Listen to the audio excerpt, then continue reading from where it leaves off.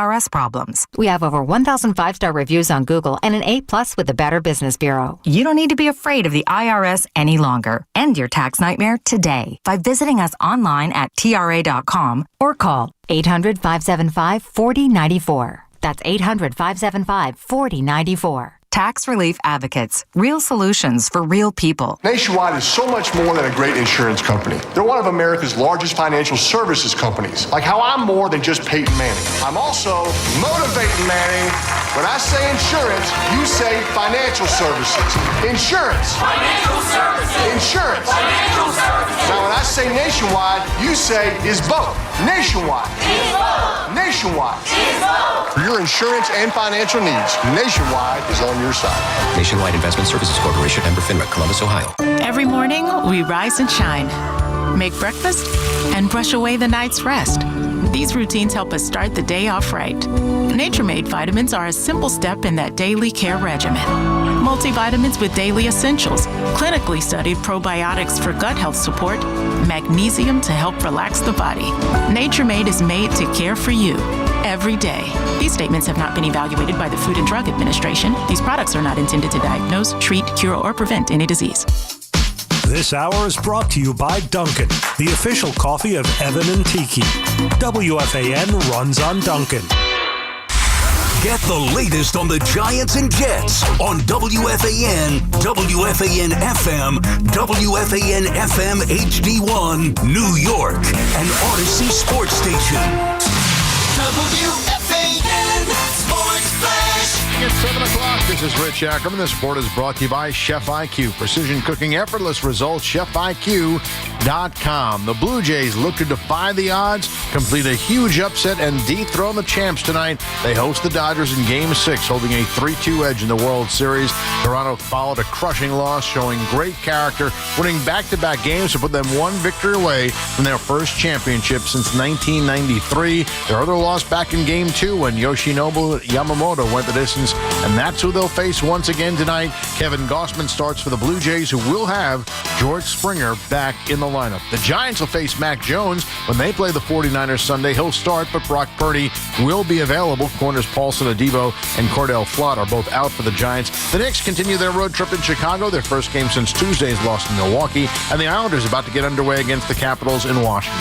This report is sponsored by Dr. Jay Shaw at Samuel Payne Management. Visit SamuelPayne.com and by Staples, and that's what's happening. I'm Rich Acker.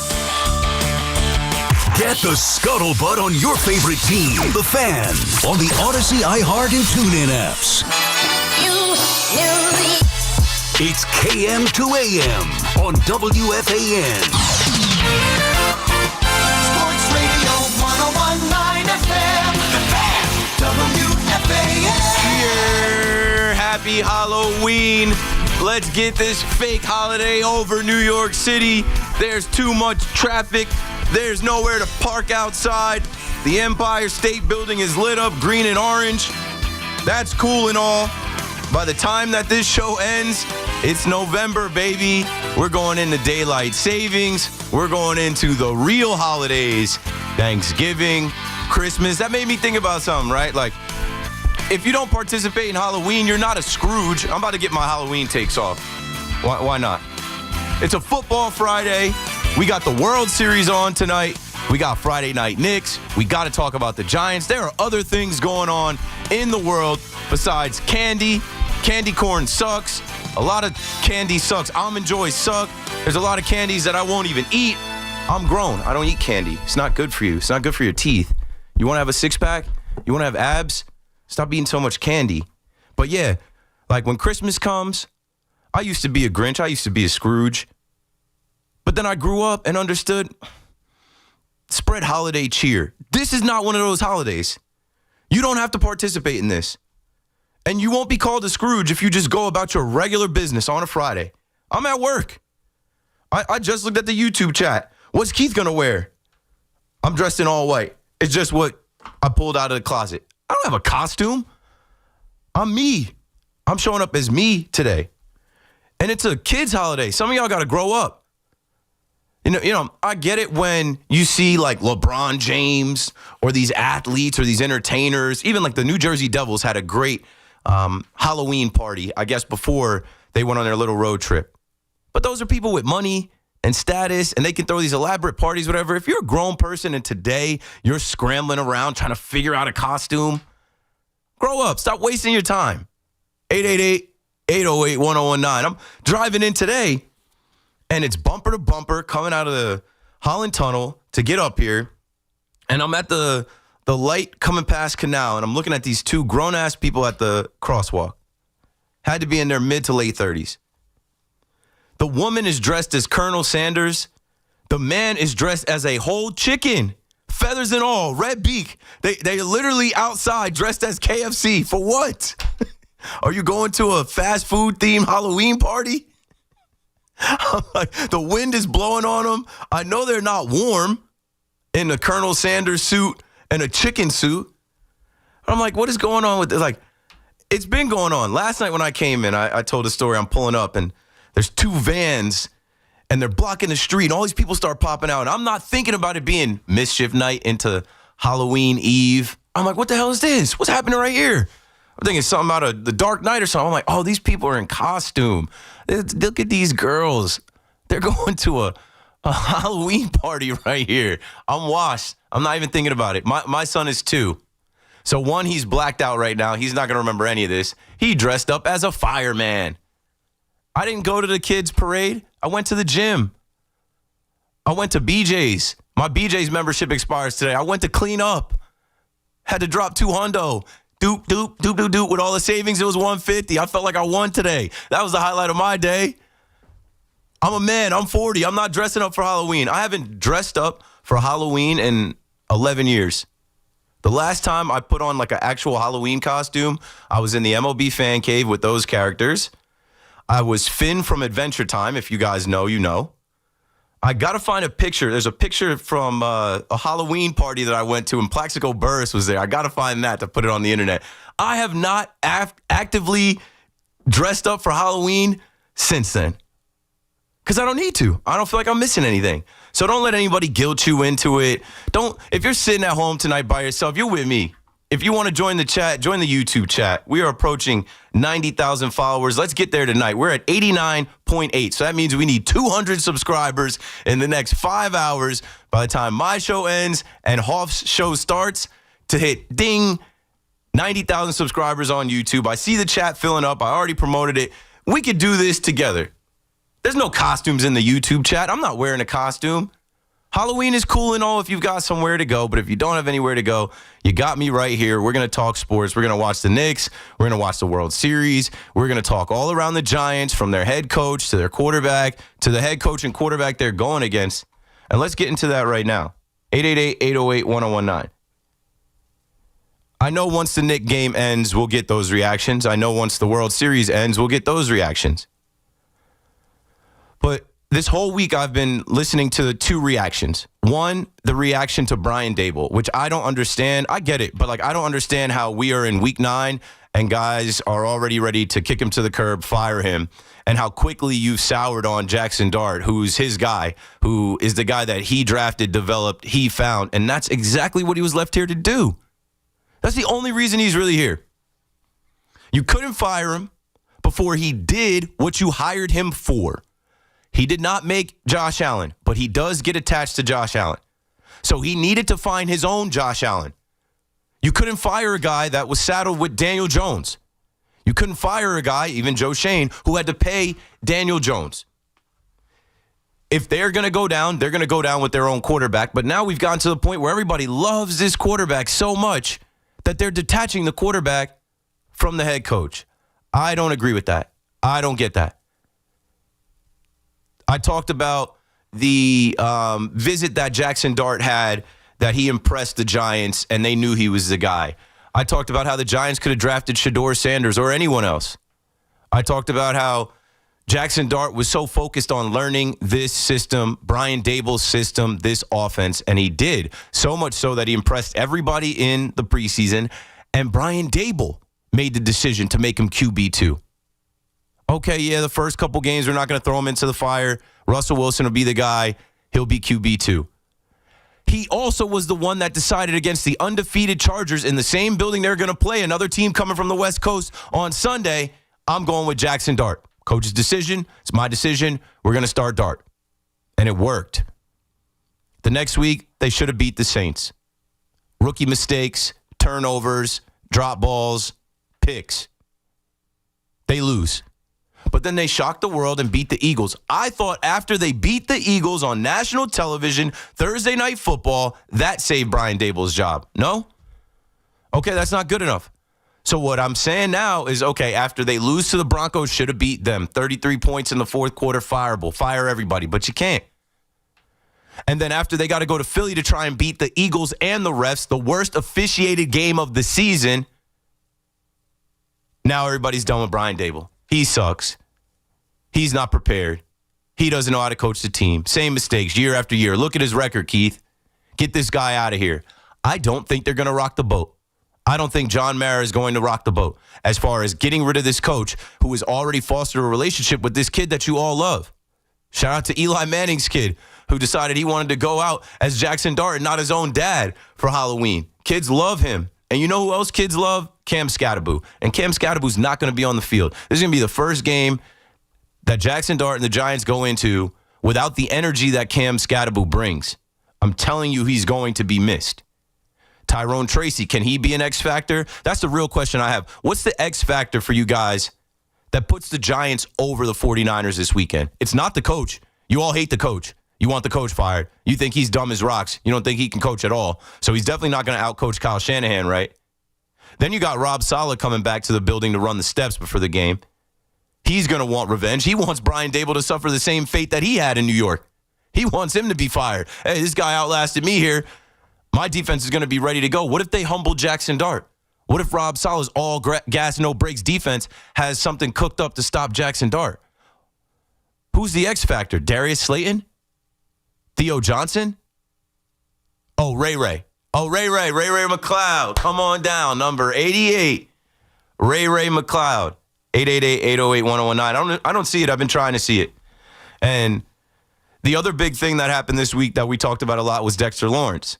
Carl Banks, Dexter Lawrence response. All of the Giants content creators going to the All-22, digging up footage to see how much Dexter Lawrence was being respected or disrespected, how many times they were doubling him or, solo blocking him. Regardless of that, Dexter Lawrence is the number 17th ranked player in the NFL. Out of the top 100, he comes in at 17. If you're a top 20 player on the team, if you're a captain on the team, if you're one of the players on the team that got paid, as this team is losing talent, Malik Neighbors gone, Cam Scatterboo gone. And when you look at this Giants injury report, that's another reason why I don't believe they're going to beat the 49ers. Paulson Adebo ruled out. Cordell Flott, who was balling, ruled out. Now you're going to be relying on Kobe Black and Deontay Banks. Javon Holland, questionable. He could help. But Daniel Bellinger, doubtful. Jermaine Illuminor, doubtful. So now you got to rely on another rookie and Marcus Bowe. So, what is the X factor for the Giants to overcome all of these injuries, all of this losing, and not lose 3 in a row? I think the X factor partly can be the fans. They've won their 2 games in that building. There's going to be a good turnout. It's a legacy game. They're going to have the throwback uniforms on. People love those uniforms. Should be the Giants' full-time uniforms and helmets. It's the 49ers in town. There are 49ers fans in this town right now from their success in the 90s and their success in recent years. They haven't won anything, but they've gotten to the Super Bowl. They've been in the NFC Championship. So I think there's going to be a good crowd and a good energy. But I just watched Tank Bigsby and Saquon Barkley run all over this Giants defense. So is Dexter Lawrence going to be motivated to be a run stopper in the middle? Is he going to be the X factor? Or Brian Burns, Defensive Player of the Year candidate? You're not going to win that on a team with 2 wins, 3 wins, 4 wins. Who is it? Who is the X factor for the Giants that puts them over the top this weekend so that they can beat Kyle Shanahan, Christian McCaffrey, who is their leading rusher and receiver? He's a weapon. How are you stopping him? Mac Jones, who I know Brian Dable knows, maybe he knows some of his tendencies, weaknesses, but George Kittle is back, and they've got enough, whether it's Juwan Jennings, whether it's Jake Tonges, I'm not sure if Ricky Pearsall is going to go, but the 49ers have enough. They have 5 wins. The Giants have 2. And even without Bosa and Warner, 2 of their staples on defense, they're a winning organization. The Giants are a losing organization. So how does that flip on Sunday? I think only thing that comes to my mind is Jackson Dart balling out, playing his best game, but he can't do it alone. He's only as good as the line in front of him and the guys catching or dropping passes around him. 888-808-1019. We'll start with the Giants. But, man, what a night. If you love sports, it's the most wonderful time. You got the Knicks back on the floor with a lot to prove. They have to quiet the noise. People are already done with Mike Brown. People are already making Karl Anthony Towns the whipping boy. Let's see what they do against an undefeated young Bulls team. And then World Series Game 6. Does it end tonight? Does the 2025 baseball season end tonight in Toronto? Do we watch this Toronto Blue Jays team go from worst to first?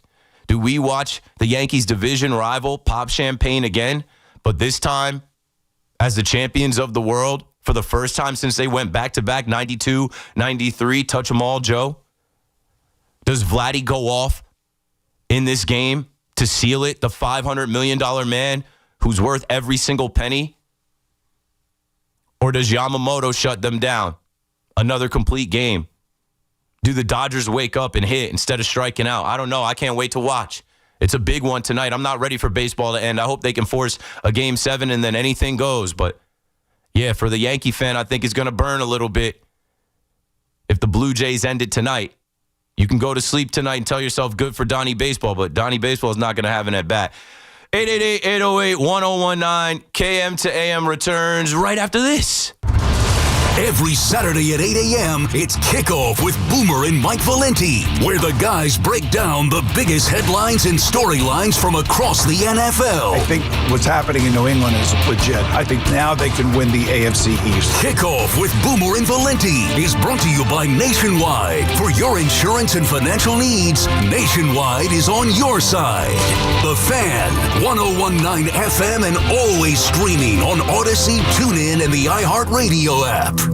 My man, Dr. Jay Shah, specializing in minimally invasive and non-surgical treatments for neck, back, and sciatica, migraines, and so much more, offers pain-relieving solutions. There are thousands of 5-star reviews who trust Samwell Pain for all their aches and pains. Visit SamwellPain.com. Your local Staples has hot deals and super low prices throughout the store on everything for your business. And right now at Staples, save up to $125 off your print order. Exclusions apply. Visit staples.com/print for details. NC11-1. Plus, save even more with the Easy Rewards program at Staples.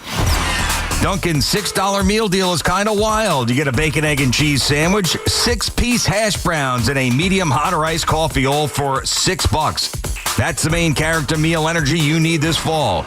Get it now in Dunkin' stores or order ahead on the Dunkin' app. No substitutions. Participation and times may vary. Offer price varies in California and Hawaii. Limited time offer cannot be combined with other offers. Exclusions and terms apply. Everybody knows Town Fair Tire is New England's largest name brand discount tire dealer, beating all the local competitors with our guaranteed lowest prices. And now, with over 120 stores throughout New England, we beat all the competition, including the warehouse clubs, the online sites, and the local dealers. Yes, we beat them all with the absolute guaranteed lowest price on name brand tires. Nobody beats Town Fair Tire. Nobody. Name brands at discount prices. Town Fair Tire.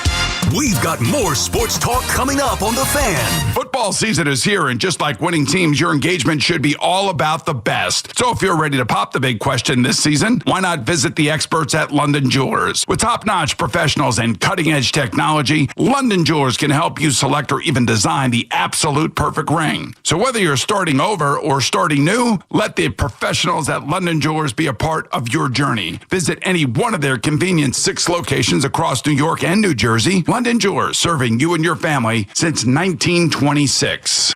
Go to WFAN.com/contest to enter for a chance to win tickets to see Iron Maiden at Sports Illustrated Stadium on September 5th from our friends at Live Nation. Tickets are on sale at LiveNation.com. I'm Piera Palazzolo, VP of Digital Marketing for the American Management Association, a company focused on the management training skills needed to enhance the careers of business professionals. We did our research when it came to the best companies for website development and chose AmericanEagle.com. And we couldn't be happier. AmericanEagle.com worked closely with us to understand the front and back end requirements needed to launch an e-commerce website that could handle the complexities of running thousands of seminars nationwide. Our robust new website and improved SEO saw immediate increases in site traffic and web revenue. If you're in need of managerial effectiveness and success, visit our website at amanet.org. If you're in need of a website that provides an unparalleled consumer experience, I highly recommend AmericanEagle.com. Transform your business today. Dial 877-WebNow1 for a free digital consultation with AmericanEagle.com. Want fast, reliable home internet? Switch to Verizon Fios, where you get the 100% fiber optic network with speeds up to 2 gig. And if you're looking for live TV with up to 400 plus channels and live sports, Fios TV is where it's at. Get the internet speed you want and the TV you love when you bundle Fios home internet and TV with Verizon. Plus, get the latest deals when you call 1-883-VERIZON and switch to Verizon Fios today. Availability varies. Lunch was great. Greenwich Village is a fun spot. Can we stop at a bathroom? Are you all right? I keep having stomach issues after eating, like diarrhea, gas and bloating, abdominal pain, and sometimes oily stools. Sound familiar? Those stomach issues may actually be a pancreas issue called exocrine pancreatic insufficiency, or EPI. Creon pancrelipase may help manage EPI. Creon is a prescription medicine used to treat people who can't digest food normally because their pancreas doesn't make enough enzymes. Creon may increase your chance of fibrosing colonopathy, a rare bowel disorder. Tell your doctor if you have a history of intestinal blockage or scarring or thickening of your bowel wall, if you are allergic to pork, or if you have gout, kidney problems, or worsening of painful swollen joints. Call your doctor if you have any unusual or severe gastrointestinal symptoms or allergic reactions. Take Creon as directed by your doctor and always with food. Do not chew capsules as this may cause mouth irritation. Other side effects may include blood sugar changes, gas, dizziness, sore throat, and cough. These are not all the side effects of Creon. Call 800-633-9110 or visit creoninfo.com to learn more. That's CREONinfo.com. I'm asking my doctor about EPI and if Creon could help. Hey everyone, Boomer here. If you love cooking, listen up. The Chef IQ Mini Oven is your all-in-one kitchen hero. It bakes, broils, air fries, dehydrates, slow cooks, and more. It's got Wi-Fi, Bluetooth, a color touchscreen, a soft closed door, and looks sharp on any counter. It even syncs with the Chef IQ app and can pair with the IQ Sense thermometer for perfect USDA safe temps every time. Grab yours right now at chefiq.com and don't forget to use code BOOMER to save 20% off at checkout. We all must do our part to keep our roadways safe. When driving, look out for pedestrians. Slow down and keep a 4-foot distance while passing. Let's look out for each other. Safety is a shared responsibility. Brought to you by the New Jersey Division of Highway Traffic Safety. Tune in to the BT and Sal Show weekdays from 10 to 2 on The Fan. Presented by your Tri-State Cadillac dealers. Cadillac is the official luxury vehicle of the New York Mets. Talk New York sports here. The Fan.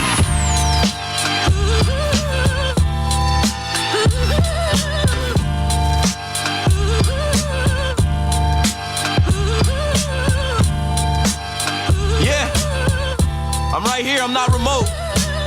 I'm not out trick-or-treating. I'm right here. 888-808-1019. Come at me. I'm a man. I'm 40. Let's do the sports talk show and the Halloween takes. If you didn't hear my open, I just was like, trying to tell people Halloween's about to be over. We're counting down the hours, man. Grow up. It's not for everybody. Don't force it on people. And don't fall into peer pressure. You don't have to get dressed up. Some people don't want to wear goofy stuff. Some people don't want to put paint on their face. Some people are comfortable in their own skin. First up is Peter in Clifton, New Jersey on The Fan. What's up, Peter? Hey, Keith, how are you? I just want to say you are nothing but the Ebenezer Scrooge of Halloween. Bah humbug. Bah humbug, exactly. I have no idea why you're hating on it. I'm 22 years old right now. I'm working in college. I'm delivering pizzas, and it makes me happy just walking around. That's different. That's different, young man. You just said it. You're in college. The best Halloween experiences I ever had, Don't even get me started on what it used to look. I went to 2 schools, James Madison University, Monmouth University. I could not wait for those Halloween parties. That's different. And they're great, and it's fun, but it's like, obviously I'm not at a party right now. Like I said, I'm driving around. But your eyes are having a good time. You're driving around, but what you can see, it's entertaining. It's entertaining. It's a ridiculous holiday. I mean, what makes sense about dressing up and knocking on a random person's door in your neighborhood and them handing you candy? I think it's good. I think it's funny. I think you should just let people live life, and obviously you are doing that. It's one of the holidays. I'm sticking up for the people that aren't partaking. It doesn't matter what religion you are, what race you are, whoever. Almost everyone just enjoys Halloween, and I think you got to stop being a Scrooge. Almost everyone, Peter. Thanks for the call. I'm sticking up for the people that are just kicking it at home tonight, or might be like me at work tonight.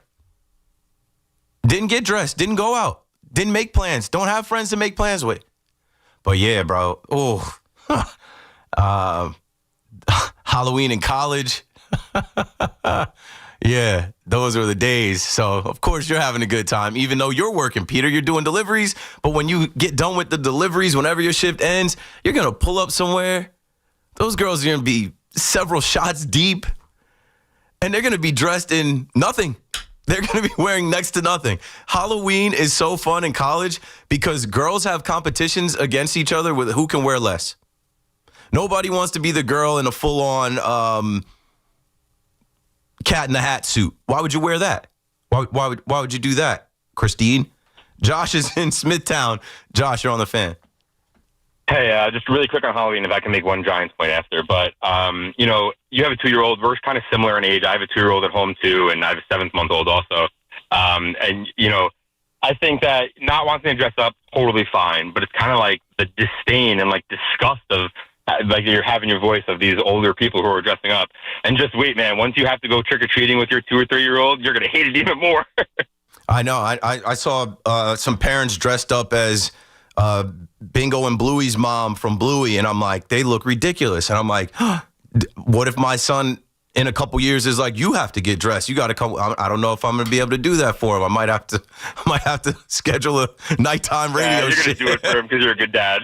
No, I would do it. Yeah, but your kids are young, so it's fun to put them in their little baby costumes, take a little, pictures, and it's done. Like, at this point, they're getting ready for bed. They're not going out. You're not doing door-to-door yet. So, yeah, I'm in between. My wife today goes, you didn't get any good pictures of them? I'm like, you put me in charge of taking pictures of them? I don't really care. That's more your thing. Josh, that's the whole thing. The picture. See, so I have that. My son now has celebrated 3 Halloweens. He was a duck, he was Cookie Monster, and a fireman, and we can look back at the last 3 Halloweens and see his progression. There you go. You're doing a great job over there, Keith. Get your Giants point. Yeah, quickly the Giants point. I was like, at first Halloween, I was a little turned off by your takes, and then I just got reminded real quick how much of a Cowboys fan you are, man. Like, I know the Giants don't have a lot of playmakers, but Jackson Dart, one of the things he's proven he can do is he can make Lil Jordan Humphrey seem relevant. He can make Wan'Dale Robinson seem like a pretty good receiver, and I think that's because he is an elevator, unlike Russell Wilson at this stage of his career and these other guys. And so, you know what? Yeah, the 49ers are definitely a better team. They definitely got a better coach, but I think we, without a doubt, leagues in a way got the better quarterback. And so I really think anything can happen. I wouldn't, make it such a sure thing. It isn't such a sure thing. It's closer than we believe or we even think right now. I mean, it's 56% in favor of the Giants, actually, on the matchup predictor on ESPN. The spread is 2.5, which 2.5 is a field goal. It's nothing. I'm a former Dallas Cowboys fan. We'll get to Jerry Jones at some point tonight. And as a former Dallas Cowboys fan, you know who I hate way more than the Giants? The 49ers. The 49ers are a team that gets treated like they've had so much more success than the Dallas Cowboys. They're still stuck with their Super Bowls, too. They haven't won one. They've been to 2 of the, last, I think, 5. They didn't win, though. Jimmy Garoppolo, Brock Purdy. But the faithful 49er fan walks around like they're champs.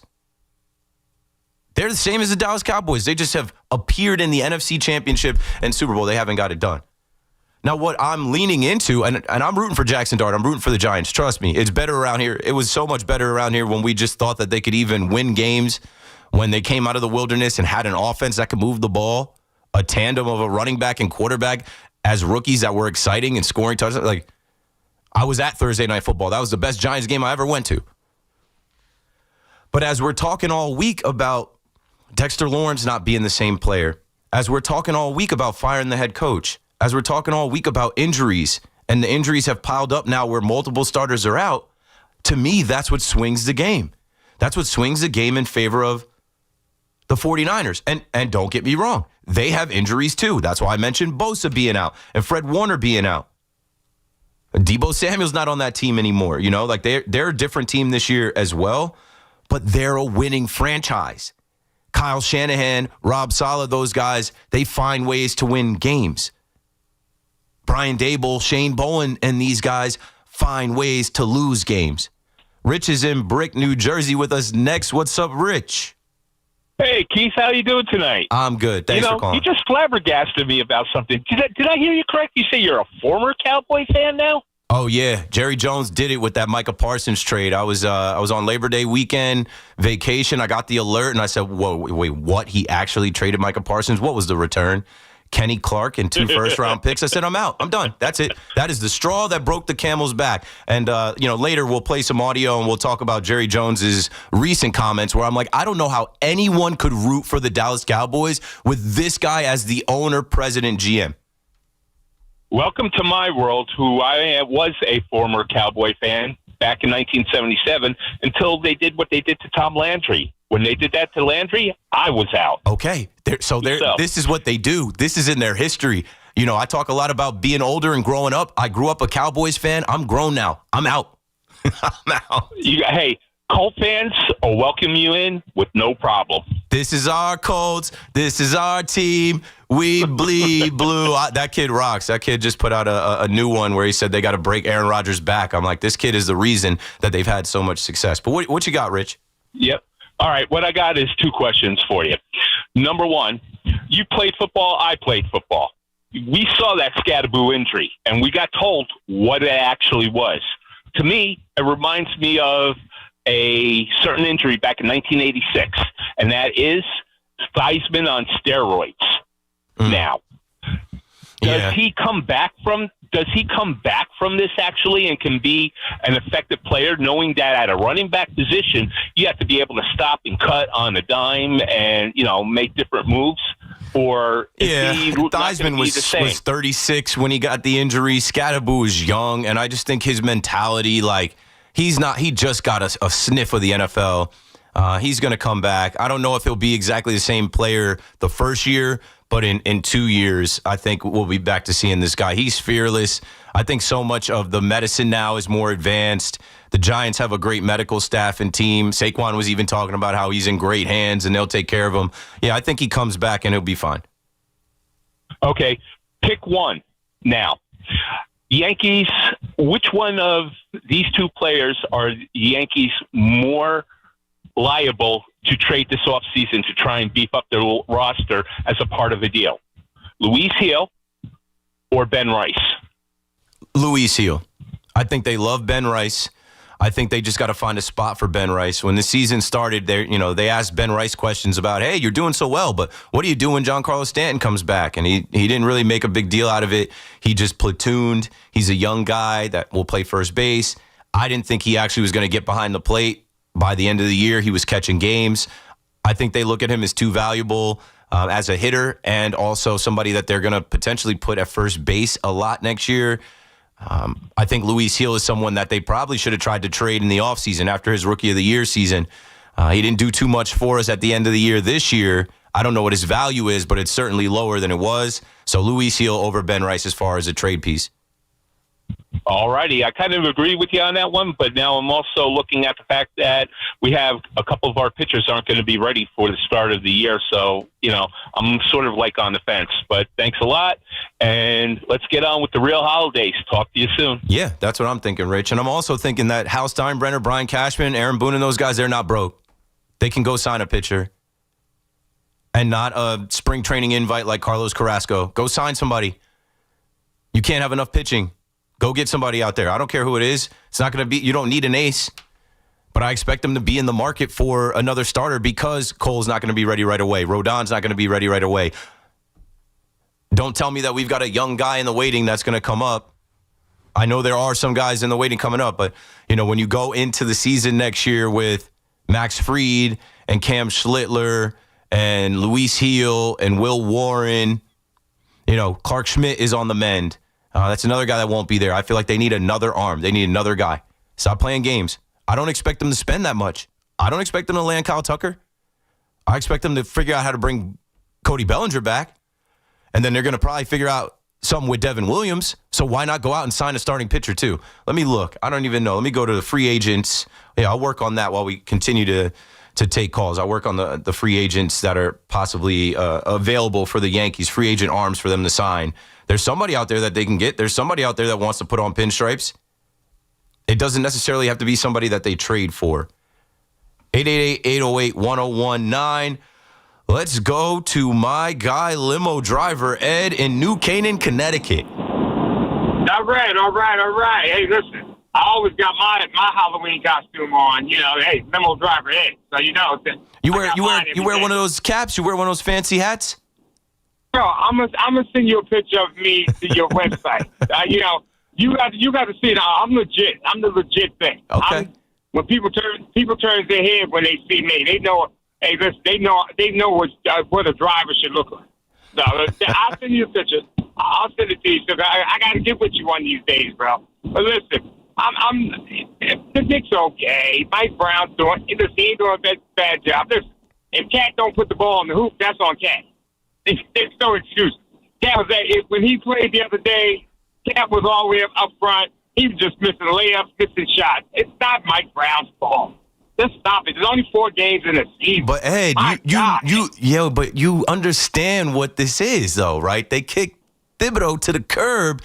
Everything's going to be Mike Brown's fault. Everything's going to fall on him. But I understand. But I tell you one thing: the team definitely looks different. The way they're running. I tell you, they look much different than what's called Pip had them. I can't wait to see this game tonight. They're fully healthy, and they're going against a young team that's undefeated, and they're on the road, and they need to not lose 3 in a row on the road. Let's see the full complement of Knicks. It's getting spooky out here on Halloween night. Let's see if they can actually figure it out. Yeah, but I don't think said it too. I don't think far as the injuries, listen, Mitchell Robinson. I mean, the season just started, man. Why are these guys hurt already? The season just started.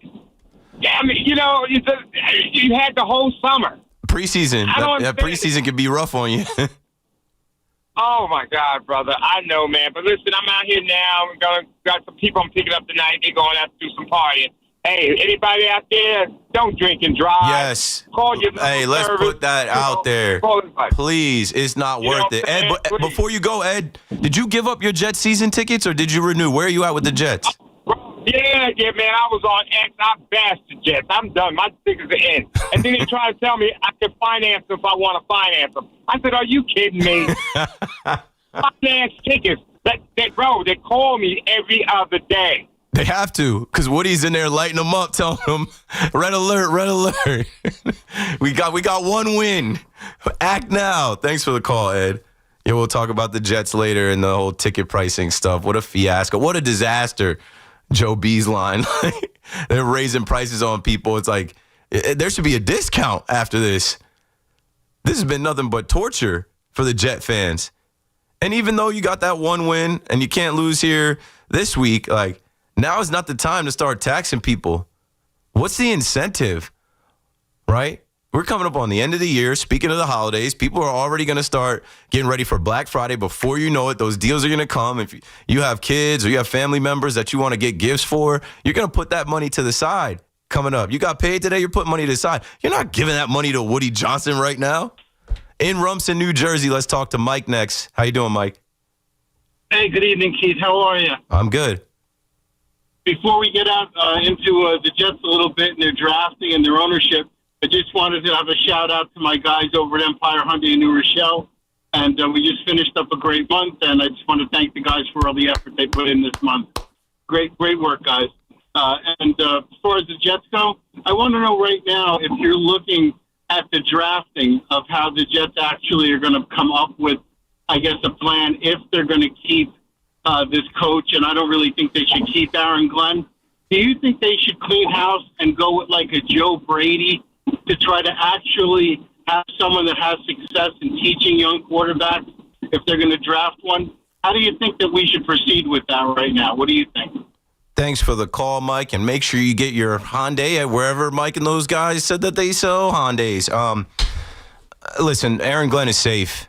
We went through that last week. We went through that 2 weeks ago where I'm like, this guy must be getting the battery put in his back by Woody Johnson to be talking like this to the media. Like, he must be so assured that he's safe no matter whether they go 0-17. Now they're not going to go 0-17. He's definitely safe. So Aaron Glenn is your coach. Maybe not for 5 years, but he's definitely going to finish out this year and be back next year, I assume. I also assume they're going to be picking in the top 3 of the NFL draft. And we've already been looking at Tankathon. Now they're the number 2 pick where Dante Moore from Oregon is slotted to go to the Jets. Fernando Mendoza is the name that had popped up. I know we had some fun, like, season's over for Mendoza, lose more for Dante Moore. They have to draft a quarterback. Justin Fields is not the answer. You couldn't sell me on it past the first few weeks and then the losses. I was a Justin Fields defender supporter. I thought that these guys had a plan for him. And then when I saw him in action, in the games that they lost and a lot of his numbers coming in garbage time, I'm like, nah, this guy, he's still not there. He's still not getting it. He's still not reading defenses, pre-snap read. He's snapping the ball. He doesn't know where to go with it. Like, come on, you've been in the league too long now to not get the ball out of your hands. So they have to draft a quarterback, and I do expect them to consult with someone. Is it like, did you mention Joe Brady, who's with the Bills? Why would he want to help the division rival? Or did you say somebody else? I'm sure there is someone. Go into the organization. Chad Pennington, Testaverde, I don't know, Mark Sanchez. Just kidding. But find somebody that knows quarterback play to help you in your recruiting scouting, right? Dable knows. Dable saw everything that he wanted in Jackson Dart, went and got him. They got to know exactly who they want to pick. And if he's going to fit their offense, I'm going to assume Tanner Engstrand is going to get another year as the offensive coordinator as well. But they should go out and consult them. They went out and got the 33rd team to find Darren Muji and Aaron Glenn. Why can't they go find a quarterback or some type of quarterback coach to help them look at film and evaluate the quarterback that they're going to draft? 888-808-1019. We're talking football now on a Football Friday. When we come back, I'll hit you with my Week 9 NFL wrap from the Block 94.7, and we'll keep taking your calls. This is Keith McPherson on The Fan right back after this. It's Chris McMonagle overnights on The Fan, 101.9 FM. And it's up to this coach and this quarterback to go out there and perform and find a way to win the football game. This is a winnable game at home where they haven't lost yet. Listen to CMAC on demand on Apple Podcasts, Spotify, or wherever you get your podcasts. During the Jeep Drive-In to Fall event, well-qualified current FCA lessees get an ultra-low mileage lease on the 2025 Grand Cherokee Laredo X4x4 for $389 a month for 24 months with $2,249 due at signing. Tax, title, license extra. No security deposit required. Call 1-888-8925-JEEP for details. Requires dealer contribution and lease through Stellantis Financial. Current vehicle must be registered to consumer at least 30 days prior to lease to qualify. Extra charge for miles over 15,000. Not all customers will qualify. Residency restrictions apply. Take delivery from dealer stock by 11/3. Jeep is a registered trademark. When businesses thrive, communities score. That's why Bank of America is the official bank of FIFA World Cup here in New York, New Jersey. And our more than 280 local business specialists are ready to help your business win. What would you like the power to do? Learn more at bankofamerica.com/local business. Bank of America, official bank of FIFA World Cup 2026. Bank of America Corporation, all rights reserved. We all hear the radio ads about the IRS. They tell you to be afraid, to be scared, and they try to frighten you into calling. I'm not here to do that. Tax Relief Advocates is different. TRA is here to tell you that if you owe money to the IRS, whether it's $5,000, $50,000, or $500,000, we have a solution. It doesn't matter if you're sitting in your car, at work, or with your kids. No matter where you are, call now. 800-575-4094. Don't lose hope. TRA can eliminate or reduce what you owe to the IRS. Generous programs are now available that can give you a fresh start. Our passion is taxes and helping individuals fix their IRS problems. We have over 1,000 5-star reviews on Google and an A+ with the Better Business Bureau. You don't need to be afraid of the IRS any longer. End your tax nightmare today by visiting us online at TRA.com or call 800-575-4094. That's 800-575-4094. Tax Relief Advocates. Real solutions for real people. My ride smells just right, just right, just right, just right. I gotta try that Febreze car. Just right, just right, just right. La la la la la. With up to 40 days of consistent sin. All over Febreze car clips right on your fit. You know my car's my happy place. Keep that smile on my face when it smells just right, just right, just right. Yeah, breathe happy Febreze. La la la la la. Pros don't just show up. They prove how it's done with precision and without shortcuts. Makita tools are built the same way with a dedication to lasting quality, trusted performance, and results that reward your effort year after year. When the job calls for the best, call on Makita. Built to be the best. Available at the Home Depot. Football season is here, and just like winning teams, your engagement should be all about the best. So if you're ready to pop the big question this season, why not visit the experts at London Jewelers? With top-notch professionals and cutting-edge technology, London Jewelers can help you select or even design the absolute perfect ring. So whether you're starting over or starting new, let the professionals at London Jewelers be a part of your journey. Visit any one of their convenient 6 locations across New York and New Jersey. London Jewelers, serving you and your family since 1926. We're always talking New York sports on The Fan. I'm Piera Palazzolo, VP of Digital Marketing for the American Management Association, a company focused on the management training skills needed to enhance the careers of business professionals. We did our research when it came to the best companies for website development and chose AmericanEagle.com. And we couldn't be happier. AmericanEagle.com worked closely with us to understand the front and back end requirements needed to launch an e-commerce website that could handle the complexities of running thousands of seminars nationwide. Our robust new website and improved SEO saw immediate increases in site traffic and web revenue. If you're in need of managerial effectiveness and success, visit our website at amanet.org. If you're in need of a website that provides an unparalleled consumer experience, I highly recommend AmericanEagle.com. Transform your business today. Dial 877-WebNow1 for a free digital consultation with AmericanEagle.com. Want fast, reliable home internet? Switch to Verizon Fios, where you get the 100% fiber optic network with speeds up to 2 gig. And if you're looking for live TV with up to 400 plus channels and live sports, Fios TV is where it's at. Get the internet speed you want and the TV you love when you bundle Fios home internet and TV with Verizon. Plus, get the latest deals when you call 1-883-VERIZON and switch to Verizon Fios today. Availability varies. Lunch was great. Greenwich Village is a fun spot. Can we stop at a bathroom? Are you all right? I keep having stomach issues after eating, like diarrhea, gas and bloating, abdominal pain, and sometimes oily stools. Sound familiar? Those stomach issues may actually be a pancreas issue called exocrine pancreatic insufficiency, or EPI. Creon pancrelipase may help manage EPI. Creon is a prescription medicine used to treat people who can't digest food normally because their pancreas doesn't make enough enzymes. Creon may increase your chance of fibrosing colonopathy, a rare bowel disorder. Tell your doctor if you have a history of intestinal blockage or scarring or thickening of your bowel wall. If you are allergic to pork, or if you have gout, kidney problems, or worsening of painful swollen joints. Call your doctor if you have any unusual or severe gastrointestinal symptoms or allergic reactions. Take Creon as directed by your doctor and always with food. Do not chew capsules as this may cause mouth irritation. Other side effects may include blood sugar changes, gas, dizziness, sore throat, and cough. These are not all the side effects of Creon. Call 800-633-9110 or visit creoninfo.com to learn more. That's CREONinfo.com. I'm asking my doctor about EPI and if Creon could help. Get connected with WFAN to talk about your favorite teams. The Fan on the Odyssey, iHeart, and TuneIn apps. 94.7 The Block and our sister station 101.9 WFAN present the quickest New York football preview with WFAN weekday evening host Keith McPherson. I go on and on and on and on and on, and another week rhyming on a throwback song. And since the Bay is coming to New York, It only makes sense to pay homage to Too Short now.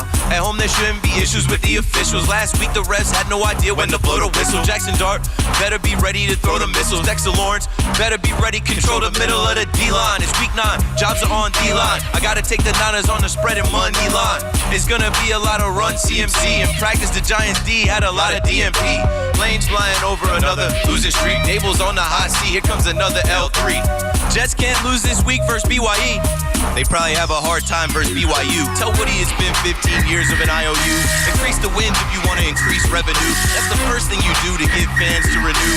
The one when you got was in spite of you. Kyler Murray's on track for his first game back. Dallas is a place where he wins and never lacks.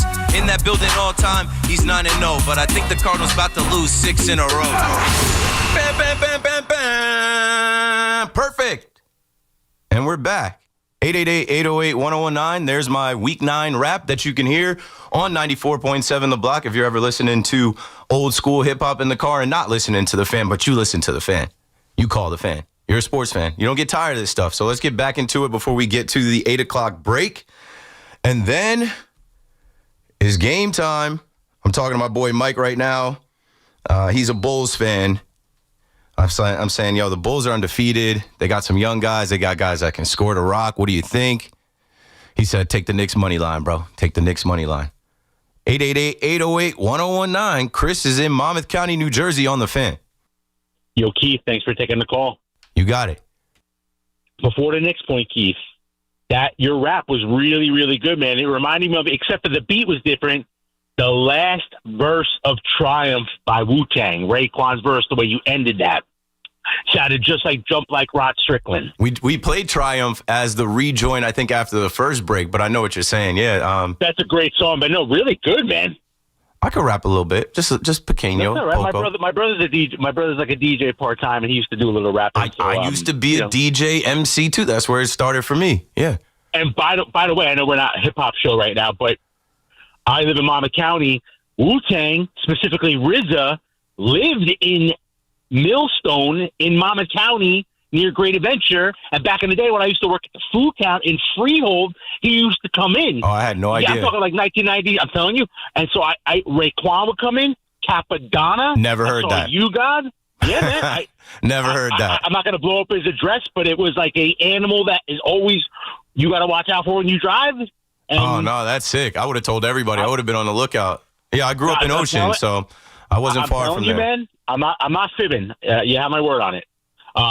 Yo, Keith, the Knicks. Listen, we've talked a long time ago, but here's the deal. Here's my thoughts. Clarkson, liability. Like, I don't care about the depth. You got to bench Clarkson. He's on the bench. Starting. He's coming off the bench. He should be benched. Hart. He should be DNP. He should be did not play. 100%. Did not participate. Hart has to start again, man. I know he's a bench guy, but I know he rebounded really good that first game back after his injury.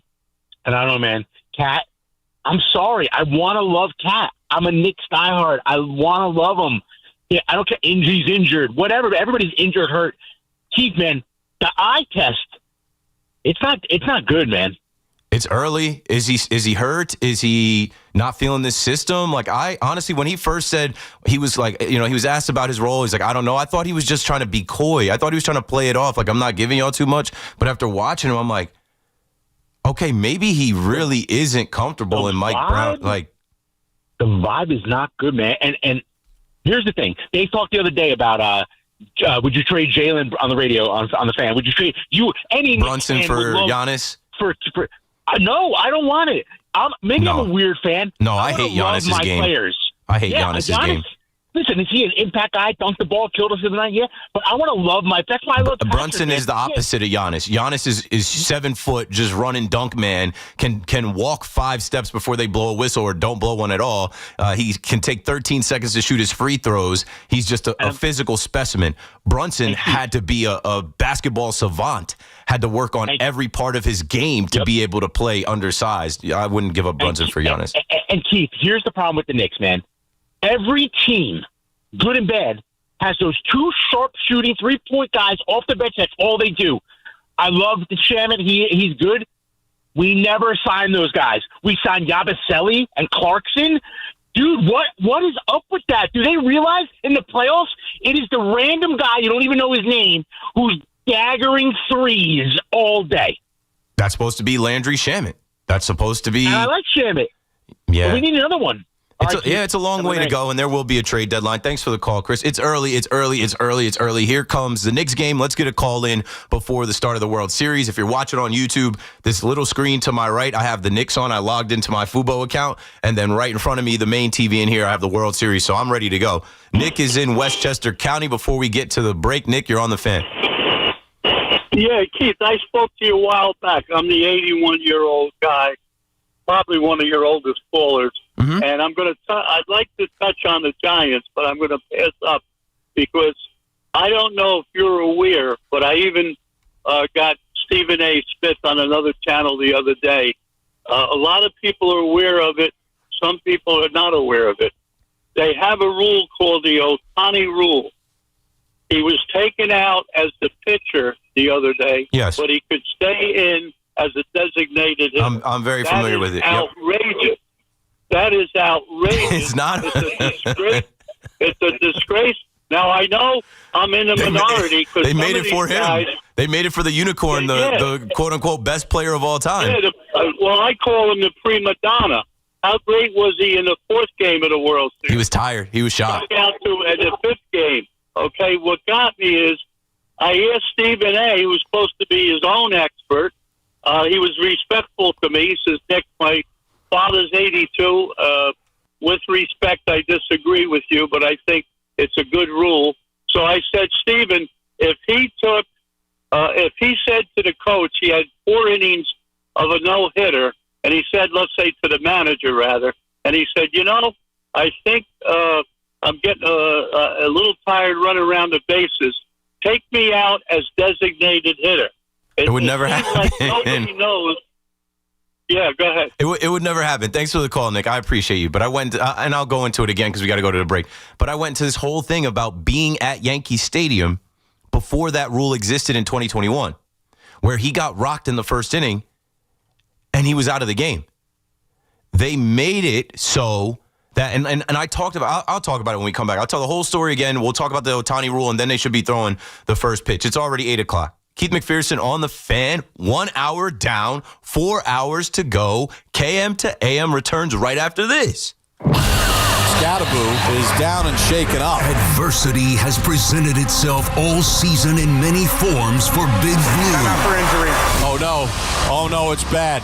I just saw his right foot bent completely to the right. How that adversity is met reveals what a team is made of. We got to start figuring out ways to win. Week 9 brings San Francisco to town with Christian McCaffrey looking to wreak some Halloween havoc on MetLife. Will the Giants rise up and get back in the win column?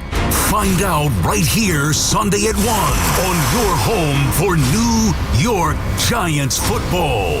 1019 FM WFAN and always live on the free Odyssey app. Sitting in the driver's seat of the Nissan Kicks is like the best seat in the house. You're in the action. And with the Nissan Kicks all-wheel drive, you can go find the best views. And with the 10-speaker Bose Personal Plus audio system, you can hear everything. Your new wheels await. Reimagine your ride with the reimagined Nissan Kicks. Now get the 2025 Nissan Kicks starting at just $21,830. Shop your local Nissan store or nissanusa.com.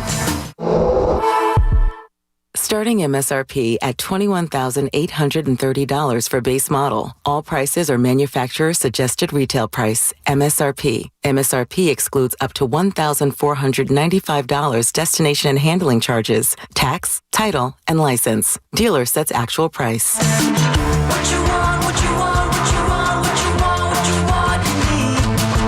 We all hear the radio ads about the IRS. They tell you to be afraid, to be scared, and they try to frighten you into calling. I'm not here to do that. Tax Relief Advocates is different. TRA is here to tell you that if you owe money to the IRS, whether it's $5,000, $50,000, or $500,000, we have a solution. It doesn't matter if you're sitting in your car, at work, or with your kids. No matter where you are, call now. 800-575-4094. Don't lose hope. TRA can eliminate or reduce what you owe to the IRS. Generous programs are now available that can give you a fresh start. Our passion is taxes and helping individuals fix their IRS problems. We have over 1,000 5-star reviews on Google and an A+ with the Better Business Bureau. You don't need to be afraid of the IRS any longer. End your tax nightmare today by visiting us online at TRA.com or call 800-575-4094. That's 800-575-4094. Tax Relief Advocates. Real solutions for real people.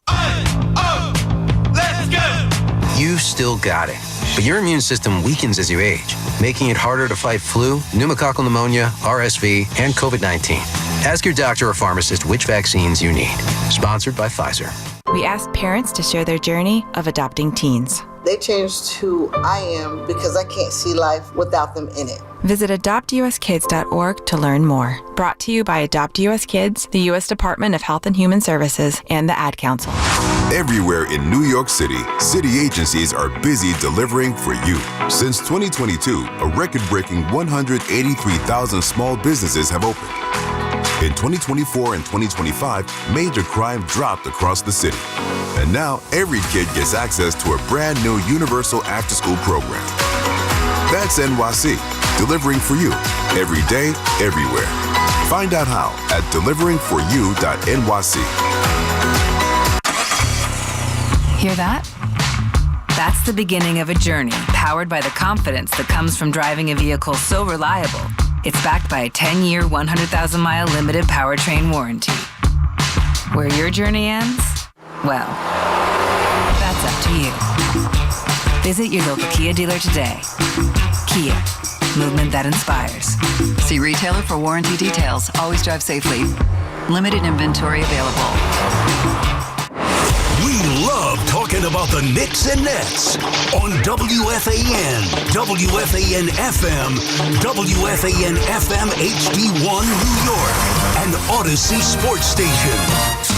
WFAN Sports Flash. Good evening at 8 o'clock. This is Rich Ackerman. This report is brought to you by Chef IQ. Precision cooking, effortless results, ChefIQ.com. The Blue Jays and Dodgers about to get underway in Game 6 of the World Series. The defending champs facing elimination after back-to-back losses. Yoshi Yamamoto will try to keep their hopes of a repeat alive after his brilliant complete game performance on Saturday night. He will take them out again against Kevin Gausman. The Blue Jays looking for their first championship since 1993. George Springer is in the lineup tonight for Toronto, and Mookie Betts hitting cleanup now for the struggling Dodgers offense. The Giants won't have both Paulson Adebo and Cordell Flott Sunday, as both have been ruled out with knee injuries and concussions respectively. Mac Jones will start for the 49ers, but Brock Purdy will be available. Knicks and Bulls about to get underway in Chicago. Knicks coming off back-to-back losses, while the Bulls are unbeaten through their first four, and the Islanders and Washington scoreless after one. And that's what's happening. I'm Rich Ackerman. Get the scuttlebutt on your favorite team, the Fan, on the Odyssey, iHeart, and TuneIn apps.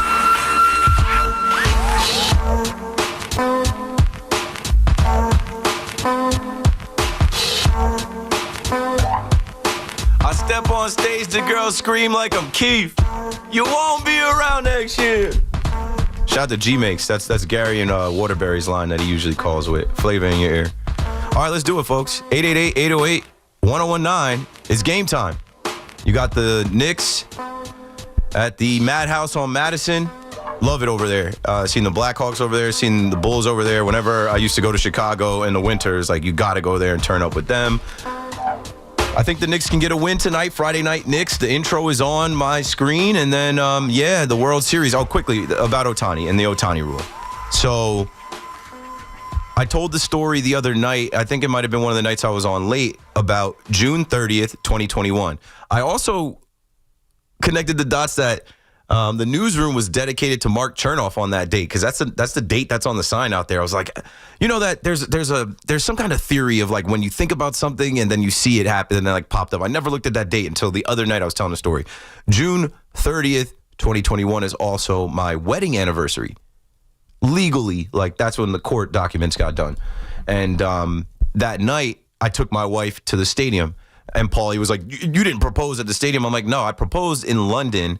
And we had a whole different thing, but like the paperwork legally got done June 30th, 2021. And so I took my wife to Yankee Stadium because I had worked with my ticket rep to get the big, congrats, Mr. and Mrs. McPherson on the screen after the fourth inning. Rainy night, and it was the Angels versus the Yankees. I had went to the game before, and Ohtani homered, and it was Ohtani mania. I talked about this the other night. Sorry if you're hearing it again. Somebody's hearing it for the first time. I talked about how people had homemade Ohtani shirts, how the Yankees were selling Ohtani merch in the team store. It was the first time I'd ever seen that. And supposedly they didn't have a say in it. Major League Baseball pushed that. Major League Baseball also pushed the Ohtani rule. After the lockout, they created this rule for him. Because in that game that night where the Yankees lost 11-8, and Aroldis Chapman, who claims that, even if he was traded back to the Yankees, he would retire and not play. We don't want you, bro. He gave up that game. In that game that night, Ohtani gave up some walks, some singles. He couldn't get out of the first inning. And so they took him out of the game. The Angels obviously had enough to win the game 11-8, but that ruined Ohtani mania for all of the people that came out to see Ohtani in his first series in Yankee Stadium. If you remember correctly, Ohtani was ducking smoke. I still am an Ohtani hater, but I've kind of folded. There's nothing to hate anymore. He's in the World Series. We'll see what he does tonight. After a while, the guy beat the gambling allegations easily. There's nothing you could do to stop Ohtani.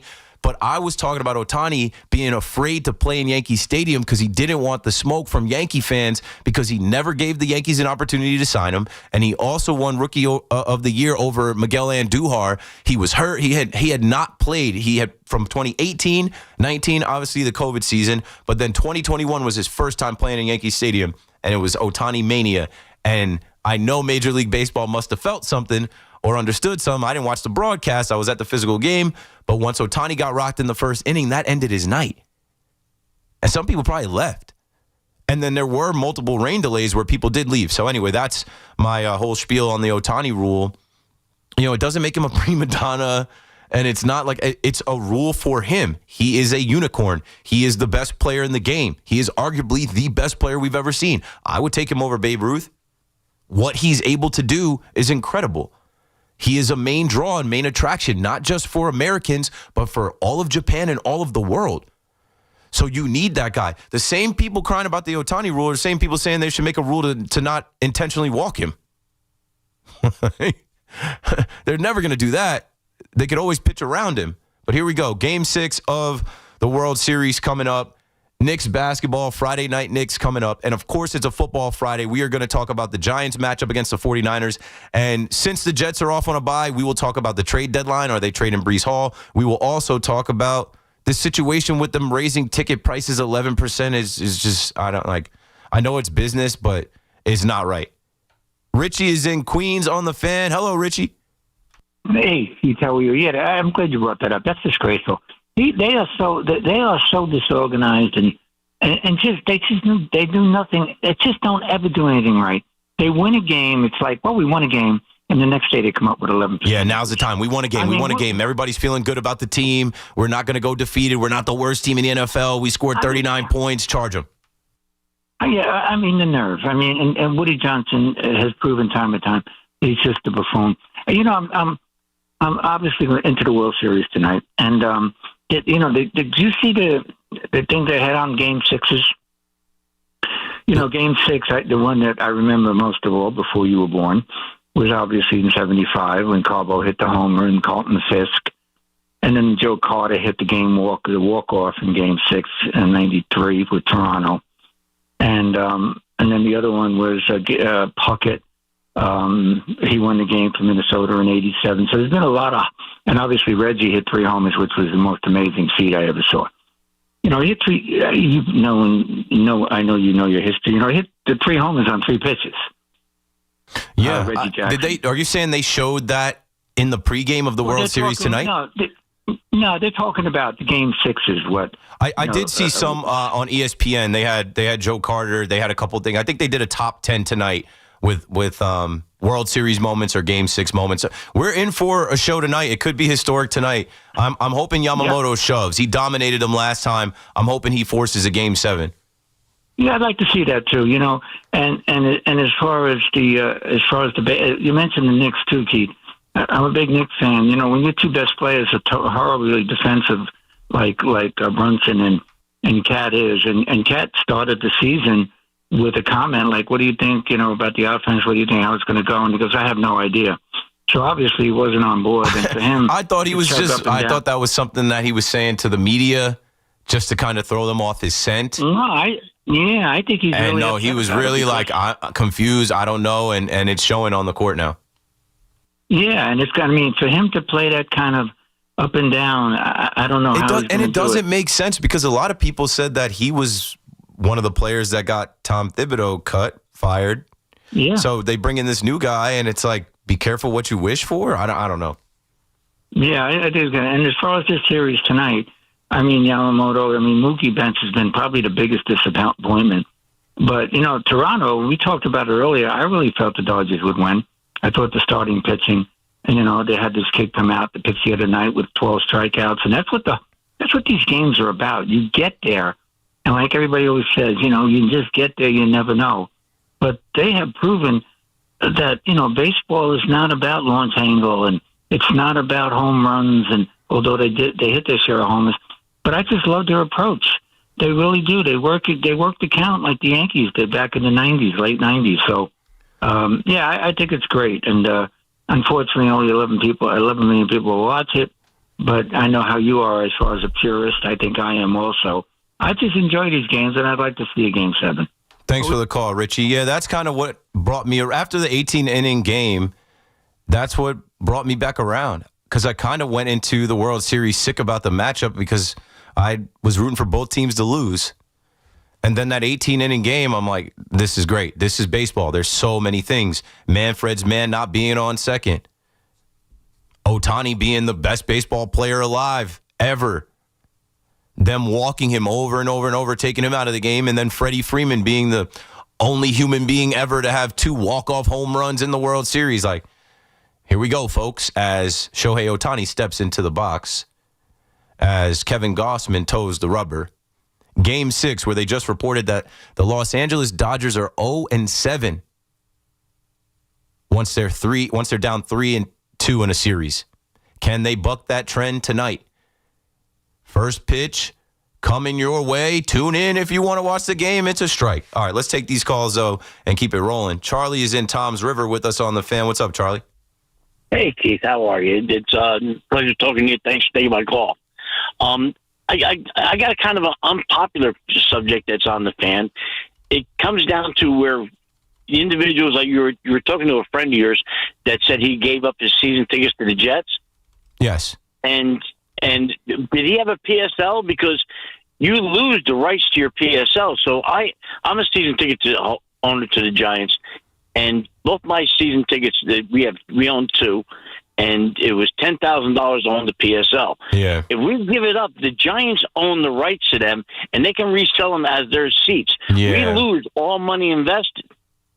So it's kind of like, so when everybody says give up your tickets, you're not going to give up your tickets because your investment is still there. And nobody knows what the future holds. It's kind of weird. It's like you feel like there's no future, but you've already in the past put the money up, so you got to see it through. Like you said, it's an investment. You got to hope that there's better days where, having that seat has some value. I'm not sure if limo driver Ed, I think he did have season tickets to the Jets. I'm not sure exactly, though. But no, that's a great point about these personal seat licenses and when you give them up, where they go. Well, no, for my sake, the Giants take them over. You lose your money, the Giants take them, they can sell them at will. And obviously the Giants have Jackson Dart and Cam Scatterboo and Malik Neighbors, and their fans are... Exactly. Yeah. And not only that, but since the stadium is co-owned, the Jets are selling tickets now. You can buy a season ticket for the Jets and not put up the money for the PSL. Mm. And I've been told, I don't know, but I've been told that you can buy a season ticket for the Giants with just the one season without putting the PSL. So it kind of screws the fans. And now, I'm a lot older. I'm 67, and I've been a Giant fan all my life. And I've been a season ticket holder for 30 years. And you listen to these things, and I never hear it on the fan because it's a financial thing. It's it's an unpopular subject. Sure, it's it's not personal. something you guys are going to spend a lot of time on. But it just when I heard that, I was like, man, that just bites me a little bit. No, but thank you for sharing your personal experience, Charlie. Appreciate the call. To each his own. 888-808-1019. To each his own. It's something that you've put hard-earned money into, that you invested in. It's something that is connected to the past, memories, family. It's something that you hope comes around. And, as frustrated as we get as fans, as frustrated as we get with our fandom, like I'll use myself as an example. I don't have season tickets to Jerry World. On purpose, I haven't been to Jerry World in over a decade. September 26, 2015 was the last time I went there. And every year I kept saying, I'm not making that trip again. It costs so much money to fly out there, stay out there, get good seats out there, take the tour, and then once you're out there, you're going to buy stuff. And, there's good food out there, Mexican barbecue. You guys know if you've ever been to Arlington, Fort Worth, Dallas area for a Cowboys game. So it's pretty easy for me to detach from them. But if you're right here, like especially the people that live in Glen Rock, or the people that live in Glen Cove, or the people that live like right around MetLife Stadium, it's deeper than just I hate Woody Johnson and the Jets are miserable and they're never going to be good again. It's like we're part of the culture. Our family invested in this. This is what we do in the fall and winters on Sundays. And one day when they are good again, maybe we can sell these tickets and really get a return on investment. Or maybe when they're good again and they go to the playoffs, so I don't know. It's tough. But what I had to say about Woody was just like the timing of it. And that's business, and it's a cold world. It's business, is not personal. Hey, we won a game. You guys are riding high. You guys are feeling good off that. It's a bye week. We can't lose. This is the stretch to do it. This is the stretch to do it. It's going to be 2 weeks where you aren't miserable about your Jets fandom. But the timing for Woody to come off of, oh, yeah, well, any quarterback with that rating, no coach would be able to win with. It'd be nice if we could complete a pass. You throw Justin Fields under the bus. He comes out, balls out. The team rallies around him and the coach, and they win. And the fans watch that roller coaster of a game, and they get to enjoy it on Sunday. And then Monday, they're getting calls from the ticket office and emails saying, hey, there's an 11%. There's an 11% increase on your tickets. You want them or not? Make the decision now. Make the decision now before we host Myles Garrett and the Cleveland Browns. 888-808-1019. The Knicks are off and rolling quickly. 11-5, a couple minutes in here. And Kevin Gossman's rolling as well. I got to get these box scores up. I saw he struck out Ohtani. I think he might have retired the first two batters via the strikeout. Yeah, he struck out Will Smith as well. So we're underway here on a Friday on the Fan. Football Friday, obviously talking about the Jets more so with the ticket sales. The Giants, obviously, with the matchup against the 49ers. Got an eye on the Knicks for you. We'll ride along with that. Got an eye on the World Series for you as well. We'll ride along with that. 888-808-1019. Let's go down to Florida and get Craig on the Fan. Thanks for holding, Craig. You're on. Hey, Keith. Hey. All right, how are you doing tonight? Good.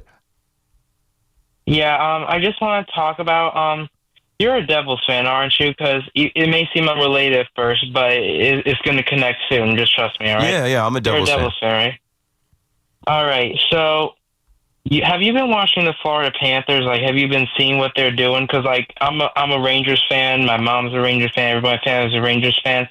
But I've been going to games down here for a long time, so I've seen this team go from the brink of relocation and things like that to winning back-to-back cups. Yeah. And it's really made me proud of this team, but what their identity has become, and is really what Bill Zito has done, that I think could also every team in every sport can do, even in like baseball, football, and like, you want to know what I mean by that? Yeah, so what I'll say is I haven't been watching them. I was at the Devils opener, and the Devils faced them. That's the only time I saw them this year. I know that they're not, off to a hot start. I think they're 500. But they're the defending back-to-back champs, and continue with what you're trying to get at as far as what they do as an organization and what you're seeing here. So they're missing their captain right now. They're missing Barkov and Kachuk, but some of their players were drafted by the previous GM. But what Bill Zito has done was he was hired in 2020 and by the owner Vince Viola, and he has just transformed the team's identity from embarrassment to maybe currently the most hated team in hockey, because the team that he assembled originally, they won the President's Trophy in 2022. They had the best regular season record, and then they made the playoffs. Yeah. They went to 6 or 7 games against the Washington Capitals. Yeah. That seems like they barely outlasted, and then they got swept in the second round by the Tampa Bay Lightning. Now, if it was the Yankees that happened to, by say the Blue Jays, they actually got swept by after having the best regular season record, they would have just rolled over and died or something, not make the playoffs next season. But what Zito did no, the Yankees couldn't do that. The Yankees would have to respond with reloading and getting back to the playoffs to avenge that loss. I think with the Panthers down there, they were under the radar. They're also a hockey team in a warm weather spot. I remember watching the All-Star game down there, and I was like, oh, this is cool. They have the luxury of, their fan base is not that wide. They're still growing. They're still bringing fans in. The whole thing with the rats and them throwing the rats on the ice, that came out of nowhere. They're still very much becoming. They're still very, they're not an expansion team, but they might as well be. They're still very new. No, they were found in 1993, and after this, I can explain to you where the rat thing came from. But after 2022, Bill Zito fired the head coach at the time, Andrew Brunette, after the best regular season performance, and he hired Paul Maurice, who never won a cup in his life and just retired from Winnipeg. And he hired him immediately after the season, and he was a Jack Adams finalist, Andrew Brunette, that year. It's not like he was a terrible coach or anything. He was a great coach, but he wanted structure, and he wanted a team that could perform in the playoffs. And then he made the biggest move of probably the salary cap era when he traded Jonathan Huberdeau. I don't know if you ever heard of him. He's on Calgary now. For Matthew Tkachuk.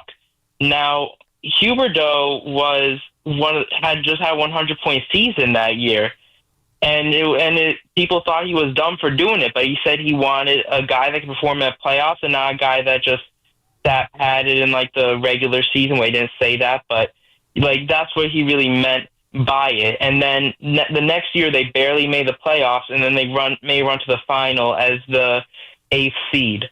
Thanks for the call, Craig. So they hit some good luck. They made a bold decision. Fortune favors the bold. I'm watching the New York Knicks. They made a bold decision.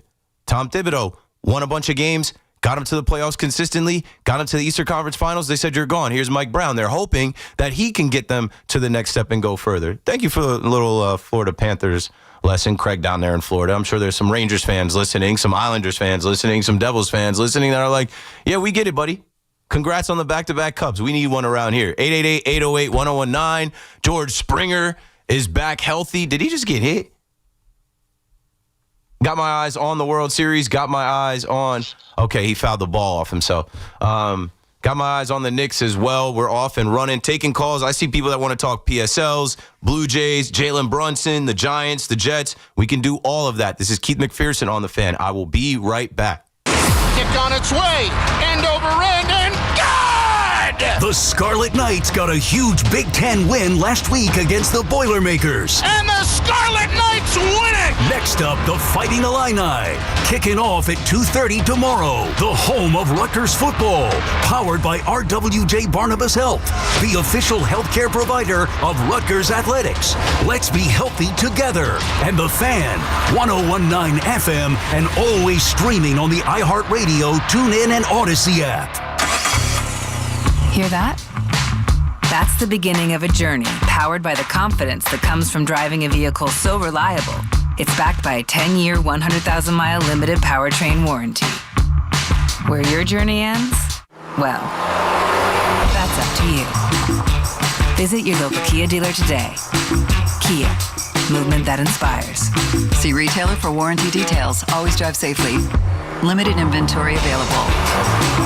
Football season is here, and just like winning teams, your engagement should be all about the best. So if you're ready to pop the big question this season, why not visit the experts at London Jewelers? With top-notch professionals and cutting-edge technology, London Jewelers can help you select or even design the absolute perfect ring. So whether you're starting over or starting new, let the professionals at London Jewelers be a part of your journey. Visit any one of their convenient 6 locations across New York and New Jersey. London Jewelers, serving you and your family since 1926.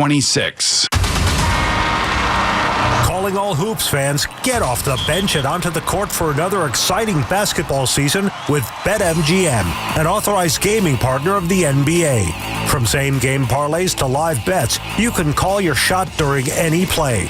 Rooting for your favorite players? You'll find all sorts of markets for betting on any star's performance on any given night.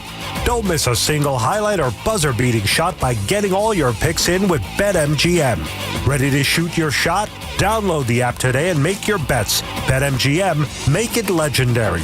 BetMGM and GameSense remind you to play responsibly. See BetMGM.com for terms. 21 years of age or older to wager and physically present in New York only. Subject to eligibility requirements. Rewards vary and expire in 7 days. Gambling problem? Call 877-8-HOPE-NY or text HOPE-NY 467-369.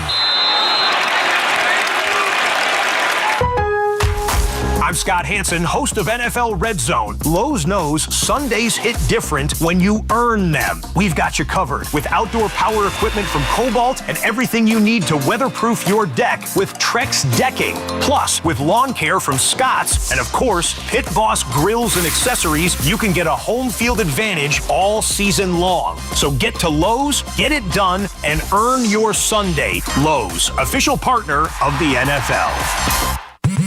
Straight Talk knows the best holiday gift is simply saying yes. Yes, you can stay up late. Sure, more cookies. Of course we can watch that movie again. That's why we give you real unlimited data, so you can say yes to all of your family's streaming, scrolling, and sharing. And now at Straight Talk, get another gift worth giving, a free 5G phone with select plans. Because yes is the best gift to give. Yes! And receive. Available at straighttalk.com and Walmart. For network management practices, visit straighttalk.com. We've got more sports talk coming up on The Fan. Sitting in the driver's seat of the Nissan Kicks is like the best seat in the house. You're in the action. And with the Nissan Kicks all-wheel drive, you can go find the best views. And with the 10-speaker Bose Personal Plus audio system, you can hear everything. Your new wheels await.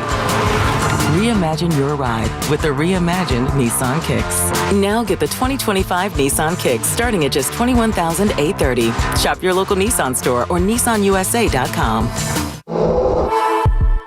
Starting MSRP at $21,830 for base model. All prices are manufacturer suggested retail price. MSRP. MSRP excludes up to $1,495 destination and handling charges, tax, title, and license. Dealer sets actual price.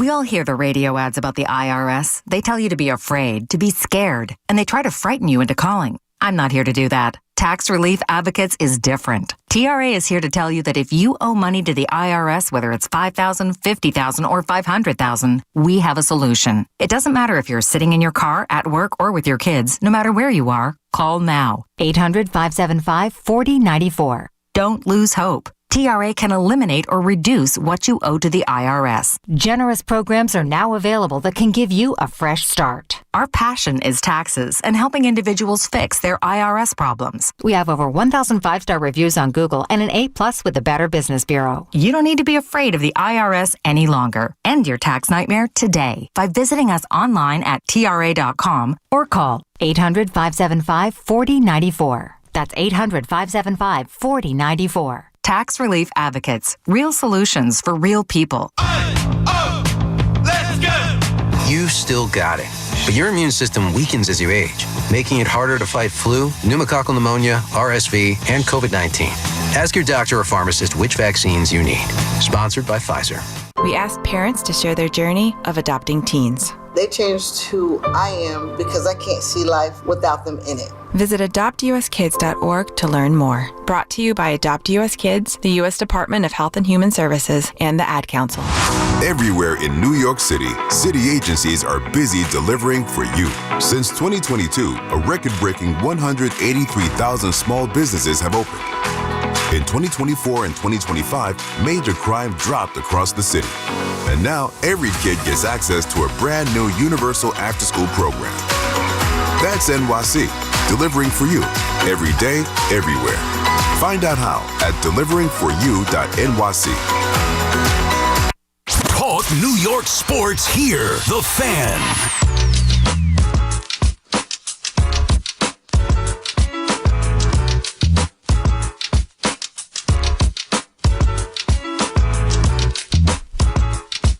Uptown, baby. Uptown.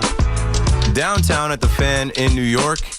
Not far from the Holland Tunnel. Your nighttime host, Keith McPherson, watching sports, talking sports. If you're into that, dial 888-808-1019. We're hanging out on Halloween night while others are trick-or-treating. I think that's got to be wrapping up soon. Right? Like, it's probably done by 9 o'clock. No, like 10 latest. Once they hit you with that, it's 10 p.m., do you know where your children are? They should be done. I'll tell a story later about some mischief night stuff, really some Halloween stuff that it occurred to me driving in. It has been 20 years since this happened. It was a story from my area that I want to share. But anyway, we're watching the World Series, and it's funny. The ball gets hit into play, and Max Muncy makes an error.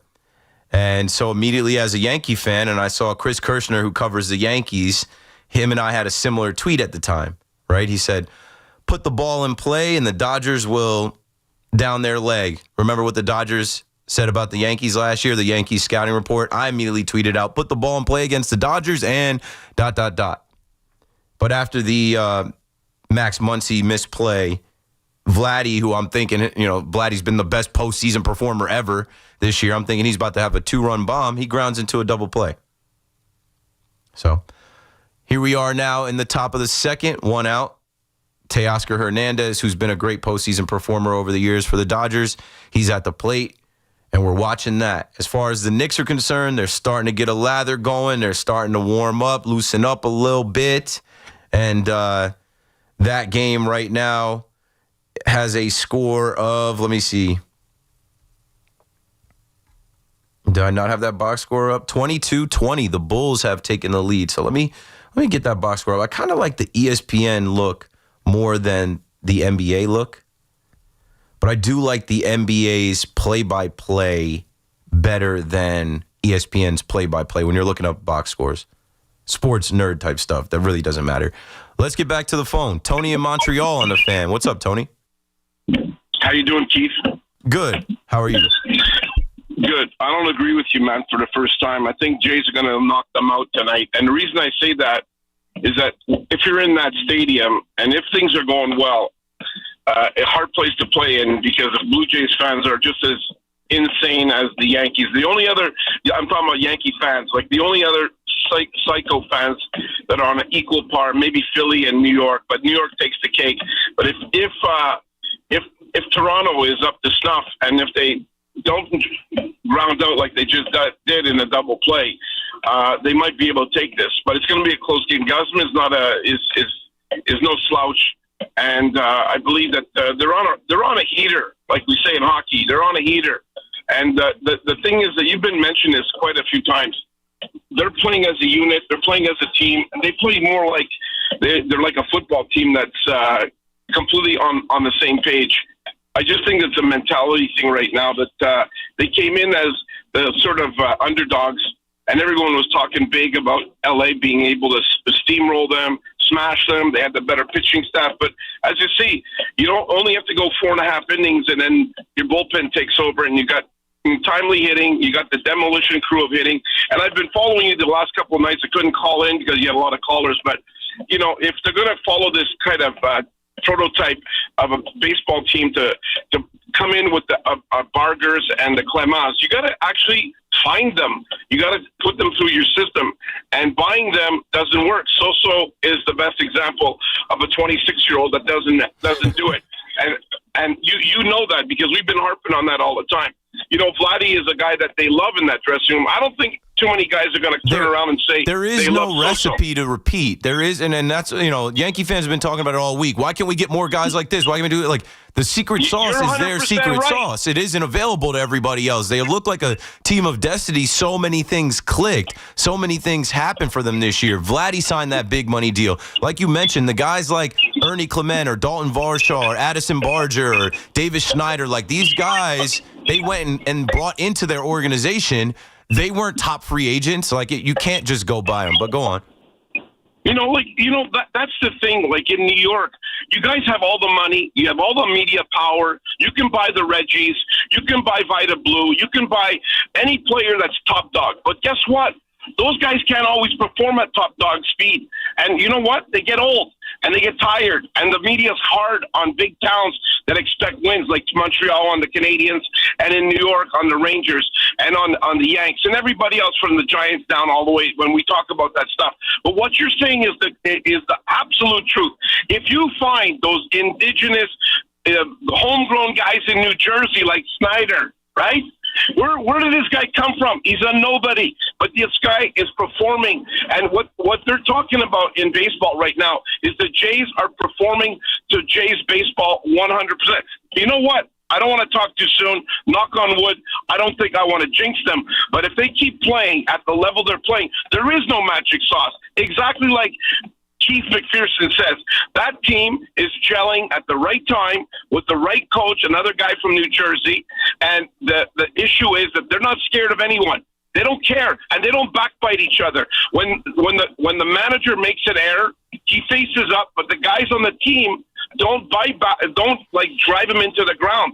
They support them. It's like your dad. When your dad makes a mistake in life, they don't give it up. They just don't give it up. They just support.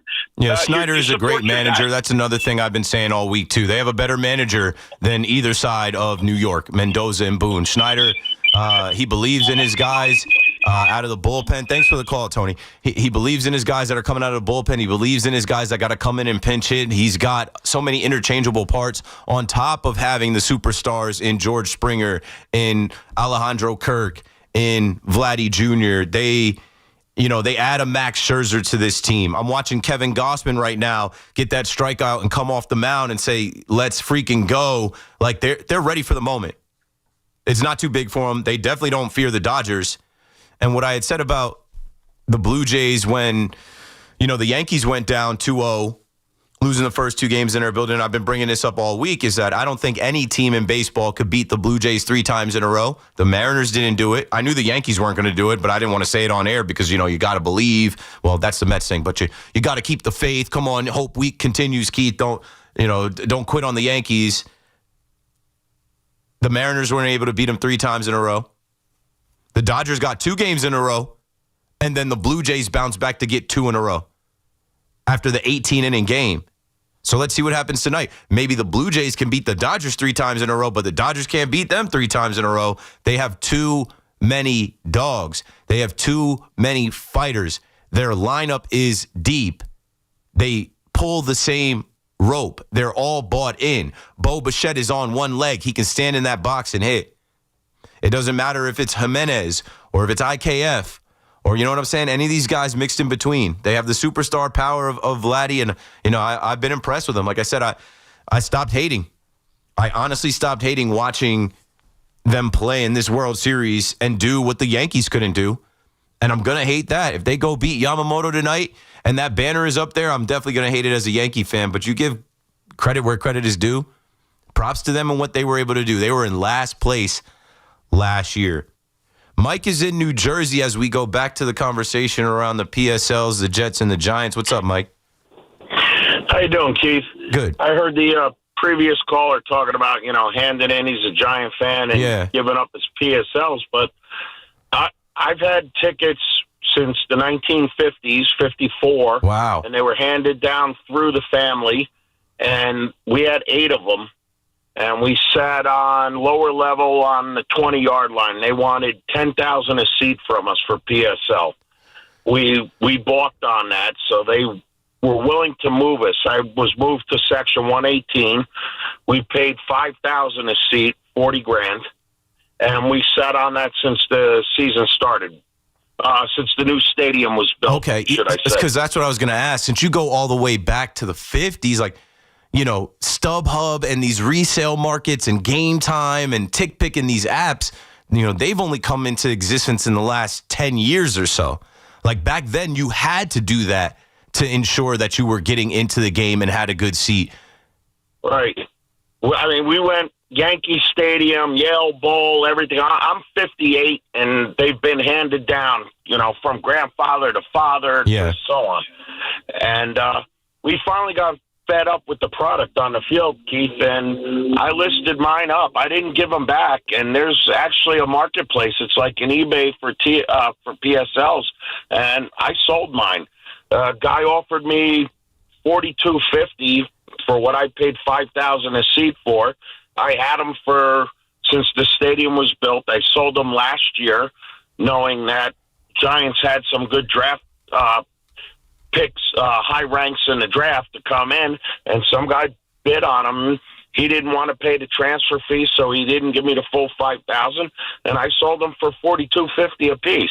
And you felt good about that. There are avenues to get rid of it. Yeah, and you felt good about that at the time, like that you didn't feel like, you know, you got your money back and you wanted to part ways with them, and fast forward to where we are now. How do you feel now about that deal? I mean, you can still get into any game you want because of the. I like the new guys. I mean, I'm a Cam guy. I love Jackson Dart. I feel the energy, but at the same time, I said, you know what? I got all my money back, and I've been personally going for over 30-something years. If I have to scalp a ticket, I'll scalp a ticket and go to a couple of games a year. Yeah. We went for so many games for so many years, and there was garbage on the field. But there are sites that you can, you know, list. Just Google it. I don't want to plug the site I use. Oh, trust me, I know. I know the whole hustle and game. I know every Vivid Seats, SeatGeek, StubHub. Like I know all of the tickets. It's not that. It's not that, Keith. You're saying for PSLs? For PSL, yes. Yeah. And you can sell your PSLs with the Giants 2 times a year. They'll move them in October, and I believe it's March. When I sold mine, they opened the window from September to the end of October, and that's when the guy picked up my PSL, and he bought the rest of last season from me as well. So you do have options. You don't have to just give them back. Great call, Mike. Thanks for the call and the insight and the info. You know, it's interesting now, like as I talk about how easy it is to, you know, with these apps and to just go on your phone and get tickets to the game. But, you know, if it's passed down through your family, it's almost like property you've inherited. And that's what I talk about, a cultural thing where it's like, hey, this is what we do. But damn, like why these teams have to be so bad? Like we need the Jets and the Giants to be better. It's like because there's so many people that invested so much time and money over the years, and they had miserable seasons and garbage games, and just it's tough, man. It's tough. When we come back, we'll talk more about the Giants and what we can expect with the 49ers coming into town. I think it's a big game. I think a lot of people are going to be there. I think it's a game that the Giants can win, but I'm still waiting for you guys to call me up and say, who's the X factor? Jackson Dart, that's the easiest thing to say. But what if Rob Saleh and that defense has something to stop him? It's his first game without Cam Scatterbo. It'll be his first game with Ray McLeod.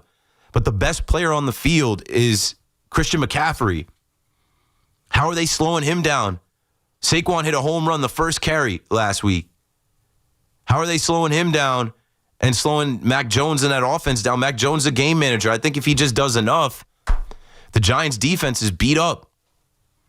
And now it's going to be even more on Jackson Dart's shoulders to make plays and carry this offense. And he's got to stay healthy. He's got to stay on the field, too.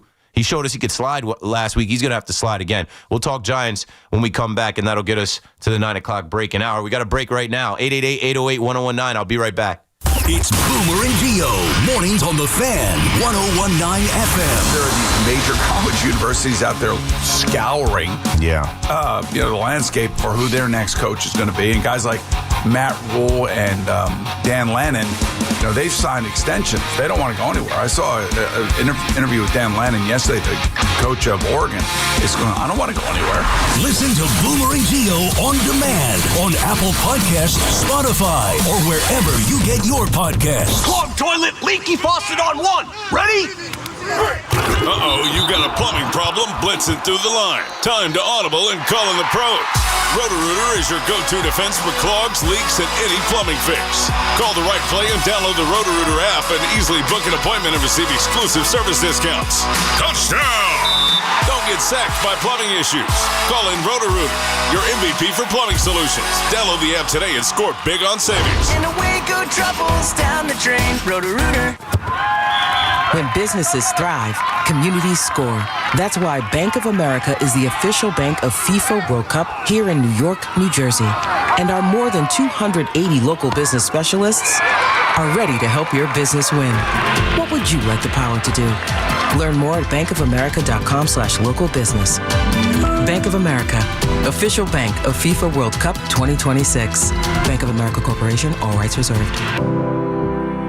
There are a lot of reasons why people buy at Ramsey Mazda. It's their selection, it's their customer service, and it's their savings. Get 1.9% financing on a new Mazda 2025 CX-50 or lease for $219 for 36 months. Start shopping now at RamseyMazda.com. Choose wisely. Choose Ramsey Mazda. Call 833-853-2970 for lease details. VIN SN 390557. MSRP 32455. Zero security deposit. APR 1748. 1000 finance. In 103125. Having the right winter tire matters. So take control of the roads this winter with a new set of Bridgestone Blizzak tires from Town Fair Tire. Town Fair has the region's largest inventory of Bridgestone tires, all at the guaranteed lowest prices you'll find anywhere. And with 100 locations, you'll find a Town Fair near you.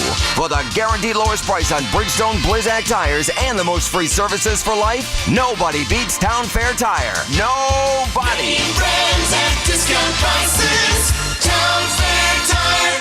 We've got more sports talk coming up on The Fan. Dunkin's $6 meal deal is kind of wild. You get a bacon, egg, and cheese sandwich, 6-piece hash browns, and a medium hot or iced coffee, all for $6. That's the main character meal energy you need this fall. Get it now in Dunkin' stores or order ahead on the Dunkin' app. No substitutions. Participation and times may vary. Offer price varies in California and Hawaii.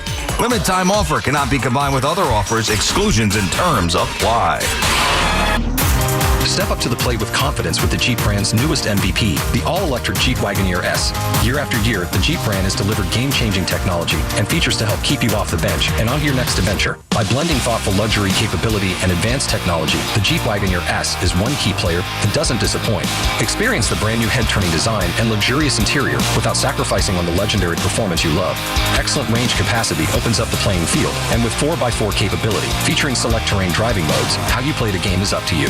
The interior cabin of Wagoneer S pays special attention to detail with high-quality luxury refinements and seamless connectivity that surrounds you in comfort, along with premium seating, ambient lighting, and over 170 standard safety and security features. And like most All-Stars, it can really motor, especially with standard 600 horsepower. It's rugged, plays aggressive, and isn't afraid to get dirty. And with the exciting offers and deals going on right now at your local Jeep brand dealer, it all adds up to Jeep Wagoneer S being a steal. So hurry in today and blast one out of the park. Jeep is a registered trademark. Everywhere in New York City, city agencies are busy delivering for you. Since 2022, a record-breaking 183,000 small businesses have opened. In 2024 and 2025, major crime dropped across the city. And now, every kid gets access to a brand new universal after-school program. That's NYC, delivering for you, every day, everywhere. Find out how at deliveringforyou.nyc. At Town Fair Tire, New England's largest name brand discount tire dealer, you get it all. The guaranteed lowest price, the most free services, and we accept all valid rebates from any manufacturer and from our competition. Yes, we accept them all, even competitor rebates. Town Fair Tire, New England's largest discount tire dealer, now with over 120 stores from Connecticut to Maine. Nobody beats Town Fair Tire. Nobody. Name brands at discount prices. Town Fair. rise and shine, make breakfast, and brush away the night's rest.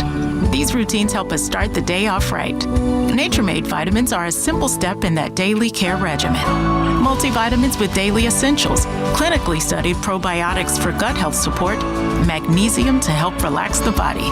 Nature Made is made to care for you every day. These statements have not been evaluated by the Food and Drug Administration. These products are not intended to diagnose, treat, cure, or prevent any disease. Nobody had to tell your grandparents not to drive while using their typewriters. Why should it be any different for us kids and our cell phones? Distracted driving was the cause of more than 3,000 deaths in 2022. Come on, we're smarter than this. Let's put down the phones and focus on the roads. Drive safe, everybody. Don't drive distracted. A message brought to you by the National Highway Traffic Safety Administration, Project Yellow Light, and the Ad Council. Sitting in the driver's seat of the Nissan Kicks is like the best seat in the house. You're in the action. And with the Nissan Kicks all-wheel drive, you can go find the best views. And with the 10-speaker Bose Personal Plus audio system, you can hear everything. Your new wheels await. Reimagine your ride with the reimagined Nissan Kicks. Now get the 2025 Nissan Kicks starting at just $21,830. Shop your local Nissan store or nissanusa.com. Starting MSRP at $21,830 for base model. All prices are manufacturer suggested retail price. MSRP. MSRP excludes up to $1,495 destination and handling charges, tax, title, and license. Dealer sets actual price.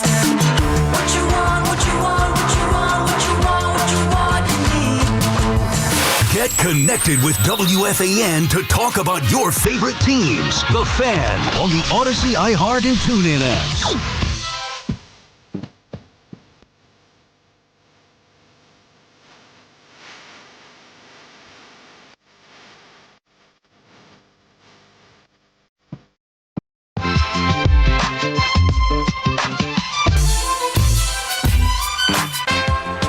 I'm here. Let's get back into it, man. I'm watching the Knicks as the Bulls have gone on a nice little run.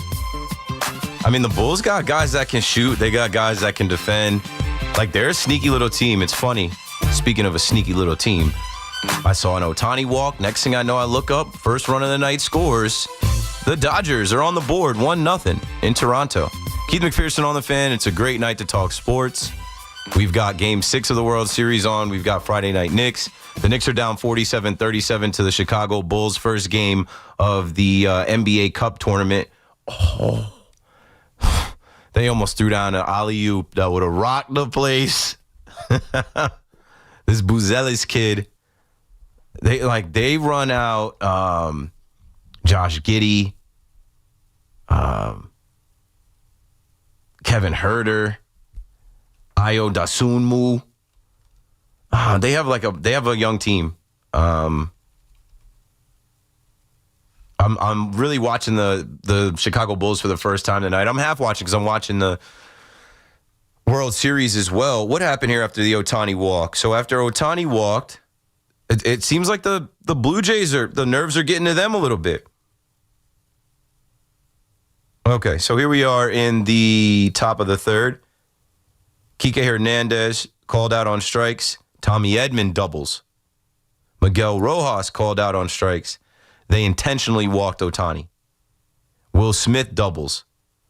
That scores Tommy Edman from second base, and Ohtani goes to third. So now that bad man, the demon Freddie Freeman, steps up to the plate. Runner on second and third, 2 outs. Let's see if Kevin Gossman is able to wiggle out of this one. Before the break, though, I said I wanted to talk a little bit more about the Giants, and I'll keep sprinkling little things in about the Giants game. Like, if there ever was a time for you to knock down the 49ers, it's right now. The Giants are banged up, but so are they. You know, earlier I talked about Nick Bosa being out. I talked about Fred Warner being out. But I also mentioned, like, Ricky Pearsall. He's not able to go. You know, their wide receiver that was supposed to be their top guy this year because Brandon Ayuk is out. I joked that Deebo Samuel isn't there. You know, they're going to be relying on Juwan Jennings and George Kittle. Freddie Freeman works a walk, bases loaded now. You know what?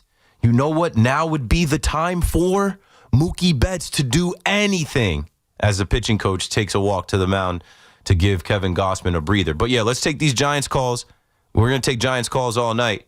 Who is the X factor that wins the game for the Giants? Is it Brian Dable? Brian Dable's going to coach them to victory? Maybe. Dean is in New Jersey on the Fan. Go for it, Dean. Yeah, how you doing, Keith? Good. We gonna make it. We gonna make it. Hey, I just wanted to talk to you about a couple of things with the Giants. So, in terms of the defensive side, you had Carl Banks recently talking about Dexy and the defense, and you think about like the games against the Broncos or the Cowboys or other breakdowns, and then you have the offense that's been putting up points minus Malik, minus now Scatterboo. What's your outlook on this weekend's game? I'll hang up and let you talk. Thanks for taking my call. Thanks for the call, Dean. I think you'll see a motivated Dexter Lawrence, but I also know the 49ers hear everything that we hear. I bet the 49ers put respect on him. I bet you they double him. I bet you the 49ers have a full game plan to get after Dexter Lawrence. Now, can he overpower them? Can he control the middle of the field and stop the run and do his job and they still lose? Yeah. I know earlier in the week, Pat Leonard reported that Dexter Lawrence was practicing without the elbow brace for the first time in a long time.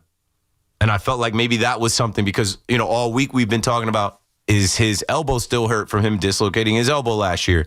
Is it because he's paid and they're losing and he doesn't want to be a part of a losing team anymore? And like, is he aging? Like all these different things. I don't really think it's any of that. He hasn't been productive. And I think, Carl Banks calling him out might just give him the added juice that he needs to go out there and produce. He's got a half a sack, and it goes back to last year, not just this year. He hasn't been the dominant factor for the Giants. He's one of the best players on the team. He has to play like it. They're losing some of their best players. They need him to shine. But I don't know if that's going to be enough. I think Kyle Shanahan and those guys are going to be able to scheme away from him, and they're going to run outside, and it's not like they're running Christian McCaffrey straight up the middle anyway. And if they double him and they block him and they give Mac Jones enough time to get the ball to the tight end, to check it down to McCaffrey, screen passes, over the top to Juwan Jennings, cross the field to Juwan Jennings, I think their offense will have enough. There it is, Mookie Betts. I literally said it was time for Mookie to do something. 2-run score. 3-0 Dodgers in the 6th. Let's go. Let's go. I like that. Mario in Long Beach on the Fan before we break. You're in there, Mario. Hey, Keith, how you doing? Good. I'm clearly a Dodgers fan all of a sudden, right? Yeah, exactly. so what's going on with the Nets? I know you dropped off Dallas. Are you going to drop off the Nets soon if this keeps up, or what are you going to do? The Brooklyn Nets is nothing to. There's nothing to report. Cam Thomas can score still. Michael Porter Jr. can score still. The only thing to report is the over-under was at 19.5, 20 wins to start the season. I took the over, and after watching them play their first 5 games, I think the under is definitely going to hit. I don't know when they're going to get a win. I don't know what the organization is trying to do. They're not a good team. The composition of the team is stupid. I was disappointed draft night. Draft night, I came in here wearing Brooklyn Nets gear, and I haven't put any Brooklyn Nets gear on since because I don't know why you have all those first-round picks to do what they did with them. It was a very underwhelming draft. Yeah, to your point, didn't they get like 5 guards in the first round or something? Yeah, like 3, 4. But like Ben Seraph is playing and Igor Demin is playing. It's just stupid, man. They're just like, from what they were and where they were just 3 years ago to where they are now, it's quiet for the Nets. So I don't even bother with it. It's nothing to root for. They're bums. I don't want to depress you about the Nets, but in terms of the Giants, I think that, I think they're really good. I think the thing that they really have to be careful of, though, is Jackson Dart. I guess what his strong point could also hurt him because he's so, let me go get it, and he's going to be reckless a little bit. He's got to worry about the hard hits. He's got to worry about it. That's where I'm at this week because he's going to try and be Superman and do it himself, and he's got to get down. I already said, like last week, we saw he can slide. He's got to get down because they know you take him out of the game and it's Russell Wilson time and they don't stand a chance. Exactly, and I think that you don't think the defense is going to know that. They're going to say, let's put 8-9 people in the box and let's see what he does, right? Of course. And, I mean, it's not like he's got that great of weapons with Darius Slayton. We'll see what Ray McLeod does, Wandale, Bo Collins, Lil Jordan Humphrey, Theo Johnson. Last point, if I may. Yeah. Last point, if I may. Why don't they go out and they should get the kid a wide receiver now, so at least he has something to work with. Otherwise, he's just like a sitting duck for the rest of this year, you know? He's going to try to win, he's going to get hurt. Perhaps they will. Else. The trade deadline is coming up on, I think, Tuesday. Thanks for the call, Mario. We'll talk about the trade deadline. We'll talk about the prospects for the Giants and the Jets and, things that we might see happen and where I think they are. It doesn't matter what I think. We'll see. I mean, it'll go a long way to win this game or lose this game for them to make that decision.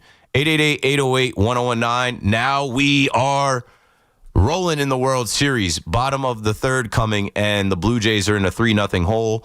The New York Knicks, I don't know what to tell you guys. The New York Knicks are down 56-42 with about 4 minutes to go until the half. Keith McPherson on the Fan. We'll talk trade deadline and more New York Giants right after this.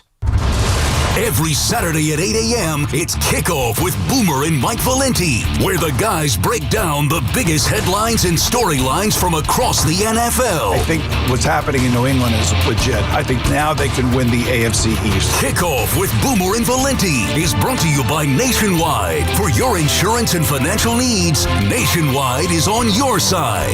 The Fan, 101.9 FM, and always streaming on Odyssey, TuneIn, and the iHeartRadio app. Total Orthopedics is Long Island's premier orthopedic practice. Whether it's a sports-related injury or something far more complex, Total Ortho has you covered with locations throughout Long Island, Queens, and now West Orange, New Jersey. Don't struggle with pain or injuries and get fast, expert care from the leading orthopedic doctors, including the #1 spine doctor on Long Island. Visit TotalOrthoSportsMed.com and schedule an appointment today. Total Orthopedics and Sports Medicine, the experts at getting you back to being you. Let's go! You're still glowing, flirting, grooving. You've still got it. But your immune system weakens as you age, making it harder to fight flu, pneumococcal pneumonia, RSV, and COVID-19. Vaccines are a key part of any health routine and help strengthen your immune response. Ask your doctor or pharmacist which vaccines you need. Schedule in minutes at VaxAssist.com. Sponsored by Pfizer.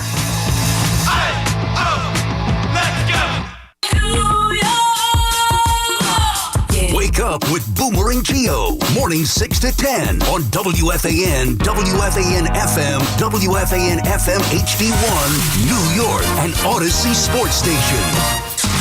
WFAN Sports Flash. Good evening at 9 o'clock. I'm Justin Rock. This report is sponsored by Chef IQ. Precision cooking, effortless results. ChefIQ.com. For the first time all season, the Knicks are fully healthy. New York playing their first NBA Cup game tonight in Chicago against the Bulls. Right now, off to a slow start. Chicago a 58-44 lead late in the second quarter. Jalen Brunson with 14 of the Knicks, 44 points. Miles McBride back in the lineup tonight. He had missed the last two for personal reasons. Mitchell Robinson made the start tonight in his season debut after dealing with an ankle problem. Nets have the night off on the ice. Rangers and Devils are off as well. Islanders playing a back-to-back against the Capitals, trying to snap a 3-game slide. Right now, even at 1 as they start the third period. Jean-Gabriel Pajot with the goal. NFL, Giants and 49ers Sunday. Mac Jones will start once again for the 49ers. Meanwhile, Tyrone Tracy set to resume his role as the lead back with Cam Scatterbo out for the year.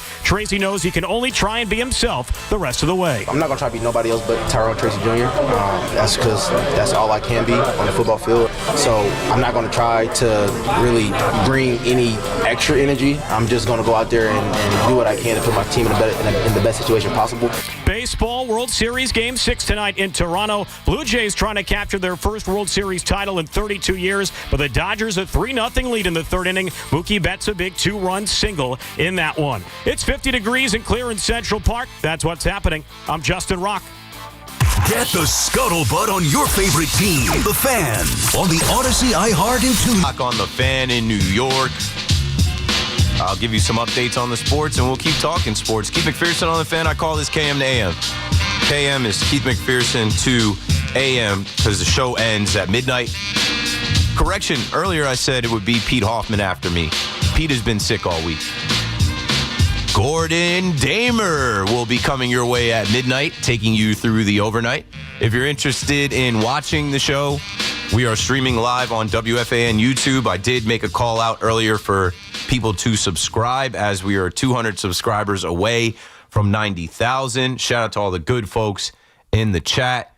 Michael, Pam, Scott, Myron, Moose from Jamaica is in the chat. When I went home last night, Robbie from Lennox was in the chat. Shout out Kevin and a bunch. I can't shout out everybody, but a bunch of you guys that have been consistently there since the show started. We're 2 hours in. You guys could be trick-or-treating. You guys could be at a Halloween party. Speaking of Halloween parties, John Snyder said, I think Halloween is a made-up holiday. John Snyder, the manager of the Toronto Blue Jays, doesn't believe in Halloween.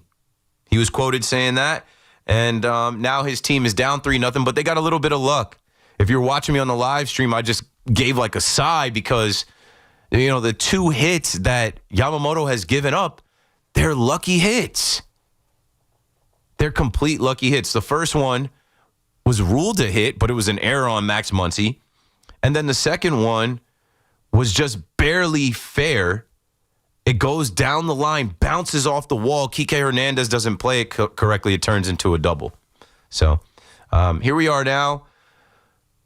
Yamamoto's doing his thing. When does he not do his thing? There's a reason that guy got all that money. Here he is facing the 9-hitter, Andres Jimenez, and looking for the second out of the inning, trying to strand Addison Barger on second base. The Knicks, you know, I said my boy Mike, MLB Fan Cave, represented the Chicago Cubs. We're like brothers. I reached out to him before the game. I'm like, yo, what's the deal? Like, tell me about the Bulls. He's a big Bulls fan. And he said, take the Knicks money line. And I just responded to him. I said, I don't know, bro. Knicks can't stop a toddler from getting to the rack. It's 65-48. The Bulls are about to put up 70 in the first half. The Knicks defense, Mike Brown better get that communication going. What can Brown do for you? They got their full complement of guys back. Mitchell Robinson back, Deuce McBride back, and it has not helped. I know I'm going to get some heated Knicks fans on the fan if this one continues the way that it is. And, you know, the other night I was saying, like, I have to talk about the Knicks. I don't have to talk about the Nets. Literally. We don't. They're not a subject. They're not a talk. They don't move the needle. There's nothing to report. As I was just saying to Mario in Long Beach when he called.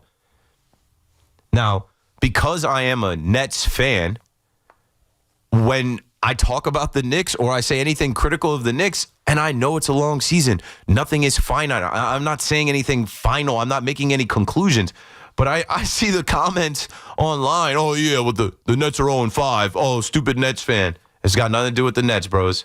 So when you hear my thoughts on the Knicks tonight, assuming that they don't win this game, they better come out and have a better third quarter than historically they have. It's not because I'm a Nets fan. The Nets have nothing to do with anything. I would say the same thing about the Bucks or the Warriors or whomever. Left Josh Giddey wide open for 3. Bang! It's 69-50. They can't defend. And now it looks like they're like barking at each other a little bit. Karl Anthony Towns barking out something. When you hear me speak about the Knicks, it is not coming from a place of being a salty Nets fan. Trust me, I'm not salty at all. The Knicks I watched be bums for 20 years. Like, good for you. Like, I'm happy for you guys, honestly. It is not coming from a place of like a rivalry. George Springer gets it done. And the Blue Jays answer back. 3-1 in Toronto as Yamamoto was not able to get that last out. George Springer is back healthy, and he makes his presence felt. Like I just said that the Bulls are going to score 70 in the first half. They're a bucket away. They get this last possession here. Stay with me. Josh Giddey brings the ball up the court. Defended by Mikal Bridges, who's had a pretty good start to his second year so far as a New York Knick. Josh Giddey walks up for 3, top of the key, bang, 72-50 going into half. Oh, that's not going to count. Does that count? It does count. Mikal Bridges shoots one at the buzzer. The light goes on. It goes straight up, almost like the shot that the Pacers Tyrese Halliburton shot. He gets it off right before the buzzer. It hits the back iron, goes straight up in the air 10 feet, comes down, goes in for the Knicks. So at the half, it is now 73-53 Chicago Bulls over the Knicks. I will be tuned in to this halftime report. You know, I said that they couldn't stop a toddler from getting to the rack. They gave up 28 points in the paint. But also, they're not defending the perimeter. The Bulls knocked down 10 threes. They're shooting 60% overall. Like, Mike Brown, you better talk to them at half. You better figure it out. These guys better D up and find some offense. I saw Nikola Vucevic on Jalen Brunson mismatch, and he elbowed Jalen Brunson in the face. I don't know if Brunson came out, but Brunson's only got 2 points in this first half. He's a -14. Mikal Bridges only has 2 points. Well, actually, if you refresh that now, was that a 2 and not a 3? They didn't update the score. He should have more than that because he just hit a 3 at the buzzer. So I'm assuming he's going to have 5. OG Anunoby has 2. Let me refresh this because I think that's got to be wrong. My computer is not. I'm like, these got to be the wrong numbers. There's no way that adds up to the correct points here. Okay, here we go. Jalen Brunson has 14. Mikal Bridges has 10. OG Anunoby has 12 at the half. Karl Anthony Towns, 5. Mitchell Robinson, 2. Off the bench, Gershon Yabusele, 3 points. Jordan Clarkson, 3 points. Landry Shamet, a point. Miles McBride, 3 points. So not so great because when you look at Josh Giddey, 21 points. When you look at Nikola Vucevic, who I just mentioned, 12. And then off the bench, Ayu Dosunmu, who I mentioned before because I saw him go right to the cup. He's got 13. They've got a lot of guys that can fill it up. They've got young guys with speed, athleticism, and they're in control of this one right now. You know that third quarter Knicks narrative that happens a lot? Let's see how they come out at half because this game could be over going into the fourth if they come out slow. 888-808-1019. Let's talk to the fans that call the fan. Lawrence is in Oklahoma City. What's up, Lawrence?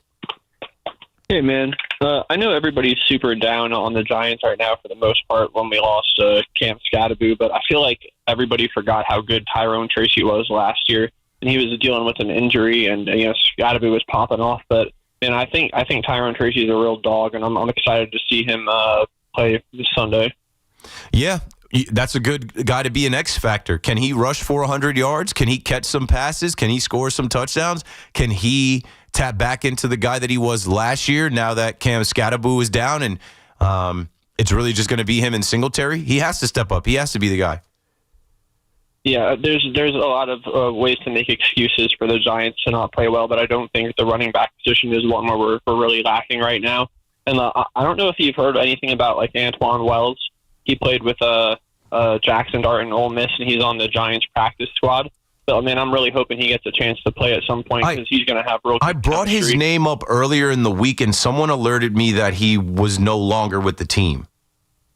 Yeah, 3 days ago. He got cut 3 days ago. So it was a good update. Like, when we saw it, we're like, oh, okay, they're trying to get the band back together. This is a receiver that could potentially help. I don't know exactly what it was, but it didn't last long.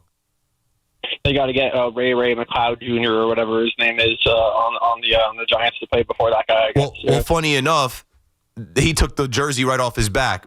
Juice Wells was supposed to wear number 88. He gets cut.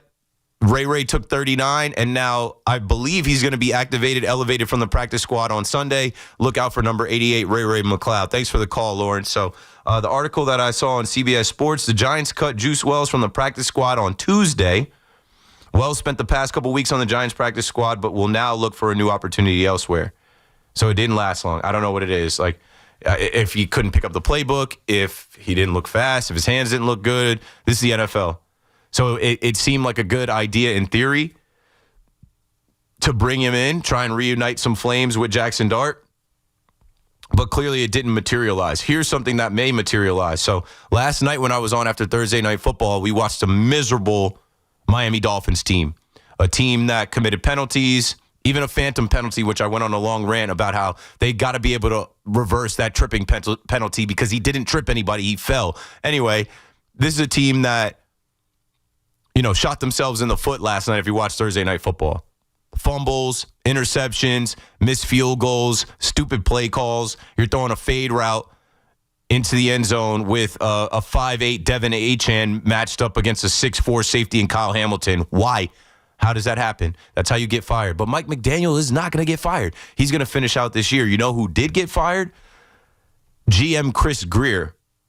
And GM Chris Greer supposedly told Jalen Waddle, hey, as long as I'm here, as long as I have a say, you're safe. Like, we're not trading you, buddy. Like, I drafted you. I want you to stay here. We know, your talents. Okay. So now that changes things for the Giants. Now that he's out of there, anything goes. And who knows what Stephen Ross is cooking up. Giants fans have been interested in Waddle for weeks. Connor Hughes reported that Jalen Waddle wasn't getting moved as long as Chris Greer had a say. That he believed because of one possession games that the Dolphins could turn it around. Now that door is open. So if I'm the Giants, I would be checking on it. But then I also have a thought about the Giants. What are you going to give up? What's the asking price? What would you guys give up for Jalen Waddle? How much of a difference is he going to make this year? You're not going to the playoffs. I talked to a lot of people online, and there were Giants fans that told me it isn't just for this year. It's for next year. Can you imagine him and Malik Neighbors? Sure. That'd be a hell of a tandem. But, it takes two to tango. You got to give to get. This is an organization that fans want the head coach fired. I think the head coach will go before the GM, but the GM is the one that'll be doing these dealings. I think the GM needs to be looking to trade pieces more so than acquire pieces. And I haven't really liked his trade history. Like with Dexter Lawrence, the conversation came up this week. Is he trying to be traded? No, I don't think he's trying to be traded. But you traded Leonard Williams, his road dog, his buddy, to his preferred destination. You wouldn't trade Saquon. That has popped up in the Saquon documentary. I don't know, man. We'll see. Trade deadline coming up on November 4th. So that is on Tuesday. And the Giants should be sellers. But there's reports out there that they're not going to move on from Kayvon Thibodeau. There's also reports out there that Jalen Hyatt, their third-round drafted wide receiver out of Tennessee, wants to be traded, wants to be moved. And then obviously if they could trade Evan Neal for a single-ride Metro card, get that done. Justin is down in Middletown on the Fan in New York. What's up, Justin? Hey, Keith. I kind of disagree with the whole Waddle, getting him for the Giants. He is just, for this is like the first season that he hasn't been out for like more than multiple games. I said it already because I used to draft him in fantasy. And like, if you watch him, he's always hurt. He's always coming out of games. Always. I had him in fantasy, I think, a year or 2 years ago, and I'm like monitoring his game. I'm like, this guy gets hit once, and he's out of the game for a quarter. Yeah. I don't want to call him soft, but he's small. He's a little fragile. I don't know how he would work up here in the North. I had this rant a couple weeks ago because I'm like, he went to Alabama. He was surrounded by other talented players. He goes to Miami. He's got Tyreek with him. For me, it's just how much he comes out of the game. I don't want to say he's soft, but he does get hurt a lot. I always just see him like walking off with a trainer. You got to stay in the game and battle and compete. And it's cold up here in New York. And that's the thing. For like me as a Giants fan, if we're going to be trading for a wide receiver, we need someone that's young, that proves that he plays all the time, and the perfect man for that. Keith, do you know who it is? Jerry Jeudy. Jerry Jeudy, you said? Jerry Jeudy. I'm telling you, would be the perfect complement to Neighbors, Wan'Dale Robinson. They're similar. I was talking about Jerry Jeudy's skill set. They're similar, but I don't know if he's perfect, man. You remember when Steve Smith had a lot to say about Jerry Jeudy? There's a reason why Jerry Jeudy isn't balling like. Listen. He's talented, Steve Smith. He played football. He's a great football player. But are we going to take advice from him? No, he's definitely got some hater. He's definitely got some hater in his blood. But you would go get Jerry Jeudy, and then you sit down Jackson Dart, and then you have Jameis Winston throw to Jerry Jeudy so they could reignite their flames from Cleveland last year. That'd be awesome. But Keith, one last thing before I go. MU basketball this year. Are we making the tournament? King Rice got him? Oh, I don't know, man. I don't keep up that much unless they start making moves. Like a few years back, they were Giants killers, or Giant killers, where they were knocking off the big-time schools. I don't know. Yeah. Monmouth football has been pretty solid from what I've seen this year. I don't know what their basketball team prospects are going to be. Did you go to Monmouth? I graduated in 22.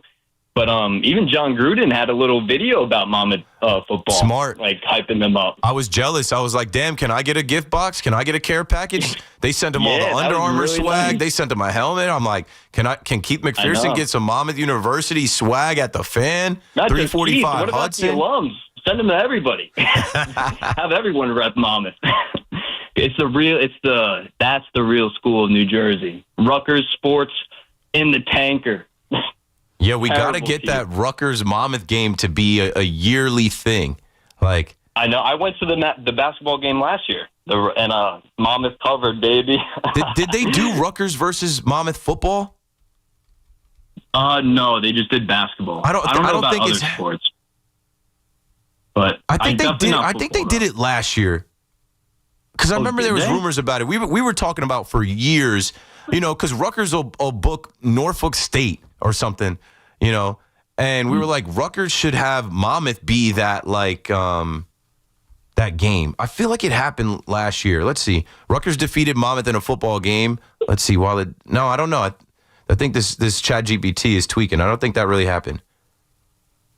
Let me look into that. Yeah, I mean, listen, if there was a Monmouth-Rutgers game, though, that'd be awesome. I'm definitely going. Yeah, that would be sick. All my friends are Rutgers fans. It'd be awesome. And, of course, kids from Monmouth, at least when I was there, maybe when you were there, we would take Route 18 right up to Rutgers and party at Rutgers sometime. Rutgers Fest. And a night like this on Halloween, Friday night, go up to Rutgers. Monmouth is probably lit, but if you want to go to Rutgers, it's just a bigger campus, bigger neighborhood, surrounding areas. All right. I'm going to go, but Keith, great talking to you, man. I'm not going to go. I'm going to stay, but thanks for checking in, Justin. 888-808-1019. Did Monmouth University ever play Rutgers University in football? I feel like the game was talked about, but never materialized. And I feel like this was something like when I played years after, as Monmouth started to come up, as Monmouth started to play in the Big South, as now Monmouth is actually good. We're like, we got to get a game against Rutgers. Yeah, ChatGPT says there's no record of Monmouth University playing Rutgers in college football. That needs to get done one year. That would be lit. That'd be turned up. I'd be there. I'd go. I haven't been to a Monmouth football game over a decade. Haven't been to a Rutgers game in mad long. But, it makes too much sense for that, first game of the year, Rutgers to schedule Monmouth University as their, tune-up game, right? Since they don't play preseason football. You guys know what I'm talking about. It's like Long Island University played Florida this year. Then that doesn't make any sense. LIU football program, which has not been around that long, I'm pretty sure they opened up the season down at the Gator Bowl. That's insane. That shouldn't even be allowed. 888-808-1019. Give you guys an update. Obviously, we're on halftime watch for the Knicks, and I do want to watch this halftime report. I think I probably already missed it. I don't know. It's tough to host a show and keep your eyes on everything. But end of the fourth, Dodgers lead the Blue Jays 3-1. We're still talking all around the New York Giants matchup against the 49ers. It's a Football Friday on the Fan. We're halfway through my 5-hour KM to AM. Call up. We'll be right back. Scattaboo is down and shaken up. Adversity has presented itself all season in many forms for Big Blue. For injury. Oh, no. Oh no, it's bad. I just saw his right foot bent completely to the right. How that adversity is met reveals what a team is made of. We got to start figuring out ways to win. Week 9 brings San Francisco to town with Christian McCaffrey looking to wreak some Halloween havoc on MetLife. Will the Giants rise up and get back in the win column? Find out right here Sunday at 1 on your home for New York Giants football. 1019 FM WFAN and always live on the free Odyssey app. Having the right winter tire matters, so take control of the roads this winter with a new set of Bridgestone Blizzak tires from Town Fair Tire. Town Fair has the region's largest inventory of Bridgestone tires, all at the guaranteed lowest prices you'll find anywhere. And with 100 locations, you'll find a Town Fair near you. For the guaranteed lowest price on Bridgestone Blizzak tires and the most free services for life, nobody beats Town Fair Tire. Nobody! Name brands at discount prices. Town Fair Tire. Dunkin's $6 meal deal is kind of wild. You get a bacon, egg, and cheese sandwich, 6-piece hash browns, and a medium hot or iced coffee, all for $6. That's the main character meal energy you need this fall. Get it now in Dunkin' stores or order ahead on the Dunkin' app. No substitutions. Participation and times may vary. Offer price varies in California and Hawaii. Limited time offer cannot be combined with other offers. Exclusions and terms apply. Step up to the plate with confidence with the Jeep brand's newest MVP, the all-electric Jeep Wagoneer S. Year after year, the Jeep brand has delivered game-changing technology and features to help keep you off the bench and on to your next adventure. By blending thoughtful luxury capability and advanced technology, the Jeep Wagoneer S is one key player that doesn't disappoint. Experience the brand new head-turning design and luxurious interior without sacrificing on the legendary performance you love. Excellent range capacity opens up the playing field, and with 4x4 capability, featuring select terrain driving modes, how you play the game is up to you. The interior cabin of Wagoneer S pays special attention to detail with high-quality luxury refinements and seamless connectivity that surrounds you in comfort, along with premium seating, ambient lighting, and over 170 standard safety and security features. And like most All-Stars, it can really motor, especially with standard 600 horsepower. It's rugged, plays aggressive, and isn't afraid to get dirty. And with the exciting offers and deals going on right now at your local Jeep brand dealer, it all adds up to Jeep Wagoneer S being a steal. So hurry in today and blast one out of the park. Jeep is a registered trademark. Stepping into the Kia K4 or K5 isn't just getting behind the wheel of any average sedan. It's stepping into what's next. With a K4, it's stepping into a world that's exciting. With a K5, it's one that's bold. The Kia K4 and K5, the next movement for sedans. See your local Kia dealer or visit kia.com to learn more. Kia, movement that inspires. Call 800-333-4KIA for details. Always drive safely. Everywhere in New York City, city agencies are busy delivering for you. Since 2022, a record-breaking 183,000 small businesses have opened. In 2024 and 2025, major crime dropped across the city. And now, every kid gets access to a brand new universal after-school program. That's NYC, delivering for you, every day, everywhere. Find out how at deliveringforyou.nyc. At Town Fair Tire, New England's largest name brand discount tire dealer, you get it all. The guaranteed lowest price, the most free services, and we accept all valid rebates from any manufacturer and from our competition. Yes, we accept them all, even competitor rebates. Town Fair Tire, New England's largest discount tire dealer, now with over 120 stores from Connecticut to Maine. Nobody beats Town Fair Tire. Nobody. Name brands at discount prices. Town Fair Tire. Every morning, we rise and shine, make breakfast, and brush away the night's rest. These routines help us start the day off right. Nature-Made vitamins are a simple step in that daily care regimen. Multivitamins with daily essentials, clinically studied probiotics for gut health support, magnesium to help relax the body. Nature-Made is made to care for you every day. These statements have not been evaluated by the Food and Drug Administration. These products are not intended to diagnose, treat, cure, or prevent any disease. Nobody had to tell your grandparents not to drive while using their typewriters. Why should it be any different for us kids and our cell phones? Distracted driving was the cause of more than 3,000 deaths in 2022. Come on, we're smarter than this. Let's put down the phones and focus on the roads. Drive safe, everybody. Don't drive distracted. A message brought to you by the National Highway Traffic Safety Administration, Project Yellow Light, and the Ad Council. We've got more sports talk coming up on The Fan. Sitting in the driver's seat of the Nissan Kicks is like the best seat in the house. You're in the action. And with the Nissan Kicks all-wheel drive, you can go find the best views. And with the 10-speaker Bose Personal Plus audio system, you can hear everything. Your new wheels await. Reimagine your ride with the reimagined Nissan Kicks. Now get the 2025 Nissan Kicks starting at just $21,830. Shop your local Nissan store or nissanusa.com. Starting MSRP at $21,830 for base model. All prices are manufacturer suggested retail price. MSRP. MSRP excludes up to $1,495 destination and handling charges, tax, title, and license. Dealer sets actual price. What you want, what you want, what you want, what you want, what you want in me. 1877 Cars for Kids. K-A-R-S Cars for Kids. 1877 Cars for Kids. Donate your car today. Call 1-877-CARS for Kids to reach a friendly live agent. Donation's super easy, and your car can be picked up as soon as tomorrow. Call us now, 1-877-CARS for Kids. Donate your car today. Did you know you can donate real estate too? Want fast, reliable home internet? Switch to Verizon Fios, where you get the 100% fiber optic network with speeds up to 2 gig. And if you're looking for live TV with up to 400 plus channels and live sports, Fios TV is where it's at. Get the internet speed you want and the TV you love when you bundle Fios home internet and TV with Verizon. Plus, get the latest deals when you call 1-883-VERIZON and switch to Verizon Fios today. Availability varies.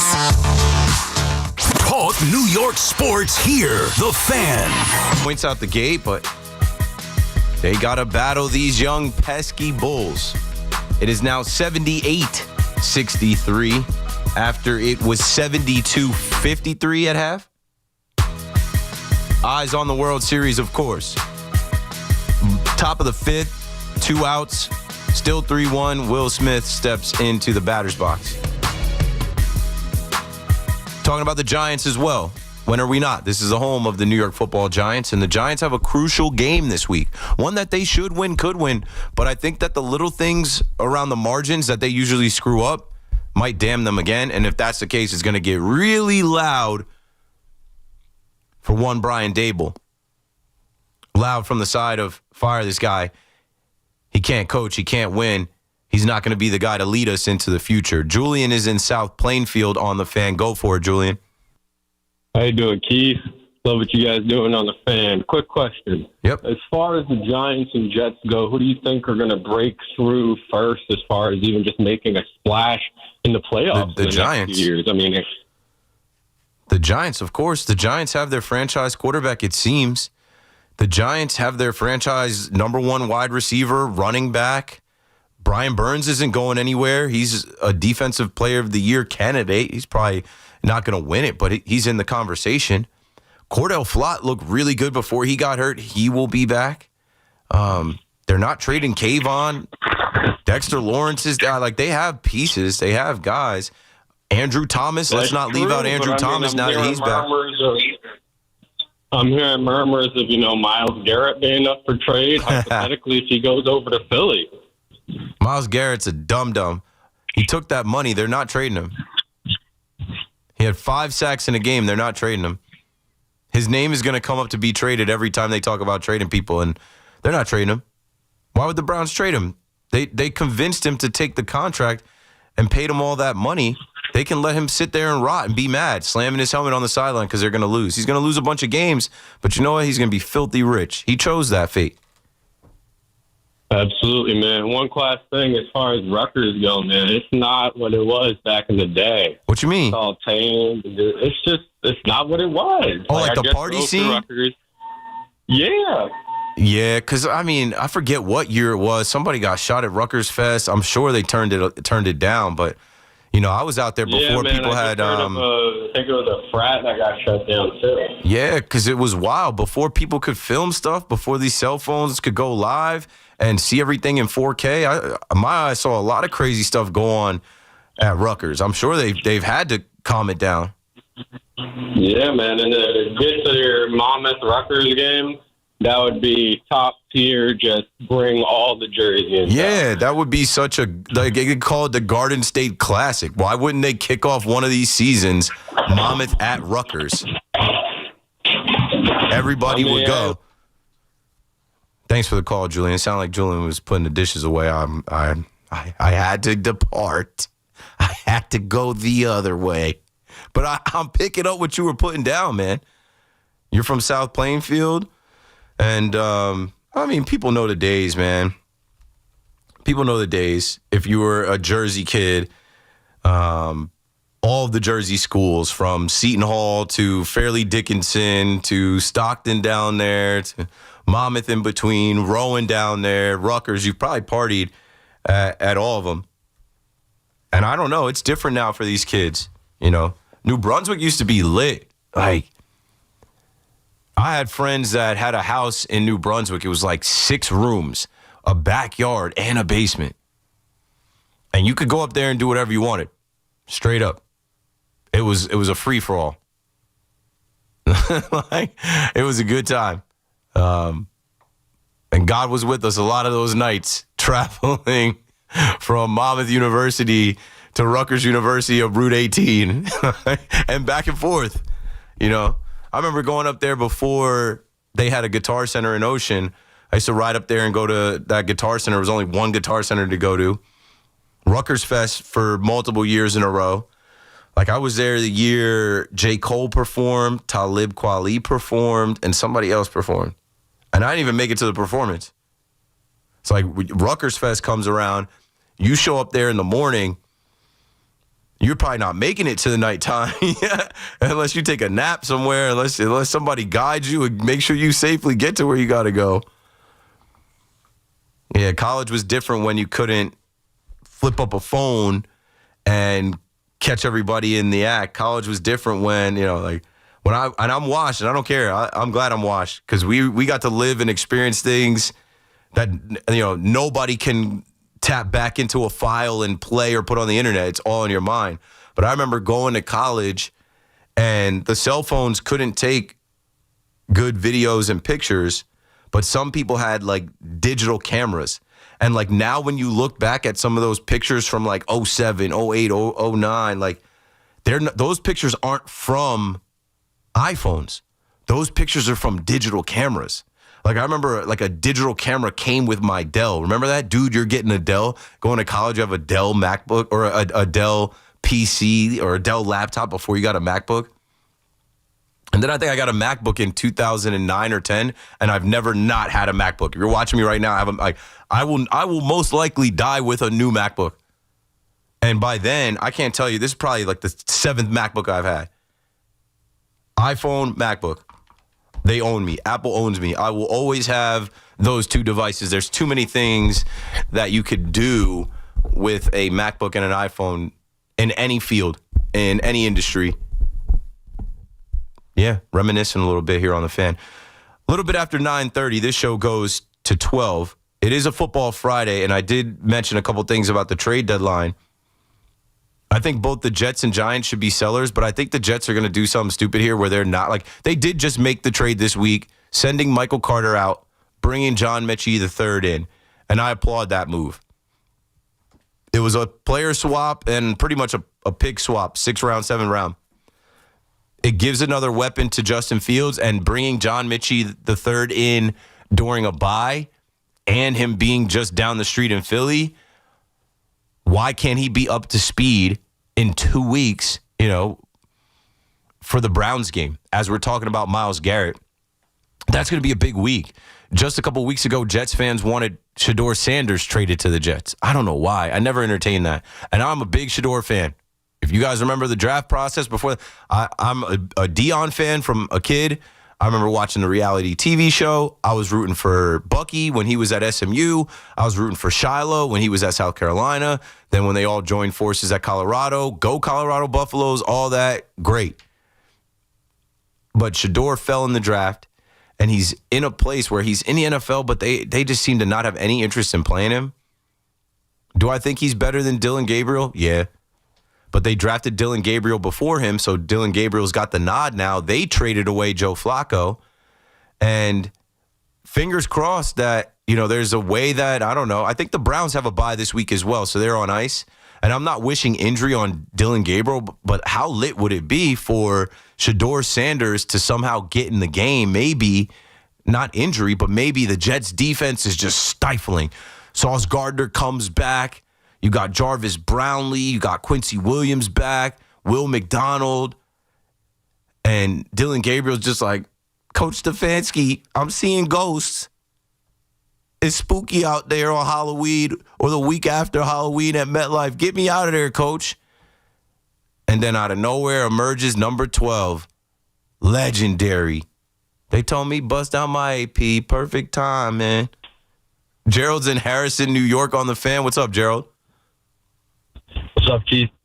I don't know what you're looking forward to, with the Jets here, but at the trade deadline, I think they should just sell. I mean, I don't know what you think. They won't though, because I think that they think they're better than they are. There was a meme or like a post that came out a couple weeks ago where it was like the first 6 games, if the one-score games were flipped, the Jets would have been 5-2. And I think Woody Johnson, Aaron Glenn, Darren Muji, those guys sleep well at night knowing that, hey, we're not that bad. Like, we just couldn't close. And if these games were flipped, we'd be better. And they got their first win here. And the Browns game is possibly a winnable game. And I don't think that they're going to trade pieces before. Like, they're not getting rid of Breece Hall before a game that they could potentially win. Yeah. I would trade him, though. Trade Breece Hall. I had 2 takes this week that came out. At first, someone asked, would you trade Breece Hall? I'm like, yeah, his value's higher than ever after the game he just had. He threw a touchdown. He rushed for 100 yards. But they won't trade him. One thing, though, they scored 39 points against the Bengals defense. I kind of think it was a little bit fluky, and they're going to go back to normal against the Browns. The Bengals defense is horrible. And terrible. Good luck to Al Golden, Jersey Shore guy, trying to get them right. But everybody knew that their defense they've been terrible last year and this year. Their run defense is nothing. They don't tackle. They don't pursue the ball. The Jets were ready. But now you're going up against the Browns defense is going to be a lot different. Like, the Browns defense is a solid defense. I think that was one game they got lucky. Hopefully, I'm a Jets fan, hopefully. But the only thing I'm rooting for is a draft pick now, to be honest. You don't want them to win another game. You want to stay up there as the number 2 pick or maybe number 1, depending on what the Saints and Titans do. But the Titans have their quarterback. And honestly, the Saints are playing their rookie quarterback now, where if he balls out, they're not drafting a quarterback. The Jets, regardless, should be able to take their pick of Dante Moore or Fernando Mendoza. Do you think Fernando Mendoza is legit? I don't know. I saw a little bit of the game against Oregon. He made some plays. I am familiar with Kirk Cignetti because he used to coach at JMU, and then he went to Indiana, and he told people, Google me, all I do is win, and he's turned that program around. They're number 2 in the country. Let's see if Mendoza can continue to win, if Mendoza can continue to look like the guy, but I don't know. And this is the Jets. This is where quarterbacks come to die. I said that about Justin Fields. I was like, I should have known better. Justin Fields didn't stand a chance. Yeah. He'll come be. Thanks for the call, Gerald. I don't know. It's hard to look at these quarterbacks in college and say, like, we didn't think Jackson Dart was this at this time last year at Ole Miss. You don't know. It's about so much more. Like, as we talk about chemistry, as I'm trying to see if, the Knicks went into the locker room and added something to their chemistry project. They have made a run. They're only down 5 now. It's 81-76. The Knicks were down by as much as 22. So they did lock up.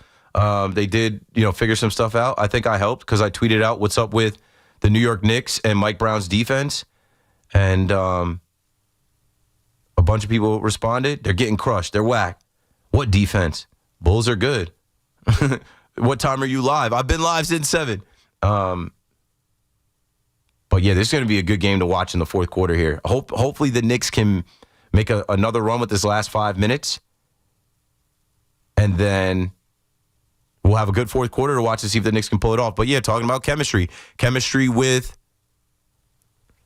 the Toronto Blue Jays. I think that is an underrated thing. What that clubhouse is like, what their relationships are like, what these guys are like, how much they're bought in, how much they pull the same rope and fight for each other. No egos. Chemistry, when you're looking at, the New York Jets, I think that they're not going to sell at the deadline like they should in this rebuild first year of Aaron Glenn because they want to keep some of the chemistry in that locker room. And they're not tanking. They're going to try and win some games. And I think, the Miami Dolphins just fired their head coach or their GM. I think they're going to finish it out with their head coach. When the Dolphins come to MetLife Stadium on December 7th and it is cold and both teams are out of it, why can't the Jets beat the Dolphins then? The Browns are coming here November 9th after the deadline. I don't think they're going to give up Breece Hall. There's going to be calls for him. The Chargers, the Chiefs, there's a bunch of other teams that could use a Breece Hall. I don't think that they're going to. I think he's an Aaron Glenn guy, and I don't think they're in the business of giving away good players, and I think that they care about the chemistry of the team. That, if you saw the content that the Jets put out after the game, who want to fly with them freaking Jets? And, Aaron Glenn went to church on a Sunday in front of his team. They have some belief. And if they can go 3-0 against the two teams from Ohio and a bye, they're going to be feeling themselves. But then they got to face Drake May, and then they got to face Lamar Jackson, and those are probably going to be L's. But I don't know. I don't think that they're looking at this trade deadline as we got to be big-time sellers. I think the Giants are probably a little delusional, too. I think the Giants might actually be out there trying to get Jalen Waddle or go get another receiver for Jackson Dart and not sell either. So we shall see, folks. It's coming up in days from now, and it's the trade deadline, which I always reminded people with baseball. It's the trade deadline. That's when it stops. A trade could pop up tonight. Let me go refresh Twitter and make sure nobody got traded while I was doing all that talking.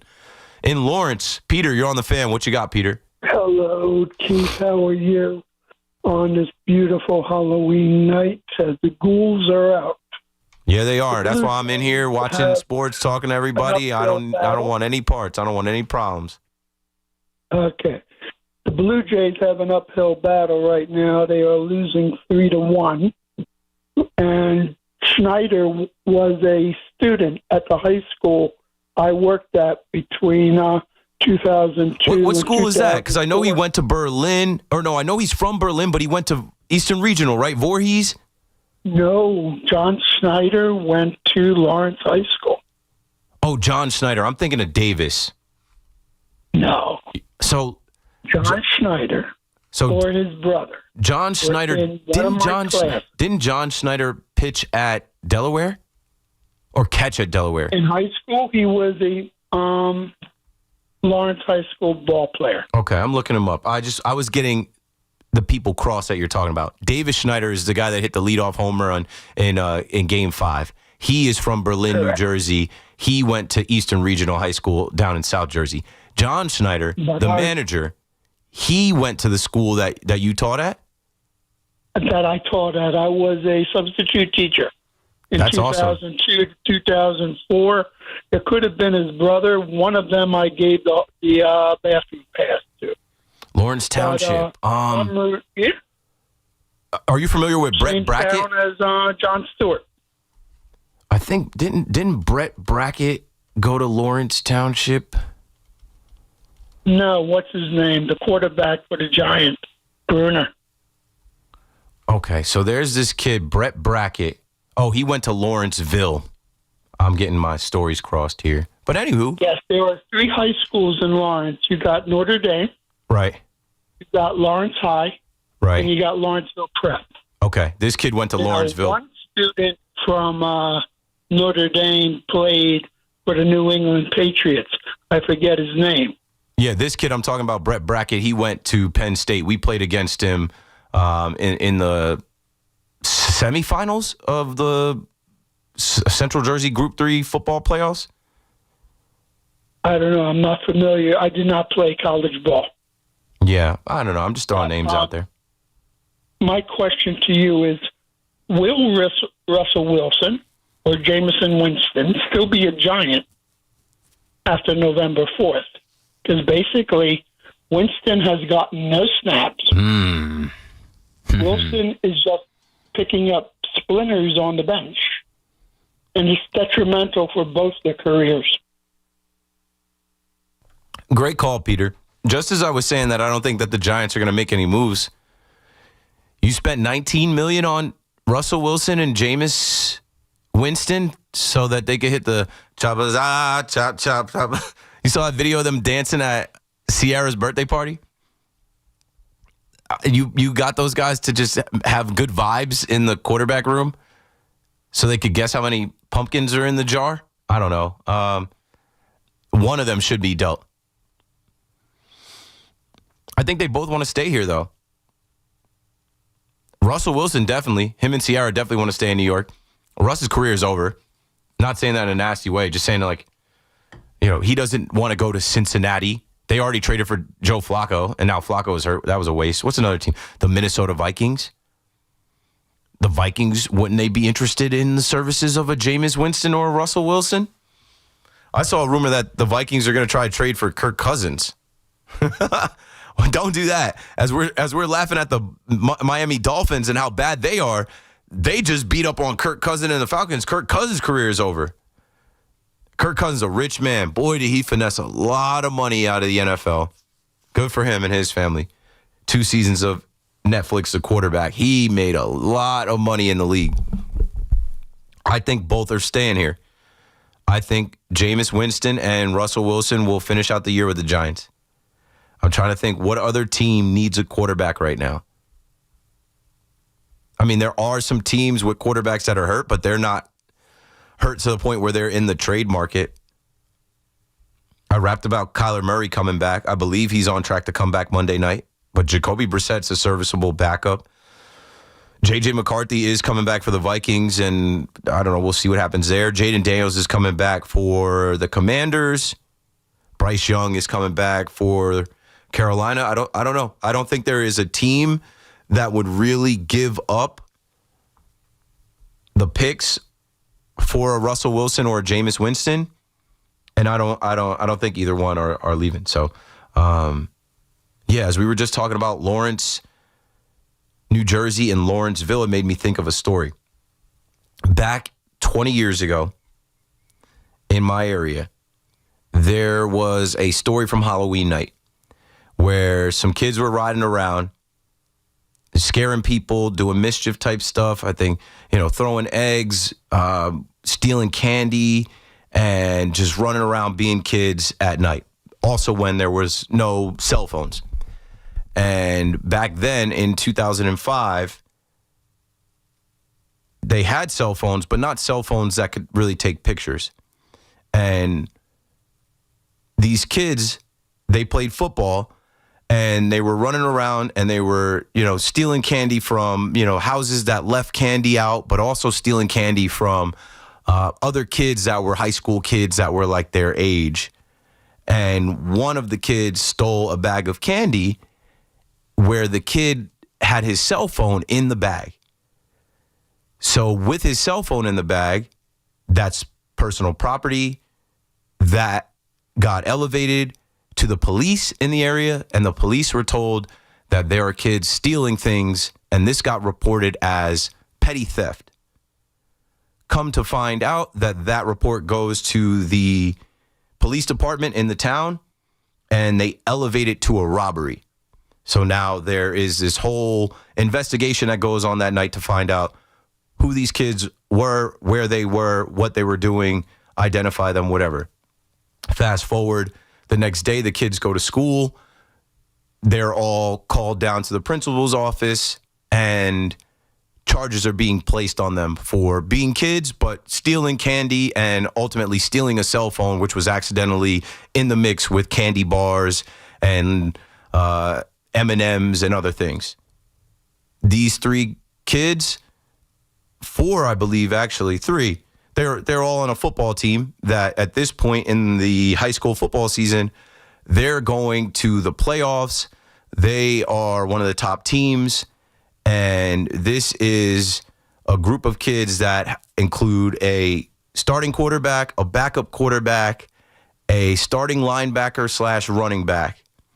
And back in 2005, if you come up in the police blotter, if you get charged with anything, there was this thing called the model agreement, where the model agreement with the school and the police department in town, you get suspended for 3 weeks from all activities like a sports team, like a football team in school. So these 3 players, because of the incident that happened, they get charged, they get suspended from the team. They're allowed to practice. Of course, they go to school, whatever. But now the team is, weakened. It's detrimental. The team is missing starting players that help the team. This travels around the area, and people think that this team doesn't stand a chance. I think the team is the 7th ranked team in the playoffs, and they're doomed. But they help the team in practice. The team rallies. The team goes on to win their first round matchup, their second round matchup. And then after the 3 weeks of the model agreement pass, those guys are allowed to rejoin the team. And when they rejoin the team now, it is Thanksgiving. They go out and win the Thanksgiving game. And then the last game of the year after that is the state championship game the first week of December. They go up to Rutgers. They play in that game. And they crush the team that they play against. And they win the state championship. And those kids are on the bus, joyfully singing and celebrating. And they get a police escort back to town. And they're heroes now. And the paper writes all about the trials and tribulations that came from that and how this story actually materialized. And yeah, they kind of ride off into the sunset. And that's the last state championship that those kids won at that high school.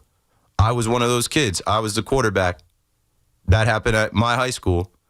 I never actually got charged because I didn't jump out of the car. I was driving the car. I was with the kids. I was with the group. I didn't know what happened. But since I was with them and all the investigation and things that went on, I got implicated.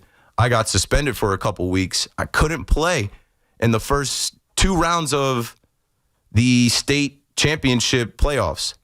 But when it was time for me to come back and play in the state championship, I threw for 100 yards. I rushed for over 100 yards. I had a couple touchdowns. And we won that thing. And I still got that ring. And we haven't had another state champion at my school. It literally dawned on me that it had been 20 years since that nonsense went on. They could have just treated that like kids having fun, kind of, made sure that got swept under the rug. But they forced the issue, and all is well that ends well. Still the last state champion at Ocean Township High School. Keith McPherson on the Fan. Don't go anywhere. We got 2 more hours left. We're coming right back. It's Chris McMonagle overnights on the Fan, 101.9 FM. This is a game that is winnable.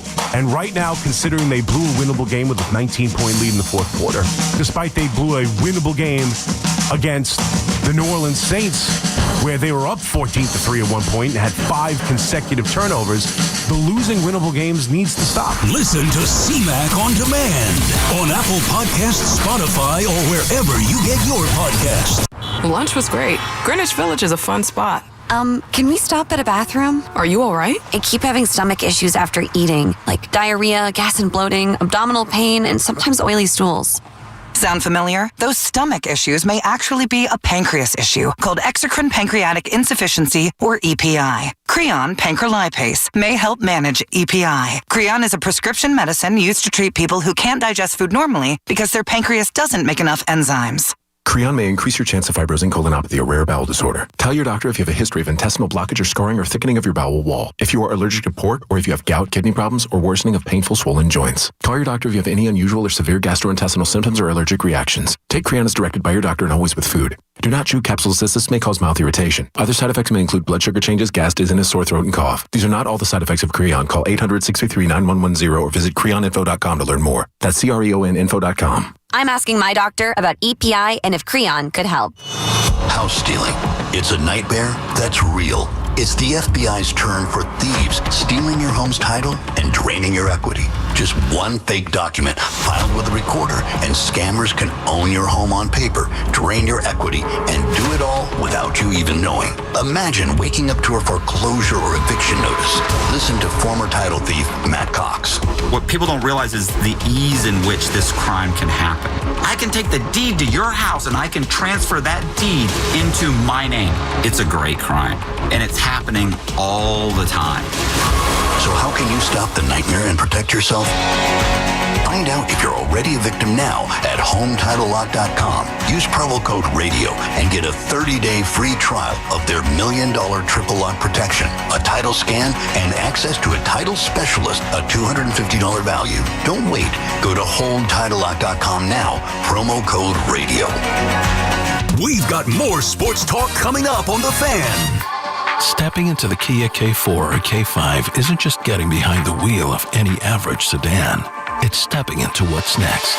With a K4, it's stepping into a world that's exciting. With a K5, it's one that's bold. The Kia K4 and K5, the next movement for sedans. See your local Kia dealer or visit kia.com to learn more. Kia, movement that inspires. Call 800-333-4KIA for details. Always drive safely. Everywhere in New York City, city agencies are busy delivering for you. Since 2022, a record-breaking 183,000 small businesses have opened. In 2024 and 2025, major crime dropped across the city. And now, every kid gets access to a brand new universal after-school program. That's NYC, delivering for you, every day, everywhere. Find out how at deliveringforyou.nyc. Sitting in the driver's seat of the Nissan Kicks is like the best seat in the house. You're in the action. And with the Nissan Kicks all-wheel drive, you can go find the best views. And with the 10-speaker Bose Personal Plus audio system, you can hear everything. Your new wheels await. Reimagine your ride with the reimagined Nissan Kicks. Now get the 2025 Nissan Kicks starting at just $21,830. Shop your local Nissan store or nissanusa.com. Starting MSRP at $21,830 for base model. All prices are manufacturer suggested retail price. MSRP. MSRP excludes up to $1,495 destination and handling charges, tax, title, and license. Dealer sets actual price.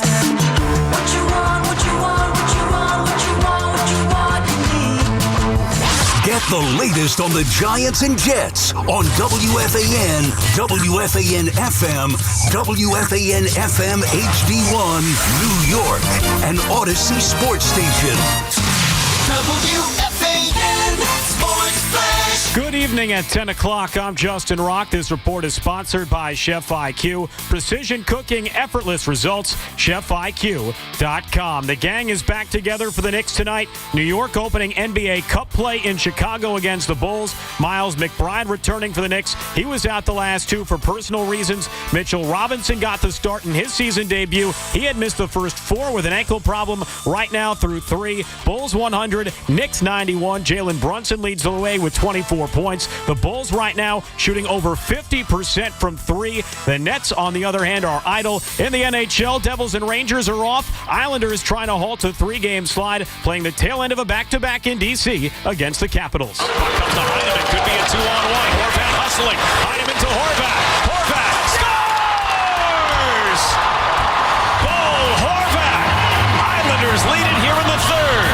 Brendan Burke with a call on MSG. Bo Horvat with a go-ahead goal. Islanders come away with a 3-1 victory. Baseball World Series Game 6 tonight in Toronto. Blue Jays hold a 3-2 series lead. Right now in the sixth inning, Toronto has two men on, but trail the Dodgers 3-1. It's 54 degrees and clear in Central Park. That's what's happening. I'm Justin Rock.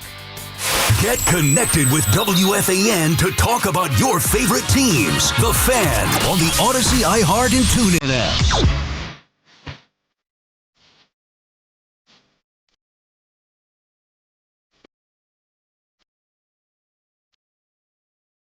Yes. You're now rocking with the best. Depends on who you ask. Keith McPherson on the Fan. Watching sports, talking sports. Simple as that. 888-808-1019 on this Halloween night. It is 10 p.m. Do you know where your children are? No, like seriously though. I can see my son. I can see my son on the Nanic cam. Shout out to my wife for making sure baby boy got home safely and put to bed. She's got to do that a lot with me being here at night. She does a great job. And she just sent me a video. Because you know how earlier I was like, my son's 2. I didn't go to the Halloween parade. I went to the gym. Like, my days are so condensed when there's a show till 2 a.m. And then I go home, I try to sleep like 3 a.m. to 10. And honestly, this morning I woke up and I was like, I don't feel good. I thought I felt a cold coming on. And you know that feeling when you don't feel right? You go back to sleep and you hope that like another hour of sleep can fight it off or reset you, whatever. But then it's a cram session for me because I really have like from 11 a.m. to 5 to do everything that I had to do. And I think the parade at my son's school, daycare really, was at 3. And I had a meeting at 11. And then I had to write a rap for week 9 NFL, on the block segment. That took like 2 hours. And then by the time I was done with that, it was like 2:30. And I think I told you guys if you were listening earlier. If not, you can rewind to the free Odyssey app. Today, my BJ's membership expired. And I think the BJ's memberships are $60. I know it actually because when I checked out today, it's like your membership is expiring. Renew now. And there's like a button to press for $60. I'm like, I'm not doing that. Like, I just spent $200. And I'm strategic with this type of stuff. Like, I had a $10 coupon. I literally told my wife I'm about to go to BJ's and spend $200. But then with all of the coupons for everything that I bought, the total savings was $50. I'm telling you, this was the win of the week, the month for me. And I had this in my head since they told me last month, we're going to auto renew you. No, you're not. Because, Black Friday will come around or the end of the year will come around and you don't have to pay $60 for a BJ's Costco membership. You can get one for like $20, $25. That matters to me. Like, I'll do that. Like, I'm not paying the $60. There's going to be some kind of promo where I can just add a different email or my wife can make an account and, I'll be right back in there, but for $25 for a year. So my whole thing was like, okay, I'm going to wait and I'm going to write out a list. And I'm going to clip the coupons in the app. And like today I'm going in there. I'm going to spend an hour just like walking through and like, I'll have this coupon clipped. I'll have this. I've racked up like detergent, dishwasher pods, protein powder, almond milk, eggs, mouthwash, toothpaste, paper towel. Like I had $200 worth of stuff in BJ's. And so I had to do that. And, by the time I got home, I think it was like 4, parade was done.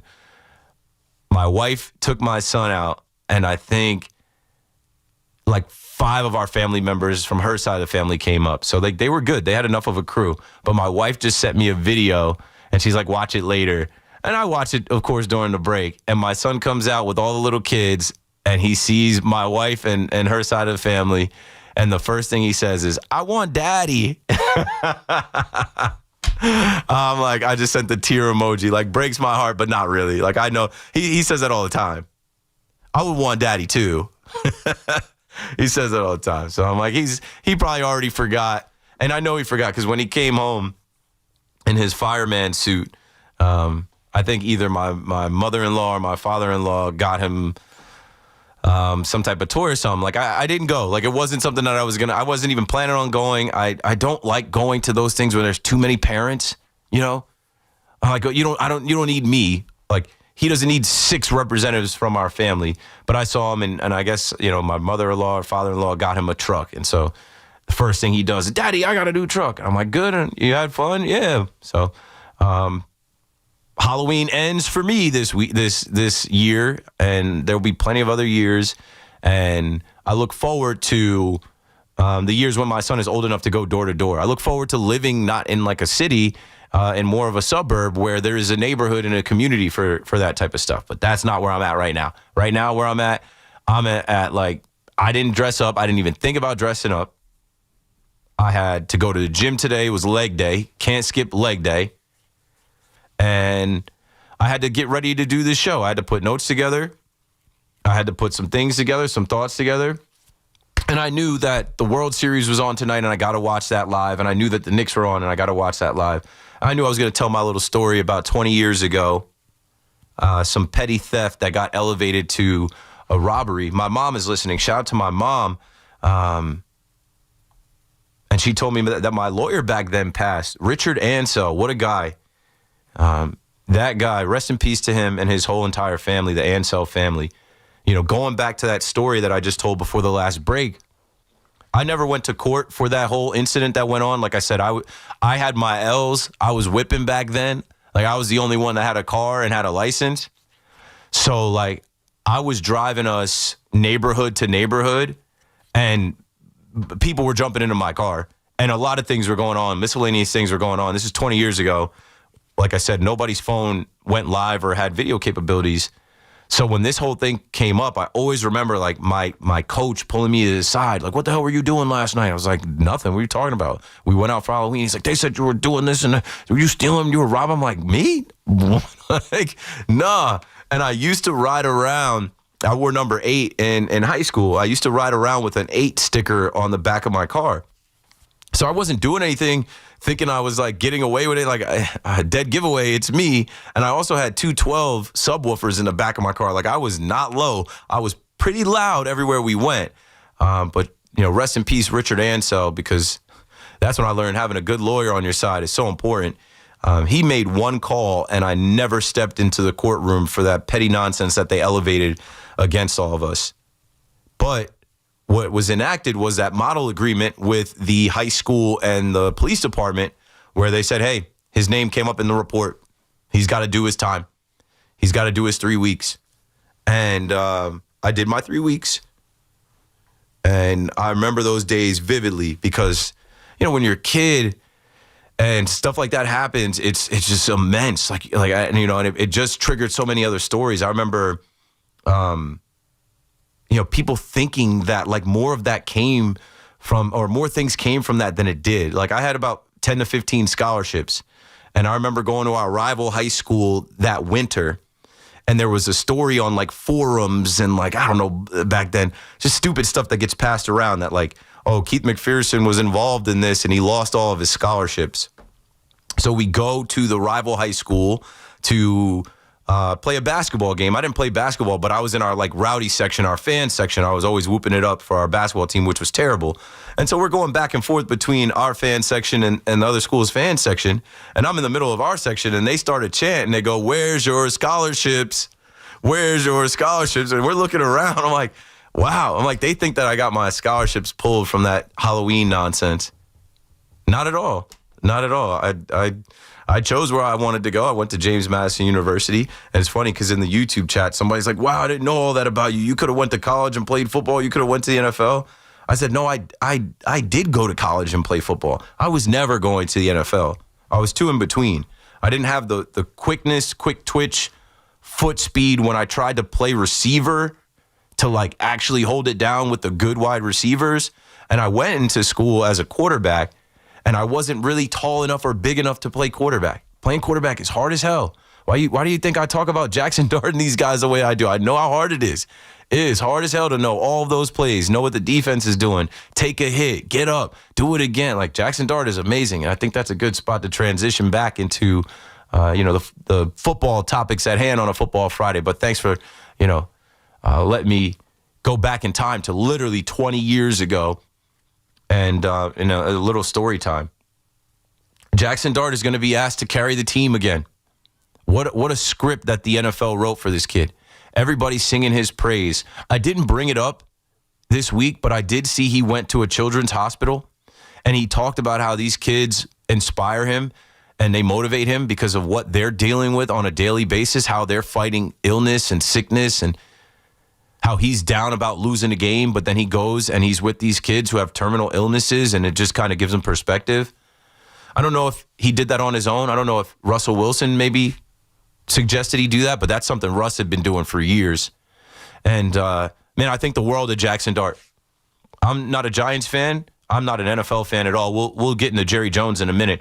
But I'm a Jackson Dart fan because I'm extremely impressed with a 22-year-old kid that has come into New York, put a team and a fan base on his back, lives in Hoboken where I live from what I know. Supposedly dating this like supermodel chick. Like this guy's got it all. And then he steps on that field and he's getting praise from Robert Saleh. I played Robert Saleh's clip this week. I played Kyle Shanahan this week. Tom Brady, Matthew Stafford, Nick Bonito, Vic Fangio. Like to step into the Giants organization in New York, the hardest place to do anything, and do what he's doing, he's going to be asked this week to do more. He has to be the X factor. As I was talking about the Giants and saying who's the X factor, he's the NFL Offensive Rookie of the Month. Here comes November, kid. Do it again.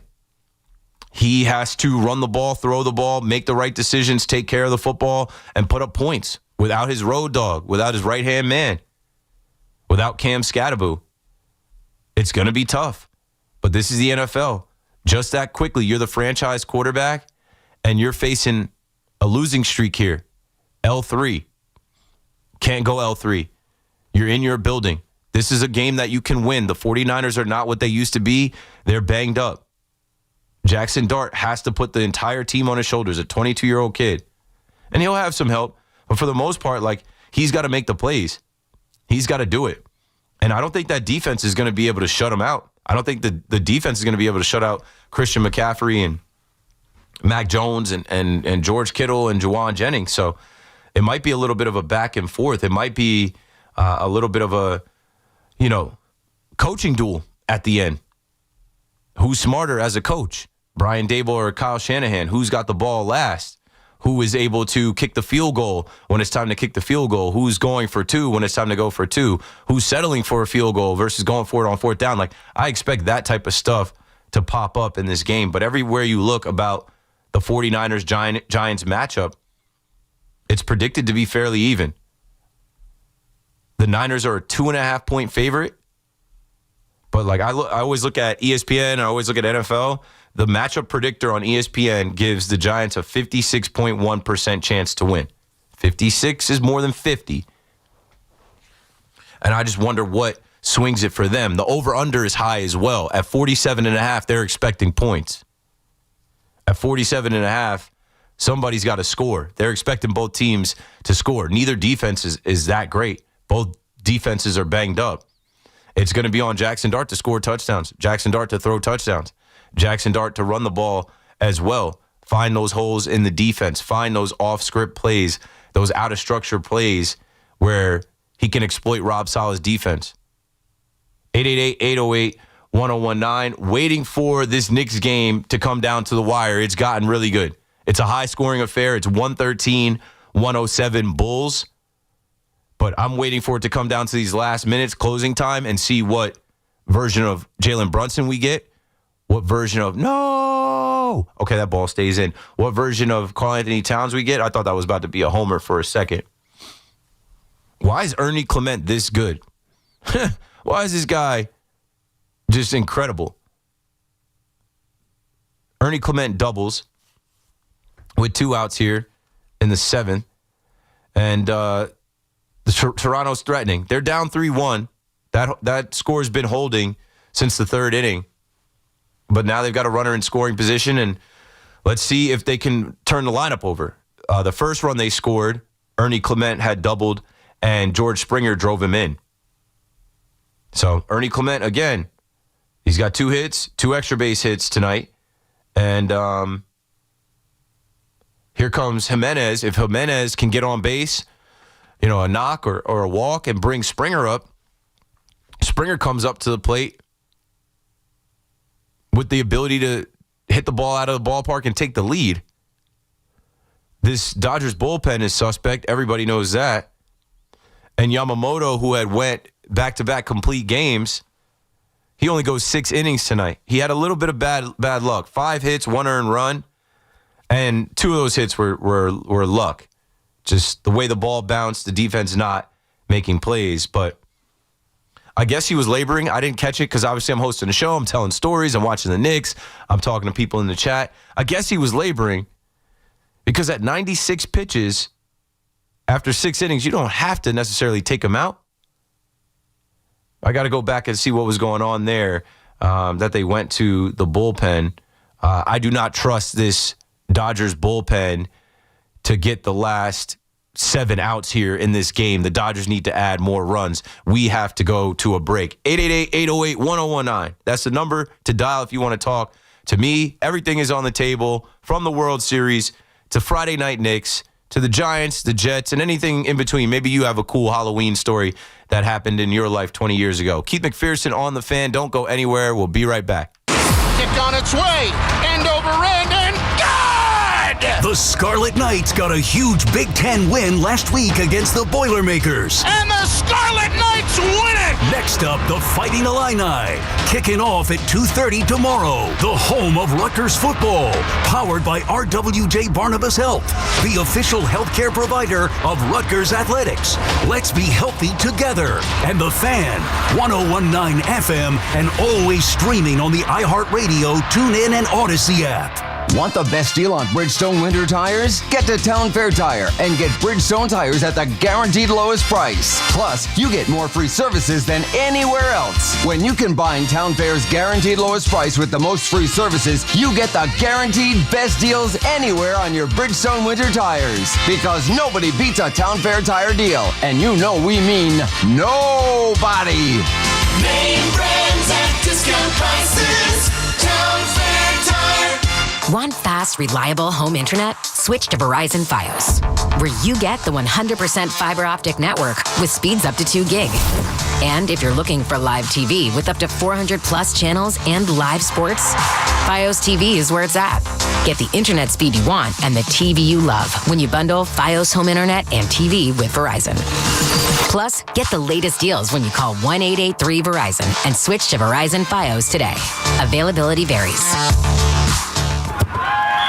When businesses thrive, communities score. That's why Bank of America is the official bank of FIFA World Cup here in New York, New Jersey. And our more than 280 local business specialists are ready to help your business win. What would you like the power to do? Learn more at bankofamerica.com/local business.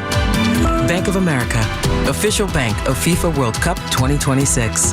Bank of America Corporation, all rights reserved. We've got more sports talk coming up on The Fan. Honey, that flu keeping you up? Did you take NyQuil Intense Flu? Nah, I got this. Okay, I don't got this. Yeah, you need NyQuil Intense Flu. Undo your flu with NyQuil Intense Flu. NyQuil Intense Flu provides powerful relief of your flu symptoms so you can sleep. You do got this. NyQuil Intense Flu. The nighttime sniffling, aching fever. Best sleep with the flu medicine. Use as directed. Keep out of reach of children. Another app for inventory, one for CRM. Oh, don't forget accounting. Wait, which login was that? Or you could use Odoo, one fully integrated system that does it all without the hassle. Ditch the app overload. Get everything your business needs on one platform. Try Odoo free today at odoo.com. That's ODOO.com. Go to WFAN.com/contest to enter for a chance to win tickets to see Iron Maiden at Sports Illustrated Stadium on September 5th from our friends at Live Nation. Tickets are on sale at livenation.com. Take on every road in a Lexus from Ray Cattina Lexus of Freehold and Ray Cattina Lexus of Monmouth. Discover the breakthrough Lexus TX with 3 rows of comfort, generous storage, and refined style. Built for families like yours, only at Ray Cattina Lexus. Total Orthopedics is Long Island's premier orthopedic practice. Whether it's a sports-related injury or something far more complex, Total Ortho has you covered with locations throughout Long Island, Queens, and now West Orange, New Jersey. Don't struggle with pain or injuries and get fast, expert care from the leading orthopedic doctors, including the #1 spine doctor on Long Island. Visit TotalOrthoSportsMed.com and schedule an appointment today. Total Orthopedics and Sports Medicine, the experts at getting you back to being you. Let's go! You're still glowing, flirting, grooving. You've still got it. But your immune system weakens as you age, making it harder to fight flu, pneumococcal pneumonia, RSV, and COVID-19. Vaccines are a key part of any health routine and help strengthen your immune response. Ask your doctor or pharmacist which vaccines you need. Schedule in minutes at vaxassist.com. Sponsored by Pfizer. In St. Pete, Clearwater, you can chill by the crystal clear Gulf. And stroll downtown St. Pete's galleries and murals. And hang with the locals at a fishing pier. And escape to secluded white sand beaches. Secluded, huh? Yeah, and they're spectacular. And then grab a sandwich at the grouper capital of the world. And maybe a nightcap at a rooftop bar with sunset views. Okay, in St. Pete, Clearwater, you'll find just what you're looking for. And then some. Your Florida escape begins at visitspc.com. At Audi Manhattan, experience best-in-class service in the heart of New York. Visit their Audi flagship store today, conveniently located on 55th and 11th. Audi Manhattan, where luxury meets excellence. Looking for the lowest price on name brand tires? Get to Town Fair Tire and get the guaranteed lowest price on any name brand tire. Nobody beats a Town Fair Tire deal. Nobody. Town Fair Tire. Every hockey player knows the secret to becoming a great skater is time on the ice. But rink time? It's tough to get, expensive, and so inconvenient. This winter, what if your kids could skate anytime they want, right in your own backyard? With Yard Rink, they can. In about an hour, you can transform your yard into an amazing outdoor rink. It's easy to set up and plays like a professional rink. Watch their hockey skills explode to the next level while they're having the time of their lives. Even Yard Rink ambassador Wayne Gretzky says he wishes he had a yard rink when he was a kid. Order today at yardrink.com and save hundreds by using code RADIO21. Nearly 300 sizes are available, starting at just $9.99. Plus, get 2 puck retention nets and your favorite NHL team logos free. That's YARDRINK.com. And save 21% by using code RADIO21. Give your kids more fun-filled ice time and help their hockey dreams come true. Now would be a great time to clean out your garage and donate that old car to Cars for Kids. See how easy it is. Call today, 1-877-CARS-FOR-KIDS or online at carsforkids.com. We all hear the radio ads about the IRS. They tell you to be afraid, to be scared, and they try to frighten you into calling. I'm not here to do that. Tax Relief Advocates is different. TRA is here to tell you that if you owe money to the IRS, whether it's $5,000, $50,000, or $500,000, we have a solution. It doesn't matter if you're sitting in your car, at work, or with your kids. No matter where you are, call now. 800-575-9834. Don't lose hope. TRA can eliminate or reduce what you owe to the IRS. Generous programs are now available that can give you a fresh start. Our passion is taxes and helping individuals fix their IRS problems. We have over 1,000 5-star reviews on Google and an A+ with the Better Business Bureau. You don't need to be afraid of the IRS any longer. End your tax nightmare today by visiting us online at TRA.com or call 800-575-9834. That's 800-575-9834. Tax Relief Advocates. Real solutions for real people. Get the scuttlebutt on your favorite team, the Fan, on the Odyssey, iHeart, and TuneIn apps.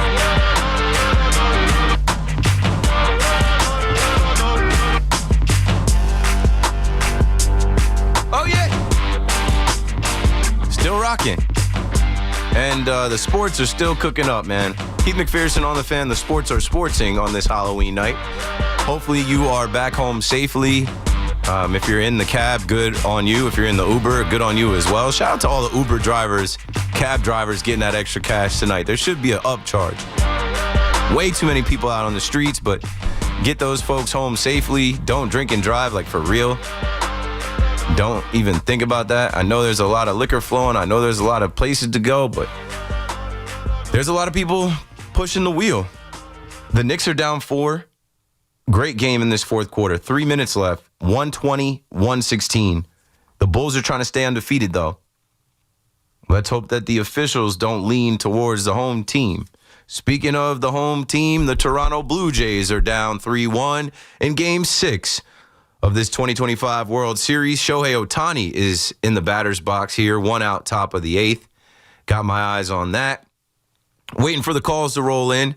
And I wanted to bring to the table something I was talking about earlier with Jerry Jones and the Dallas Cowboys. Shohei hasn't done anything since. Is that going to drop? It does. Off the wall.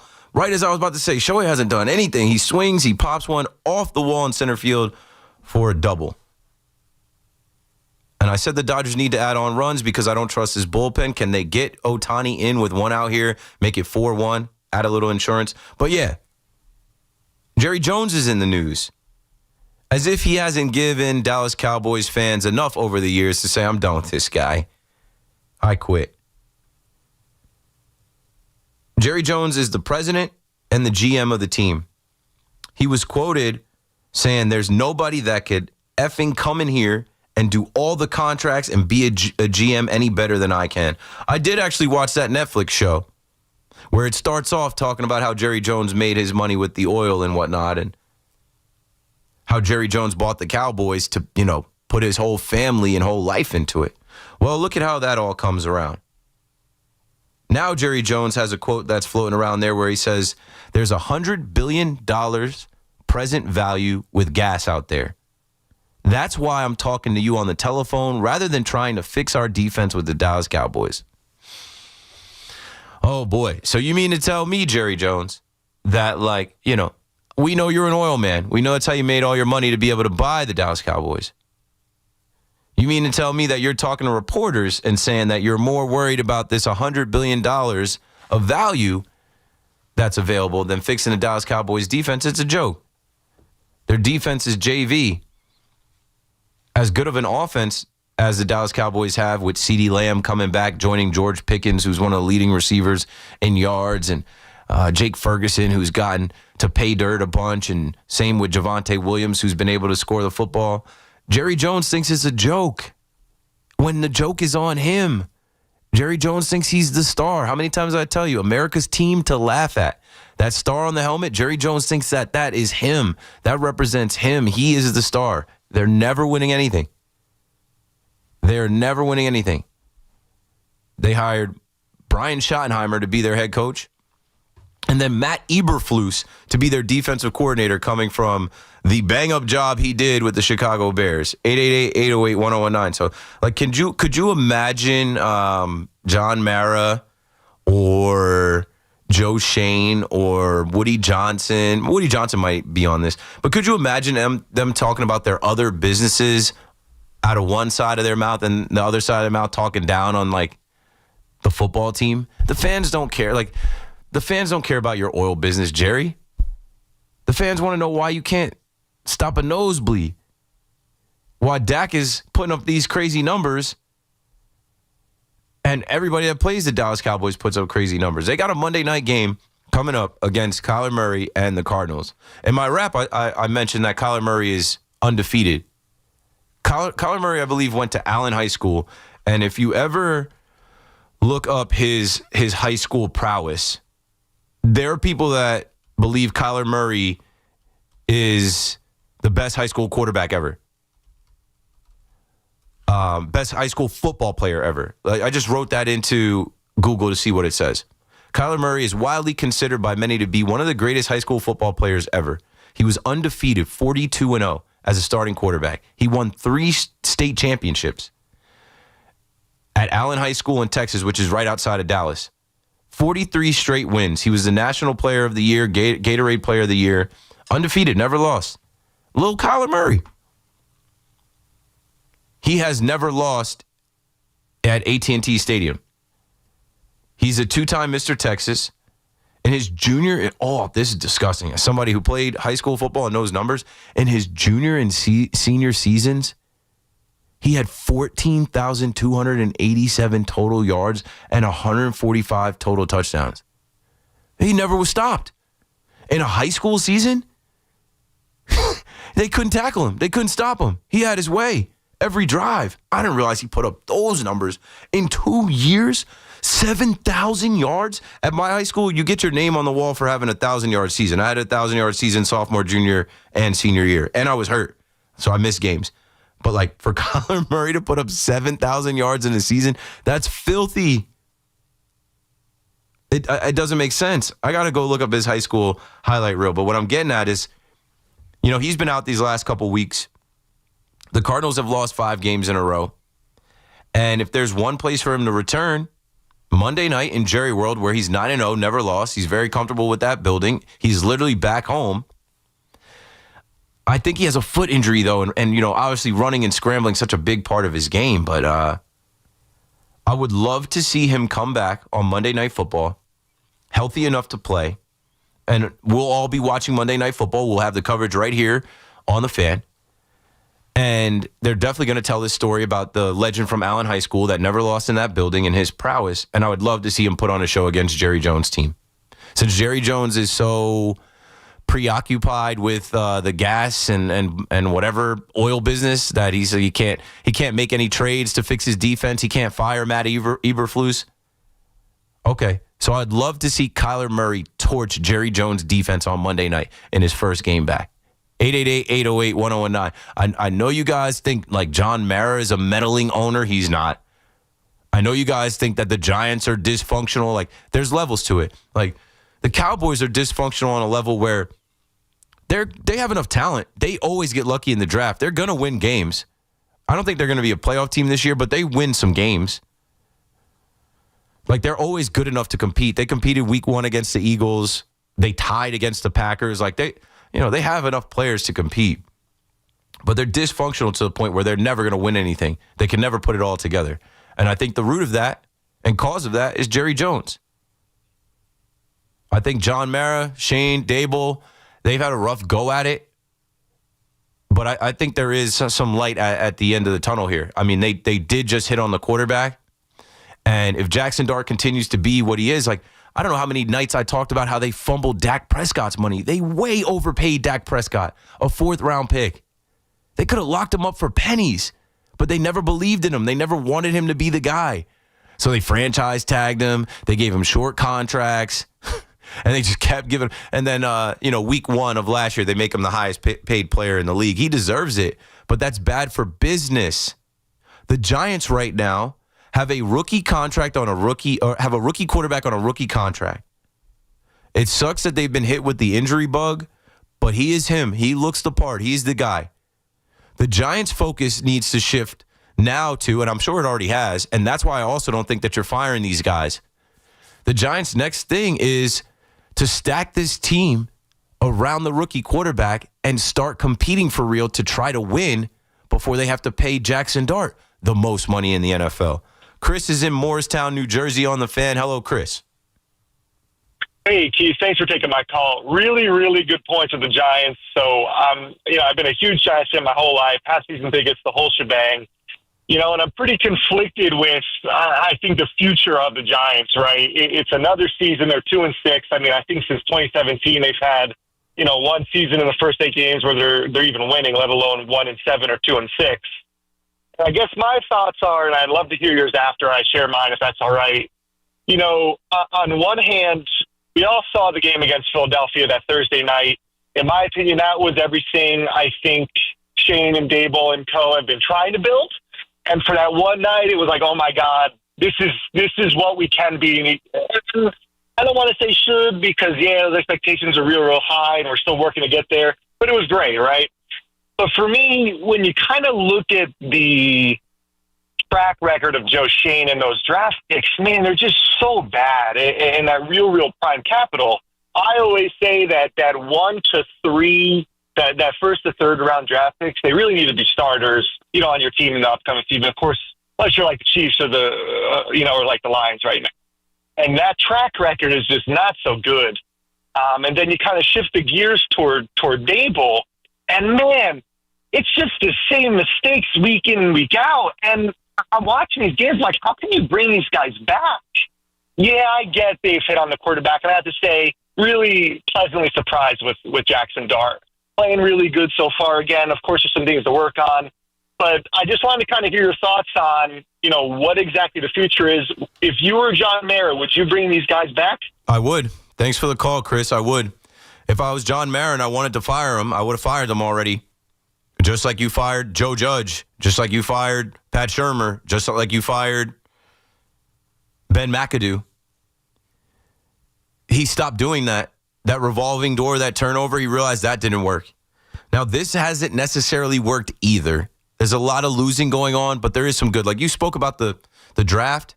Yeah, there's some big misses in the draft over the years. But what about this current draft that just happened in April? You won the draft. You got Abdul Carter and Jackson Dart in the first round. They're both on track. They're both the favorites to be the defensive and offensive rookies of the year. That's a huge win. You're going to see all of those guys play that they drafted. Darius Alexander, Marcus Bowe, Thomas Fidone, Corey Black. They're all playing this weekend. You know who's not playing, but also was a steal of the draft? That, like, I literally remember when it happened, and I've talked about it a bunch. I was filling in for Evan and Tiki right in here with C-Mac, and we're hosting the show, and C-Mac said something like, Keith's not lying. He really does only watch the games. He's even here right now. We're hosting the show. He's watching the game. I'm like, yeah, I was watching Cam Scattaboo. I could not watch the game because I didn't want to miss a play. I didn't want to miss a single Cam Scattaboo play. And that game was riveting against Texas last year. They got that guy. And I remember saying, whoever drafts him, because he came out and said, I'm the best running back coming into the draft. He was right. Sucks that he got hurt. But the Giants hit on this entire draft. It took a couple years, but Shane and Dable and their scouts and the assistant GM, what's the assistant GM? Brandon Brown? They hit on this draft. And I think John Mara, and I've spoken on this, and I hate to bring it up, but it's public knowledge. You know, he was diagnosed with cancer. He's going through treatment and chemotherapy. I don't think he's going to be in the spot at the end of the year to say, yeah, let's fire these guys and go on a search. Who do you guys want? The names that you guys have brought up to be the next coach of the Giants, they're not it. Oh, let's go get Bill Belichick. Let me go check on Bill Belichick, because I'm pretty sure North Carolina was losing to Syracuse tonight when I last saw that. You don't want Bill Belichick. Oh, they're winning now. 27-10. They came back. It was 10-3. They came back. But I mean, they're playing against Syracuse, who lost their starting quarterback, who's from this area. I forget his name. Bill Belichick, no. John Gruden, no. Lane Kiffin doesn't want to come up here to coach Jackson Dart. He's good down there in Ole Miss. If you wanted to fire him, you should have fired him before you let him draft the quarterback. That was the last frontier. That was the last box to check. We brought this guy in, and two guys. They brought Shane in because he was a part of the Bills who drafted and developed their own talent. It took him a couple years on his own, but he's finally hit. And Dable was brought here because he had a hand in drafting, developing Josh Allen. Now he's got his Josh Allen. Why would you rock the boat? I get it. Shane Bowen sucks. He should have been fired last year. I get it. Brian Dable is fiery and he yells and he makes mistakes, but it's not just him. Most people regard him as an offensive mastermind as a coach. I was playing Mac Jones the other night talk about how great Brian Dable was as a coach. Aaron Rodgers went to Pat McAfee and spoke highly of him. You saw him in Hard Knocks. He knows his X's and O's. He won Coach of the Year the first year, and I know people don't want to give him credit for that. It's hard to win in the NFL. You need a lot of moving parts. The book is still out on them, folks. It's week 9. Can they get this win total up to 6 or 7 games? It has to be there. 4 isn't good enough. 5 isn't good enough. They have to win. George Springer, I'll say he's a demon. George Springer with a knock. Bottom of the 8th. Leadoff knock. George Springer's on first. Luckily, that ball didn't travel elsewhere. Blue Jays are not done. 888-808-1019. If you disagree about the Giants and the state of Giants, call me up. I'm not a Giants fan. I'm a former Dallas Cowboys fan. I'm a radio host on the Fan. I'm rooting for the Giants to win and be good. I like Jackson Dart a lot. I don't think they're going to break up that relationship between him and Brian Dable. They are tighter than we see. They have a bond that we don't even know about. You might not want to give him credit because Jackson Dart looks like he's just great on his own. Mike Kafka and Brian Dable had a hand on him, and they had a big part of that. Malik Neighbors will be back. They hit on him last year. Did they not hit on Cordell Flott? Did they not hit on other, there's other guys that they hit on too. We'll do that. We'll go back through the draft, through the years. Andrew Phillips, Theo Johnson, Tyrone Tracy. You got to give them some credit. The wins are hard to come by. It's a competitive league. But like I said, if you're thinking about what teams try to do, which is win with the rookie quarterback under the rookie contract, you found a rookie quarterback. You're about to start over. This is a 5-year contract. They have one more year. We'll continue the conversation. I got more to add to it. Keith McPherson on the Fan, watching the World Series come to an end, and the Knicks have lost.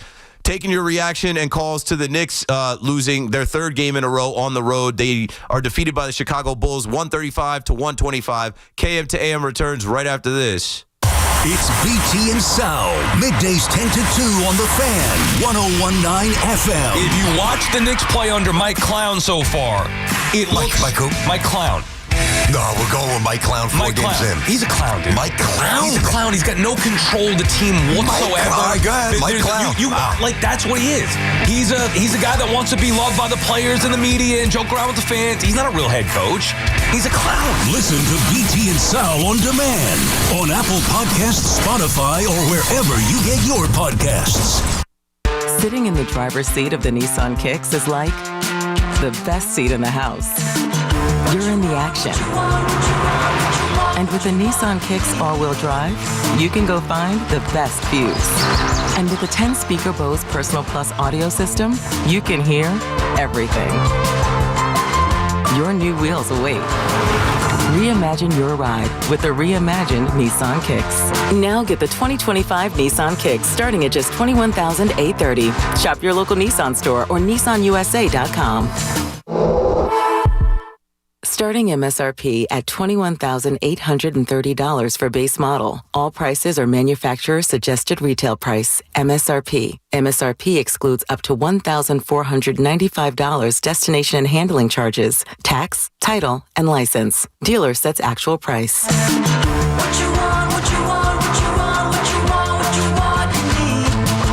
Are you fans? It's football season, so make sure you catch all of the Scarlet Knights gridiron action this season on WFAN. Scarlet Knights football is presented by RWJ Barnabas Health, the official healthcare provider of Rutgers Athletics. Let's be healthy together. This winter's shaping up to be a harsh, snowy season, so take control of the roads with a new set of Bridgestone Blizzak tires from Town Fair Tire at the guaranteed lowest price. Plus, Town Fair gives you the most free services with your purchase of Bridgestone Blizzak tires. For the guaranteed best deal on Bridgestone Blizzak tires with the most free services for life, nobody beats Town Fair Tire. Nobody. Name brands at discount prices. Town Fair Tire. Adventure meets luxury in the new Lexus GX from Ray Katina Lexus of Freehold and Ray Katina Lexus of Monmouth. With bold design and spacious comfort, it's ready to take you anywhere. Discover your new GX at Ray Katina Lexus. I'm Bob Burke, founder and chairman of Burke America Parts Group, a family of brands that includes RepairClinic.com, an appliance and HVAC parts solution company that's grown into an international brand. Before AmericanEagle.com, we partially launched a new technology platform developed by another firm. American Eagle helped take our technology to a whole new level with digital marketing, software development, and business insights into our key markets, appliances, HVAC, and outdoor power equipment, and did so both on time and on budget. AmericanEagle.com has the resources, experience, and talent needed to produce solutions. Our new technology platform, developed by AmericanEagle.com, has produced tremendous results with higher traffic, conversion, engagement, and online revenue. If you have any home repairs you need to take care of, check us out at RepairClinic.com. If you need a world-class website or technology project, then I would highly recommend AmericanEagle.com. Call AmericanEagle.com at 773-NETWORK. That's AmericanEagle.com, 773-NETWORK. Dunkin's $6 meal deal is kind of wild. You get a bacon, egg, and cheese sandwich, 6-piece hash browns, and a medium iced or hot coffee, all for $6. That's the main character meal energy you need this fall. Get it now in Dunkin' stores or order ahead on the Dunkin' app. No substitutions, participation and times may vary. Offer price varies in California and Hawaii. Limited time offer cannot be combined with other offers. Exclusions and terms apply. Sitting in the driver's seat of the Nissan Kicks is like the best seat in the house. You're in the action. And with the Nissan Kicks all-wheel drive, you can go find the best views. And with the 10-speaker Bose Personal Plus audio system, you can hear everything. Your new wheels await. Reimagine your ride with the reimagined Nissan Kicks. Now get the 2025 Nissan Kicks starting at just $21,830. Shop your local Nissan store or nissanusa.com. Starting MSRP at $21,830 for base model. All prices are manufacturer suggested retail price. MSRP. MSRP excludes up to $1,495 destination and handling charges, tax, title, and license. Dealer sets actual price.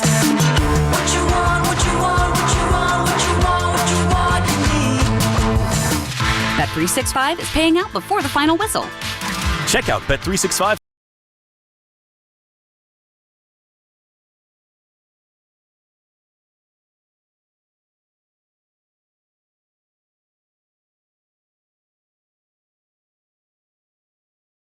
Never ordinary at Bet365.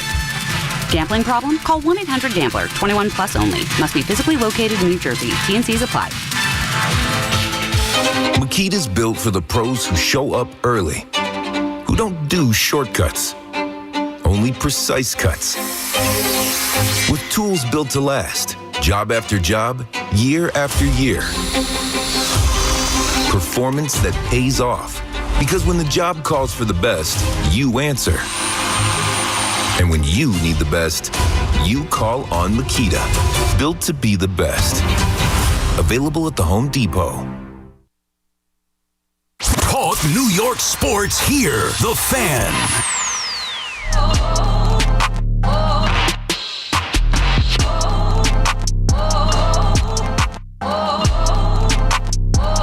Big out in the World Series. Roki Sasaki in there facing Bo Bichette. Bo Bichette pops out in foul territory. Mookie Betts makes the play. 2 on, 2 outs, bottom of the 8th. Blue Jays still trail 2 runs. It's 3-1 Dodgers. I've never been more of a Dodgers fan than now. Keith McPherson on the Fan. We're talking sports. Before the break, I was talking about the state of the Giants and the future of the Giants. We've been doing this all week. And I feel like so many of you are ready to jump into Black Monday. So many of you are just ready to say, this season's over. They're not going to win. Fire everybody. I don't feel like that's the steps we need to take here. I don't feel like that is where we are here. I don't think that we got to jump to any conclusions yet. And when I actually break it all down and think about it, I don't think that these guys are getting fired. You could have fired them the last 2 years. They already gave you that boost. They already gave you that feeling. Like I said, I was at Thursday Night Football, man. I've never been around more happy Giants fans. I will always remember driving out of there seeing sick and disgusted Eagles fans. It had been too long. Listening to the radio in the post game. You know, they haven't won a game since. It would go a long way for them to win Sunday, and they can. That's on the table. And that's a ground ball to Miguel Rojas for the 3rd out of the inning. We're going to the 9th. Shohei Ohtani claps it up like, yeah, I took the under. Sharif is out on Staten Island. What's up, Sharif? Hey, what's up, Keith? Look, I love listening to you, but I just totally disagree with you. They definitely not going to win 6-7 games because, one, they got no Scatterboo. They got no neighbors. You got a coach that doesn't make good decisions. They got Tyrone Tracy. They got Ray McLeod now. They could also trade for a wide receiver. Everybody was wanting them. But 3rd and 5, you don't tell your quarterback against Denver, don't throw it, run for the first down. You make the first down, you get it. You run the play. The guy threw the ball. First off, Scatterboo got blown up on the play. That's a mistake. And what I like. No. I'm not disagreeing with you on that. I'm just saying, in that position, if I'm the coach, I'm saying 3rd and 5, you run for first down. You don't throw it. I don't care who's open. No, they're letting him play. And that's the thing about Dart. They're not treating him like a rookie. He's shown how advanced he is for a rookie. They're calling the plays. Make a play. He made a mistake. That's rookie growing pains. That's now 3 weeks ago. Keith, I get that. But you got to understand, the one good defensive coordinator we had, Brian Martindale couldn't get along with him. He couldn't They can get go along get with him. another one, though. They can definitely go get another one. Wink Martindale hasn't gotten another NFL job. Yeah, but he was an aggressive person. I guess it's like, you don't want to work with him because he's not gonna, you want somebody that's Personalities aggressive on clash, man. It's high testosterone. These are alphas. And then Slayton, and then on top of that, Slayton, Okay. you give that money to Slayton, but you can't give it to Barkley. A year later, yeah, different circumstances. A year later, the math wasn't mathing then, and like I completely disagree with. Thanks for the call. I completely disagreed with letting Saquon go specifically to the Eagles and what we had to live through last year, a 2,000-yard season and a Super Bowl. He's never doing that again, and they might not win a Super Bowl again. But they were enabled by the Giants and Joe Shane's GM book for dummies that said, no, I can't pay Saquon Barkley. I couldn't trade him. He was too valuable to trade the year before, but I can't give that same contract that the Eagles gave to a guy that was vocal about wanting to be here because I believe you don't pay running backs. You pay that one, though. That one's different. That guy, John Mara, walked in and said, I'm going to have a hard time sleeping. We know. Like, I wish they would have played that differently, but maybe we don't end up here. Maybe we don't end up in the reality that we're in. It's a butterfly effect. Maybe they don't end up with the number 3 pick, trading up to 25 to get Dart and also to get Scatterbo in the 4th. It's in the past. All right? All that is in the past. They're not holding that stuff against them now. You got to look forward. You mean to tell me they can't win 4 or 5 more games? Win this game, that's 1. Go beat the Bears, that's 2. Go beat the Commanders, that's 3. Go beat the Vikings, that's 4. Go beat the Raiders, that's 5. Maybe they could beat the Dallas Cowboys last game of the season. I didn't include that. Maybe they could upset the Patriots, Lions, or Packers. Highly unlikely. But maybe, right? The Packers come here. Last time the Packers came here, Tommy Lugauer said that was one of the greatest moments in Giants history. Packers came here against Tommy DeVito. They couldn't throw the ball, run the ball, couldn't do anything. Maybe they can't play out here. Maybe the 49ers can't play out here. A lot of teams come out here and they see how garbage the stadium is and they don't have any juice. Corey is in Rutherford on the Fan. What's up, Corey? Keith, I'm a big listener, longtime Giants fan. I agree with you. Cannot change the course. And to be honest with you, I don't care if we lose 4 games, another 4 games this year. I don't care if we only win 4 games. It doesn't matter. One of the things that I think that we have to do as Giant, as the Giant front office has to do, they got to get more depth and they got to figure out the injury bug. We have had the injury bug as Giant seasons go, year over year over year. I mean, we just keep getting injured. We get guys always getting banged up, and I know that's part of the game, but then maybe we need more depth because once we lose those 1s and we go to the 2s, we drop off. Yeah. I mean, look at our DBs. Look what happened this year with our DBs. Yeah. Last week, we had no DB left. We had no DB left to cover anybody because, we were the last pick was a 7th rounder who was really a special teams guy, and he had to fill in because I know. Yeah, I know. That's a big problem. That's the problem. But that's going to come through. That's going to come through another offseason of adding free agents like Javon Holland, Paulson Adebo, and then hitting in the draft on guys that you hit on like Cordell Flott, Andrew Phillips. We need another receiver. We definitely need another wide receiver. I mean, I think the disappointment. Jalen Hyatt was a stud coming out of college. Yeah. I mean, I watched him light up Alabama. We all saw that. Yep. Oh man. And I don't know what happened. He just cannot get it going. And I think tried. And that's and they used that's a draft pick that and you can't blame Shane, you can't blame Dable because he was highly regarded. Yeah. Everybody had him up on the board. Yeah, at the time it was like great pick. Got it. But I don't think they used him correctly. I don't think he meshed correctly here. I don't think it worked right. I do think it was also not a great omen to take that number 13. Odell Beckham's got hard, shoes to fill. Thanks for the call. Appreciate it, Corey. I mean, you live out in Rutherford. You're a Giants fan, and you just said you don't even care about the wins. Some of these Giants fans can see the forest through the trees. You already hit on the quarterback. Your running back will be back. Your number one wide receiver will be back. They're there. They're young. They're under contract. The past is a past. The Broncos game, flush it. It's not worth talking about anymore. You know, what you paid Darius Slayton, part of what they paid Darius Slayton was also earned because he has been here and the type of guy he is. He got awarded an award from the media as the nicest guy to talk to. Like the media liked talking to Darius Slayton. He is a Southern gentleman. He is a guy that he leaves a lot to be desired sometimes on the field with drops or plays not being made. But I think he puts a lot of effort out there in practice. And he's the type of clubhouse guy that you need, locker room guy that you need, and he's a veteran. So they pay him to keep him around because you got to keep some of those guys from the old guard around that know what it took to get here. This to make it concise, and we'll continue talking about it. I still got another hour. If you wanted to fire the coach and not the GM, the coach. You had 2 opportunities to fire him after the last 2 years. Those were fireable seasons. You stuck it out because of the past where you fired coaches after not giving them that much of a leash. And you stuck it out and got Jackson Dart and a couple other pieces. He's got another year on his contract. He's also got another 7 games left, 8 games left, 9 games left.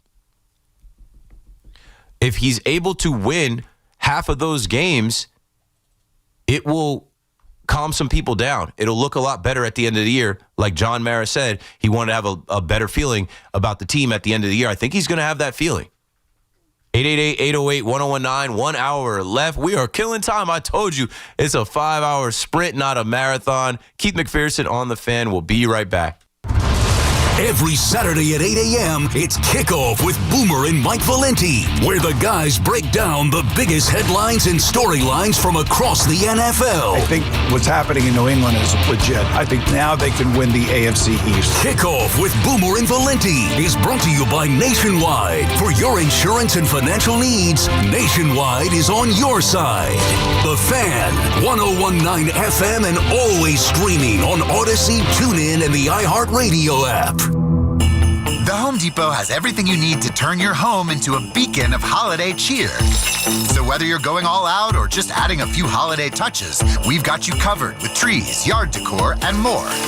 Save time decorating with one of our easy-to-assemble pre-lit trees or pick up a piece from our Yuletide Lane decor collection and fill your yard with holiday joy. Whatever your style, find everything to get your holidays started at the Home Depot. Remember when they used to ask, what do you want to be when you grow up? At Bank of America, we ask every day, what would you like the power to do? When you work here, you help build businesses, inspire communities, and forge legacies. And now we've raised our U.S. minimum wage to $25 an hour. So the opportunity to do more also comes with competitive pay. Learn more at bankofamerica.com/25. Bank of America, proud to be an equal opportunity employer. Talk sports with BT and Sal. Middays 10 to 2. WFAN, WFAN FM, WFAN FM HD1 New York, and Odyssey Sports Station. WFAN Sports Flash. Good evening at 11 o'clock. I'm Justin Rock. This report is sponsored by Chef IQ. Precision cooking, effortless results. ChefIQ.com. The Knicks trying to snap a 2-game slide in Chicago against the Bulls, but ended up seeing ghosts on Halloween night. Shot clock at 4. The Sumo rattles it in. The Sumo, another big bucket. Every time the Knicks look like they got a shot to take the lead, Chicago hits a big 3. Mike Breen with the call on MSG. The Knicks hit 18 threes, but surrender 17 to Chicago. Bulls beat New York 135-125. The good news for the Knicks, Mitchell Robinson made his season debut after missing the first 4 games with an ankle injury. Miles McBride returned as well. He had been out the previous 2 for a personal matter. Nets had the night off on the ice. The Isles snapped a 3-game slide. They rallied to beat the Capitals 3-1. The Devils signed goalie Jacob Markstrom to a 2-year, $12 million extension. And baseball World Series Game 6 in Toronto. The Dodgers trying to force Game 7 tomorrow night. They're 3 outs from doing so. They hold a 3-1 lead over the Blue Jays in the 9th. It's 54 degrees and clear in Central Park. That's what's happening. I'm Justin Rock.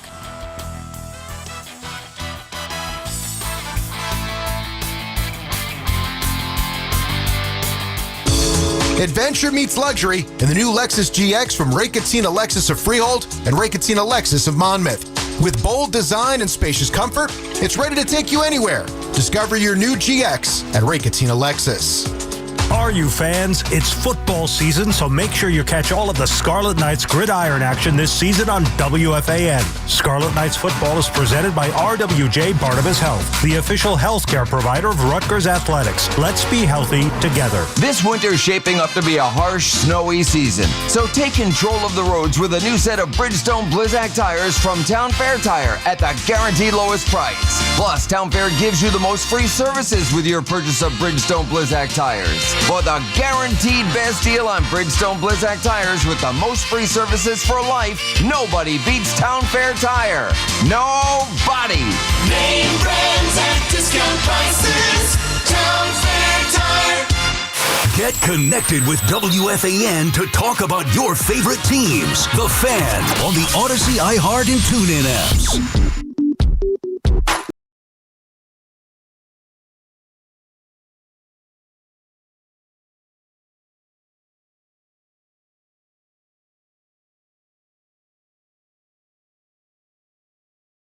Inside the 11 p.m. hour, my last hour on The Fan tonight. I'm going to say this now so that next week nobody writes anything on Reddit or Facebook or Twitter about me getting fired. I'm going on my annual vacation once baseball season ends. I've been doing this for like 5 years. When you first ever heard of me on this station, Carton and Roberts dialed me. I was in Puerto Rico. That was like November 6th or 7th, 2021. So, historically, I've either worked in baseball or, sports or just obviously been a diehard Yankee fan hoping the Yankees win the World Series. You know how Tommy says don't make any vacation plans in October? I never do. But that first week of November, we're out.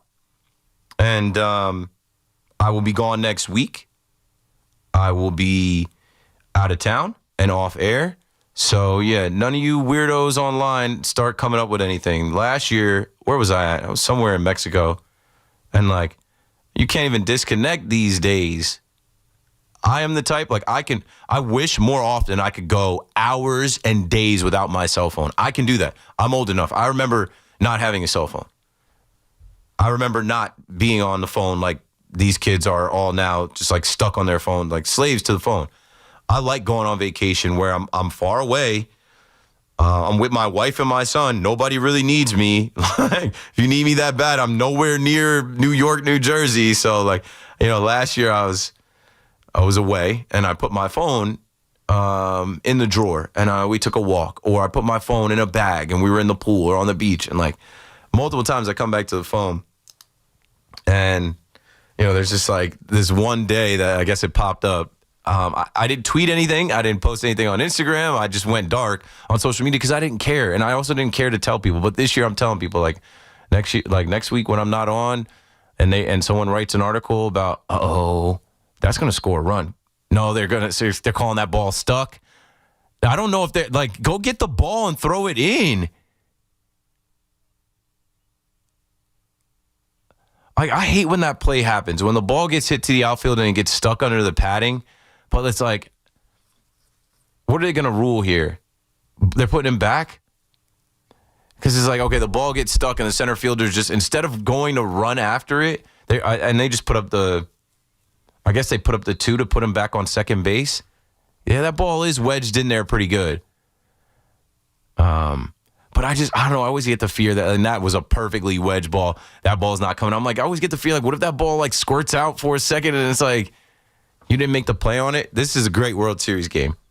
But yeah, anyway, last year I'm I had 2 different journalists reach out about comment on me getting released, let go, fired from WFAN. I had multiple people that are friends of mine reach out with screenshots from Reddit, Twitter. I know, as many people like my show, there's just many people that don't like my show. As many people rock with me, there's people that hate me. Good, I hate you too. No, I'm kidding. I just know it comes with the territory. So there were people celebrating, my demise, and I just thought, it was funny because it wouldn't go that way.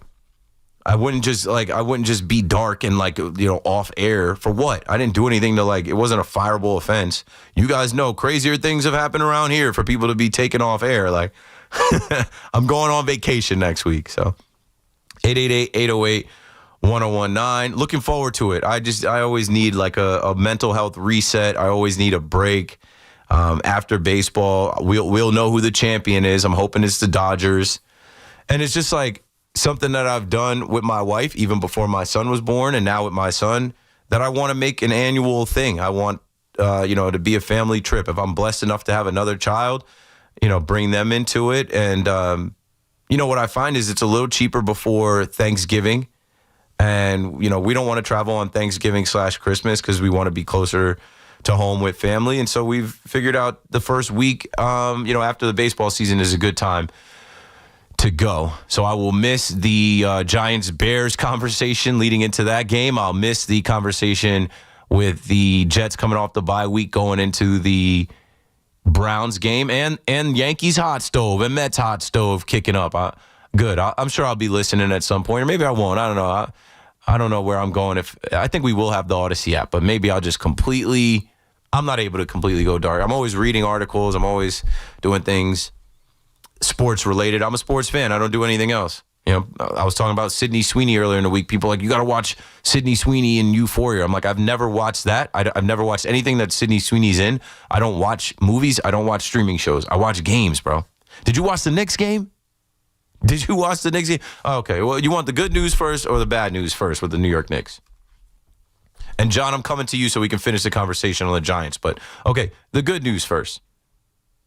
The Knicks will run it back Sunday against the same team. The bad news is that team put up 135 points against them. And for the most part, it was never a game. The Knicks' largest lead was 8 points. The Bulls' largest lead was 22. And those guys are young over there. And those guys can fill it up over there. Josh Giddey had 32.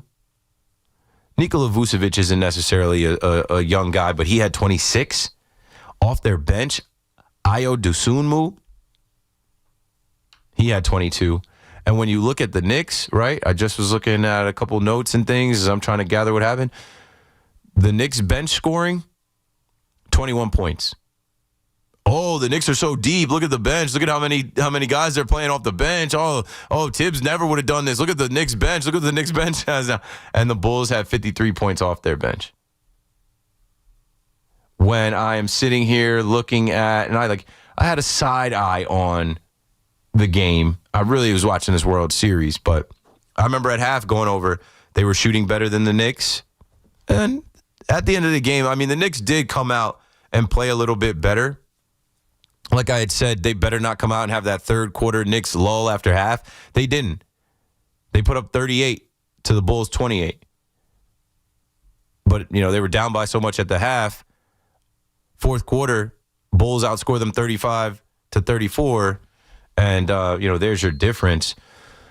Tyler Glass now is in the game in the bottom of the ninth to close it out here. You got to love baseball, man. What a World Series this has been. Like I said, I stopped hating. Just when I thought I was out, they pulled me back in. Just when I was I don't care to watch this World Series. I don't want to see either one of these teams win. This has been a good one.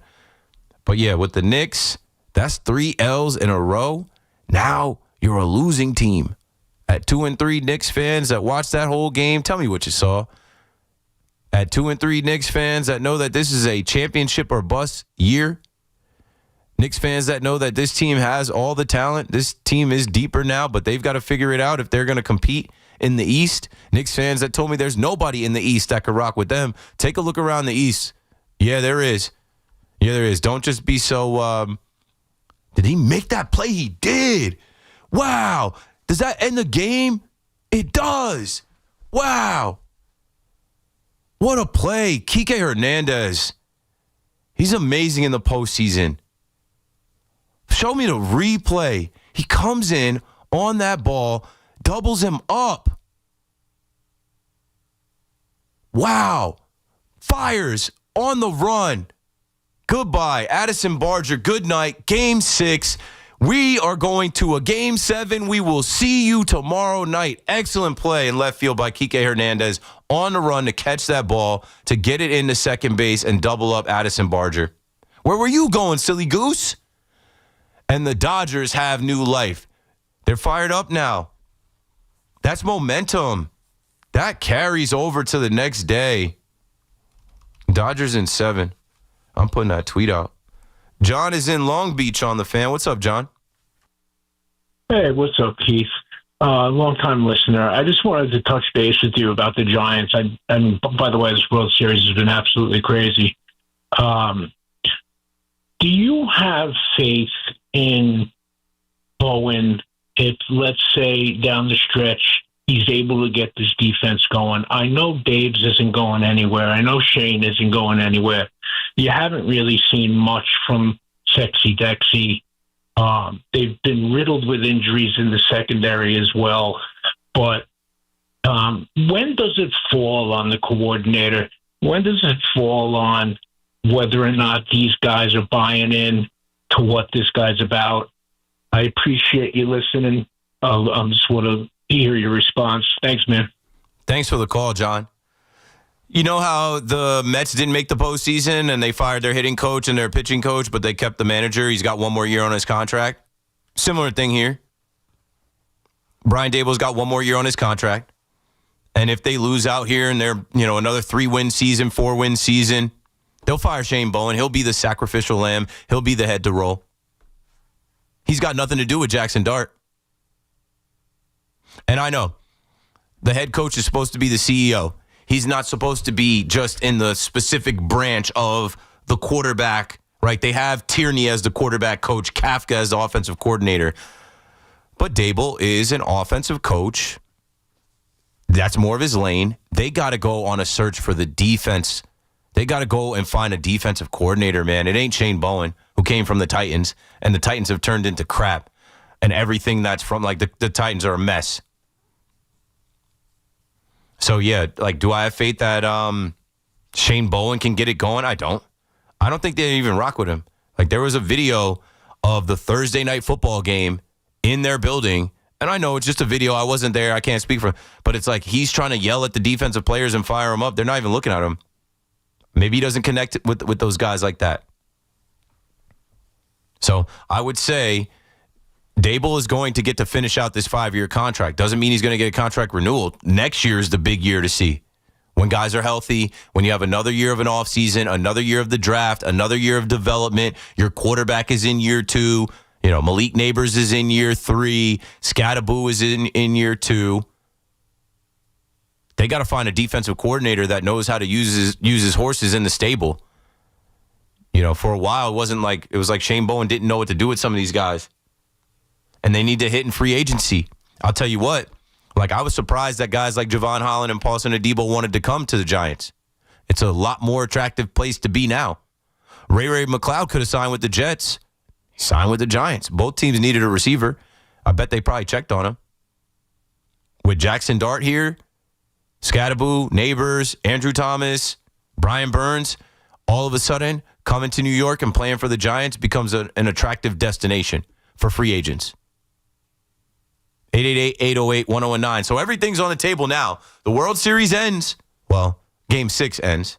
Toronto chokes the game away. They score 1 run. Mookie Betts finally comes alive. Yamamoto doesn't need to throw a complete game. The Dodgers force a Game 7, and I feel like that momentum will carry over to tomorrow. Now, you know what they say. Momentum is only as good as the next day's starter. Well, their starter's TBD. Max Scherzer is on the mound for the Blue Jays. Come on now. Come on. Max Scherzer can be trash at times. He can be had. He can get got quickly. Smell blood in the water, old man. The Dodgers are back. They even the series up. I did my best to try and mush Toronto the other night. I did my best. This microphone is powerful. I did my best mush job on Toronto the other night. I basically crowned them. I basically said that they're going to hang a banner in their building. They're going to have a parade in Toronto. It's over. It's done. I don't want to see that. I can live with the Dodgers winning back-to-back. They're already the reigning champs. They're the almighty deferrals. I can live with the Dodgers, quote-unquote, ruining baseball. So be it. Lock them out after this year. No, we got to wait another year. But I can live with them going into 2026. Will they be the first team to three-peat since the New York Yankees did it? No. And you know what would be awesome, but it's not going to happen because the Yankees aren't like that? It would be awesome if the Yankees did what they had to do to meet them in the World Series and stop them from three-peating. Wouldn't that be a story? But the Yankees would be like, nah, we're good. We got Ben Rice. Nah, we're straight. We got Austin Wells. Nah, we're all right. We got Volpe at home. We got Caballero and Ryan McMahon. We're good. We're good. We're good. We got Jason Dominguez. Like, we're good. Robbie and Lennox back on the Fan. Robbie, what'd you think of that game tonight? I cannot believe what I just saw. First of all, what in the world is Ernie Clement doing? He's been great all postseason. Ernie, what are you swinging at? What? Oh, no, you're breaking up, Robbie. You're breaking up, Robbie. Call us back, Robbie. Make sure you're on the right side of your house or wherever you usually call where your line is better. Ernie Clement? Let me go to the box score because Ernie Clement had the double. He had 2 hits. He had 2 doubles. What is Ernie Clement swinging at? Did I miss something there? Because he popped out. First pitch swinging high and inside. Yeah. What's he swinging at? Eager Beaver. Thought he saw something. Eager Beaver. A 96 mile an hour sinker that didn't sink. He thought he had a high fastball inside that he could hit out and be the hero. Nope. Okay, let's bring Robbie back. Robbie, you there? Better? Yes. Okay, good. Okay, you cannot swing at the first pitch. I don't care what he throws. You got the crowd going. Everybody's the building's nervous. Dodgers are nervous. You got Glasgow on the mound. He's a guy who can hit and make contact with. But this is ridiculous. You cannot get doubled up. You got George Springer, arguably, between he and Bernie Williams, one of the greatest postseason hitters of all time. He's got 9 postseason home runs. That's ridiculous. How do you get doubled up there? Why? Because Kiki Hernandez happens to be running in for a catch?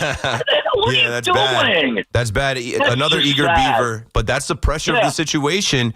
You got the tying run. The tying runs in scoring position, and you get doubled up there, and that's why I said that's momentum that's going to carry for the Dodgers. They're going to sleep tonight in Toronto, feeling really good about a Game 7 tomorrow. I know. Can't you just picture like Clement taking a couple pitches and at least getting a stock play to get a run home? I mean, I couldn't believe when he get doubled up, and that's you know what I'm going to say, Robbie? Yeah, he looked like he plays for the Yankees. He looks like a Yankee. Yeah, that's what I said to him. I said, I'm screaming. I'm going, what do you do, play for the Yankees? Oh, my God. My lighter went across the room. My cat's leaking. I'm going, what's going on, man? What are you doing? Anyway, oh, my God. So, anyway, as far as the Yankees go, all right, you're playing GM right now. All right, this is it. Keith McPherson, new general manager of the New York Yankees. So I'm asking you a question. Who's the first guy you're getting? What are you getting? I'll leave it at that. Anyway, brother, have a good weekend. Thanks for always taking my calls. Thanks for putting up with me, and give Connor my best. He's a great guy. So you're the man, Robbie. Appreciate you. Like I actually talked about Robbie earlier. I said I went home last night and I jumped in the chat to support Big Mac. Big Mac had it going, and I saw Robbie was in the chat, and I talked to Robbie in the chat. We got a whole community here of folks online and on air, but if I am Brian Cashman, who is the first guy I'm going to get? Kyle Tucker. Go add that bat. I know they won't, but I did this the other night, and we're going to do this. Well, you guys are going to do this next week as Hot Stove cooks up that first week of November. But what I said was, okay, you got back to the World Series with a weaker team. Like Aaron Boone thought this was the best team that he had, right? It seemed like a deeper lineup. But you got back to the World Series with a tandem of Soto and Judge. And then a couple other guys sprinkled in, like Gleyber Torres, like Stanton, that got it done. You need another sidekick for Judge. Or not even a sidekick, just a partner in crime. Let's not call it a sidekick, because Those guys were Batman, Superman. Kyle Tucker would be that. Now, I know he had a down year. He was hurt, whatever. But, like, go ahead and spend the money on Kyle Tucker and lock him up. And then he's here where – can he play left field? I talked to him about it. How do you feel about playing left field? Can you play left field? He's not a center fielder, but Dominguez is. Put Dominguez in center field. Spencer Jones also can play center field. So go get Kyle Tucker to play left field. And then when Judge's elbow goes out, I don't mean to make a joke about it, but like we don't know how his elbow's going to hold up, or maybe this is Judge's last full season. Judge about to be 34. How long is he going to play right field? Kyle Tucker can play right field. Kyle Tucker is what, 29? But I know they're not on that. I know they're not on it. He's 28. Well, he'd be 29 in January, so. I know they're not on that, man. That left-handed swing in Yankee Stadium, I like Cody Bellinger. I like Cody Bellinger, too. I do believe Cody Bellinger was hurt, and I do believe that affected his play. But why can't you get both Cody Bellinger and Kyle Tucker? Then you put Cody Bellinger in center field, Kyle Tucker in left field. Trade Jason Dominguez. Trade Spencer Jones. Not worried about that. You have to win now. No? You don't have to win now. There's no urgency in Yankee land to win now with what you're watching right now? The two teams that eliminated you in the last 2 seasons, there's no urgency for you to get back in 2025 or 2026 after either the Blue Jays win in 25 or the Dodgers go back-to-back. I don't know, man. Justin in Middletown on the Fan. What you got, bro? Hey, I just want to talk about the Mets. I mean, like, what are we doing? The Nets? The Mets, New York Mets. Okay, the New York Mets. What are the Mets doing? I don't know. How did they not make the playoffs? I'm in awe. I could give you chapter and verse on that. I called that out very early. They did not have the pitching. Injuries and... Jeez, I don't even know if it's that, though. They didn't have the pitching. They didn't add a starter at the deadline. Geez, we talked about this before. They just don't have dogs in the lineup. They have. I mean, come on. They have Francisco Lindor, Pete Alonso, Juan Soto. Not a dog. Not a dog. Those guys are all postseason. But they're all postseason proven clutch players that we've seen. We can go through the highlights of all of those guys and having moments of being dogs. They just couldn't get there because there were so many games where Kodai Senga gave it up right away. David Peterson gave it up right away. Sean Manaea didn't have it. Loose bodies in his elbow. And they kept running those guys out there. They kept thinking they were going to get it done.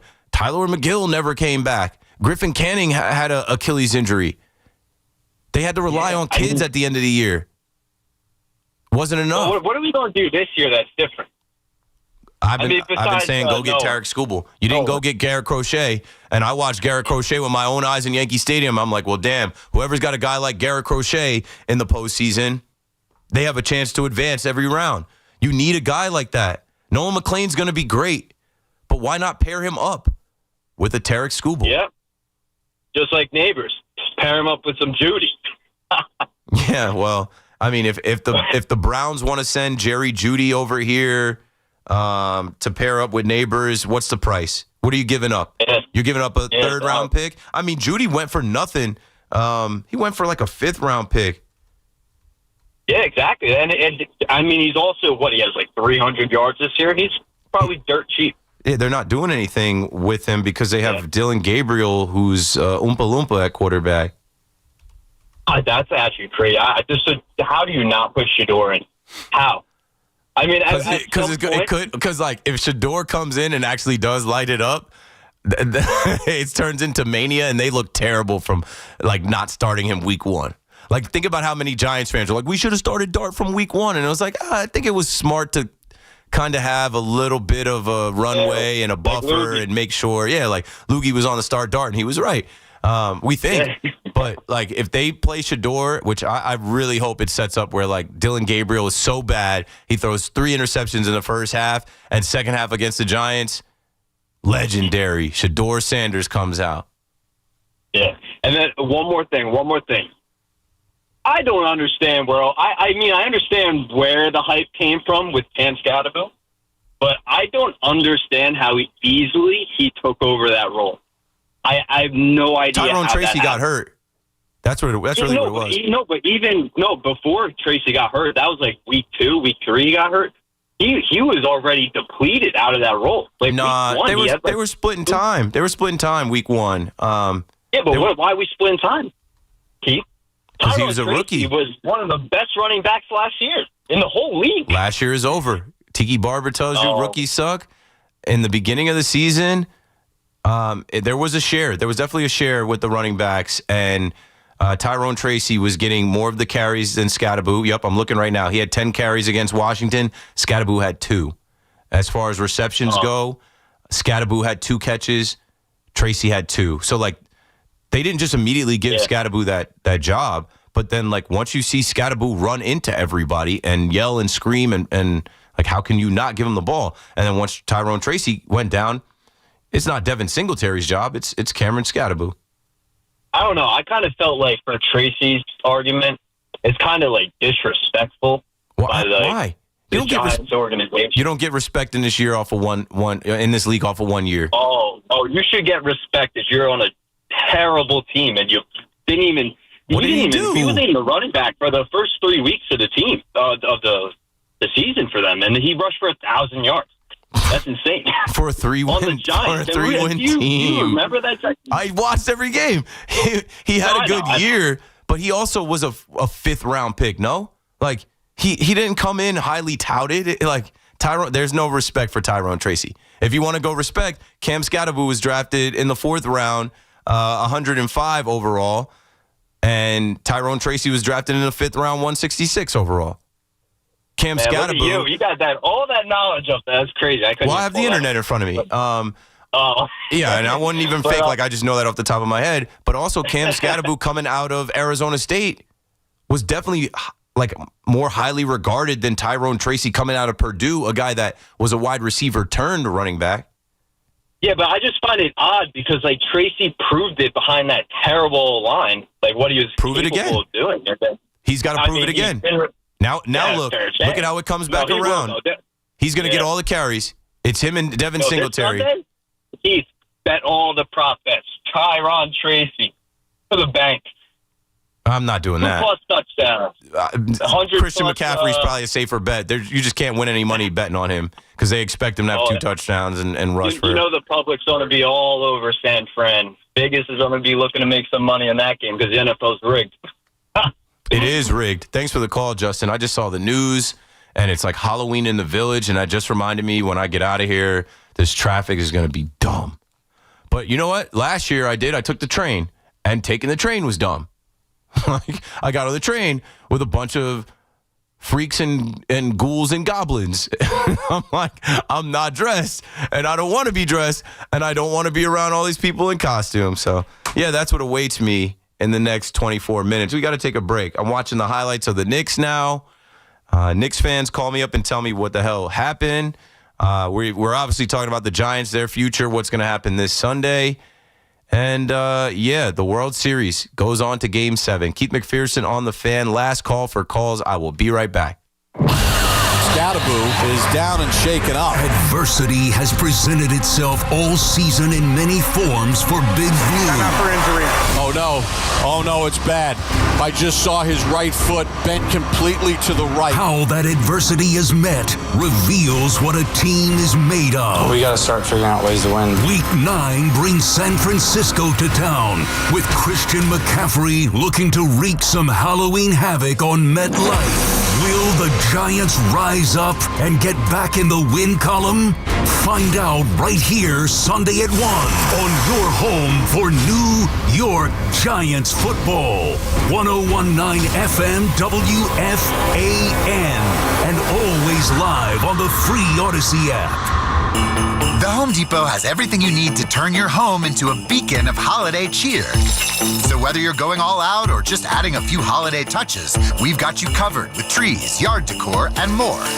Save time decorating with one of our easy-to-assemble pre-lit trees or pick up a piece from our Yuletide Lane decor collection and fill your yard with holiday joy. Whatever your style, find everything to get your holidays started at the Home Depot. Remember when they used to ask, what do you want to be when you grow up? At Bank of America, we ask every day, what would you like the power to do? When you work here, you help build businesses, inspire communities, and forge legacies. And now we've raised our U.S. minimum wage to $25 an hour. So the opportunity to do more also comes with competitive pay. Learn more at bankofamerica.com/25. Bank of America, proud to be an equal opportunity employer. Adventure meets luxury in the new Lexus GX from Ray Katina Lexus of Freehold and Ray Katina Lexus of Monmouth. With bold design and spacious comfort, it's ready to take you anywhere. Discover your new GX at Ray Katina Lexus.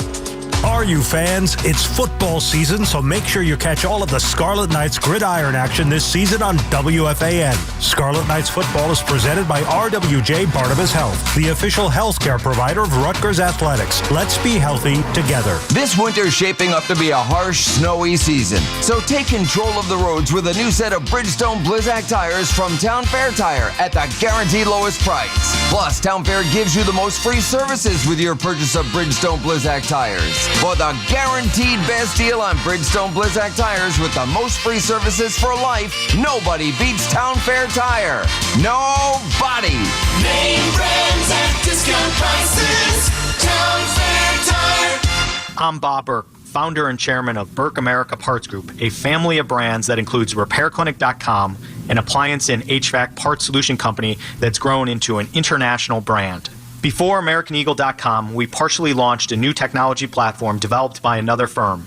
American Eagle helped take our technology to a whole new level with digital marketing, software development, and business insights into our key markets, appliances, HVAC, and outdoor power equipment, and did so both on time and on budget. AmericanEagle.com has the resources, experience, and talent needed to produce solutions. Our new technology platform, developed by AmericanEagle.com, has produced tremendous results with higher traffic, conversion, engagement, and online revenue. If you have any home repairs you need to take care of, check us out at RepairClinic.com. If you need a world-class website or technology project, then I would highly recommend AmericanEagle.com. Call AmericanEagle.com at 773-NETWORK. That's AmericanEagle.com, 773-NETWORK. Dunkin's $6 meal deal is kind of wild. You get a bacon, egg, and cheese sandwich, 6-piece hash browns, and a medium iced or hot coffee, all for $6. That's the main character meal energy you need this fall. Get it now in Dunkin' stores or order ahead on the Dunkin' app. No substitutions, participation, and times may vary.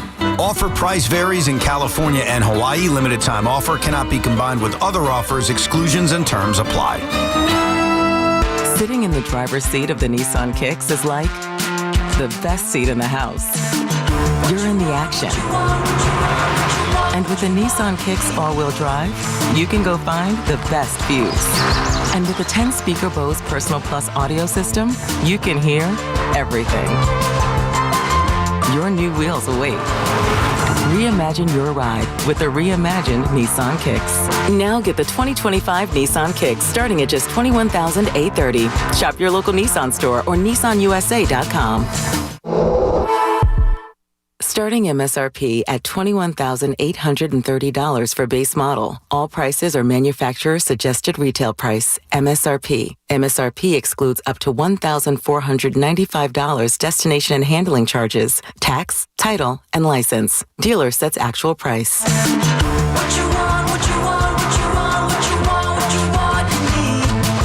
We all must do our part to keep our roadways safe. When driving, look out for pedestrians. Slow down and keep a 4-foot distance while passing. Let's look out for each other. Safety is a shared responsibility. Brought to you by the New Jersey Division of Highway Traffic Safety. Bet365 is paying out before the final whistle. Check out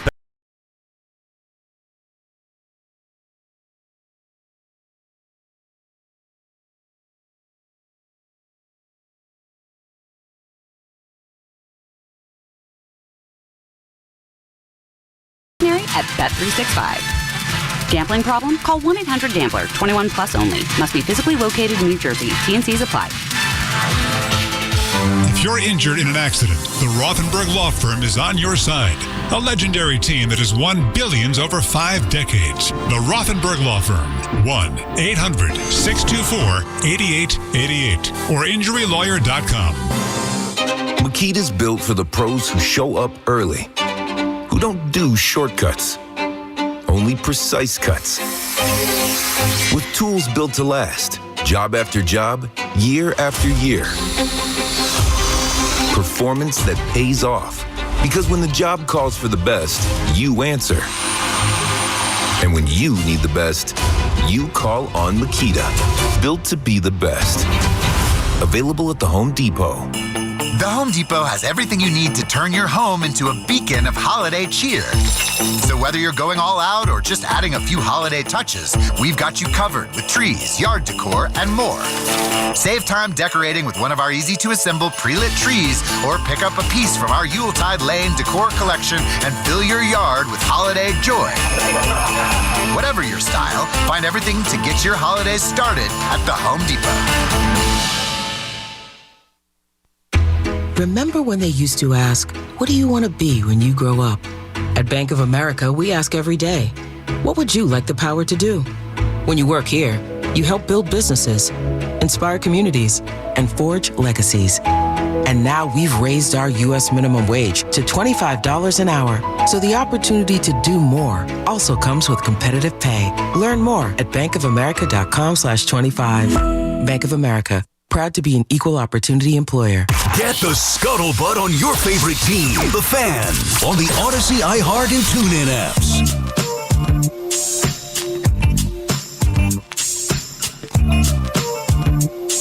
West Side still alive. Looking at Yoshinobu Yamamoto talk after the game. Yeah, he was worth every penny. Pitched another good one. Held him to 1 run, and the bullpen did the rest, and they're giving props to Dave Roberts in the post game. Mookie Betts at shortstop, Miguel Rojas at second base, and that decision there and the decisions with his 3 arms out of the bullpen, the Dodgers win. They force Game 7 when they have to. Back against the wall, facing elimination. They live to fight another day. Nick is in Marlboro, New Jersey on the Fan. What's up, Nick? Hey, what's going on, Keith? How you doing? Good. How are you? Good. So real quick, I want to talk about the end of that Dodgers game real quick, but first I got to say I heard you talking about Rutgers and Monmouth before. I'm a Rutgers guy, and, some of those memories, living off campus house and stuff like that, that stuff just sticks with you, to the day you die. You'll never forget. Yeah, it was a different time. I got a call from someone that says, oh, it's not like it used to be. I'm like, well, I wouldn't know. It's been a long time since I was around there. I've heard the same thing. I graduated 2021. I've heard even over the last few years that it's kind of on the up and coming. Well, at least you were there pre-pandemic. At least you were there before the pandemic hit. I feel like everything has changed after the pandemic. Yeah, but I was there prime pandemic, so that was definitely an experience. But the main point I wanted to get to was Kiki Hernandez. As much as a Yankee fan, as much as it pains me to say it, that dude shows up like every postseason game. He will be remembered, his career, for nothing he did in the regular season. You won't know his batting average. You won't know his OPS. You won't know his career numbers. You will remember the home runs and the defensive plays that he hit when his team needed him the most. The Dodgers and the Red Sox. Exactly. Like, I'm sitting here like, I'm looking at the box score. He was over 3 with 3 strikeouts, I think. But, like, the one thing you take away from that game is the heads-up play, him running in on that ball. He's playing shallow on that ball.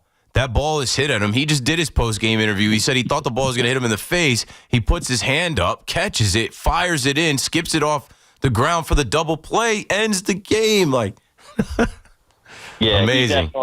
He makes his name for himself in October, and I'm looking at his postseason stats right now. Like, every year he's batting like 275, 280, 260. 265 is like the worst he's hit in the playoffs over the last like 10 years. Like even when he was and with he's the got Red a Sox, book of guys that he's homered off of in the postseason. I saw a clip the baseball bat boys did with him. He knows who he's taking deep in October. He's like that. He took Trey Savage deep. Yeah, no, he's a stud. As a Yankee fan, like I said, over the years, between him being on he was interested. There was some rumors that the Yankees checked on him, but ultimately he went back to the Dodgers. There's a lot of Dodger blue in his blood. Good for him. Good for them. That's a guy who the Yankees need. A guy that shows up in the postseason. He's almost like a Stanton type. Who do you think is like that now? Someone that the Yankees could target this offseason, whether it's via trade or via free agency. that kind of resembles a Kiki Hernandez, that comes alive in the postseason, that everyone's going to remember his legacy from what he does in October? Who do you think? I don't know. Bo Bichette was the first name that popped in my head before you kept going, because Bo Bichette has on one leg shown up and hit, and he's going to be available. I don't know. I'm trying to think of, like the round before, anybody from like Jorge Polanco from the Mariners. He was another name that the Yankees supposedly showed interest in before he signed with the Mariners. Yeah, I don't know. I feel like the options are kind of limited. Yeah, they are limited because most of these guys are locked up, and the Yankees love to keep the guys that they have and the homegrown guys they have and tell you this is how we got to build the team, and they don't bring in too much outside blood, and they do, and it's not guys that are postseason proven guys. It's guys that got to prove it here, and it's hard to prove it here. It's a lot of pressure to prove it here. We thought Trent Grisham was going to be as clutch as he was in the regular season and the postseason. Nope. You mentioned Stan. You said you just put him in the same light as Stan. Where was postseason G this year? Yeah, no, that was. I mean, it was a little bit of a smaller sample size compared to the not last one year, home run, and I think only one extra base hit. Yeah. No, you're right. I appreciate you giving me the time, Keith. I enjoy listening to you. Stay well, all right? Thanks for the call, Nick. Yeah, I mean, we have this gaze. We have this want. We're just looking at these teams while we're not playing and saying, give me that guy. I want that guy. That's why I just joked. Look at Ernie Clement. Everybody's been saying, oh, we got to get an Ernie Clement. Ernie Clement swings at a ball inside. He doesn't have an at-bat with the game on the line. A guy that tonight I was saying he's been so great. 2 doubles tonight. This guy's a household name. He's a star, Ernie Clement. He turned into a Yankee at the end of the game. How many times did the Yankees swing at the first pitch in this postseason, not having at bat, where you're like, come on, our life is on the line. What are you doing?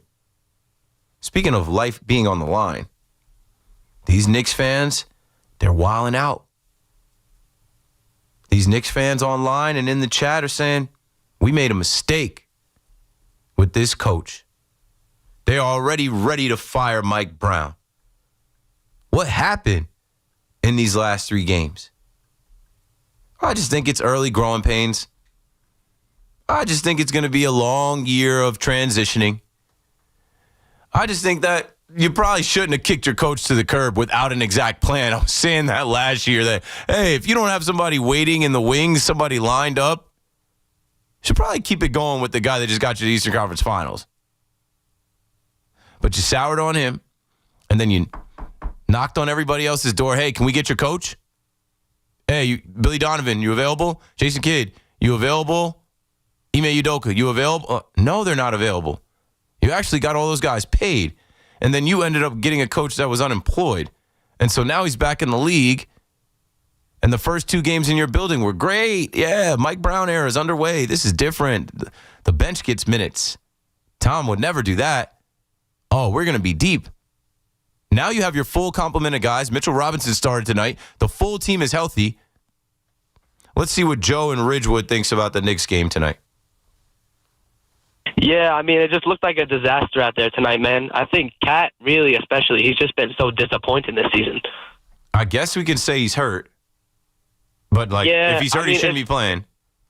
Yeah, and then the Game defense 5. as a whole tonight and as of late has just been looking weak. That's what I said. I was watching the game out of the corner of my eye. It was open threes, guys getting to the rack. I'm like, they can't stop a toddler. What is going on? The communication is that bad? They're that confused about who is who and what is what and where they're supposed to be? Yeah, I don't know. It just looks like a disaster. 54 points in the paint? That's awful. How many threes they gave up? 17 threes? 135 points on the night? 72 at the half? That's crazy. And like I said, you got to run it back with that same team. And they've got some young guys that can go. They got some young guys that can fill it up. Yeah, I mean, I hope it's promising. I hope that, if we just leave Mike Brown there, maybe he could, I don't know, just get used to the team. He needs some time, obviously. They need some time together. A few games. There is no time. The time is now. Thanks for the call, Joe. Wait, you realize the Knicks jumped into Yankee land. Championship or bust. Win or nothing. No, get to the finals. That's why you got rid of the coach that you had, because you felt like you went as far as you could go with him. You felt like he expired, that this was as far as he was going to take you. He was a dinosaur. The way that he saw things wasn't like the modern day NBA, that you needed to be deeper because your 8 guys were playing too much. Your starting 5 and 3 guys that would come off the bench wasn't going to be enough to get it done in today's NBA. So you kicked him to the curb despite what he built, and you give the keys to somebody else, and right now, he don't know how to drive the car. It's not his car. It's going to take a while for him to figure out all the bells and whistles and things and know how to drive that thing. This is an interesting start for the Knicks, because first 2 games was great. They did it without Josh Hart, and they did it without Mitchell Robinson. Now it's kind of like, whoa. Not anything to necessarily panic over, because it is October, soon to be November. But I think the biggest thing that comes out of this, after you lose to the Heat, giving up 115, the Bucks giving up 121, the Bulls giving up 135, you will have some competition in the East. You haven't even seen the Sixers yet. They can fill it up. You haven't even seen the Pistons yet, who gave you a run for their money last year. Like, I put my hands up like the Drewski meme. Like, I digress. Phil is in Sheepshead Bay. Hey, Phil. Hey, Chief. How are you this evening? I'm good. Chief, I'm making 2 points. Number one, I watch the Knicks. This guy, they're always behind the 8 ball with this guy. They start off slow. He calls a few timeouts. True, they made a run in the third quarter. Yeah, they made some halftime adjustments. Yeah, but they're not. I don't think they're suited for all this pressure to make 3-point shots.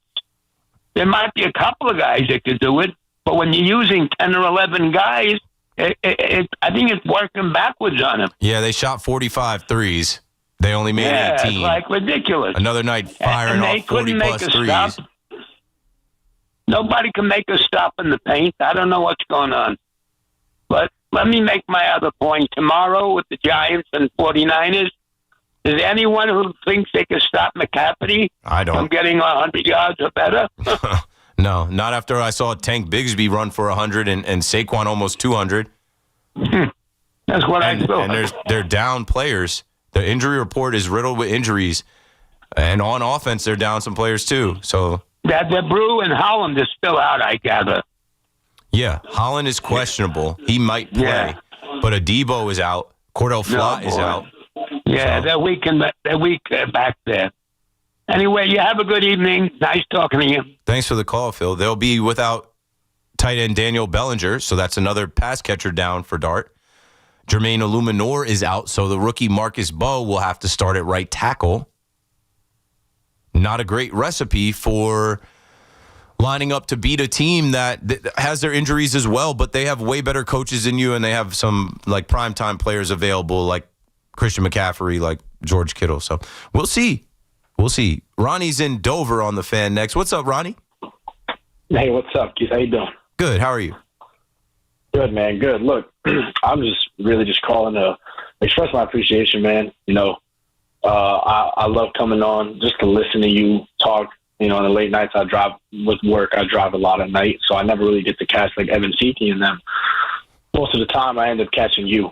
But, you know, just want to express my appreciation. I feel like, you know, you work in late nights, you don't get the appreciation you deserve. So that's just what I'm here to do. And I thank you. I appreciate that. And all that stuff, man. No, that's mad love. That's so solid. I'm guessing you just listen to the radio in the car. You're not on the app because, at any time you can hear anybody that's on this radio station because the app lets you go back and restart the show and rewind. But now I know there's a lot of people riding in the car, a lot of people that work late, a lot of people that specifically do listen to the car radio and that catch me and miss the other shows. And I'm not everybody's cup of tea. I'm not trying to be, but I appreciate anybody that appreciates me. So thank you for that call, Ronnie. Appreciate it, dude. I'm running out of time. I've got time for one more call, though, at least. Anthony is in Rockland on the Fan. What's up, Anthony? Hey, Keith. How's it going, buddy? It's going. Can you explain to me about this ground rule double in this game, bro? Yeah, once that ball gets trapped like that, and I was just talking about it on air. I was live. I watched it, and I was screaming, "Get the ball!" Because I thought, like, if it's not perfectly wedged and that ball just boop, like squirts out, like you got to get the ball that runs scoring. But yeah, it's like my thing is a ground rule double is if you can't get to the ball, right? Like it bounces over the wall or something. You can't. Sure, get if it's out of play. How's that out of play? It's not out of play, but like usually a ground rule double, the ball hits the turf and then bounces out of play, and it's a ground rule double. The runners can't advance. But when that ball got stuck there, I was wishing he grabbed them. It's just that would have changed the game. The luck of the Dodgers, the luck of the Dodgers that ball gets stuck there, and the ump puts up the 2, and all these people are celebrating in Toronto like they're about like there was no outs at the time. Nope, send the runner back. Crazy. Let me ask you one more question. I know you got to go. I'm a huge Giants fan. I hear you talking about the Giants all the time. I'm real happy with Dart. You know, I'm sad about Scatterboo. But we got Tracy stepping right back up. Are these guys going to make a move for a receiver at this deadline, help this kid out? Like, they could. And you know, earlier I was talking about the Dolphins firing Chris Greer, where I'm like, Waddle is on the table now. I would be calling them up today. I want the Penguin walk, baby, in New York. Let me see it, baby. Yeah, I mean, it is cold up here. He would fit better with the Penguin walk up here. Let's get it. But there are other receivers that their names are going to be out there, and I don't know. There is a thought that they should get a wide receiver for Dart to help his development, more so than like them to make a playoff push. They're not going to make the playoffs. Not the playoff push, but even for next year, you got Neighbors come back next year, and you add another guy with Dart and help him push this year. It depends. You know? Does Shane feel like there's somebody out there worth giving up a pick for versus drafting somebody with that pick next year? I could name 3 or 4 guys easy. Yeah, man. Jacoby Myers, Waddle, Jacoby Myers, Jerry Jeudy. Yeah, but you know his name is out there. Like, yeah, I mean Myers or I would love Waddle, man. Waddle with Neighbors, that would be nice, man. Yeah, Waddle's a beast. He's fast. He's a little soft. I don't want to call him soft, but he comes out of the game too much. I had him in fantasy, I think last year or the year before. I'm like, he's always out of the game, bro. That's why you can't put up the points, because you're not on the field. But will they give up what it would take to get him to help Jackson Dart continue to progress this year with eyes on next year? You give up a pick, like, yeah, I could see it. Rashid Shaheed, Chris Olave, I don't think they would move, but like, you would be adding that guy to this team and say, well, this guy is already NFL proven. We're not going to take a chance on another Jalen Hyatt in the 3rd round next year. All right, I'm out of here. Gordon Damer is coming up next. Hoff is sick, so enjoy Gordon Damer's show. If you're watching on YouTube, stay tuned. It starts now. I'm out. Sports Radio 101.9 FM.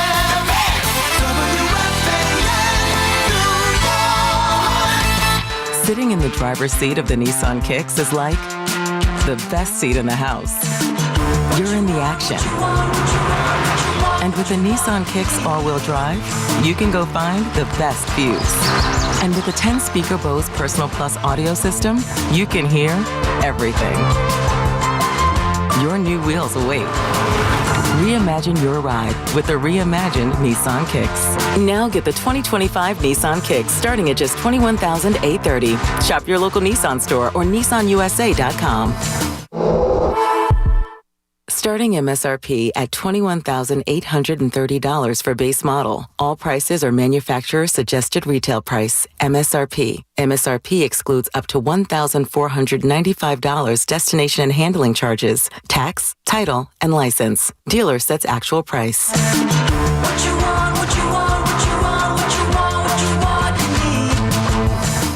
Bet365 is paying out before the final whistle. Check out Bet365's unrivaled early payout offer. You bet.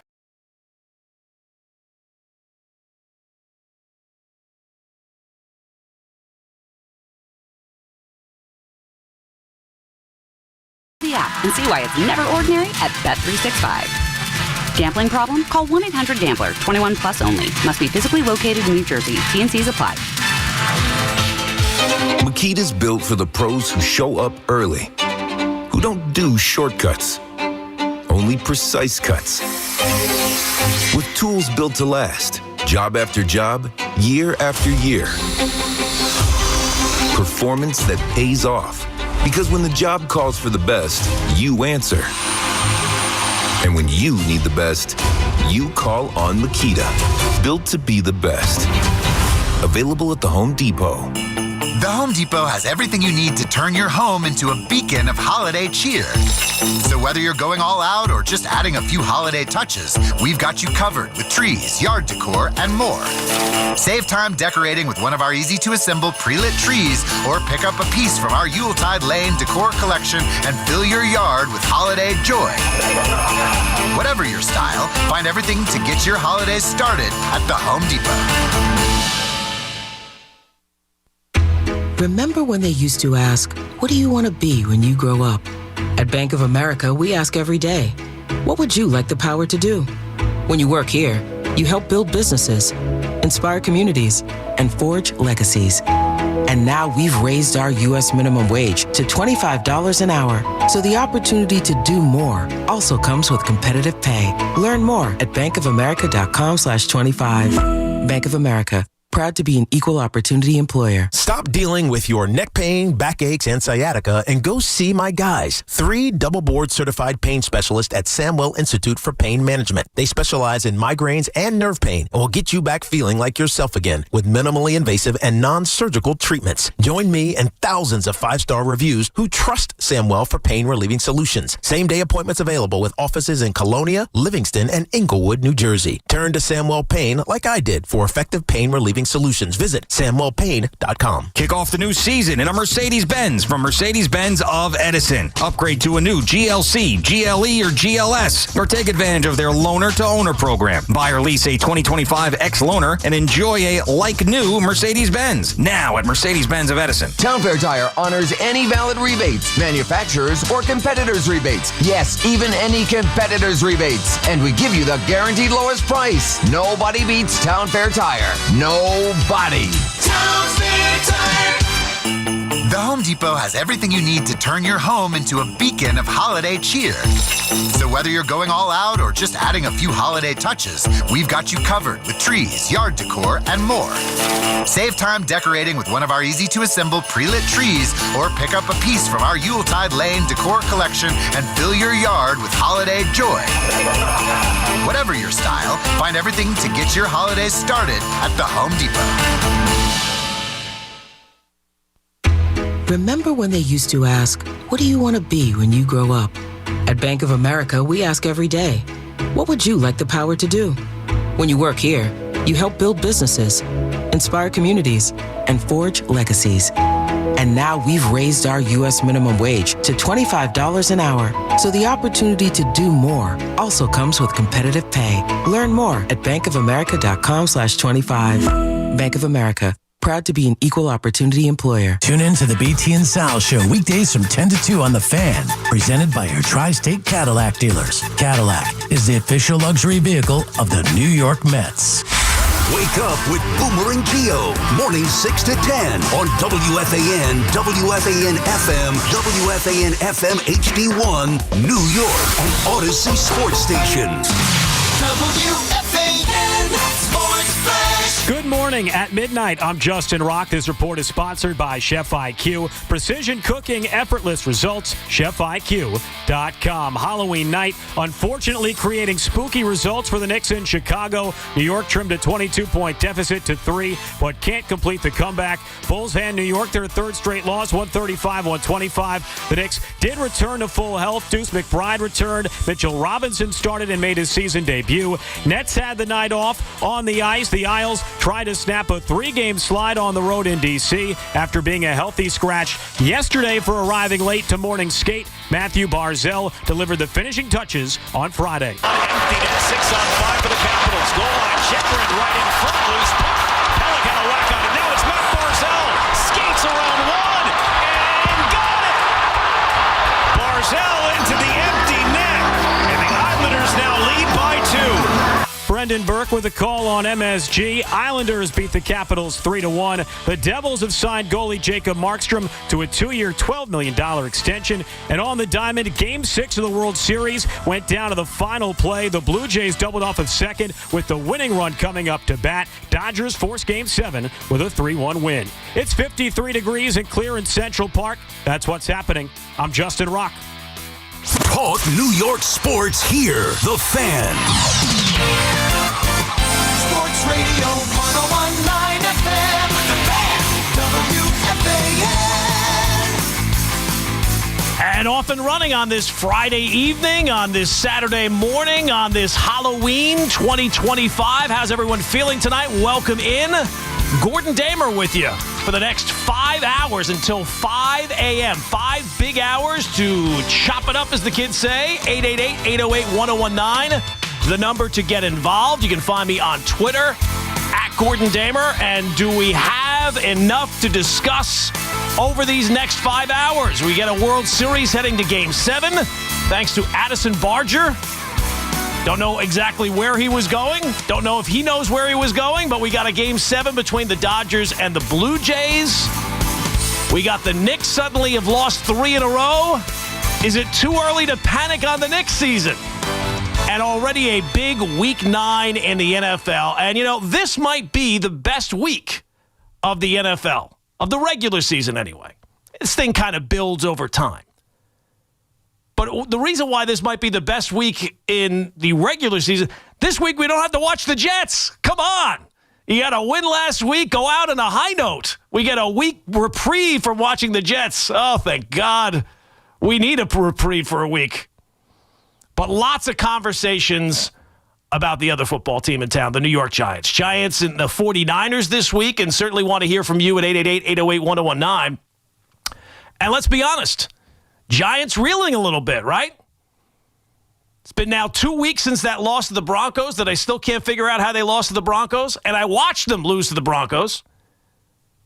Last week, some controversial calls, lose to the Eagles, and now here comes a banged-up 49ers team coming to town. And let's put this out there. This is not a must-win game for the Giants. I'm not going to tell you they have to go win this game. But if we're all in agreement that Brian Daboll has to win some games in order to keep his job beyond this year, well, then that kind of makes this game win eligible. Like, it's not a must-win, but you're starting to run out of time, and suddenly there is going to be nothing but must-wins. Again, it's already Week 9. We know how fast the NFL regular season flies by, and here we are headed to Week 9, and the Giants have 2 wins. 2 wins on the season. Now, there's reason for optimism. There's reason for excitement. I'm not going to tell you it's just the same old Giants who have been, let's be honest, unwatchable the last couple of years before this year.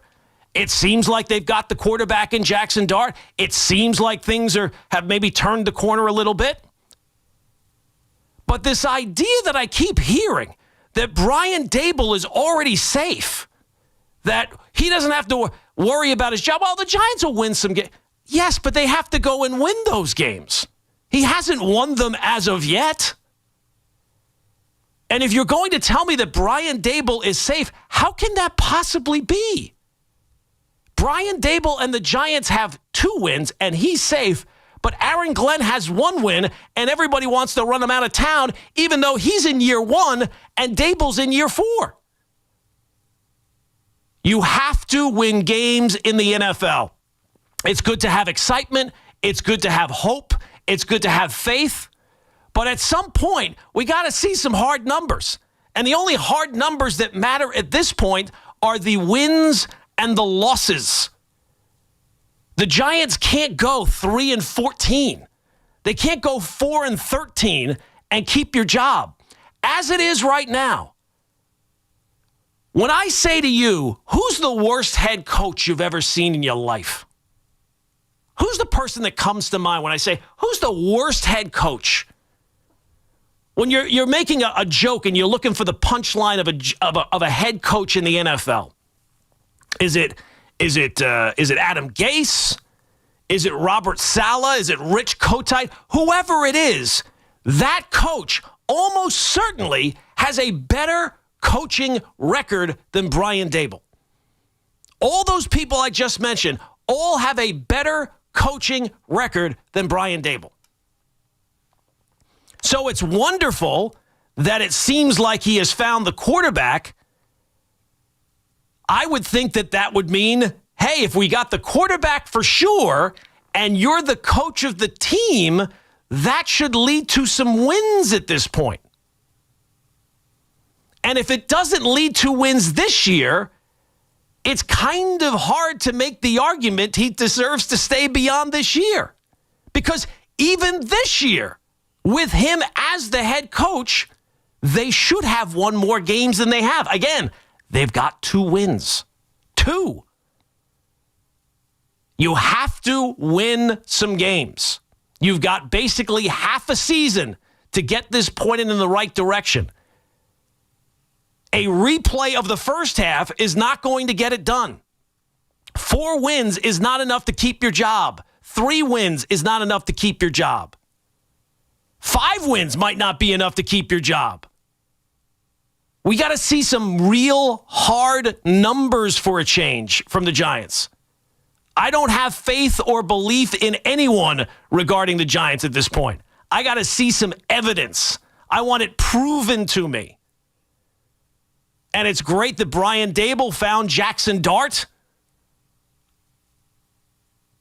It's great that he helped develop Josh. He's got his Josh Allen finally. I don't know. Seems like Josh Allen would be just fine. Josh Allen has not had Brian Daboll in 4 years. It does not seem like it has held him back at any point. And I get the argument that people are going to make that, well, as long as they don't fall off the map here, Giant ownership is not going to want to break up this duo. They've got a good thing going, and he found the quarterback finally, and now things are pointed in the right direction. When does the winning start?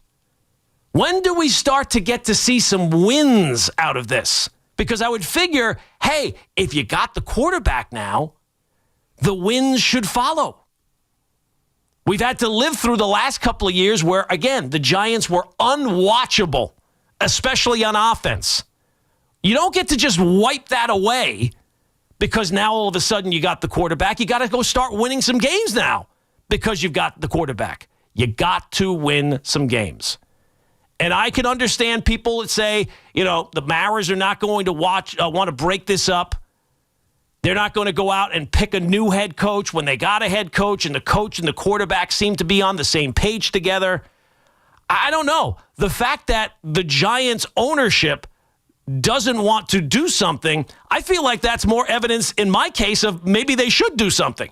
It's not like they've had a lot of good decisions made and their judgment has been quite questionable over the last few years. So just because they don't want to change the head coach, that might be the best evidence yet that they should change the head coach. The fact that the Giants don't want to do it might be the reason to do it. It's like that scene in 40-Year-Old Virgin. Of course this doesn't feel right. What feels right to you doesn't work. You got to try some wrong, dog. And I would agree, yes, the tie goes to the runner. If the Giants go out there and win some games and look respectable and the quarterback looks the part, yes. But the quarterbacks look the part so far, and they still have not that they've lost winnable games.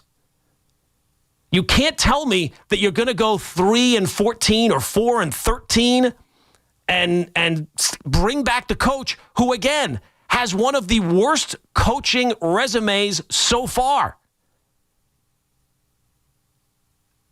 You have to see some hard evidence that this is actually pointed in the right direction. I don't believe in faith. I believe in hard numbers.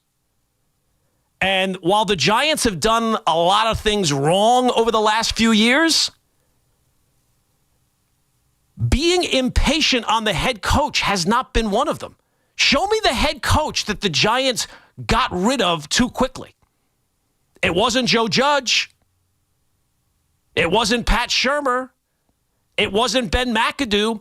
I would even make the argument that you can go back even further than that.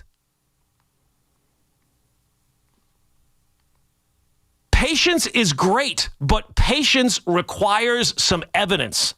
And as of right now, as we sit here on Halloween 2025, heading into week 9 of the NFL season, there has not been nearly enough evidence so far that Brian Daboll deserves to keep his job beyond this year. It's great that he found a quarterback. That's not his only job.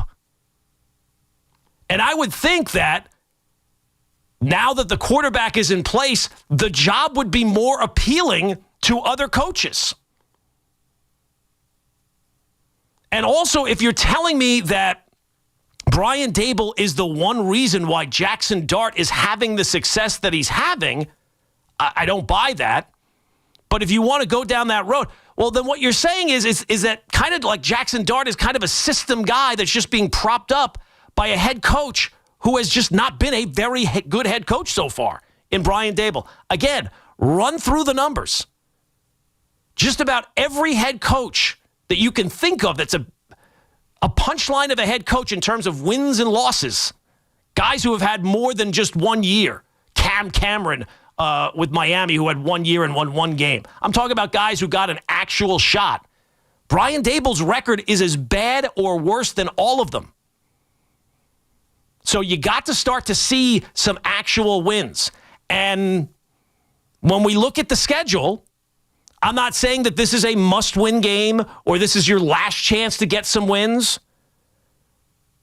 But if you can't go out there against a banged-up Niners team at home and get a win, where are these wins coming from? After the Niners, you get the Bears in Chicago. Okay, that would seem like it should be a winnable game, but a road game against a Bears team that's probably looking at the Giants the same way the Giants are looking at the Bears. After that, they get the Packers. You win in that game if you're not winning the Niner game? After that, they go travel to Detroit for the Lions. After that, they go to New England to face the Patriots. 3rd road game in 4 weeks. They get the Commanders and the Vikings and the Raiders. Okay, there's a couple. You're going to win all 3 of those games to get to 5 wins? It's not must-win games just yet, but we're getting down to the short strokes. We're getting down to the nitty-gritty. And it's time that the Giants start winning some games. So against the Niners team that's banged up, is no great shakes. What are they, 5-3 on the season so far? Playing with a backup quarterback. A ton of injuries on defense. Don't get after the quarterback very well because their pass rush is so banged up. It's time for the Giants to go out there and get a win. They're slight underdogs at home. This is a very winnable game. When you look at the landscape of what the Giants are facing the rest of the season from this point forward and are looking to plot ways, what's the path to victory for Brian Daboll to keep his job beyond this year? It feels like that the Niners game is a swing state. And if they're able to win this game, you're going to start to feel a whole lot better about things. You're going to look at the rest of the schedule and say, okay, beat the Niners at home. We can get a few more wins. We can get to our 6 wins. We can get to our 7 wins. And the outlook for the Giants moving forward after this season, after getting Jackson Dart in there and getting him some experience and maybe getting Cam Scatterboo back next year and getting Malik Neighbors back next year and adding some pieces on offense, things will start to look a whole lot better. But if you go out this week and you're not able to beat the Niners at home, find me the path to victory. Election day is right around the corner. Find me the path to victory for the New York Giants moving forward when there's a bunch of games on there that I can say are automatic L's. I don't know that there's that many that I would say are automatic W's. 888-808-1019 is the telephone number, 888-808-1019. Coming up, we'll get your phone calls involved on the Giants. We'll take a look a little bit at the Jets, even though they got the bye week this week and some things percolating for them before the trade deadline. The Knicks are certainly on the table. It's too early to panic for the Knicks. We're 5 games into the season for the Knicks. It's all going to be okay. They got rid of Tibbs. He was the problem. It's all going to be smooth sailing now. Don't worry. 888-808-1019 is the telephone number. Coming up, we'll get your phone calls involved. 888-808-1019. Gordon Damer taking you up until 5 right here on The Fan. Kick on its way. End over end. The Scarlet Knights got a huge Big Ten win last week against the Boilermakers. And the Scarlet Knights win it! Next up, the Fighting Illini. Kicking off at 2:30 today. The home of Rutgers football.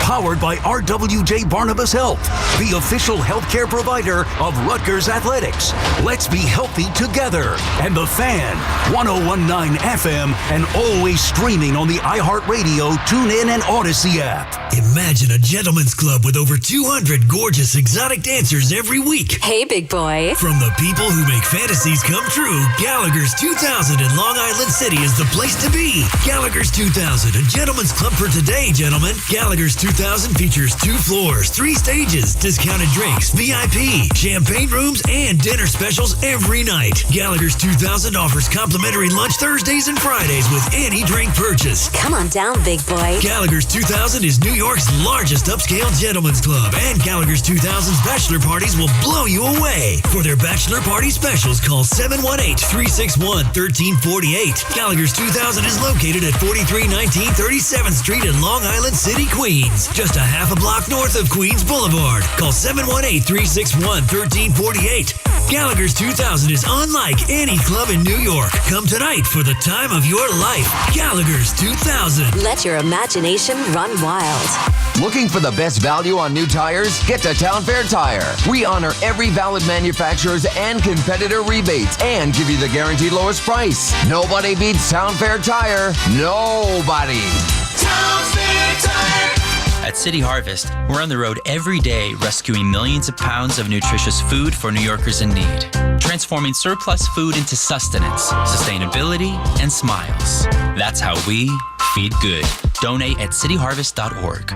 Nobody had to tell your grandparents not to drive while using their typewriters. Why should it be any different for us kids and our cell phones? Distracted driving was the cause of more than 3,000 deaths in 2022. Come on, we're smarter than this. Let's put down the phones and focus on the roads. Drive safe, everybody. Don't drive distracted. A message brought to you by the National Highway Traffic Safety Administration, Project Yellow Light, and the Ad Council. Hey, I'm Mike Slater. My dad passed away at the age of 63. It's out of nowhere. Had a stroke. Super hard, obviously, for the whole family, but my dad had life insurance. This is why I have life insurance for my family, for my wife and 4 kids. And the best place to get life insurance is ethos.com, because you can do it in 10 minutes. And there's no medical exam and no blood test, just a few health questions. Get life insurance in 10 minutes so your family is protected. Ethos, E-T-H-O-S, ethos.com/life. When it comes to affordable term life insurance, everyone's whistling the Big Lou tune.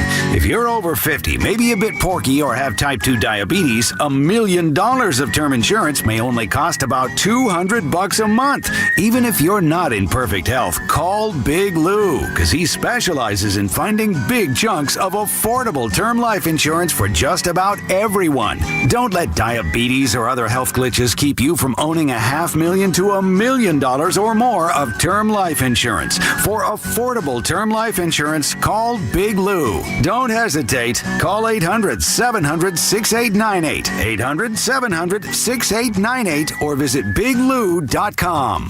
Call Big Lou, don't hesitate. 800-700-6898. Call Big Lou, don't hesitate.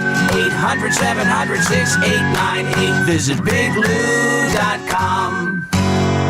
Injured? Don't be a whiner. Call me, attorney Mark Miner. I'm Mark Miner, and I have over 30 years of experience handling personal injury cases. If you or a loved one has been injured in an accident, don't whine. Call 1-800-LAW-LINE. You can trust that the personal injury law firm of Zalman, Schnurman, and Miner will treat you with respect and fight for your rights. Don't whine. Call 1-800-LAW-LINE for a free consultation. Our goal is to transform your pain into payment. If there is no recovery, there is no fee. We handle all type of accident cases and value the opportunities to help you. The sooner you call, the better. If you are injured, call 1-800-LAW-LINE so we can discuss how to transform your pain into payment. Don't be a whiner. Call Zalman, Schnurman, and Miner at 1-800-LAW-LINE. Zalman, Schnurman, and Miner, personal injury attorneys. Don't whine. Call 1-800-LAW-LINE. That's 1-800-LAW-LINE.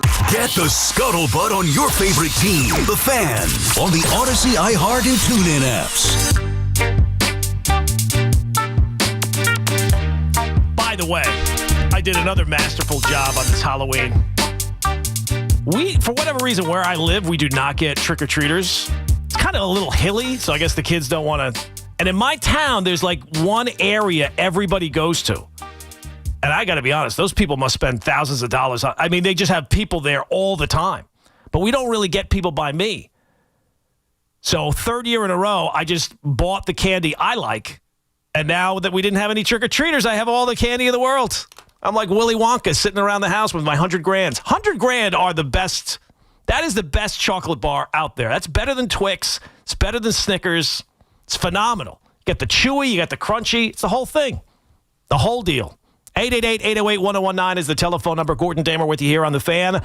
Taking you up until 5 o'clock. Lots to discuss with the World Series now heading to a Game 7. The Knicks situation, some baseball stuff with the Yankees and Mets, but we open with the Giants. And look, this is almost like a swing game for the Giants. You win this game on Sunday against the Niners, and all of a sudden, okay, starting to put things in place. You need to, if you're Brian Daboll, you've run out of faith. The owner said last year he had run out of patience. So if you don't win some games this year, it's hard to make the case that you deserve to come back beyond this year. And you don't get to come back just because the quarterback looks good. That's not enough. You're the head coach of the team, the whole team. And I would simply say, well, wait a sec. If the quarterback looks good and you have maybe the defensive player of the year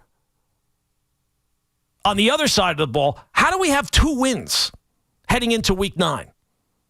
How exactly are we still sitting here at 2-6? When do the wins start coming? And another factor I think that has to be at least in play, I'm not saying it's the deciding factor, but when you're weighing how good a coach Brian Daboll is, obviously you can't point to the wins and the losses. We've already hit on that. But how much weight do you put into the fact that Daniel Jones, we're heading to week 9, and it's no longer, week 2, week 3, when people brought up, Daniel Jones is the MVP, it was kind of like, funny joke. Good one. We're heading to week 9. It's no longer a laughing matter. And Daniel Jones did not look like an NFL quarterback when he was playing for the Giants. And now he's gone onto a different situation and could be the MVP of the league. I'm sorry, that is not a great mark for Brian Daboll. If we were headed to sports court and we were trying to plead the case that Brian Daboll deserves more time, when Daniel Jones walks into the courtroom, that might be the smoking gun, my friend. And I know what the argument's going to be, and we're going to go to the phones here in a second at 888-808-1019. Well, John Mara, he's not going to want to shake this up. He's not going to want to make a change. What if you go out and you bring in a different coach and then it doesn't work? Then the coach hasn't drafted the quarterback. Well, look, when you're going out and replacing a coach, you're going to bring in a coach who's on board with Jackson Dart. Obviously. You're not going to bring in somebody who's like, I don't know about this Jackson Dart guy. No, you're going to look to candidates who are in line with Jackson Dart. And I would think that the fact that you have a quarterback who looks like, by all metrics and measures, can actually play the position, even with a bad head coach, that would make the job more appealing to more candidates. But this idea that I keep hearing, well, you can't break up the coach and the quarterback. Why? Well, you'll set him back. He's got to learn a new system. Why would good coaching set him back? If you go now, look, I could see what you're saying about, you can't just get anybody in here to coach him. Although I would say you could get anybody in here to coach and he would have a better record than Brian Daboll has so far. There's like 20 guys in the history of the NFL who have coached more than one season who have a worse record than Brian Daboll. It's not a long list. But I would simply say for, like a team can't play scared or a coach can't coach scared, I don't think an owner can own scared. I don't think you can be John Mara and say, well, you know what? Oh, geez, if we go out and get another head coach, it might take a step back. The offense might not be as good. We might screw up the development of Jackson Dart some way. No, just go out and get a better head coach. Based on the record, it should not be that hard to find one. You cannot own scared if you're John Mara. You can't think of it, well, what's the worst case scenario, and just go from there. He's been plenty patient. And again, if the Giants go out and win this week and win a few more games, I get it. Brian Daboll is going to stay here. I don't know that that's the best thing long-term for the Giants, but I will understand it when that happens. It has not happened as of yet. They are still sitting at 2-6 as we head to week 9. And people are making it out like this decision, well, that's off the table now. Why is it off the table? Even with the quarterback, we're watching him lose games week in and week out. 888-808-1019 is the telephone number. Let's go out to the phones. We'll go out to Pablo is in Dover, New Jersey. Pablo, first up on the fan. Hey, Gordon, my friend. How are you tonight? I'm good, Pablo. What's going on, pal? No, hey, listen, I agree with you 100%. The only thing I will add is that not just Brian Daboll needs to go. You can make an argument Joe Schoen is more responsible for the lack of success that the Giants have had. The roster construction over the last 4 years is ridiculous. The wide receiver room has been the worst wide receiver room in the league. The offensive line, mediocre at best. He's hit on the draft with a few players, but for every one hit, there's 3, 4, 5 busts that are still in the roster. So even if you bring in a hotshot coach, Joe Schoen has shown he cannot handle roster development. And so if you hit on the quarterback and he's on a rookie contract, now is the time to maximize that. Now is the time to get someone in here from San Francisco, Detroit, front office that's shown that they can hit in the draft, and you build around that quarterback. And if you want this kid to succeed, give him someone that can catch a pass. It can't be Malik Neighbors in him. This regime, if you're going to clean house, it can't just be the coach. It has to be everyone else because they've shown over 4 years. As of now, they're 20 games under 500. They're going to finish the year well past that. It's going to take them 2-3 years of somewhat success just to get to 500. Enough is enough. This regime has got to go regardless if they get 6-7 wins. If you hit on the quarterback, the Giants' job will be one of the most desired jobs in the market because you have that in place. But the resume speaks for itself, man. This has been a disaster for 4 years. Pablo, you're absolutely right. I would say if you get to 6-7 wins, at least I will understand sticking with Brian Daboll beyond this year. Now, I'm not giving him a 5-year contract. He's still on double secret probation, so to speak. He's still got to prove it.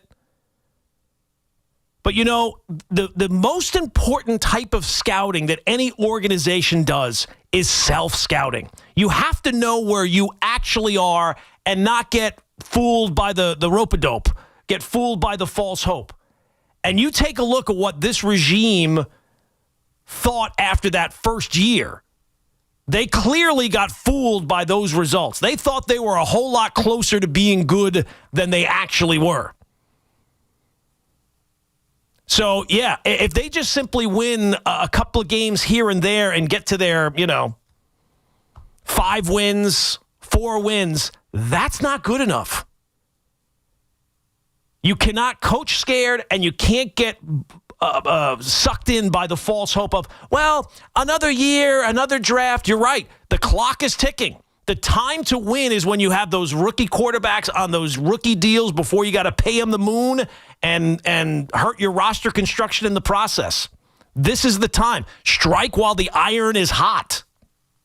This is the time to go out there and make sure that you are improving this roster. And in terms of the GM, I wasn't even going to have that conversation because if you're getting rid of Brian Daboll, I don't see anything. I would say at least Brian Daboll has shown you at times he can coach games. At least that first year, they did win some games, and he was the head coach. And that was the year that was the least impact from Joe Schoen, right? Because they couldn't really do anything because of the cap situation that they walked into. So, if we're, again, in sports court and you're pleading your case to keep your job if you're Joe Schoen or Brian Daboll, at least Brian Daboll can point to year one. What is Joe Schoen pointing to? No, you're absolutely right. 888-808-1019. Let's go to John is in Hoboken. John, what's going on, my man? Hey, how's it going? I couldn't agree more. That dude's got to go. I mean, he's like a minor league coach. He's probably a good, OC, but he's not a head coach, no doubt about it. I see him keep Daniel Jones in the fourth quarter on a rainy Monday night down 40-0. It was coaching negligence. Yeah, look, I mean, there's more. Look, we can go through all the different things over the last few years. Absolutely. And I think that a lot of people are pointing to, well, he found the quarterback. That's great. He's the head coach of the team. It's not just about finding the quarterback. That's an important part. And it's nice that he found the quarterback, but if that might be the last thing that he needs to do. If he has truly found the quarterback, you will be able to find a coach who can also work with the quarterback. And I would also say, I think Jackson Dart has shown that he is potentially the real deal. It's still, it's crazy. A couple of games, no, it's absolutely sure, for sure, 100%. We're halfway through year one. There's lots of things to like. I get it, but it's not been determined as of yet. But I would say a lot of Jackson Dart's success kind of seems like it comes on broken plays and comes out of structure. And that's not necessarily coaching. That's just him being a good athlete and a good quarterback making smart decisions with the football. And the one thing that I'm worried about moving forward is they are playing a style right now that I don't know if it's sustainable, the amount of hits that Jackson Dart takes. They are not being careful with him. And look, you don't want to take that aggressiveness away, but man, he takes a lot of hits. And if you want to come up with a worst-case scenario for the Giants this year, it's not Cam Scatteraboo going down. It's not Malik Neighbors going down. If for any reason Jackson Dart goes down, oh, my God. And he takes a lot of hits. And I don't know how sustainable that is long-term. I'd like to see them be a little bit more careful. I'd like to see him be a little bit more careful because you imagine we're heading to week 10 and now we get the Russell Wilson show. Just when we had a week off from watching the Jets, now we get the Russell Wilson show. Oh, my God. Unwatchable. Nick is in Cedar Grove. Nick, you're next up on the Fan. Hey, man. I just want to ask you this question. Sure. I agree with some of the points that you made. Yeah. But also, does a seasoned CEO make better choices than a newbie CEO? Could. It depends on who the CEO is. What's the seasoned CEO? What's his track record? Agreed. Absolutely. But did Shane hit on this last draft? It was not his worst draft. I'll give him that. I mean, look, the Scatteraboo injury kind of takes a hit, but Jackson Dart looks good, and Abdul Carter looks good. Yeah, he did a good job. I mean, he was picking 3. I mean, he should probably do a pretty good job. How about consistency? Does that matter at all? Yeah, can absolutely. We just, as like a New York football fan, I understand the frustration, man. It's been years since we've been good.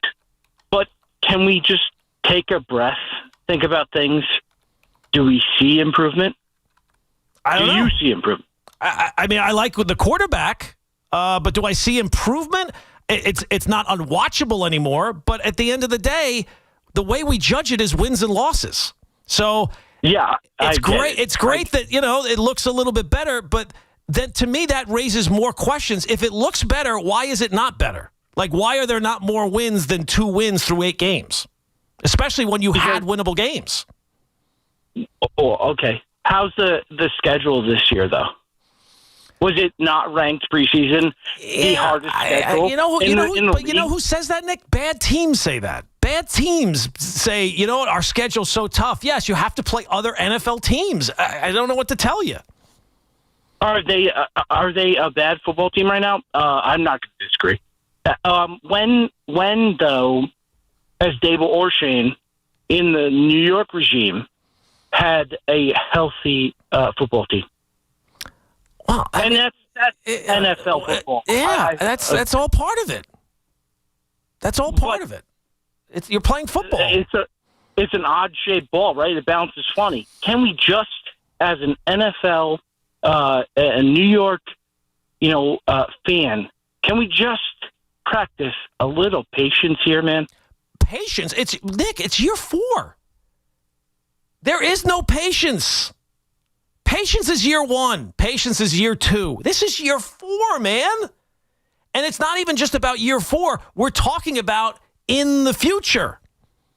We're talking about, are you going to keep the coach beyond this year? Because again, with the rookie quarterback, when you make that decision, the time to win is while he's on that rookie deal. You don't have to invest as many resources into that position, so you're able to go out and invest them into other positions. Patience is overrated. You don't get blind faith. You have to show something along the way. And what you have to show is that, yes, we're going to be able to start winning some games now. And the Giants have not shown that so far. They're 2-6 on the year. Have they played better? Yes. But where they're coming from is a portion of that. They were unwatchable the last couple of seasons. So is an improvement from that? Yeah. I needed to start picking up speed a little bit quicker than this, right? We can't go from completely unwatchable to still being one of the worst teams in the NFL. Like, where would the Giants draft if the season were to end right now? They'd have another top 10 pick. That's not good enough. We got to start to see some improvement. And it's nice that the quarterback's playing well, and it's unfortunate they've had injuries now, and the Cam Scatterbo injury was certainly a big blow. But you got to start seeing some results, man. Patience. The owner told you last year his patience was up. 888-808-1019 is the telephone number. 888-808-1019. Let's go out to David is in Clifton. David, next up on the fan. Hey, thanks for taking the call, and I appreciate it. I actually want to piggyback what the last caller just said about patience. Okay. I hear exactly what he was saying, because we have to practice patience under a new regime. You're talking about rookies here, okay? Mm-hmm. Rookies coming into the NFL. Mm-hmm. All it takes is one shot. He's going to get pancaked, okay? You saw how careless he was when he put his arm out with the second week. He could have gotten his arm broken that day, okay? So we should practice some patience with Dable. I think Dable is doing a great job with Dart, okay? And we couldn't see what happened with Scatterbo. You knew that was going to happen too, bro. You know, they were his style of play was unsustainable. Being careless. They were being like rookies. But I love the fight. I love the fight that they're doing. You know what I'm saying? All right. But at the same time, I think Dable is the correct guy that you need for at least one more season to make this guy a winner. You know what I'm saying? In year he gets 5 years? You talk about wins and losses. You talk about wins and losses. Yeah, we're gonna get the wins right now. We're gonna go get those wins. We have to go get those wins. And I believe that this team is hungry enough to go get those wins. And I love the fact that Carl Banks called out Dexter. You know what I'm saying? Because you know what? What's been absent is the defense. Our defense has been absent. Our secondary is hurt, depleted. So I agree with what's going on. I think we got to ride the course and do what we do. Because I feel like, what happened to Danny Jones? Danny Jones was getting mauled.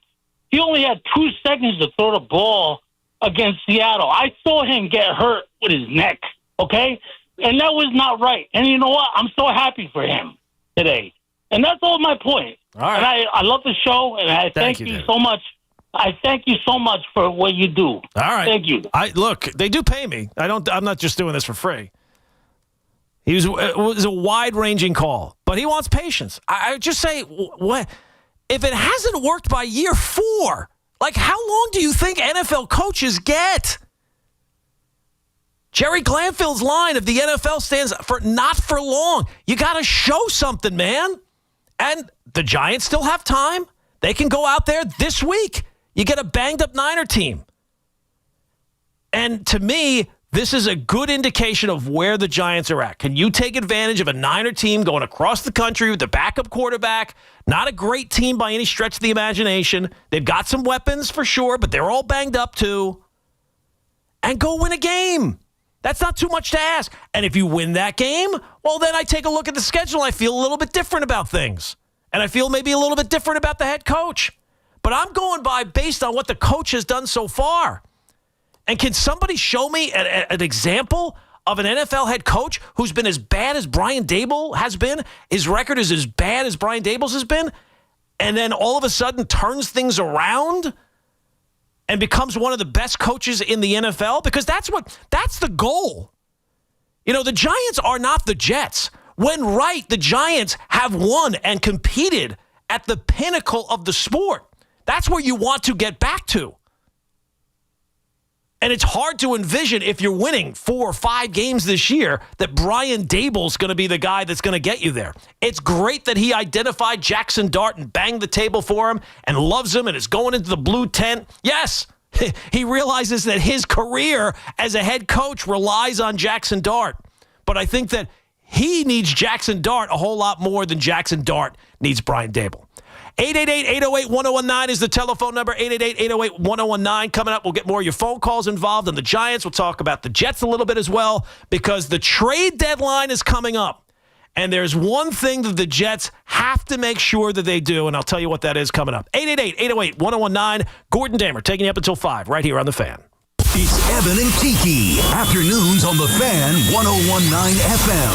Christian McCaffrey, statistically, as a running back, hasn't been the same guy. No, he's averaging his lowest yards per carry of his career. Now, he's still a major weapon as a receiver. I mean, I can't underestimate that. He is by far and away their best receiver. Listen to Evan and Kiki on demand on Apple Podcasts, Spotify, or wherever you get your podcasts. Stop dealing with your neck pain, backaches, and sciatica and go see my guys. 3 double-board certified pain specialists at Samwell Institute for Pain Management. They specialize in migraines and nerve pain and will get you back feeling like yourself again with minimally invasive and non-surgical treatments. Join me and thousands of 5-star reviews who trust Samwell for pain-relieving solutions. Same-day appointments available with offices in Colonia, Livingston, and Inglewood, New Jersey. Turn to Samwell Pain like I did for effective pain-relieving solutions. Visit SamwellPain.com.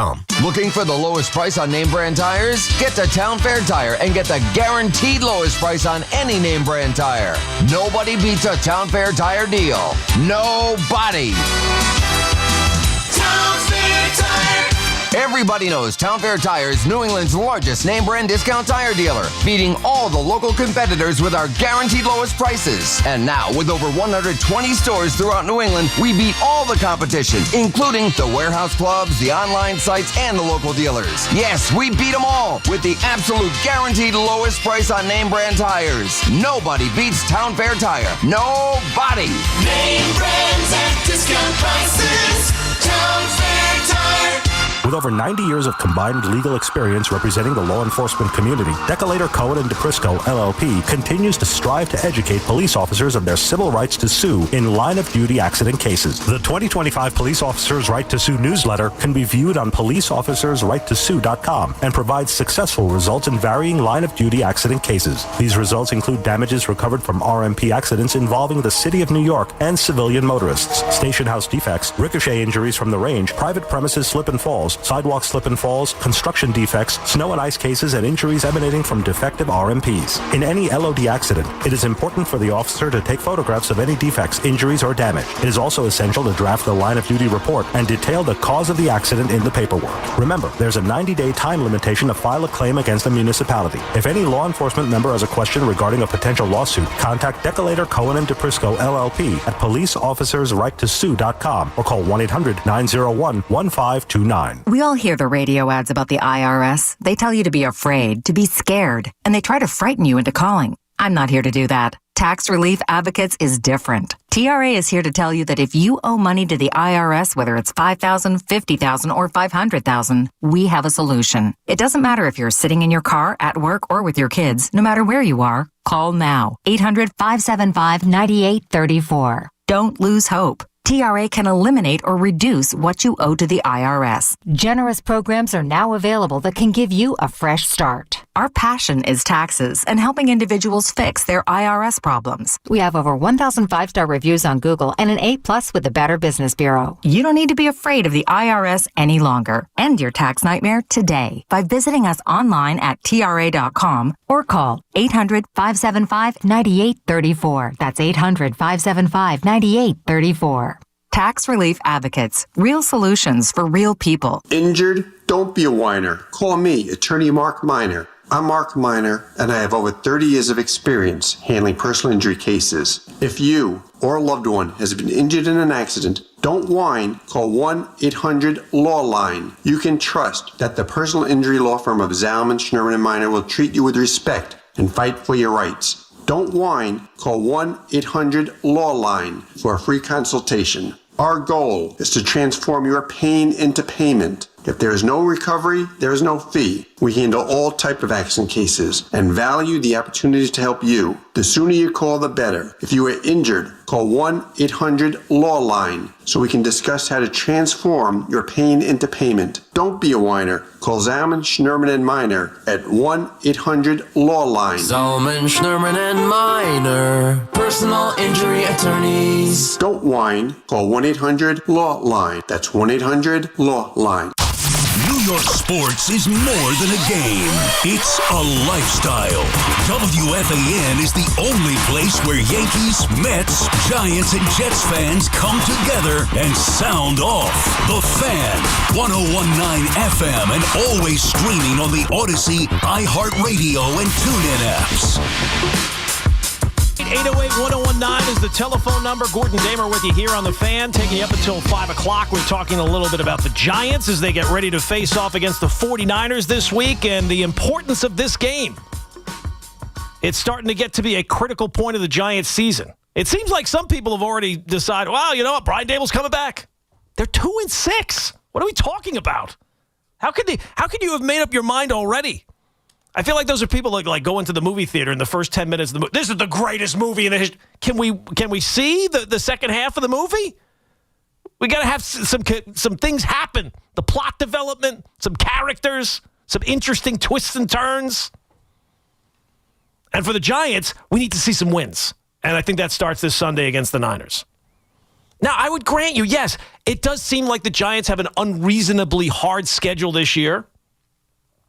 There's not that many wins in the second half of the year. I gave it to you before. After this week, they face the Bears in Chicago. I don't know. That's I think another winnable game for the Giants. No reason why they can't win that game. Bears are one of the teams that get penalized more than the Giants do.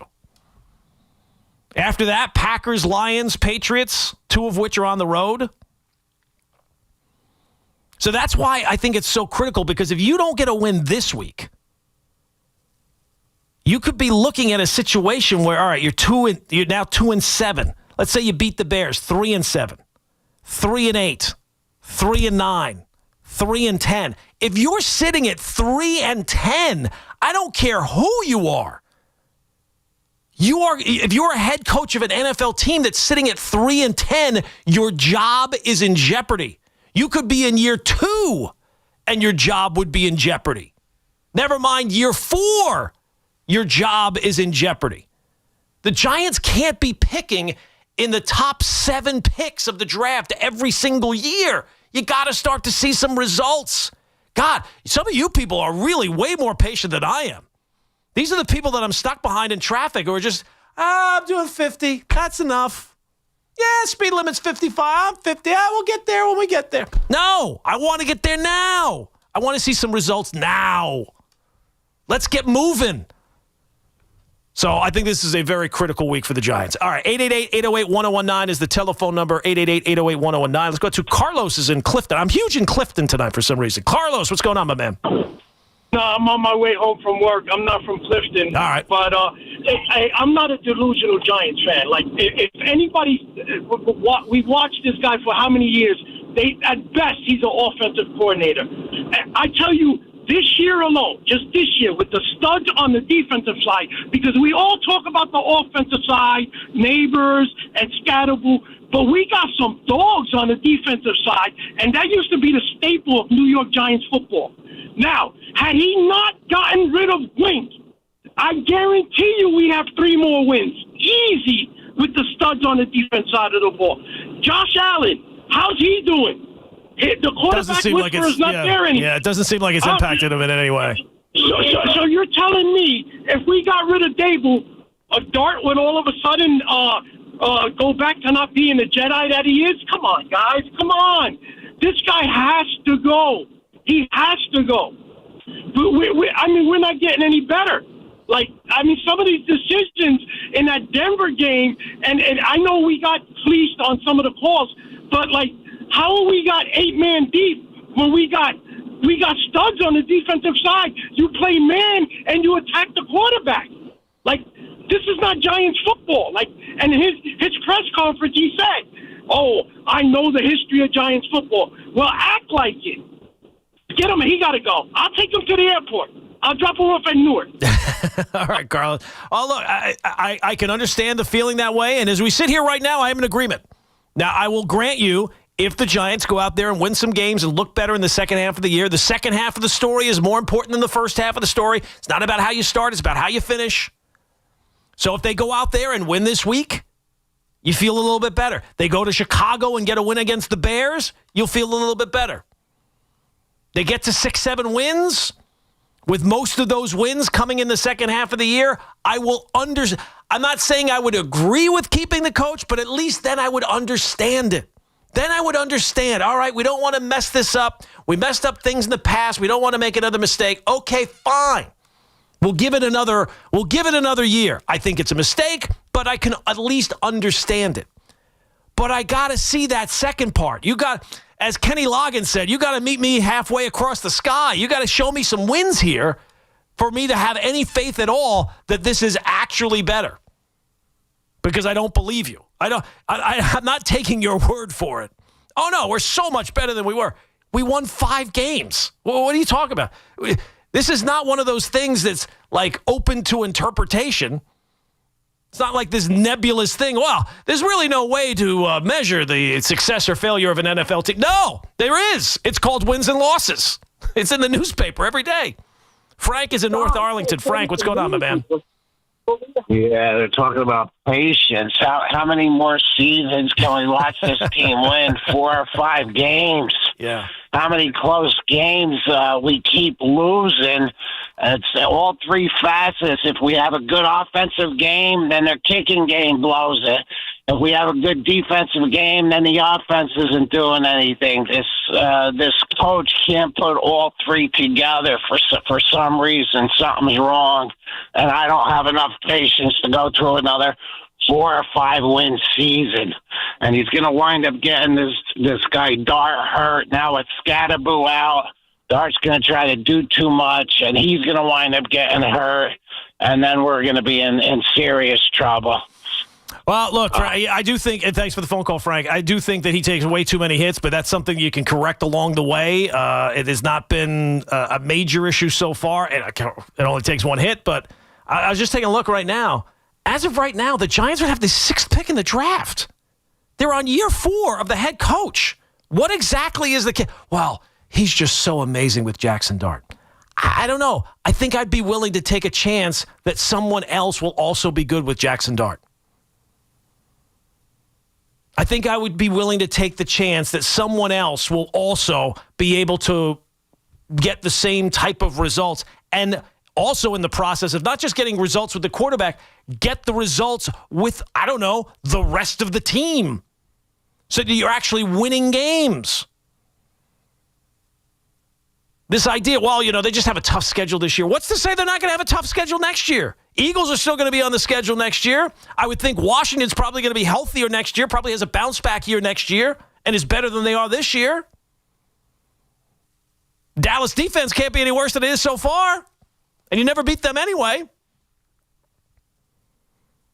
I wouldn't be looking to next year as, it'll definitely turn around next year. All we need is to give Joe Shane another draft to pull some magic. Now, I'll grant you, maybe he will be able to pull some magic because, again, they're going to be picking 6th in the draft again every single year. And this is year 4. No, come on. I got to see it now. This is like being from Missouri, the show me state. You got to show me that you have actual results at this point. And I think that starts Sunday. No time like the present, man. There's no reason. You got a team with a backup quarterback flying across the country.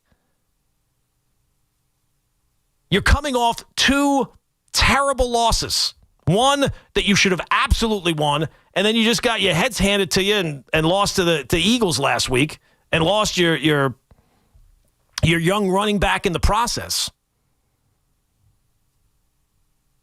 You can't be losing 3 in a row. You got to be able to go out there and get a win this week against the Niners, and then you'll start, all right, 3-6 feels a whole lot better than 2-7. 2-7 feels like here we go again.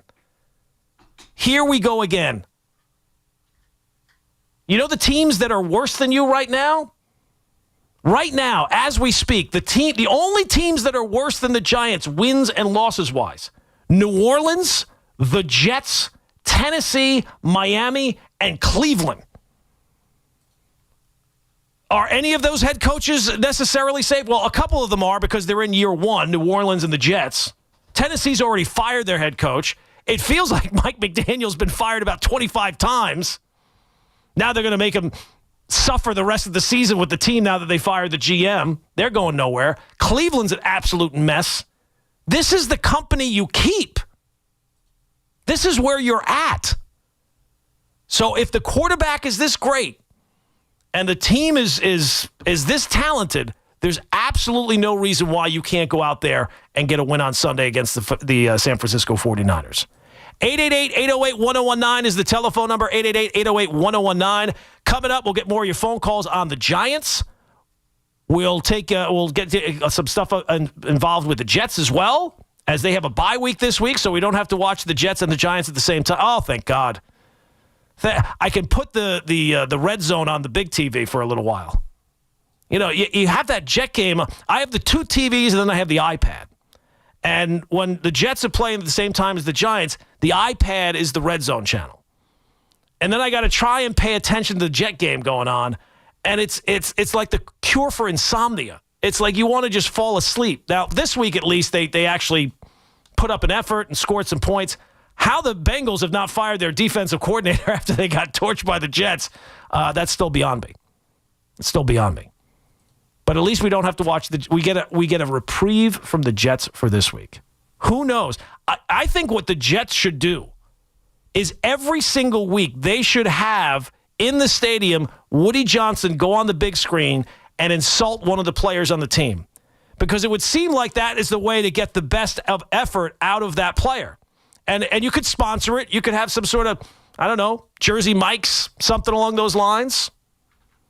That would be good. And then you could have the owner insult. It'll be like a roast every single week at the Jet games.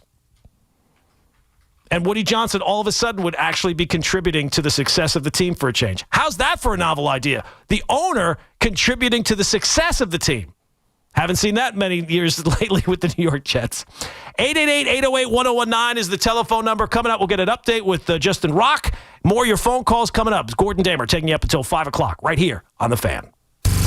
We're your official station to talk Yankees and Mets. WFAN, WFAN FM, WFAN FM HD1 New York, and Odyssey Sports Station.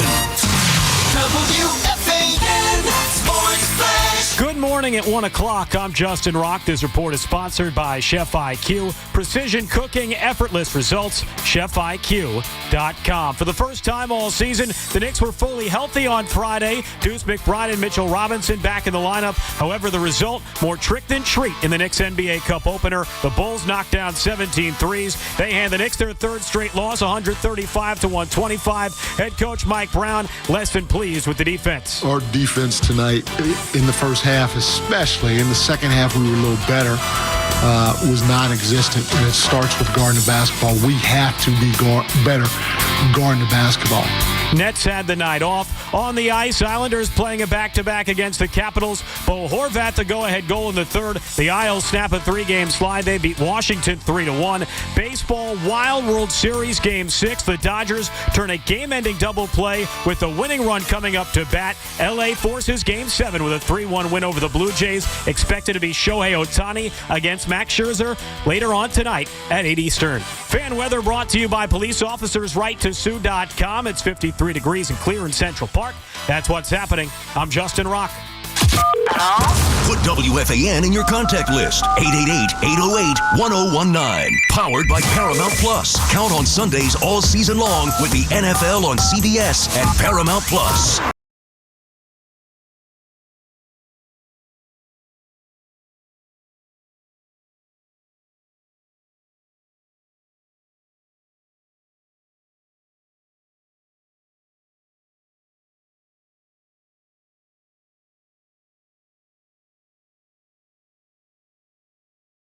In the NFL, Giants' big game this week, facing off against the Niners. And to me, this is like a swing game.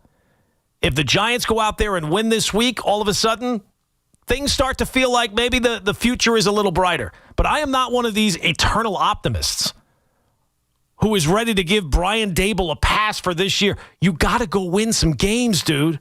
And this one would seem like, based on the schedule, I'm just going with what we got to work with.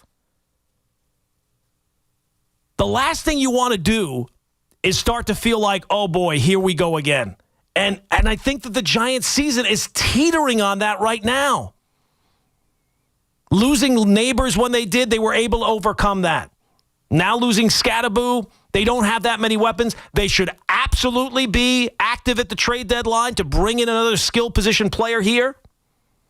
Especially if they can find a receiver. You should be able to find a receiver. Every team's got a couple of them. Go out there, and I would allow Joe Shane to trade a future draft pick. He's the guy in charge right now. I can't worry about it if it doesn't turn out right. I got to win games now.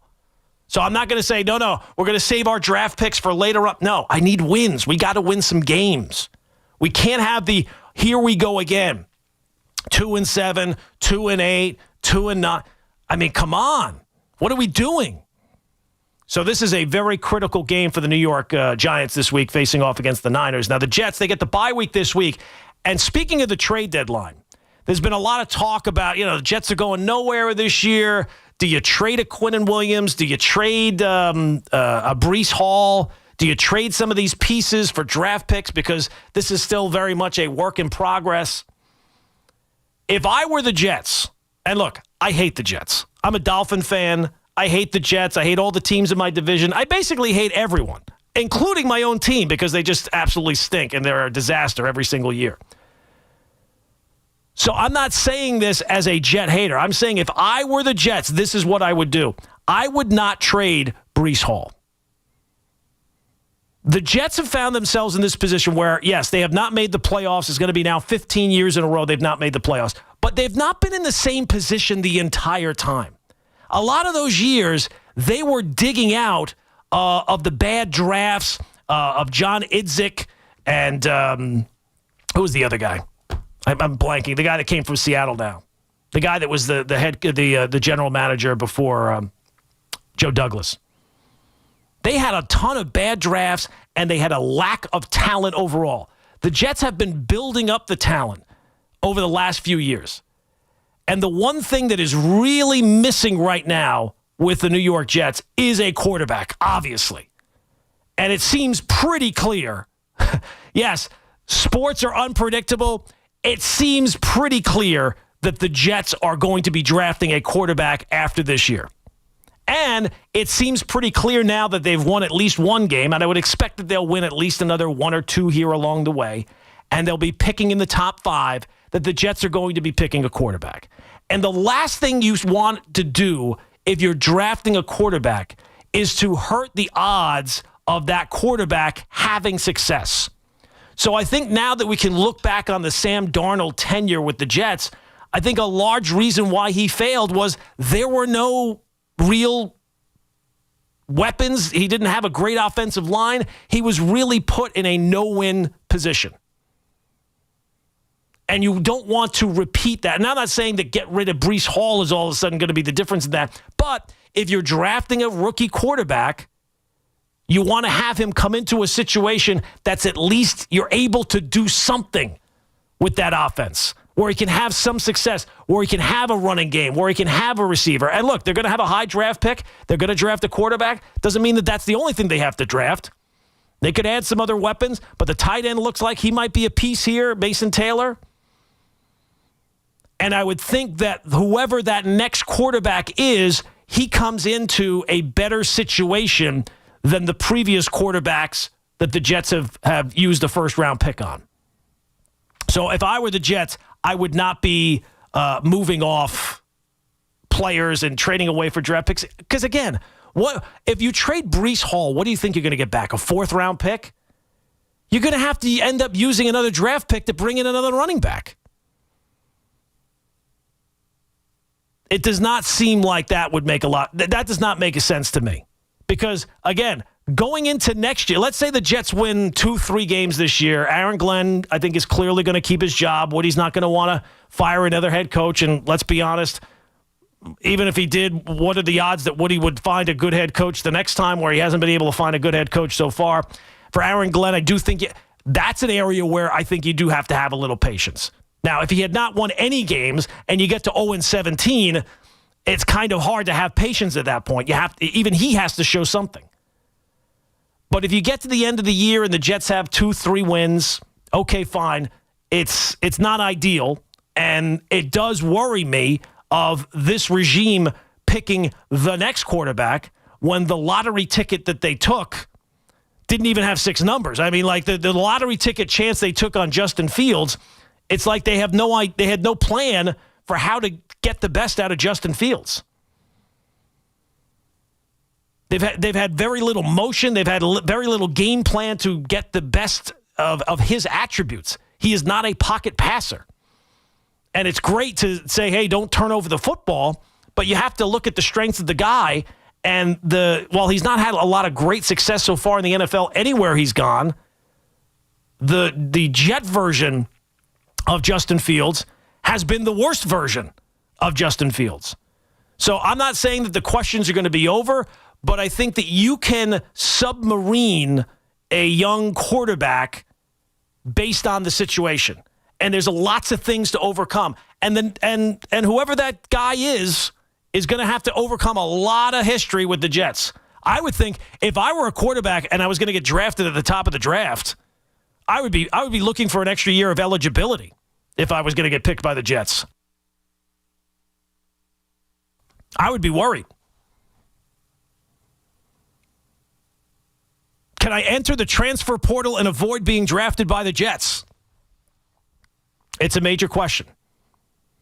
But I don't think that it benefits the Jets. The benefit to the Jets is to hold on to the players you have and not to be looking, hey, let's add an extra 4th-round pick by trading our running back away. You're going to need a running back next year. Breece Hall is a good running back. And if you're drafting a quarterback high, like we said with the Giants, you're not spending resources on that position. That allows you to overpay a little bit in some other positions. And I would think that even if it's a franchise tag for Breece Hall, if it's a contract extension that makes sense for a running back, even though second contracts are not always a thing with running backs, that would make sense. You want to set that quarterback up, whoever he is, for success. And you should know that based on how the Sam Darnold tenure went with the Jets. He was kind of submarined by the fact he did not have a lot of weapons, had a terrible offensive line, had terrible coaching, and it was just too much for him to overcome. 888-808-1019 is the telephone number. Let's go back to the phones. We'll go to Danny is in Michigan. Danny, you're next up on the Fan. All right, Gordon, man, great job tonight. Now, the thing with Bryce Hall is if a playoff team wants to give the Jets a second-round pick, I think the Jets should jump on it. Nobody's giving them a second-round pick for Breece Hall. Like, let's be really realistic. It would be like a 3rd or a 4th-round pick. Is that really that valuable? Listen, to a playoff team, you never know. But I just like to say, you're a Dolphin fan. I mean, you got a total flake down there, Mike McDaniel. This guy, how does he keep his job? How does he even get hired in the first place? That's even more of a mystery. And with the Giants, Debo he's got the ownership bamboozled, all right? He can fix quarterbacks. He can repair quarterbacks. It's all nonsense.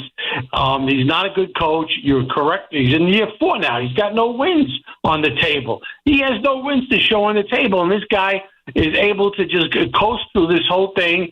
We're really taking no heat. There's some people taking heat, but I hear a lot of people defending him, and they buy into this nonsense that he's good with quarterback. No, he is not. Josh Allen would have been Josh Allen if Woody Allen would have been the offensive coordinator, the QB coach with the Bills. And the Giants, listen, this team, they're playing the 49ers. We know the 49ers are banged up, but everybody's banged up. But some teams are banged up more.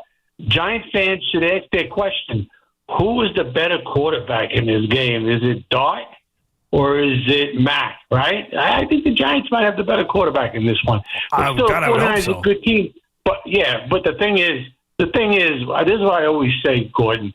If you have a real good team, don't waste that team with bad coaching, because Exhibit A is the 49ers and the Bills. Between those two teams, the last 5-6 years, they should have had at least one Super Bowl, even if it meant them playing each other in the Super Bowl. And you don't get it. Look at some. McDaniel came from the 49ers. Saleh is back with the 49ers. The defensive coaches are horror shows over there. I don't buy into this Robert Saleh is a great defensive coach. I don't buy it for 1 second.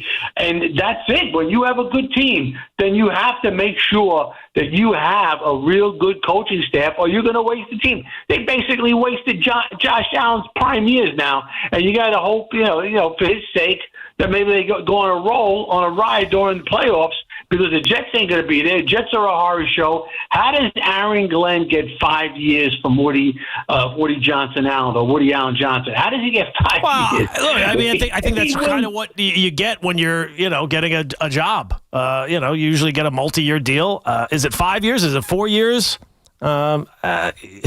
I think you want to go into it with the highest of hopes that this guy's going to pan out, and you want to give him a fair chance. And I think that the 5 years, well, whether or not he survives it, that's to be determined. But I don't think that the 5 year, Woody's good for it. Woody's got the money. The Mike McDaniel thing, I know he's everybody's favorite punching bag. The guy got hired in one of the most inept organizations in the NFL. He got hired because of the previous coach, Flores, had basically destroyed the confidence of the quarterback who was taken with the 5th pick in the draft in Tua. So the Dolphins saw, well, look, we got Tua. We want to get the best out of him. Let's bring in an offensive mind. And I don't know. Mike McDaniel didn't do a bad job for a little while. I don't think that he's a head coach at the end of the day, but he is a smart offensive mind. And it would not surprise me all that much if Mike McDaniel does get another chance somewhere down the road after he gets fired by Miami. But in year 1, they made the playoffs and went 9-8. Year 2, they won 11 games. Last year, they were 8-9 and had a ton of injuries, including the quarterback. And this year is the first year that he's really, the team is stunk. They're 2-7 and going no place. And he's going to get fired. But it's almost like Mike McDaniel is everybody's favorite punching bag because he doesn't look like a head coach. He looks like a little nerdy guy. He's not a former player. He's an easy guy to make fun of. But he's done a halfway decent. He's 30-29 in his tenure. That's not great, but by Miami standards, he's like Chuck Noll. The Dolphins have not won a playoff game since the year 2000. And they've not gone to the playoffs all that often. So they're a completely inept organization. But I don't know. Mike McDaniel was brought in to get the best out of Tua Tagovailoa. And while it's not good, it was good for a little while, he figured out a plan to actually make the guy work in the NFL when he's not clearly a franchise quarterback.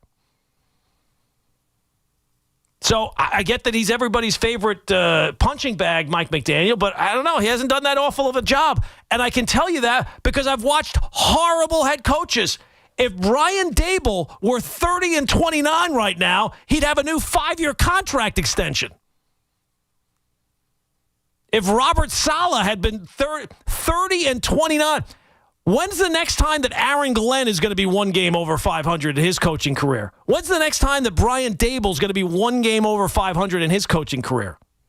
It's going to take years, multiple seasons. All they need to do is go 17-0 and 17-0, and then we're back over 500. Brand new game. Brand new. So, look, Miami's a mess of an organization. They're a loser organization who has no interest in winning. And the funny thing is, there was a report, and it does make you question NFL insiders, because all these NFL insiders kept telling us Mike McDaniel's on the hot seat. Mike McDaniel's going to get fired. This is the day Mike McDaniel's going to get fired. He still hasn't been fired. Where are you getting your information from? And it seems now, well, it looks like Mike McDaniel's going to last the season. You were the one telling me he was going to get fired tomorrow. So, yes, it's a bad situation in Miami. Mike McDaniel is going to eventually get fired, but it's not. It's just the same old. It's just the same old song and dance. But there was a report that when they get their next head coach, they want like a real tough head coach, like a fiery head coach, like a Dan Campbell with the Lions. The funny thing is, the Dolphins actually had Dan Campbell as their head coach, and they got rid of him. They didn't give him the job.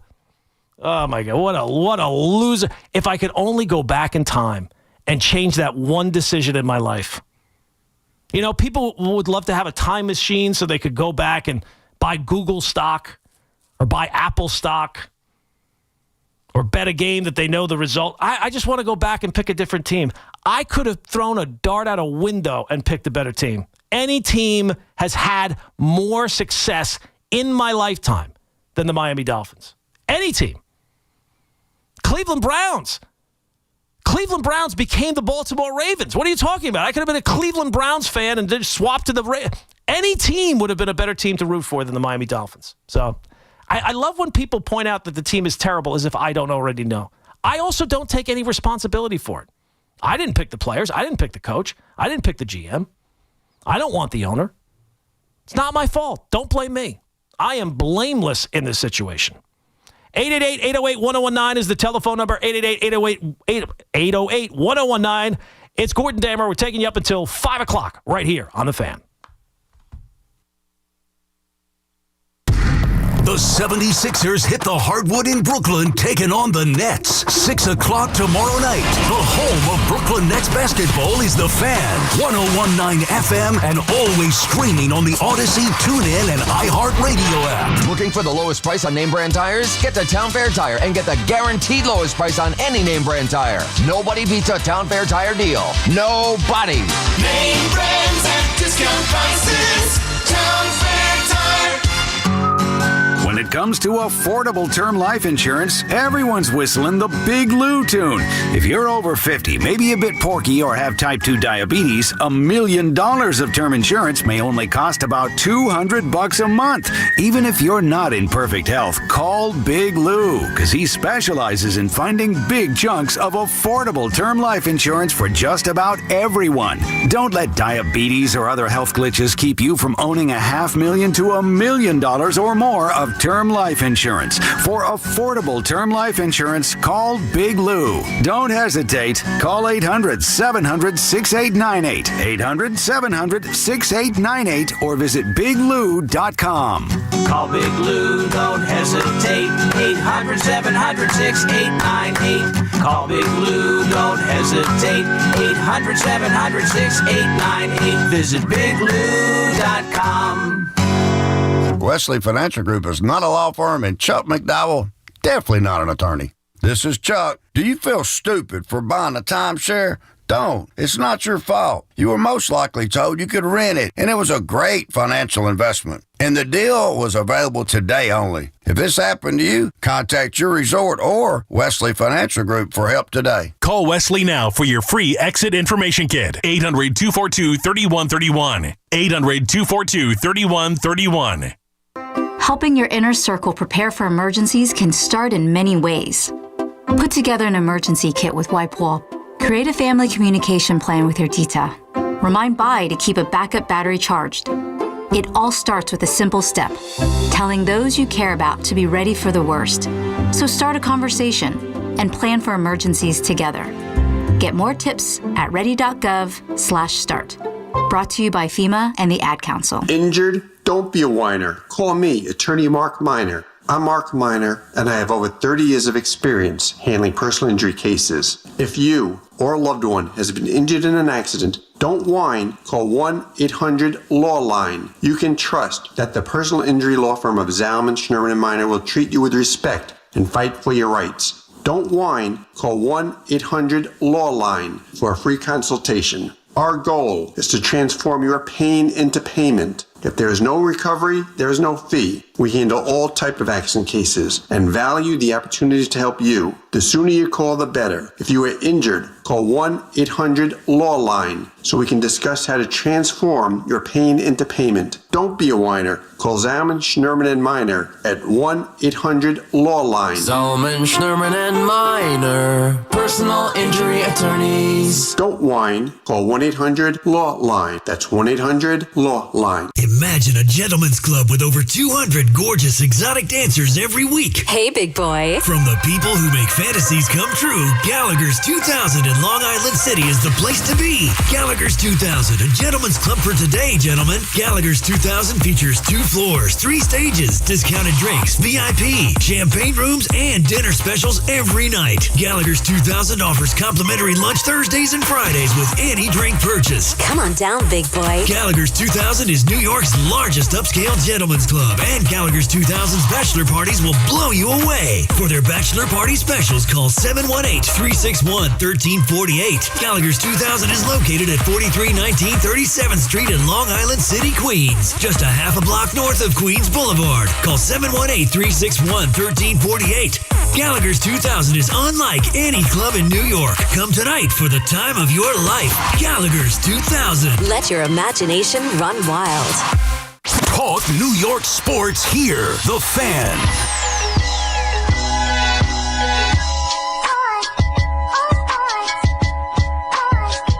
888-808-1019 is the telephone number. 888-808-1019. Gordon Damer with you here on The Fan. Talking a little football with the Giants getting ready to face off against the Niners on Sunday. Week 9 in the NFL already. Jets with their bye week and the trade deadline quickly approaching. I would not think that the Jets are going to be active at the trade deadline. There certainly should not be buyers at the trade deadline, but I would not suggest being sellers. Now, look, if you get blown away for an offer on one of the players that we're talking about, Quinnen Williams, or look, it's still a hard reset for the Jets after this year. It's still obviously a rebuilding situation. But I don't think that the Jets' issue moving forward is going to be draft capital. They're still going to be picking very high up in the draft. They're going to be able to pick their quarterback, and they might have their pick of the quarterbacks this year. They might very well still have the first pick in the draft. I don't know how many wins we're expecting the Jets to get. Last week seemed like a miracle for them to come back in that game. And I was optimistic going in. I thought, well, Bengals' defense is really bad. It was all over +6 for the Jets. +6.5, I think it was. I was all over it, loving it. And then I felt like an idiot after watching the first half of the game. I'm like, wow, why would I continue to put money on the Jets? Why do I keep doing this to myself? And then sure enough, out of the blue, a miracle comeback and a win. 2-point conversion. That's another thing. How are people still questioning the going for 2 when you're down 8? I'm not saying you have to agree with it, but by this point, don't you understand the math of it? Again, I'm not asking you to agree with it. But the decision when you're down 8 to go for 2, this way, if you get it, and then you're able to get another touchdown, all you have to do is kick the extra point and you're winning. The game isn't tied. And then if you don't get it, well, they're generally 50-50 getting a 2-point conversion. So if you don't get it the first time, you'll try for it a second time, and the odds are in your favor that you'll get it one of the 2 times, and the worst you'll wind up is tied at that point. But at least you have the opportunity to win the game. Again, I'm not asking you to agree with it, but I still see when the Jets went for 2 last week. Why are they going for 2? Guys, by this point, the internet exists. Just Google it. Google, why would a team go for 2 when they're down 8 points? And the answer will come up. I can't imagine how people haven't heard the explanation already. And I get it. I don't like going for 2 generally unless you really need it. But the maths. It works out. It makes sense after you think about it for a little while. If 2-point conversions, there's usually about a 50-50 chance of getting it. If you get it that first time, well, then you're ahead of the game and you can win the game on the next possession. And look at that. It worked out. And I do think, and this might just be because the way things turned out, it felt like that gave the Jets a little bit of a bolt of confidence to continue the momentum and to get the win. So I don't understand how people are still wondering how the 2-point conversion thing still, when you're down 2 scores and you get a touchdown, yes, obviously you go for 2 and see if you can win the game on the next possession. The other thing that I wanted to mention about I mentioned a little bit earlier, Daniel Jones is currently 6th in terms of the betting odds for MVP. At this point, I know there's going to be a lot of conversation. Until it's not, it's going to be Patrick Mahomes. He hasn't won it in the last couple of years. He's played really well this year. He's going to get it. Almost certainly he's going to get it. And if it's not him, it'd probably be either Josh Allen or Drake May is in the conversation as well. But it's almost certainly going to be Patrick Mahomes. In fact, I got to make a little wager in the commercial break. But after that, it's Matt Stafford, it's Baker Mayfield, and then it's Daniel Jones. Do you realize it's not going to happen? But do you realize how bad that would look for the Giants? That Daniel Jones, who did not look like a functioning quarterback the last couple of years with your team, leaves your team, and then the fact he's even in the MVP conversation is bad. But if he would ever win that is so much worse than what happened with the Saquon Barkley situation. Saquon, we knew was good, but was never going to be the level of good that he turned out to be with the Giants. They didn't have the infrastructure necessary to have a successful running game. I still don't think that their offensive line is all that great.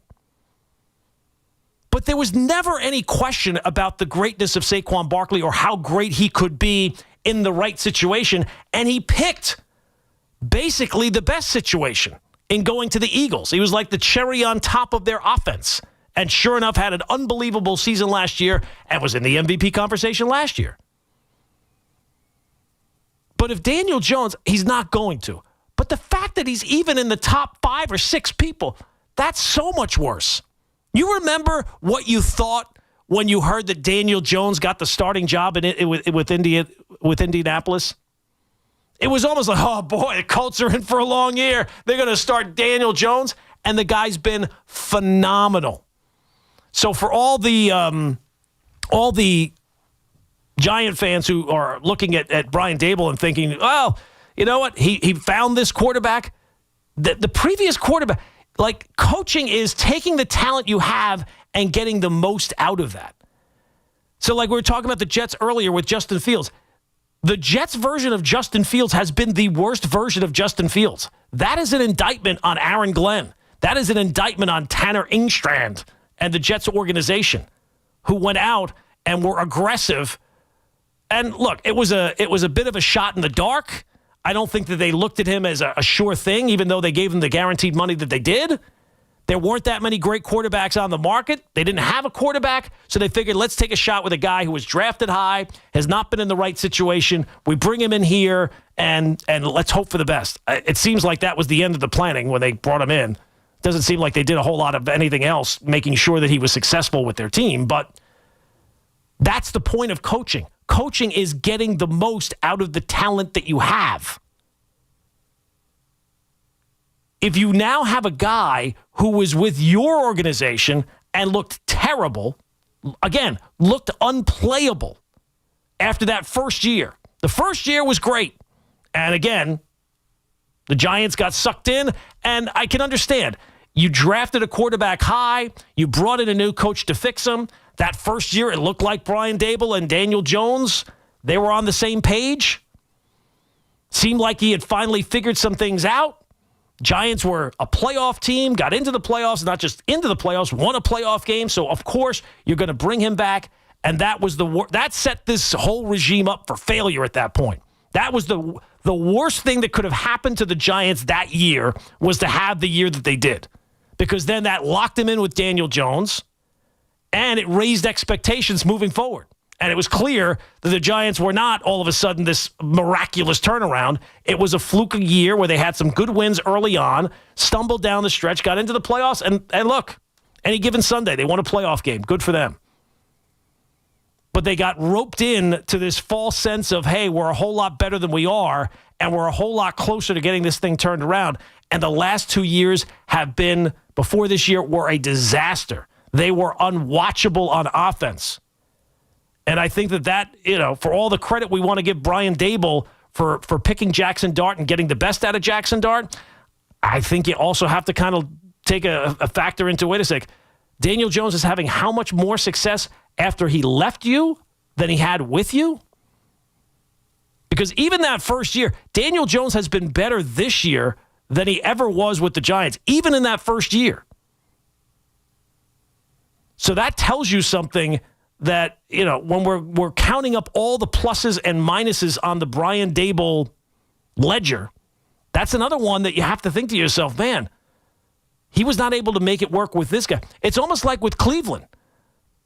Like how the guys in Cleveland keep their job beyond this year when they had Baker Mayfield and couldn't make it work. For all the mistakes and all the bad quarterbacks the Cleveland Browns have had, they had a guy who's now 5th in the MVP in terms of odds in Baker Mayfield, who looks like an absolute franchise quarterback. They tanked to be able to draft him number 1 overall, drafted him. He comes in there, not only gets them to the playoffs, wins a playoff game, and they still were able to turn the page on him because they wanted to go out and get Deshaun Watson.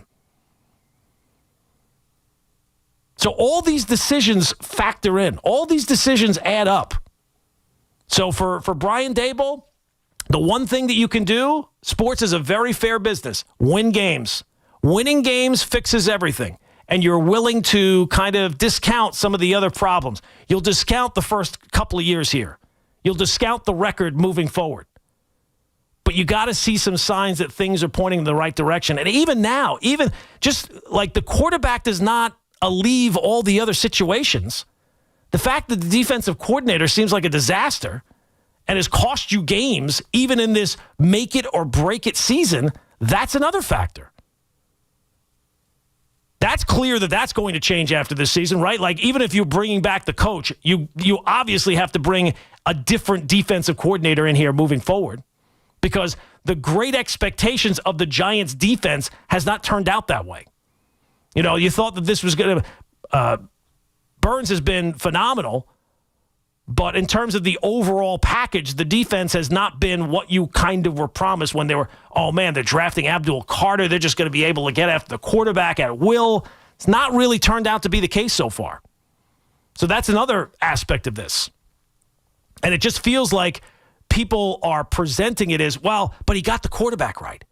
He got the quarterback right, and that's all that matters. Well, no, there's more to it than that. He's not just picking a quarterback, and that's it. You got to be able to go out in there and win some games in the process. 888-808-1019 is the telephone number, 888-808-1019. Coming up, we'll get to some baseball stuff. Obviously, the World Series is headed to a Game 7. I will say this. Going into this World Series, as a Yankee fan, I didn't want to see the Blue Jays win because they're the team that knocked out the Yankees, and I don't want to see them have any success. But it was not like I was actually rooting for the Dodgers. Who can root for the Dodgers? It's like, as they say, rooting for the house in blackjack. So you can't root for them either. But I have actually found myself rooting for the Dodgers. And the reason why is because I know if the Blue Jays win the World Series, the main, and it might already happen anyway, because the Blue Jays knocked the Yankees out. The main takeaway will be, well, no, the Yankees have to build their team like the Blue Jays. They have to get to be a team that wins with contact. They have to be able to be a team that doesn't strike out so much. They have to be, the home run is not that important. Have you watched the playoffs? Have you watched the postseason this year? I'm not talking about 2-3 years ago. I'm talking about the one that's going on right now. And if the Blue Jays end up winning, It always happens that whoever wins a championship, everybody points to them. Well, that's the blueprint, right? Moving forward, you have to be more like that. It's a copycat league. Every league is a copycat league. You got to be more like this team. You got to be more like that team. So the fact that the Blue Jays had a base running blunder tonight, of all blunders, Addison Barger drifting off second base with 2 on, and the go-ahead run coming to the plate, I still have no idea. Maybe we'll hear. I was looking at X trying to find an answer for why he was so far off second base. It was a routine fly ball. And he was like running home like it was like Little League when he realized, oh, wait a sec, he's going to catch that. Yes, he's a left fielder. That's where the ball was hit, to the left fielder. But I just cannot take a full off season of hearing about, well, the Blue Jays, that's the model. That's the way you want to build your team. Yes, if you can have guys who hit home runs, who don't strike out, of course. Who wouldn't want? Those guys are hard to find. And it's not like the Blue Jays, this year they've been amazing. But they've gotten some performances this year that don't exactly track. Like, it's not exactly the way you want to build your team moving forward.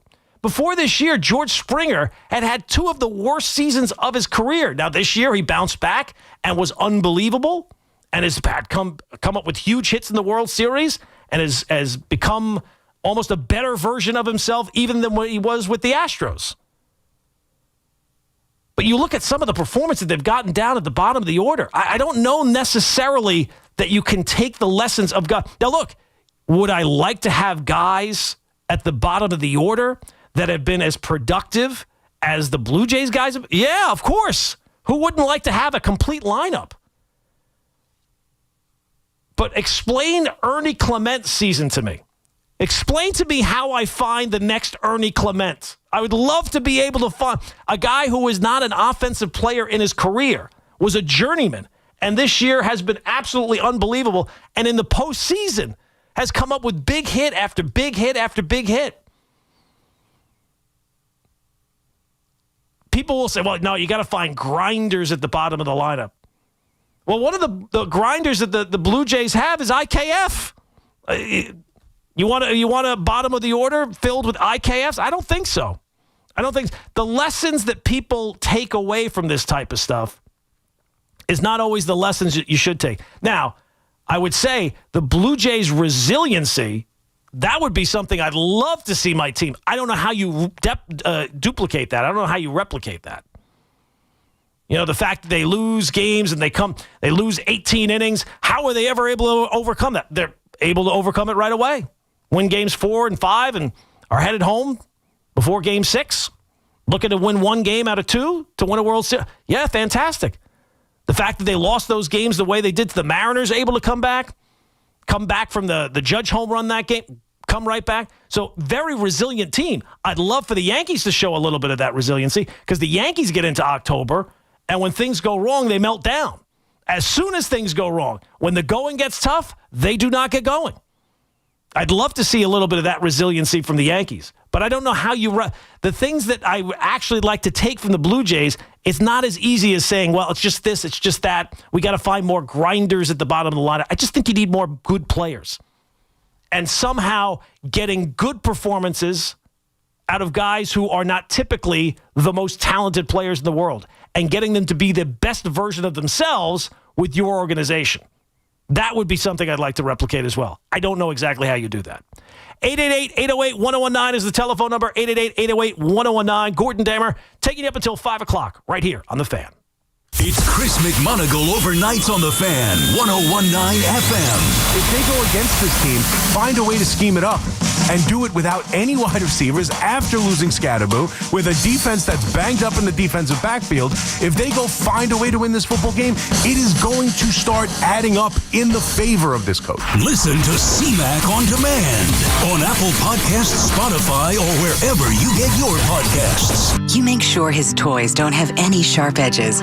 You taught her what to do when the smoke alarm goes off and to wear a helmet when she rides her bicycle. You do so much to keep your child safe. But are you using the right car seat for your child? Car crashes are a leading killer of children ages 1 to 13. Protect your child's future at every stage of life. For information on the right seat for your child, visit safercar.gov/the right seat. Sponsored by the New York State Governor's Traffic Safety Committee. This is J.J. Hill of Shulman & Hill, New York's premier injury law firm. We'll always stand up for you if you're injured in a slip and fall. If you've ever wished you had a lawyer in the family, now you will. At Shulman & Hill, it's never one and done. Once you're a client, you're always part of our family. Shulman & Hill. We're not just New York's law firm, we're your law firm.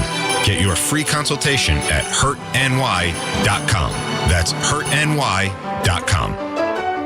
At Town Fair Tire, New England's largest name brand discount tire dealer, you get it all. The guaranteed lowest price, the most free services, and we accept all valid rebates from any manufacturer and from our competition. Yes, we accept them all, even competitor rebates. Town Fair Tire, New England's largest discount tire dealer, now with over 120 stores from Connecticut to Maine. Nobody beats Town Fair Tire. Nobody.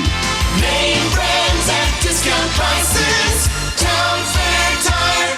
Diabetes, high blood pressure, anxiety meds, everyone's on them. If you're a 50-year-old male, maybe a bit porky, and you may even have type 2 diabetes, $1 million of term insurance may only cost you about $200 a month. Call Term Provider. Speak with Big Lou at 800-555-2085. Big Lou will find a term life policy for you even if you have type 2 diabetes, are overweight, or have high blood pressure. Term Provider has helped thousands of people like you who think they can't afford term life insurance. To buy $1 million of affordable term life for you, all you need to do is call Big Lou at 800-555-2085. Lou will make sure the scales are tipped in your favor. Call 800-555-2085. Big Lou will answer your call and work to fit you into a term life policy that you can afford. Remember, Big Lou's like you. He's on meds too. Call 800-555-2085 or biglou.com. Injured? Don't be a whiner. Call me, Attorney Mark Miner.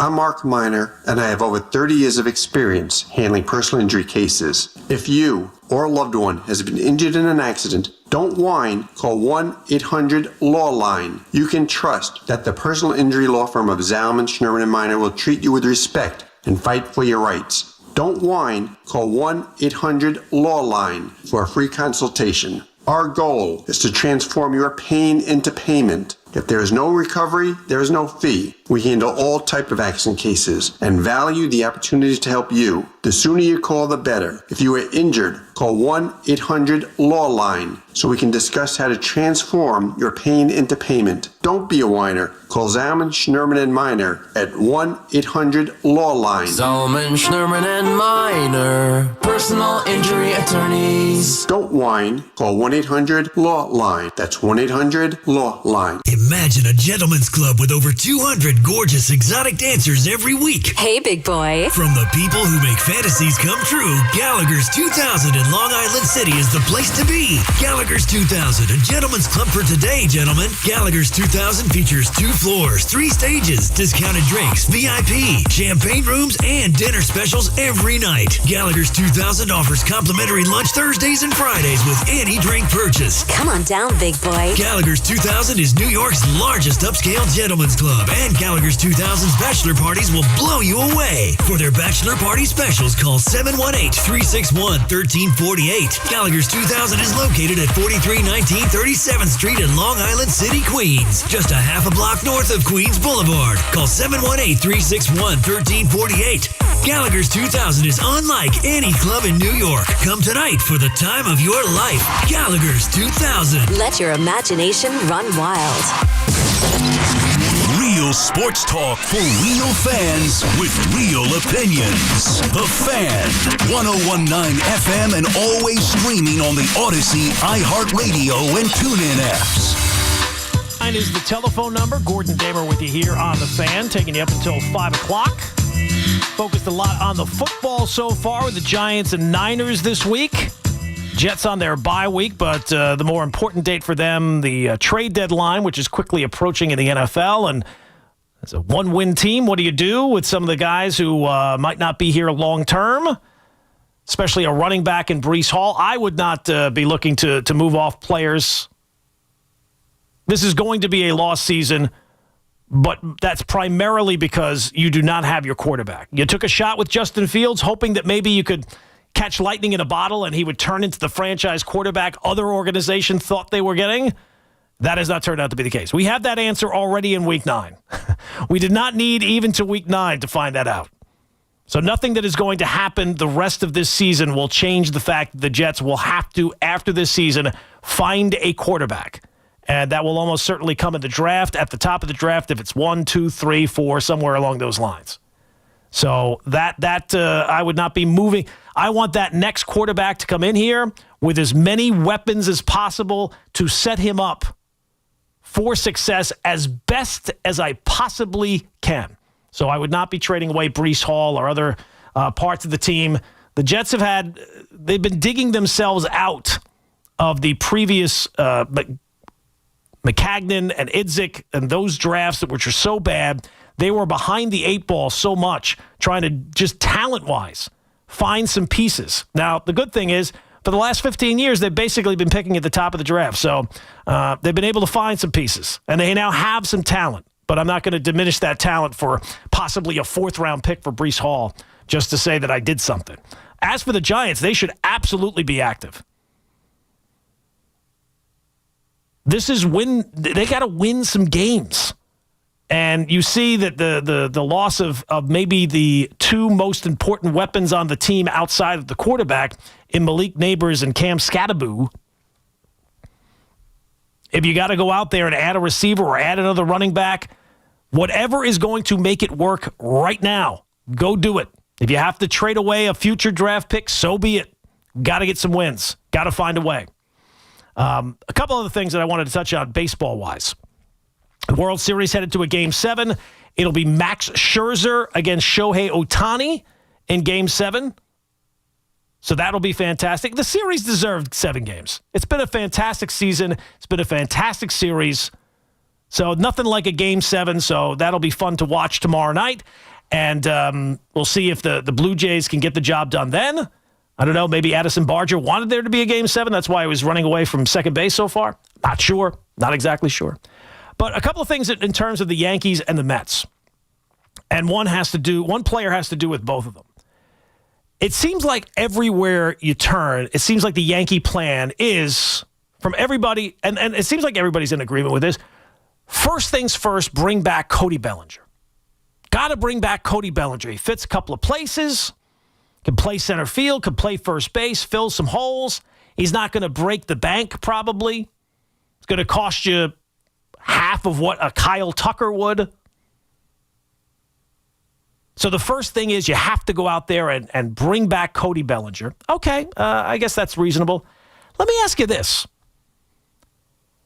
If we're in agreement that the Mets operate without a budget, how exactly can they get outbid for Cody Bellinger? Shouldn't Cody Bellinger be the first thing on the... Now, look, I understand the Mets have to go out and get pitching, and that's a separate part of it. But that's not the only thing the Mets have to go out and do. They could desperately need a center fielder and or a first baseman.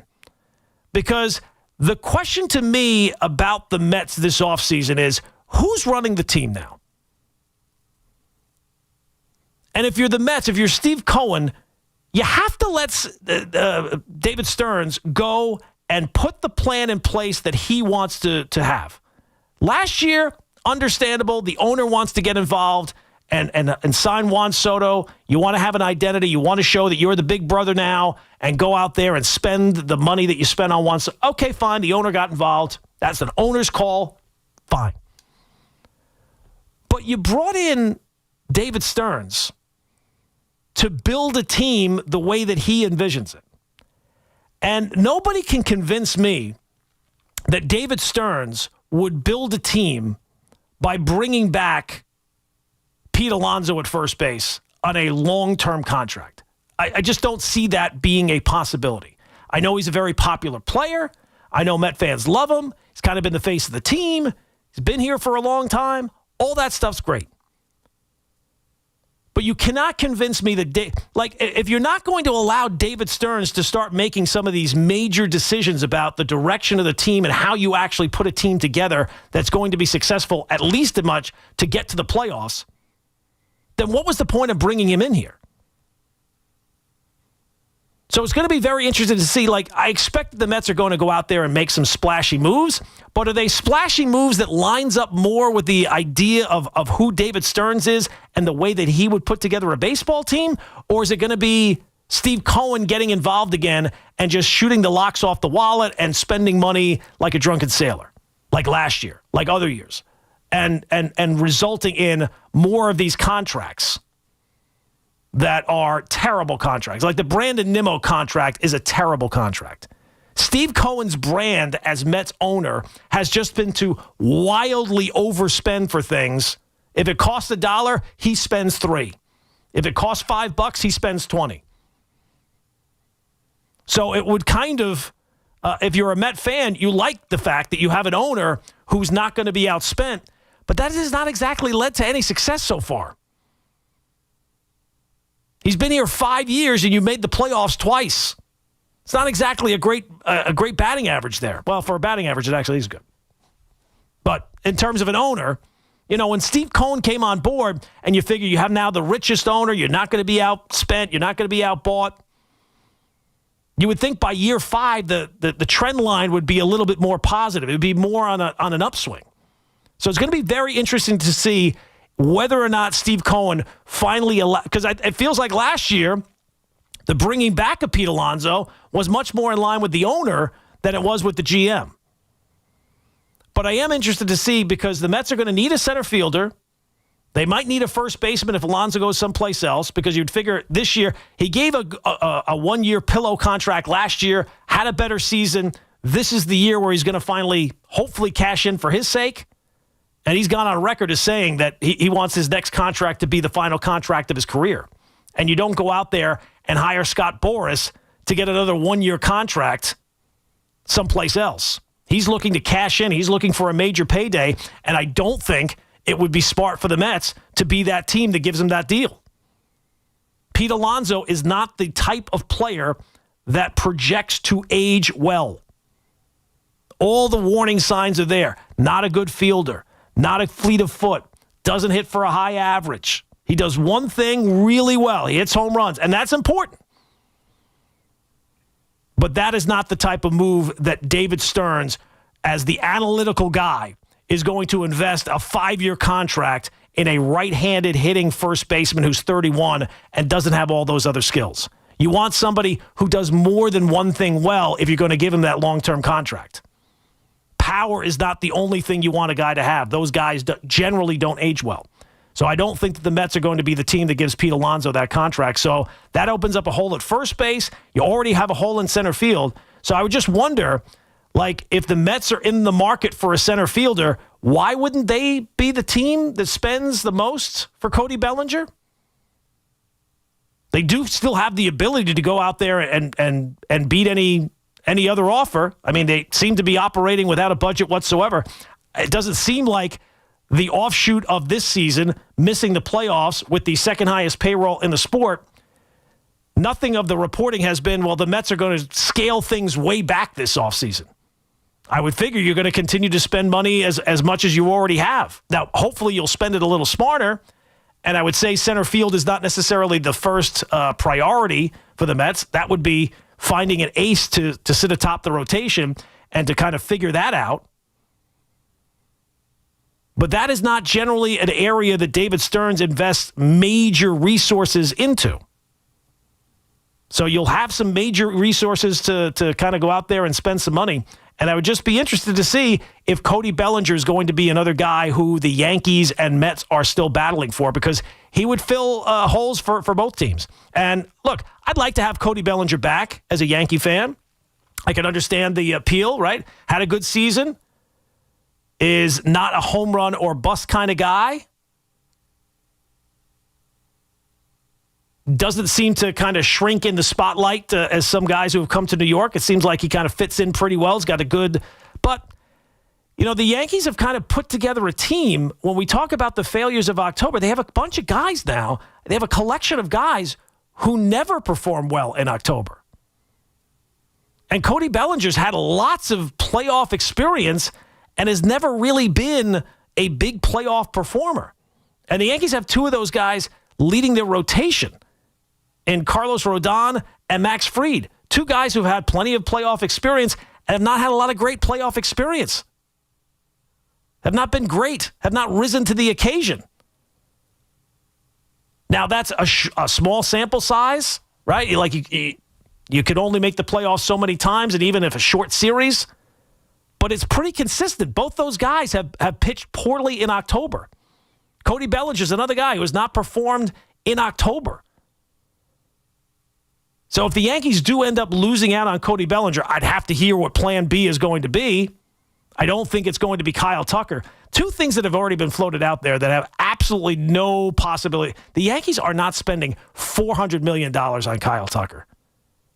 I don't think it's a good fit. It's not like he solves the problem of the October issue that Cody Bellinger has. He's basically the same kind of player in October. He's had plenty of postseason experience, has never been the guy that you thought, wow, the Astros won that series because Kyle Tucker got hot. And to think that he's going to get, that's what's being floated out there. He's going to get somebody's going to pay Kyle Tucker $400 million? Really?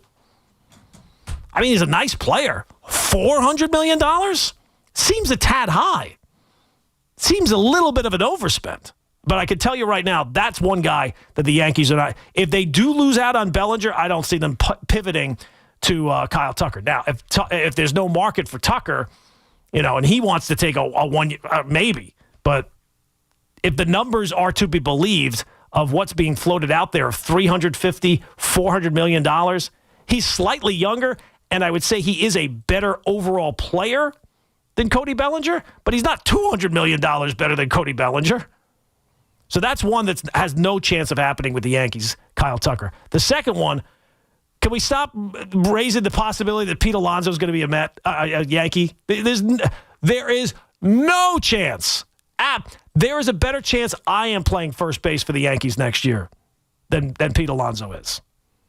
You talk about teams that are not going to be investing heavily in a first baseman, a right-handed hitting first baseman at 31 years of age. The Yankees didn't want to make a deal when Freddie Freeman was a free agent because it was too much to invest in that position at the time. They investigated it a little bit. And that contract, that's a contract, that's the type of guy that projects to age better, right? Can run a little bit, can field the position, can hit for an average. And even though he's been slightly down this year, I think he's got 2 years left on that current contract. It's been a good overall deal for the Dodgers. They would make that deal again with Freddie Freeman. Pete Alonso is not that same kind of player. So I don't know what the Yankees' plan B would be if they lost Cody Bellinger. It's actually kind of interesting for me to think about. How would they fill those other holes? Because they have an issue with the payroll. It doesn't seem like that they're ever going to expand the payroll over what they are already spending. And they're already locked into so many of those big contracts. That's why Bellinger kind of makes sense, where you're not going to break the bank for a guy who fills a couple of holes. It's tough to find a plan B who does those same kind of things. 888-808-1019 is the telephone number, 888-808-1019. Coming up, we'll get into the Knicks. Third straight loss for the Knicks. Uh-oh.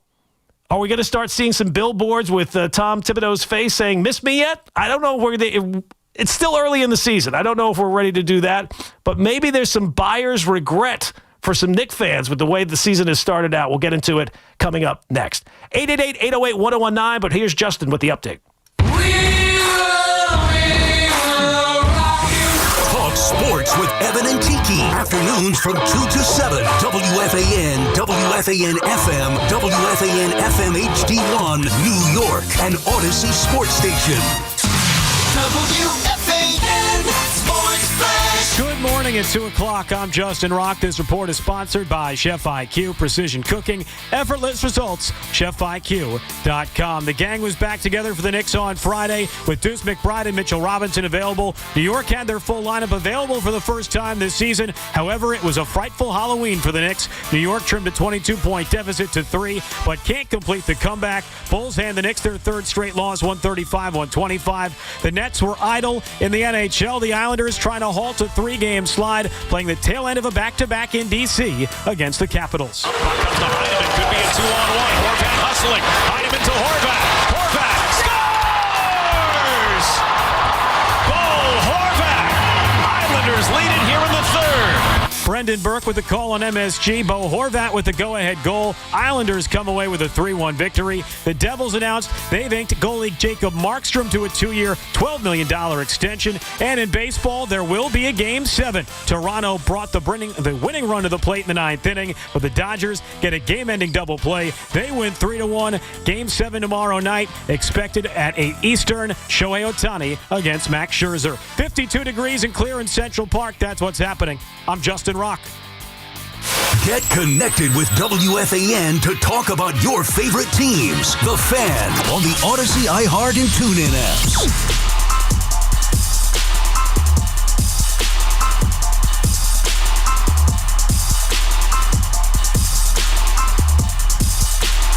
(888-808-1019) is the telephone number. Gordon Damer with you here on The Fan, taking you up until 5 o'clock.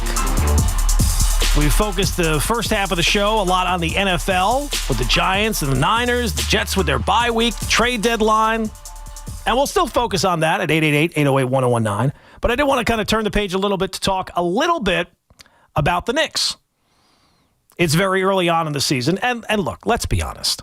The NBA regular season is unbearably long. So to think that you are going to have any major takeaways from 5 games into the season is a little bit ridiculous. Nothing that has happened so far is reason to panic or to be overly concerned. The Knicks are 2-3. They've lost their third straight. Tonight got done in by the Bulls 135-125. The defense in the first half was absolutely appalling. But these things happen. And I think that with the coaching change, in any situation, if you have a coaching change, you have to expect that there's going to be some growing pains in the early going, right? I think that that's only fair. So when you come into a season like the Knicks are planning on having, I'm not going to jump off the bandwagon 5 games in. I'm not going to jump off the bandwagon 10 games in. Let's let it breathe. Let's let Mike Brown kind of get his bearings, get his feel for the roster, make his imprint on the changes that he wants to have for this team moving forward, not just in the beginning of the season, but for the entire season. Because with the Knicks, sometimes you come into a season for teams and the expectations are debatable, right? Like, what's a successful year for this team or that team? And it can be a little bit debatable. This year for the Giants, a good season, I think, is 7 wins. Some people might say, no, I want 9 wins. Some people might say, no, I'm good with 4 wins, as long as the quarterback plays well. It's debatable. With the Knicks, it's not debatable. With the Knicks, it is clear-cut, maybe as clear-cut as any team, even the Yankees. Right? Like the Yankees, we all say, if they don't win the World Series, that's a failure. With the Knicks, if they don't make the NBA Finals at a bare minimum this year, the year is a failure. And that's not me saying that. That's the team saying that. That's the organization saying that. For you to have the year that you had last year, to get to the Eastern Conference Finals in the first time in forever. And for that series against the Pacers to go the way it did. And for you to fire the head coach and Tom Thibodeau almost immediately. That tells you that the organization felt like the coach held back the roster. They blamed the coach for the loss to Indiana. They thought that the roster was better than the way it performed, and that they needed a new voice, a new coach, a new direction to be able to unlock the talent that the roster has currently. Didn't make any major changes in the offseason. The major change that they made was firing the coach. And remember, they did that without a clear replacement in mind. It wasn't like they said, well, we're going to fire Tibbs, but we know who we want. We want to definitely get this guy. This guy will be able to unlock the talent on this roster in a way that Tibbs can't. Tibbs can only get you to a certain level, and this other coach, well, no question. Nobody could ever question that this guy's a better fit for the roster that we have. That's not what happened. The Knicks fired Tibbs and then figured it out from there. They went around asking a bunch of teams if they wanted to give up their head coach, and they all said no. And then the Knicks eventually got to Mike Brown and said, okay, hey, he's good enough. We'll take him. But they did that because they wanted to have a new voice. They wanted to have a new direction, and they felt like Tibbs clearly was holding them back. And they needed somebody, be it the rotations, be it the minutes, be it the offense in general, moving forward. They needed to have a new voice, and that new voice is going to unlock this roster. And so you didn't do that to simply get back to the same point the following year, right? You could have gotten back to the Eastern Conference Finals again if you just kept the same group together, right? Tibbs got you there one year. No reason to say he wouldn't be able to get you there a second year. You did that because you wanted to have a new voice. And look, there is precedent that can work. It was not that long ago. There was a very popular coach in this town who had been the steward of an organization that had gotten things turned around after a very turbulent time and missing the playoffs for a very long period of time. And this guy came in and started turning things around and was the coach that helped do it. And then that organization got rid of that coach and brought in somebody else because they felt like that voice was needed. They needed a different approach for the players. And that, of course, was when the Yankees fired Buck Showalter and brought in Joe Torre. Very unpopular move at the time. People loved Buck Showalter, and he was a big reason why the Yankees went from laughingstock to back in the playoffs. And when they made that move, when they fired Buck Showalter, I think just about every Yankee fan, myself included, said, oh, man, the old man, George, has done it again. He screwed us. Bringing in Joe Torre. We're bringing in Joe Torre? And it turned out to be the absolute perfect move, right? Buck Showalter, for all the success that he had, they needed a different approach. They needed a different voice. They needed a different experience. And it's hard to look back now and say it was the wrong move. You win the World Series in you win right away. You win a World Series. You win 3 in a row. You win 4 in 5 years. And the rest is history. So sometimes it's not popular, but it gets back to what we were talking about with the Giants and Jets, about self-scouting, knowing your organization better than people outside the organization. Even though I was not always a fan of all the moves that George Steinbrenner made, and I'm the first to point out the flaws of George Steinbrenner's tenure as Yankee owner, which everybody's kind of forgotten, that one, he absolutely nailed it. But that same organization has done that again more recently and brought in a different voice because they felt like the current manager, he was too grating on the players. He was too hard on them. He's too critical. We need a softer voice. We need a different voice. We need somebody who can relate to the players a little bit more and somebody who's going to be able to unlock the potential of the baby Bombers. And, of course, that was when the Yankees decided to make the move to get rid of Joe Girardi and bring in Aaron Boone. That was and that's why I'm a little leery of the Knicks' decision to bring in Mike Brown, because they didn't have a clear person that they wanted to go out and get. They fell into it eventually, and it's almost like they thought, well, anybody can do a better job than Tibbs can do. And that's similar. Remember, when the Yankees got rid of Girardi, we all thought, well, they must have somebody automatically. I know they went through a whole process, and Boone turned out to be the guy. When it was Showalter and Torrey, that was immediate. They got Torrey almost immediately. That was not the case when they brought in Aaron Boone. Now, I don't know that I'm not going to tell you that Mike Brown is going to turn out to be Aaron Boone, and he's never going to be able. 8 years later, we're still going to be waiting for a Knicks title. But it does make you question it a little bit. Going out and changing the coach to get you over the top, there is precedent for that. Yankees are an example of that, but it doesn't always work out the way you think. But what is clear is what success is for the Knicks this year. There's no question. There's no doubts. There's no ambiguity. There's no hey buts. You went out and made that move for the coach because you felt like Tibbs was holding you back. And I'm not going to tell you that Tibbs was the perfect coach, or he didn't have flaws, or he didn't do things that aggravated me. He did. But he had a pretty good track record. He got you to the Eastern Conference Finals.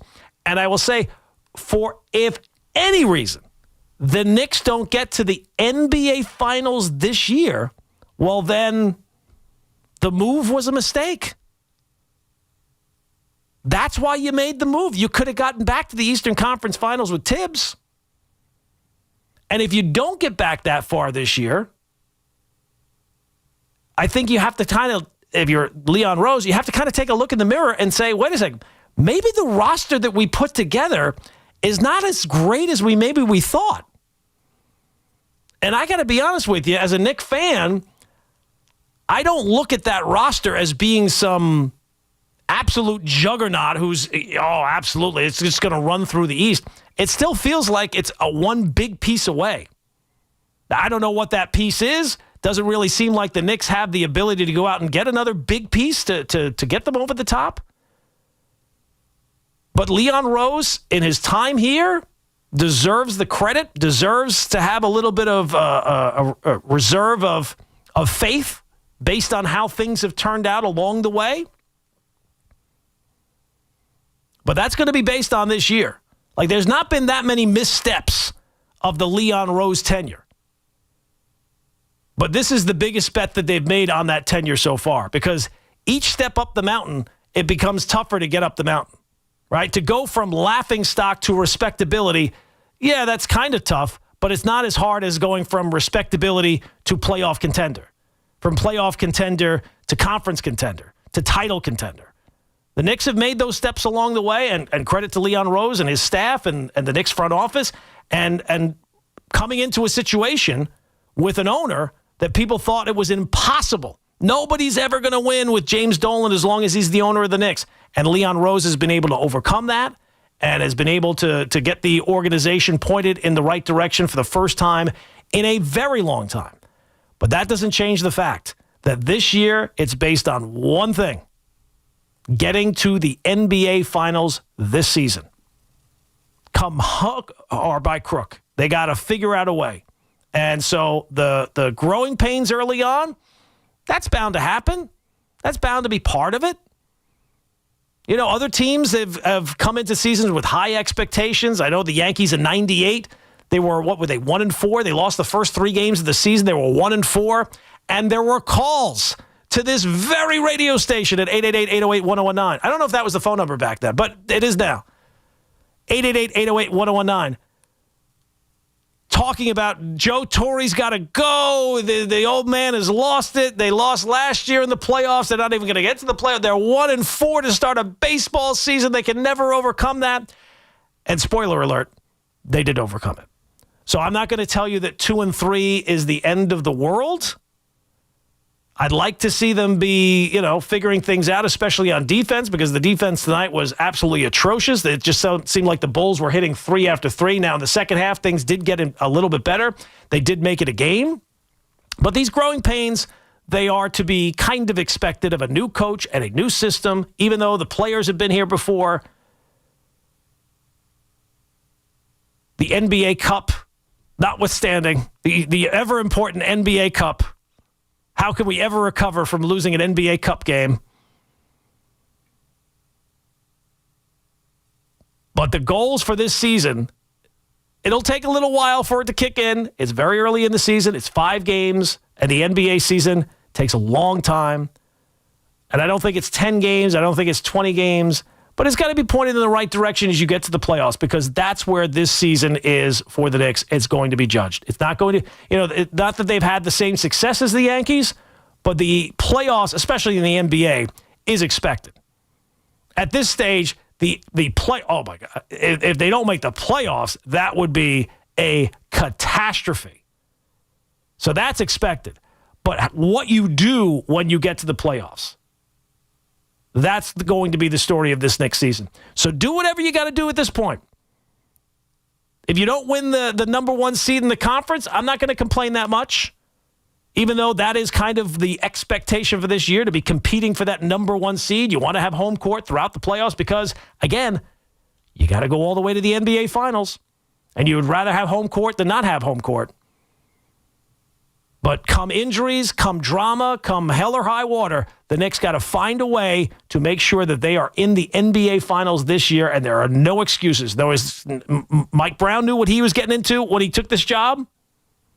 Leon Rose knew what he was doing when he fired Tom Thibodeau and decided to make a change at head coach. And the only reason you do that is because you're saying, no, this roster, the coach did not maximize the abilities of the players that he has. And your choice was to go out there and get Mike Brown. So now it's on Mike Brown, it's on Leon Rose, and it's on the Knicks to figure it out. And if it takes a little while, I'm willing to give them a little while. That's only fair. They don't have to go 82-0. They don't have to win 72 games. They don't have to be the number 1 seed in the Eastern Conference this year. But they better get it together, because the goals are in concrete. There's no debating it. There's no other side. There's no, well, we didn't get to the NBA Finals this year, but we had a good season. No. You raised the expectations when the season ended, and almost immediately you pointed the finger at the head coach. And I got to believe that that's also on the players. If the players wanted Thibodeau to still be here, I'm guessing that he probably would still be here. But now it's up to them to make sure you all decided that Tibbs was the issue. So now it's up to you you're free of that issue. You better go out and get the job done, because nobody's going to want to hear any excuses. And just take a look at the Yankee situation. They've had plenty of success under Aaron Boone. They've won hundreds of games in seasons. They've won divisions. But what have they not done? They've made 1 World Series and embarrassed themselves in it last year. And nobody is going to want to hear a single solitary thing about the Yankees until they get back to and win a World Series. And that's the reason why they made that move back then, moving off of Joe Girardi and bringing in Aaron Boone. And on that day that they introduced Aaron Boone, if anyone would have told the Yankees we'd be 8 years later and still not have won a World Series, not a single solitary person would have been able to convince you that the move was the right move. Now, Mike Brown does not have 8 years. He's got this year. Get it done. 888-808-1019 is the telephone number, 888-808-1019. Coming up, we'll get some more of your phone calls involved. We'll hit some more baseball stuff as well. Lots of stuff to do as we take you up until 5 o'clock. Gordon Damer, right here on The Fan. The home of the NFL on Westwood One is WFAN. Cuts it up along the numbers and waltzes into the end zone. The Seahawks play the Commanders. 8:20 tomorrow night on AM 660. Sunday Night Football is on The Fan, 101.9 FM, and always live on the free iHeartRadio, TuneIn, and Odyssey app. Looking for the lowest price on name brand tires? Get to Town Fair Tire and get the guaranteed lowest price on any name brand Fan Tire. Nobody beats a Town Fair tire deal. Nobody. Town Fair Tire. Imagine a gentleman's club with over 200 gorgeous exotic dancers every week. Hey, big boy. From the people who make fantasies come true, Gallagher's 2000 in Long Island City is the place to be. Gallagher's 2000, a gentleman's club for today, gentlemen. Gallagher's 2000 features 2 floors, 3 stages, discounted drinks, VIP, champagne rooms, and dinner specials every night. Gallagher's 2000 offers complimentary lunch Thursdays and Fridays with any drink purchase. Come on down, big boy. Gallagher's 2000 is New York's largest upscale gentleman's club, and Gallagher's 2000's bachelor parties will blow you away. For their bachelor party specials, call 718-361-1348. Gallagher's 2000 is located at 4319 37th Street in Long Island City, Queens, just a half a block north of Queens Boulevard. Call 718-361-1348. Gallagher's 2000 is unlike any club in New York. Come tonight for the time of your life. Gallagher's 2000. Let your imagination run wild. With over 90 years of combined legal experience representing the law enforcement community, Decolator Cohen & DePrisco, LLP, continues to strive to educate police officers of their civil rights to sue in line-of-duty accident cases. The 2025 Police Officers' Right to Sue newsletter can be viewed on policeofficersrighttosue.com and provides successful results in varying line-of-duty accident cases. These results include damages recovered from RMP accidents involving the City of New York and civilian motorists, station house defects, ricochet injuries from the range, private premises slip and falls, sidewalk slip and falls, construction defects, snow and ice cases, and injuries emanating from defective RMPs. In any LOD accident, it is important for the officer to take photographs of any defects, injuries, or damage. It is also essential to draft the line-of-duty report and detail the cause of the accident in the paperwork. Remember, there's a 90-day time limitation to file a claim against a municipality. If any law enforcement member has a question regarding a potential lawsuit, contact Decolator Cohen & DePrisco, LLP at policeofficersrighttosue.com or call 1-800-901-1529. Attention! Have you racked up $10,000 or more in credit card debt? Are you barely getting by making minimum payments? With credit card debt reaching all-time highs, National Debt Relief is notifying consumers about significant debt relief options currently being made available to help those with overwhelming credit card debt. These options may reduce a large portion of credit card debt for those who qualify. You don't need to declare bankruptcy or take out a consolidation loan, and you may only have to pay back a fraction of what you owe, even if you have bad credit. National Debt Relief has already reduced the credit card debt for more than 550,000 consumers, so don't wait. If you owe $10,000, $20,000, or even $100,000 in credit card debt, you can now take advantage of this financial debt relief as the cost of living continues to skyrocket. To check what debt reduction you may qualify for, call 800-848-2299. 800-848-2299. Again, that's 800-848-2299. We all hear the radio ads about the IRS. They tell you to be afraid, to be scared, and they try to frighten you into calling. I'm not here to do that. Tax Relief Advocates is different. TRA is here to tell you that if you owe money to the IRS, whether it's $5,000, $50,000, or $500,000, we have a solution. It doesn't matter if you're sitting in your car, at work, or with your kids. No matter where you are, call now. 800-575-6986. Don't lose hope. TRA can eliminate or reduce what you owe to the IRS. Generous programs are now available that can give you a fresh start. Our passion is taxes and helping individuals fix their IRS problems. We have over 1,000 5-star reviews on Google and an A+ with the Better Business Bureau. You don't need to be afraid of the IRS any longer. End your tax nightmare today by visiting us online at TRA.com or call 800-575-6986. That's 800-575-6986. Tax Relief Advocates. Real solutions for real people. Talk New York sports on WFAN.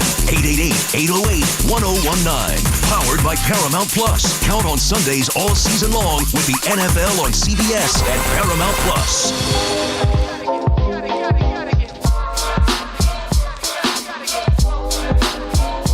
888-808-1019 is the telephone number. Gordon Damer with you here on the Fan, taking you up until 5 o'clock. 888-808-1019, talking a lot about the Giants, the NFL Week 9. Coming up 3 o'clock, we'll have our polar opposite of power rankings, the poop rankings. Everybody else focusing on who's the best in the NFL. How would I know? I watch the Jets every single week. I focus on who's the worst in the NFL. I'm a Dolphin fan. I watch the Jets every single week. I have expertise on knowing who is the worst. So we'll give you the poop rankings, the polar opposite of power rankings, coming up in the 3 o'clock hour. But let's go back to the phones. 888-808-1019. CB is in Manhattan. CB, next up on the Yes, fan. hi. I just want to bring something up, okay? Yeah. The Yankees are not going to, once again, for 6 years, I have been saying that the Yankees are not going anywhere. And next year, they're still not going anywhere. Okay. They just don't have the chemistry. It's not just about hitting. They just don't have the chemistry. One guy, and I've said it before, is not going to carry the whole team, okay? They need to make changes. Okay, if you see that one team, okay, is punching out 6-7 years in a row, you got to make some changes. You got to make some changes. What kind of changes do you want? Well, to be honest with you, you got to make a change with Cashman. Okay, he's first. He's number one. Okay. If Steinbrenner had been alive right now, I doubt it seriously that he would still be with the Yankees. Well, he might be with the Yankees, but he'd be on his third tenure with the Yankees. Like he would have fired him and then brought him back, and then fired him and then brought him back. True. That's true. But anyway, okay, let's talk about the Knicks. I heard, about 10 years ago from a friend of mine who told me that her father was an avid Knicks fan for almost 50 years. And he used to be a gambler. Now she also, she loved the Knicks. And I kept telling her, Joseph, the Knicks are not going anywhere. Forget it. I don't want to hear it. Blah, blah, blah, blah, blah. She said, look. She said that her father told her that a gambling bet was made on the Knicks, that the Knicks can't win a championship series in I don't know how many years, okay, but they are not due yet. And when I looked at it, I'm like, yeah, sure. But you see what's happening now, right, with the NBA now, with the whistleblower and all that stuff. So I wouldn't believe it. I just think that the Knicks are not going to do it because there's something else deeper. Okay, you think that's what it is? That's what she told me. Yeah, absolutely. Absolutely. There's too much money in there. Yeah. We're talking about billions of dollars. Look, just watch them. Watch it, and I'll give you all the money I have in the bank that the Knicks are not going anywhere next year either. Wow. Okay. I appreciate it. Another thing that I have to say, if you look at all the New York teams, yes, okay, not just the Knicks, the Yankees, the Mets, the Rangers, okay, that came so close, but the boom, okay. There's a bad karma. There's a bad karma here in New York right now. Yeah. None of these New York teams. But how what do you do? How do you change the karma? Oh, my God, because I think after 9/11, and I'm from Manhattan. I was born in Manhattan. 9/11 just. All right. I think we've was not exactly the direction I thought we would go with changing the mojo. Well, look, I don't believe in hexes. I don't believe in mojo. I don't believe in karma. I believe in making good moves and bringing in good players and hiring good coaches, and then things kind of fix themselves. It's amazing how the karma and the mojo and all that type of stuff lines up when you have the best players and they're playing their best. Like, are the Blue Jays in the World Series because they have better mojo this year? No, I just think that they have better players this year. And they're largely the same players they had last year. But for whatever reason, this year, they've had a different approach and they've had more success. And it's lined up. And they are now one win away from their first World Series title in 32 years. Is the Dodgers mojo any? No, the Dodgers, it's pretty simple. Go out and get the best players. The problem is that the Yankees, they like to envision themselves as the Dodgers, but they have been lapped by the Dodgers. The Dodgers were the team that would make the playoffs every single year and then would get knocked out, wouldn't win a World Series. Didn't win a World Series until the 2020 World Series, and then obviously last year. 2020 was a little bit of a weird season for everybody, But last year, they finally were able to cash in. But you see what they did. They were making the playoffs all the time. And then they decided, you know what? We need to add more talent.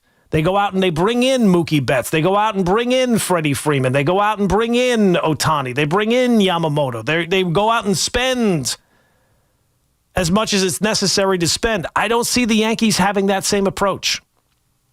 I don't think the Yankees are going to go out and break the bank this offseason. And they have some holes to fill, certainly. They have to figure out the bullpen situation, which was always under Brian Cashman one of their real strengths. Even if you're critical of Cashman, every single year, the Yankees were able to put together a bullpen that could get big outs, especially at the end of games.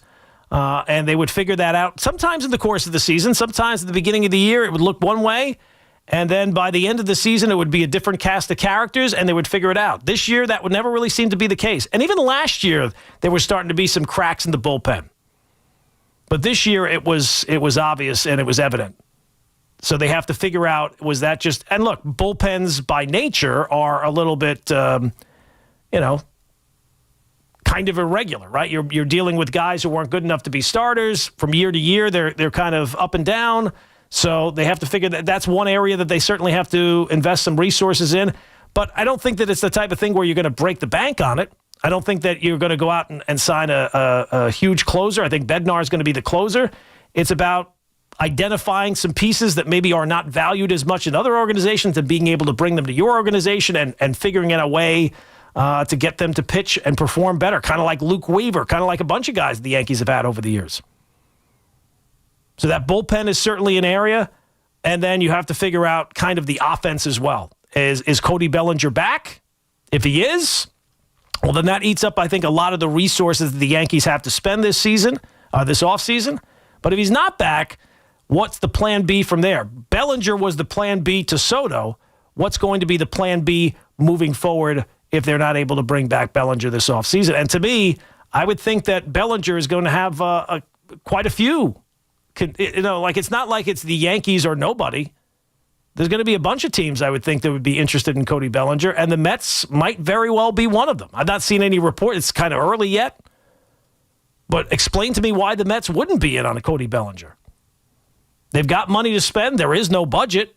They have clearly a hole in center field where he could fill the hole there and play first base if they don't bring back Pete Alonso. He's a guy that could fill a couple of areas of need, and certainly, and one of the things the Mets really need to improve beyond just the starting pitching, their defense. They were one of the worst defensive teams in baseball. Now, some aspects of it are just not going to be able to be fixed, right? You got Soto in right field.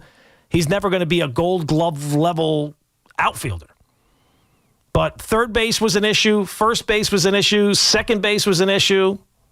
So they have some areas of, and I think that Alonso just does not, it becomes a lot harder to fix that issue if you bring back Alonso. So I don't think that Alonso is going to be back, but it didn't seem like last year that Alonso was going to be back, and he was. At the end of the day, the Mets made a deal, and Alonso got a lot of money for one season, and now he's going to look to cash in once again. And I would think that there will be a better market for Alonso this offseason than last offseason. Didn't seem like anybody was willing to pay Pete what he was looking for last offseason. Now, nobody might be willing to pay him what he's looking for, but I would think that he will be able to get a multi-year contract from somewhere. One team, Boston's been reported. There's been other teams that, look, Pete does hit home runs. And home runs, you need to be able to hit home runs in October to win. This postseason has shown that. Every postseason here for the last basic decade has shown you that. So he does have that one skill. How long that skill remains, I don't know. And are the other parts of his game, are you able to kind of cover those up? And how much do you want to invest long-term in a power hitting, let's be honest, basically a DH. He's basically a DH. So if that's the case, I don't think that the Mets are going to be in on that. It does not seem like the type of move that David Stearns would be looking to make. And I can assure you that the Yankees are not the team either. Pete Alonso will not be a Yankee, no matter how many times John Heyman floats it out there, because Scott Boras is Pete Alonso's agent. It's not going to happen. But the Yankee situation is far more interesting if Bellinger's not back. It seems like everybody's just assuming that he's going to be back. There's not that many good center fielders out there. There's not that many guys that can play that position and play it well. And for Bellinger, playing left field this past year, has the athleticism to play. The Yankee left field is a big left field. That's why another reason why Kyle Tucker makes no sense. Kyle Tucker's not a good outfielder, and to go out and learn left field at Yankee Stadium, I don't think that would be something that they would be looking to do. But, if Bellinger's not back, what's the plan B there? Then do you go out and, if he doesn't sign, do you look to bring back Trent Grisham? How do you fill that hole in center field? Because there's not that many great options there, and it feels like at some point the Yankees are going to have to put some of these young players, Ben Rice being one of them, Jason Dominguez. What's the plan for Dominguez moving forward? What's the plan for Jones moving forward? Like, where do these guys fit in? And if you're able to put those guys out there, where do you shift the money? Because they don't have an unlimited budget. And I would not be surprised if the Yankees cut back a little bit on that budget this year. 2027 is right around the corner, and whether or not we have any baseball might be decided of whether or not the Dodgers win the World Series. The Dodgers win the World Series, all of a sudden the calls for a salary cap. We have to have a salary cap. The Dodgers won again. They're outspending everyone. Well, what about the fact that the Mets spent just as much as the Dodgers and didn't even make the playoffs? No, we have to have a salary cap. And I can't imagine that, well, I guess I can imagine that baseball would be stupid enough to go down that road again. Because if they actually do go down that road with the players and try to force a salary cap, I can't see there being any baseball in 2027. Like, the players will never accept that. They will sit out an entire season to avoid that. That's what happened already with 94. Players are not going to accept a salary cap in baseball. And it's crazy. Like, the one thing that ruins baseball is arguing about a salary cap. So I would say for the owners, put a better system in place so that your owners are not, make the tax penalties even more punishing if you want to keep salaries down.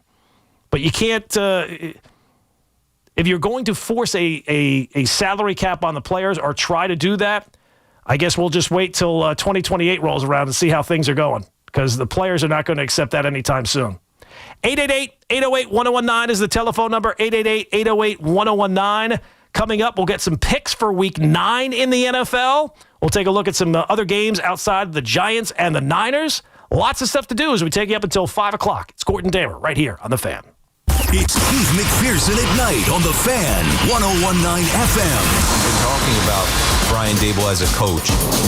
Maybe he is better suited as an offensive coordinator, quarterback coach, whatever, but he's the Giants head coach. Listen to Keith McPherson on demand on Apple Podcasts, Spotify, or wherever you get your podcasts. Injured? Don't be a whiner. Call me, Attorney Mark Miner. I'm Mark Miner, and I have over 30 years of experience handling personal injury cases. If you or a loved one has been injured in an accident, don't whine. Call 1-800-LAW-LINE. You can trust that the personal injury law firm of Zalman, Schnurman, and Miner will treat you with respect and fight for your rights. Don't whine. Call 1-800-LAW-LINE for a free consultation. Our goal is to transform your pain into payment. If there is no recovery, there is no fee. We handle all type of accident cases and value the opportunity to help you. The sooner you call, the better. If you are injured, call 1-800-LAW-LINE so we can discuss how to transform your pain into payment. Don't be a whiner. Call Zalman, Schnurman, and Miner at 1-800-LAW-LINE. Zalman, Schnurman, and Miner, personal injury attorneys. Don't whine. Call 1-800-LAW-LINE. That's 1-800-LAW-LINE. The Association on Aging in New York is celebrating the 60th anniversary of the Older Americans Act, which funds vital programs for millions of older adults.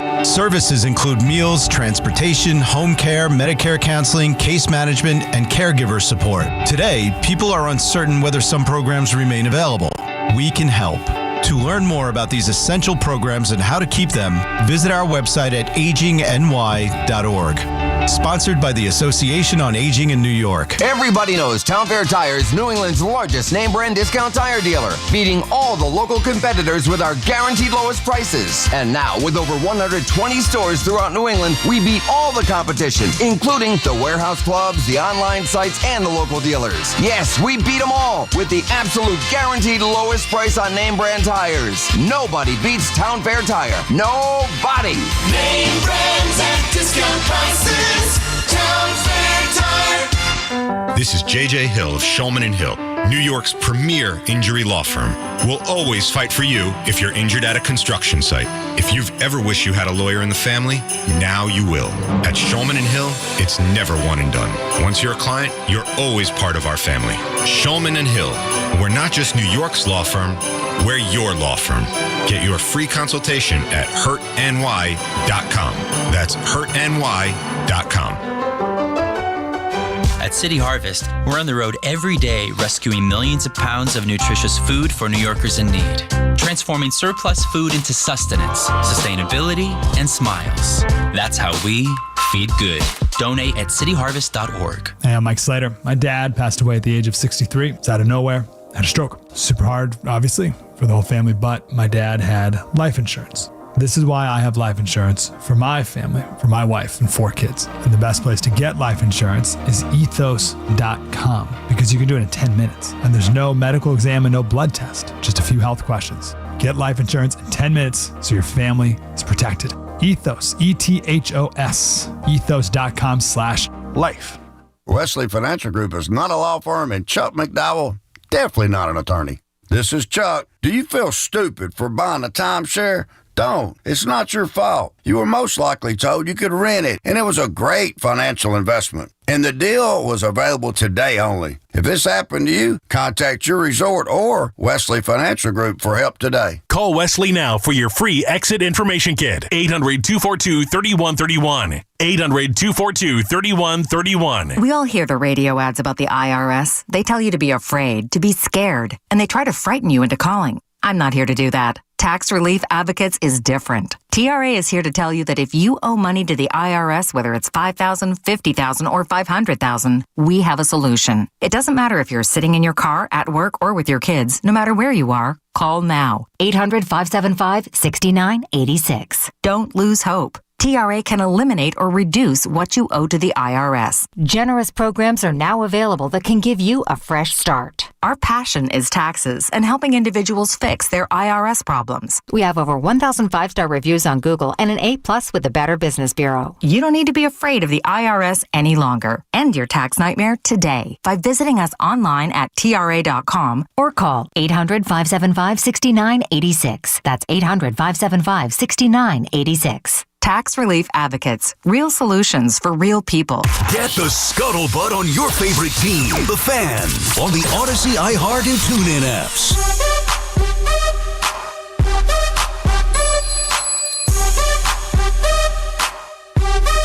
888-808-1019 is the telephone number. Gordon Damer here with you on the Fan, taking you up until 5 o'clock. Coming up 3 o'clock, we have our polar opposite of power rankings. 4 a.m., Alex will get a chance to get into the hot seat with what I learned this week on TikTok. I had a TikTok go like viral. I show my son movies. My son's 17 years old, so like that's our thing to do is like watch old movies. So I finally showed him Sixth Sense, the M. Night Shyamalan masterpiece, and I recorded his reaction to seeing the big reveal at the end of the movie. Wait, I didn't know that was you. I saw it. Yeah, that's my son. I had no idea. Yeah, oh yeah. So it's got like 500,000 views, and people have been suggesting other movies. And look, Sixth Sense is one of the, it's kind of it brought about a lot of imitators trying to pull off a similar thing. The suggestions that people are having for some of the movies are not very, somebody suggested Signs. Signs not a good movie. M. Night Shyamalan's got one good movie. Thank you. That is it. And look, it's an all-time classic. You wish you could go back again and see, wipe your memory clean. He's made one good movie. He's my least favorite director ever. He had the one great movie. You know what I mean? It is a fantastic movie. The way they did it, it was sensational. But yes, that's the only... Each time he keeps trying to pull the trick. And then the reason why the trick works is because you're not looking for the trick. When you go in looking for the trick, you're going to be able to figure it out. And that's what happened in the other movies. The Village. People keep bringing up The Village. The Village was terrible. That was a terrible movie. And who didn't figure that out? By that point, it was a couple of movies into M. Night Shyamalan. You knew that was going to be the case. I don't want to spoil it for anybody who's not seen The Village. I don't even think The Village is available on like streaming services. I have not been able to. I got every streaming service known to man. Got the HBO Max. I got the Hulu. The Amazon Prime. The Amazon Apparently Prime. it's on Hulu. Is it on Hulu? Maybe we'll take a look at that. I do think that it's a good TikTok piece of content. Like that's going to be the thing that's going to get a lot of views. It's got 500,000 views. Every time I think it's starting to slow down, it gets picked up again. But people are suggesting some very bad movies. We've watched a lot of the good. The Usual Suspects was another great plot twist kind of movie, but he's already seen that one. I didn't record his reaction, unfortunately. What about 7? We're not seeing 7. 7's a little dark. You know, it's a little heavy. But that's going to be probably next up on the list. You know, what you have to do is you can't backload surprise twist. You got to kind of filter them out a little bit so he's not expecting the twist. So we watched, what did we watch? We're watching Uncut Gems right now. We're making our way through that slowly. What was the one we watched after that? Oh, we watched Pacific Heights with Michael Keaton. Not a great movie, but Michael Keaton's always good. We watched that one. That was okay. But he always likes to watch the blood and guts and the war movies. I'm like, I can't take any more war movies, Jack. You know, I can only take so many war movies. So he was not really into M. Night Shyamalan, the Sixth Sense. And then when the plot twist hit, he got a good reaction out of it. It's a pretty good reaction. But you can only watch it once. It's not the type of movie you can go back and watch again. You have to show it to somebody. And the comedian Nate Bargatze had a great bit on that. Like, it all made sense to us that his wife was just not talking to him for a year, more than it made sense that he was dead the whole time. 888-808-1019 is the telephone number. 888-808-1019. Let's go to Paul is in North Arlington. Paul, what's going on, my man? Hey, what's going on, brother? I was just asking about the New York Yankees. Where do you think we stand at this point in time with our roster? And then now we got to get a bunch of hitters. I've been saying this for a couple of years now that we just need dudes that just straight hit singles and doubles and do what the Tampa Bay Rays do and just raid them to death. No, that is actually wrong. Unfortunately, no. We do not need a bunch of singles and doubles. That's what the Brewers did this year. The Brewers were very successful. They had a very successful regular season playing that way. But when you get to October, if you want to have postseason success in October, it's very simple. You must hit home runs. You must. Now, you might say, well, the Blue Jays didn't hit that many home runs. They were tied for 11th. And they would be, if they do go on and win the World Series tomorrow, or it's now today, in Game 7, they will be the first team since the 2015 Brewers to win a World Series and not finish top 10 in home runs. And the last 5 years, the team that's won the World Series has finished top 4 in home runs. So, no, you absolutely, this is non-negotiable. And just think about it for yourself. Does the pitching get better in October or worse in October? It gets better. So what are your chances of scoring a run? What is better? Getting one pitch and hitting that pitch really well and hitting it for a home run? Or stringing a bunch of hits together against really good pitchers? The evidence is clear. And here's the thing. It's not a thought experiment. There's actual evidence. I don't know what the current numbers are, but at last check, I think the last time I saw it, the team that out-homered their opponent in the World Series was like 18-4 this year.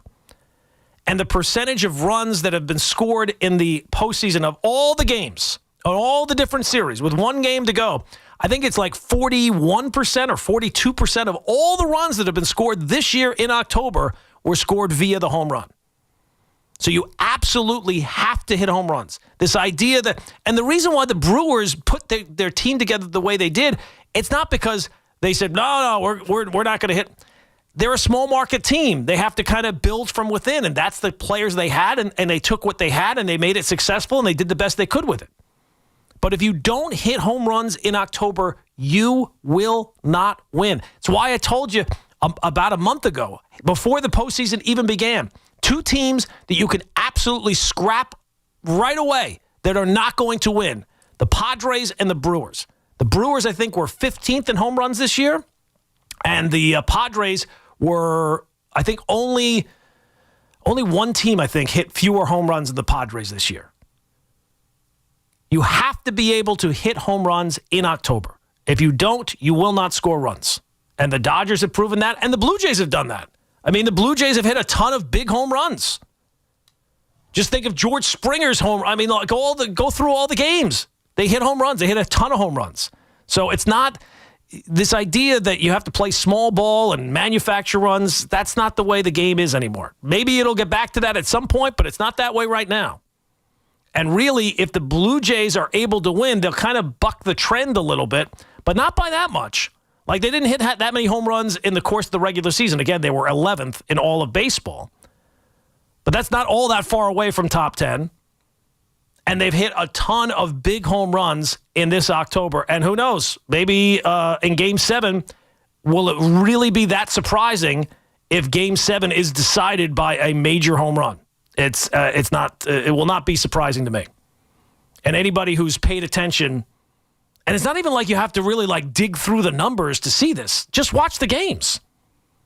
Home runs are what is the way that the majority of runs are scored in October. Again, like 41, 42% this year. It was like 41% last year. The year before that, it was 47%. The two big misconceptions that just drive me up a wall when people say, oh, well, you can't hit home runs on it. No, you absolutely can. You're not. Anybody who tells you that is not paying attention to the playoffs. They're just not. And then the other one that drives me up a wall, and it's kind of come up with the NBA betting scandal, we have to get rid of all these sports books. We have to get rid of all these online sports books. Do you realize the online sports books are the reason why you're able to discover the illegal activity?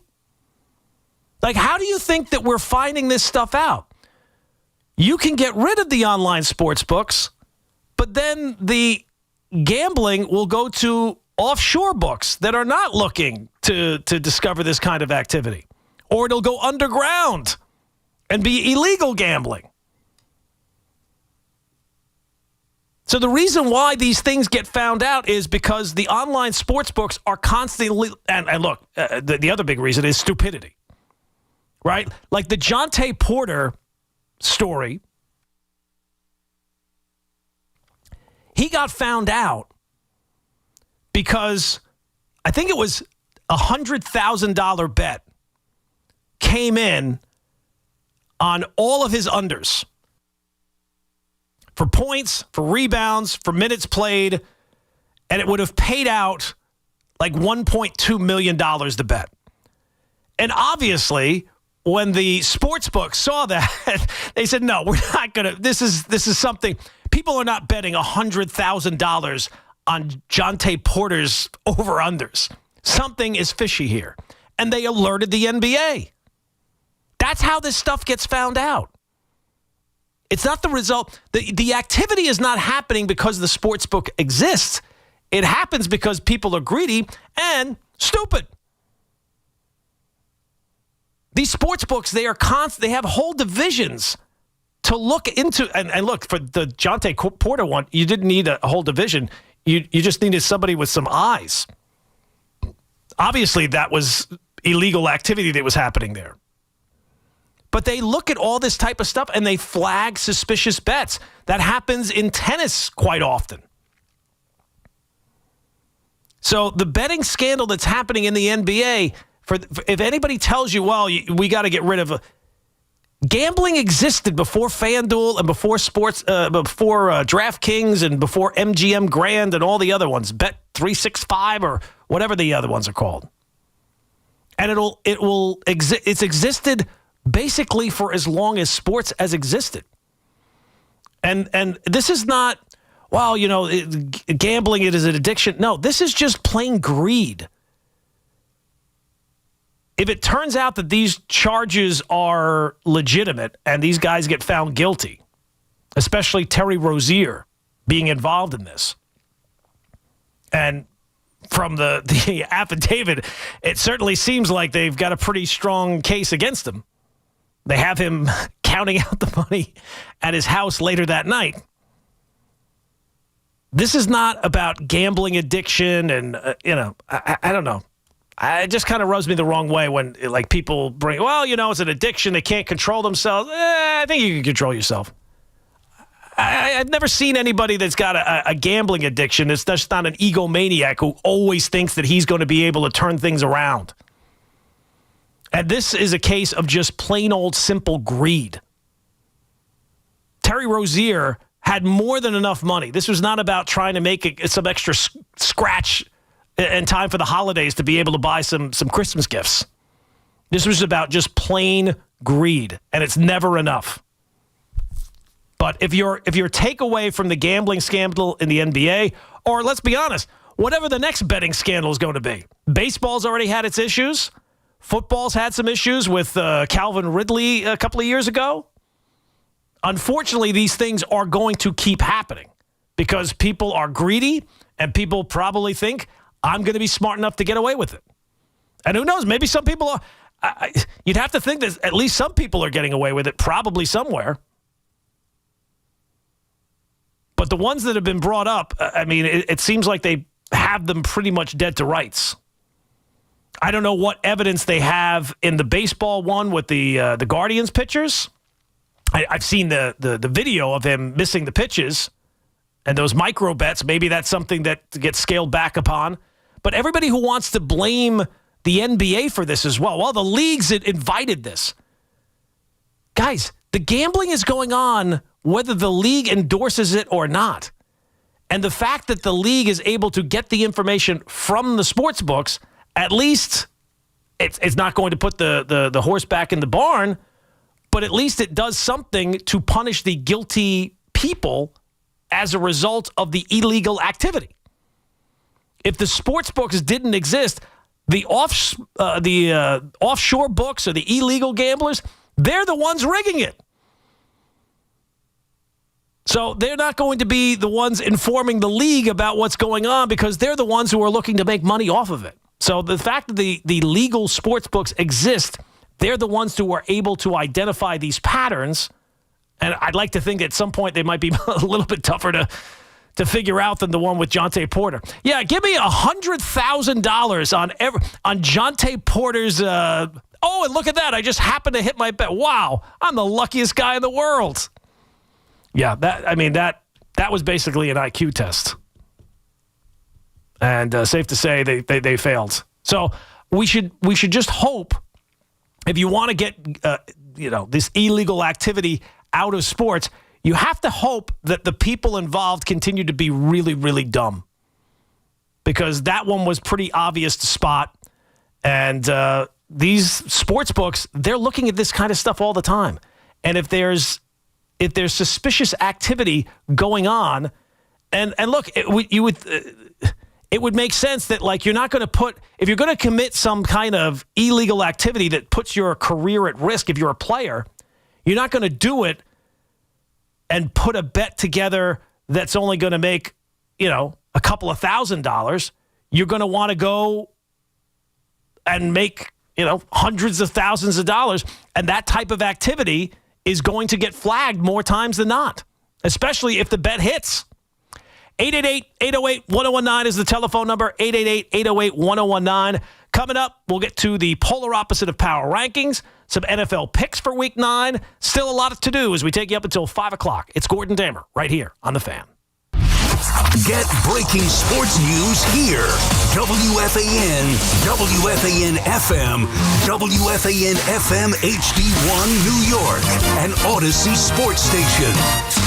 WFAN Sports Flash. Good morning at 3 o'clock. I'm Justin Rock. This report is sponsored by Chef IQ. Precision cooking, effortless results. ChefIQ.com. The Knicks trying to snap a 2-game slide in Chicago against the Bulls, but ended up seeing ghosts on Halloween night. Shot clock at 4. The Sumo rattles it in.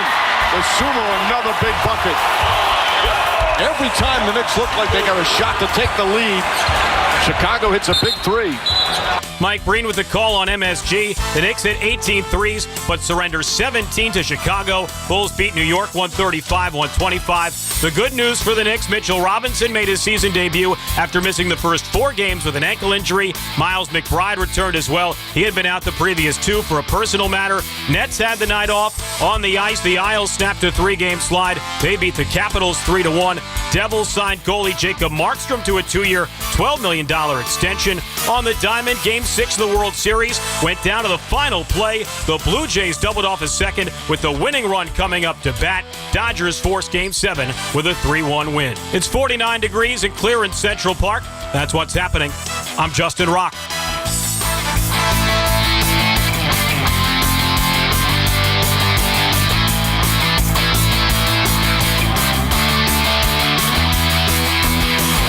Shot clock at 4. The Sumo rattles it in. The Sumo, another big bucket. Every time the Knicks look like they got a shot to take the lead, Chicago hits a big 3.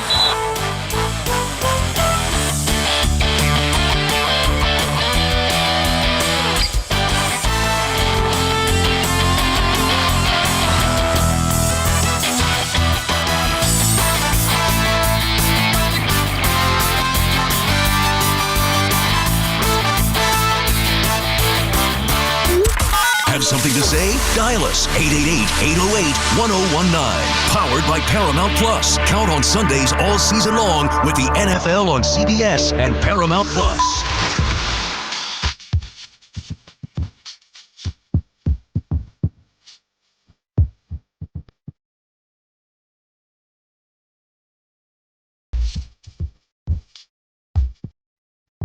Oh, yes. 888-808-1019 is the telephone number. 888-808-1019. Gordon Damer with you here on The Fan, taking you up until 5 o'clock.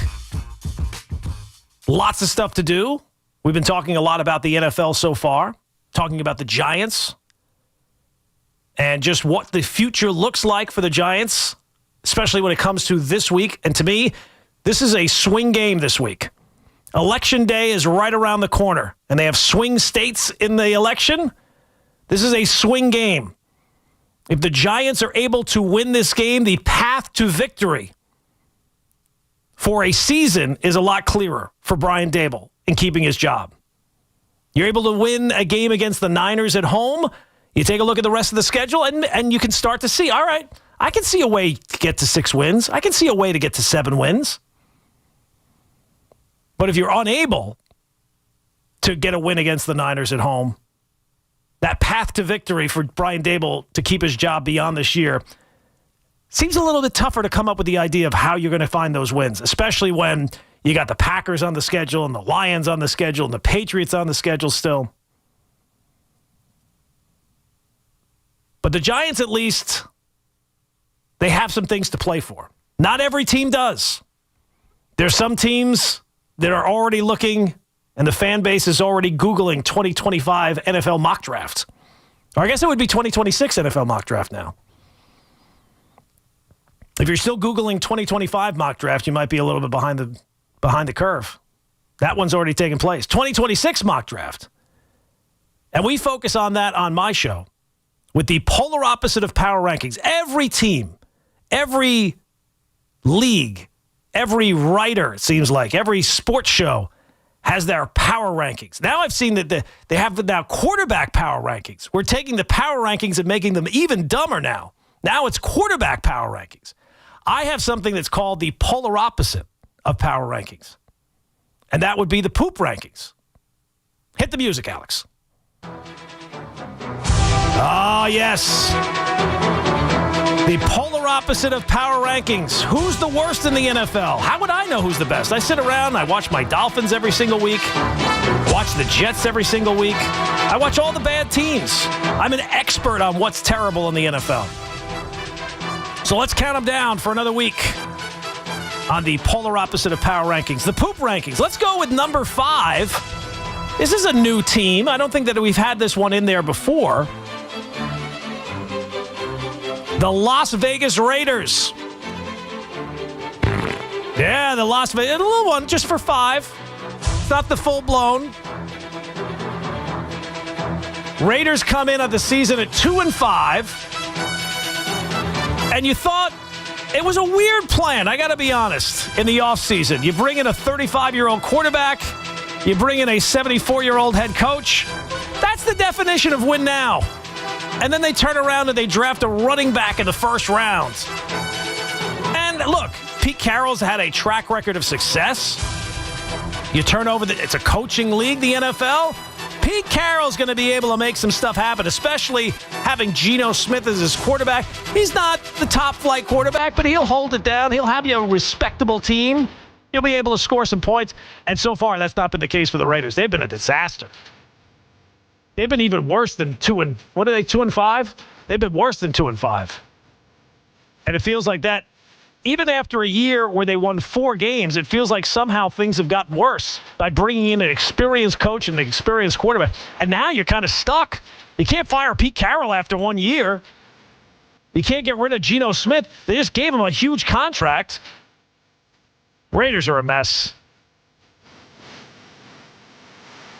I guess they're not getting so much advice from Tom Brady. By the way, did anybody else hear Tom Brady drop an F-bomb on the game last week? He completely dropped an F-bomb in that game, the Giants and Eagles game. I put it up on Twitter. Didn't really seem to get that much of a reaction. Tom Brady's so powerful, he can just drop F-bombs now. It happened. I have the documentation. All right, so number 5 on the polar opposite of power rankings, you have the Las Vegas Raiders.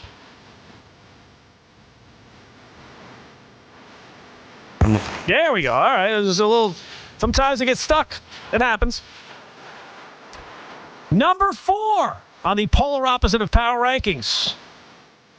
It's tough. I have to go with my Dolphins. Number 4, Miami Dolphins. Oh, look, the Dolphins have been terrible forever. They continue to be terrible. And it always bothers me. People come up to me like, oh, your team stinks. Yes. Do you think I don't know that? I don't take any responsibility for their shenanigans. And the stat that I always bring up, there have been 4 popes since the last time the Dolphins won a playoff game. The last time the Dolphins, think about this, the Dolphins last won a playoff game in Peyton Manning's 2nd season in the NFL. That's how long ago it was. Peyton Manning played forever. He's been retired for 10 years. And they still haven't won a playoff game in all that time. Amazing. You could fall into a playoff win. Not the Dolphins. No. The secret to their success is rarely making the playoffs, so that's the way you avoid winning many playoff games. All right, so there you go. Number 4 on the polar opposite of power rankings are the Miami Dolphins. Yes. All right, let's get down to the nitty-gritty here. I got number 3. I'll go with the Saints. Ooh. Oh, percolating there. Got the hot snakes coming out. Saints 1-7 on the year. Currently, according to Tankathon, they have the best odds at the number 1 pick. They've lost 3 straight. I saw that they are now going to take a long look at Tyler Shuck. Do you really need to take a long look at Tyler Shuck? I think we know what we have in Tyler Shuck. It's not that much different than the other quarterbacks that they have. They're terrible. They're not going to be good anytime soon. They desperately need a quarterback. They'll be drafting a quarterback. So the advice to the Jets, to me, would be, dear God, don't win any more games. Don't be the Giants. These last couple of, it wasn't because the Giants wanted to wait to draft a quarterback. It's because each year they would win these stupid, meaningless games, and they would be picking 6th instead of 3rd. Like, they would have liked to have Drake May, but they were picking 6th that year instead of 3rd because they won these stupid, meaningless games. Don't win any more games. Make sure that you get the number 1 pick. And the beauty of the NFL is there is no lottery. If you're the worst team, you get the first pick. And if you nail that pick, you're going to have the guy for the most productive years of his career. So, Jet fans, I would say you got your one win. Be happy with that and don't win another game because I don't know how many games the Saints are going to win. All right, so number 3 on the polar opposite of power rankings are the New Orleans Saints. Ooh, yeah. All right, number two. It's fitting on the polar opposite of power. I will go with the New York Jets. Yes, the Jets. I mean, what more can you say? They got their win. It's all you can hope for. It's just, it's amazing. I say this all the time. The Jets have not won a Super Bowl in forever, and they've never been further away. And each time I say that, they figure a way to get further away. They keep getting further away. They've never been more hopeless than they are right now. But you'd have to think, if they could just get... How do they get a quarterback and develop a quarterback? Will they ever develop a quarterback? Can it get any worse? Like every time it's like that scene from Tommy Boy when he like, I can't get any worse than this, and he sits down on the bench and he breaks the bench. Could have done without that. That's the Jets. It feels like every time you think to yourself, it can't possibly get any worse than this. They figure out a way. And I got to be honest, this second half of the season, boy, it almost feels like the pressure's off in some way, so maybe they will end up winning some more games, which would be so Jet-like that they'll be picking 6th in the draft and there'll be like 3 quarterbacks and they'll miss out on all 3 of them. But it still feels like they're going to find ways to lose games that nobody's even thought of before. The Jets are very creative in that way. So there you go. Number 2 on the polar opposite of power rankings are the New York Jets. And then, of course, number 1 would have to be the Titans. The Titans this year, there you go. The Titans this year have been outgained in every single game. Their one win was just a ridiculous fluke. The offense is the worst offense in the NFL. The defense is bottom 5. Every loss they've had is by 8 or more points. And they're probably not going to win another game all season. And I have to be honest with you, I was watching them in last week against the Colts. Look, I guess there's just no way for Cam Ward to be good. You talk about sabotaging a quarterback. It certainly seems like that's the case there. I mean, it doesn't even seem like he's got a plan when he goes back there. It's like he's never played quarterback before. It's like, get rid of the ball. It's a mess. And remember when the Titans fired Mike Vrabel? We're thinking, wow, what are they thinking? That seems like a mistake. Turns out it was a mistake. Turns out Mike Vrabel was not the problem with the Tennessee Titans. The problem with the Tennessee Titans is basically everything else. So there you go. Number 1 on the polar opposite of power rankings. The poop rankings are your Tennessee Titans. Oh, another little percolator there. All right, there you go. That is the poop rankings for another week in the NFL. The teams don't really change that much. But look, and this kind of goes back to the Giants situation. Let's go through the really bad teams that you think might change coaches this year, all right? New Orleans is not going to. Kellen Moore just got there. Jets are not going to. Tennessee already has, so they're going to be looking for a coach. They have Cam Ward. Okay, but they're like legitimately they have no talent. The Giant job would be more appealing than the Tennessee job. Miami, that's probably going to be an opening there. Giants are certainly a more appealing destination than Miami. Miami is looking at like a 2. I mean, the only reason why they'll probably keep McDaniel through this year is because they can't move off the Tua contract because that contract was so bad. And where are all those fools who's, oh no, the Tua contract, he deserved it. It was so obvious at the time that was a mistake.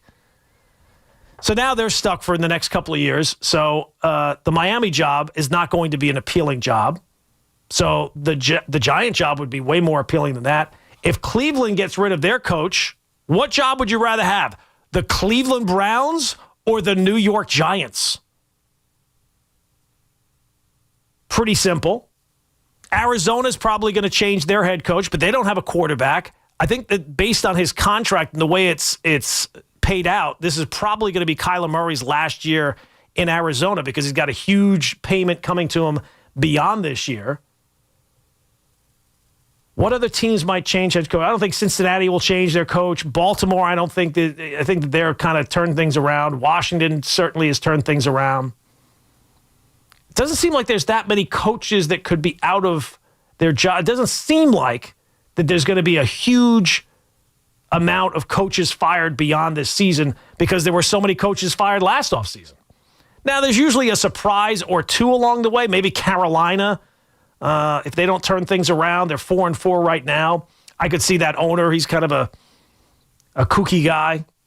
I could see him making a change. I don't think Pittsburgh is going to move off Tomlin after this year because they're right on track for their typical 9-8 type season. So, I mean, those are really the only... maybe if Buffalo flamed out, maybe they would change their coach. I guess that couldn't be ruled out. And there usually does seem to be like one surprise every single year. But you're talking about 3 or 4 coaches. So that kind of goes back to the Dable thing.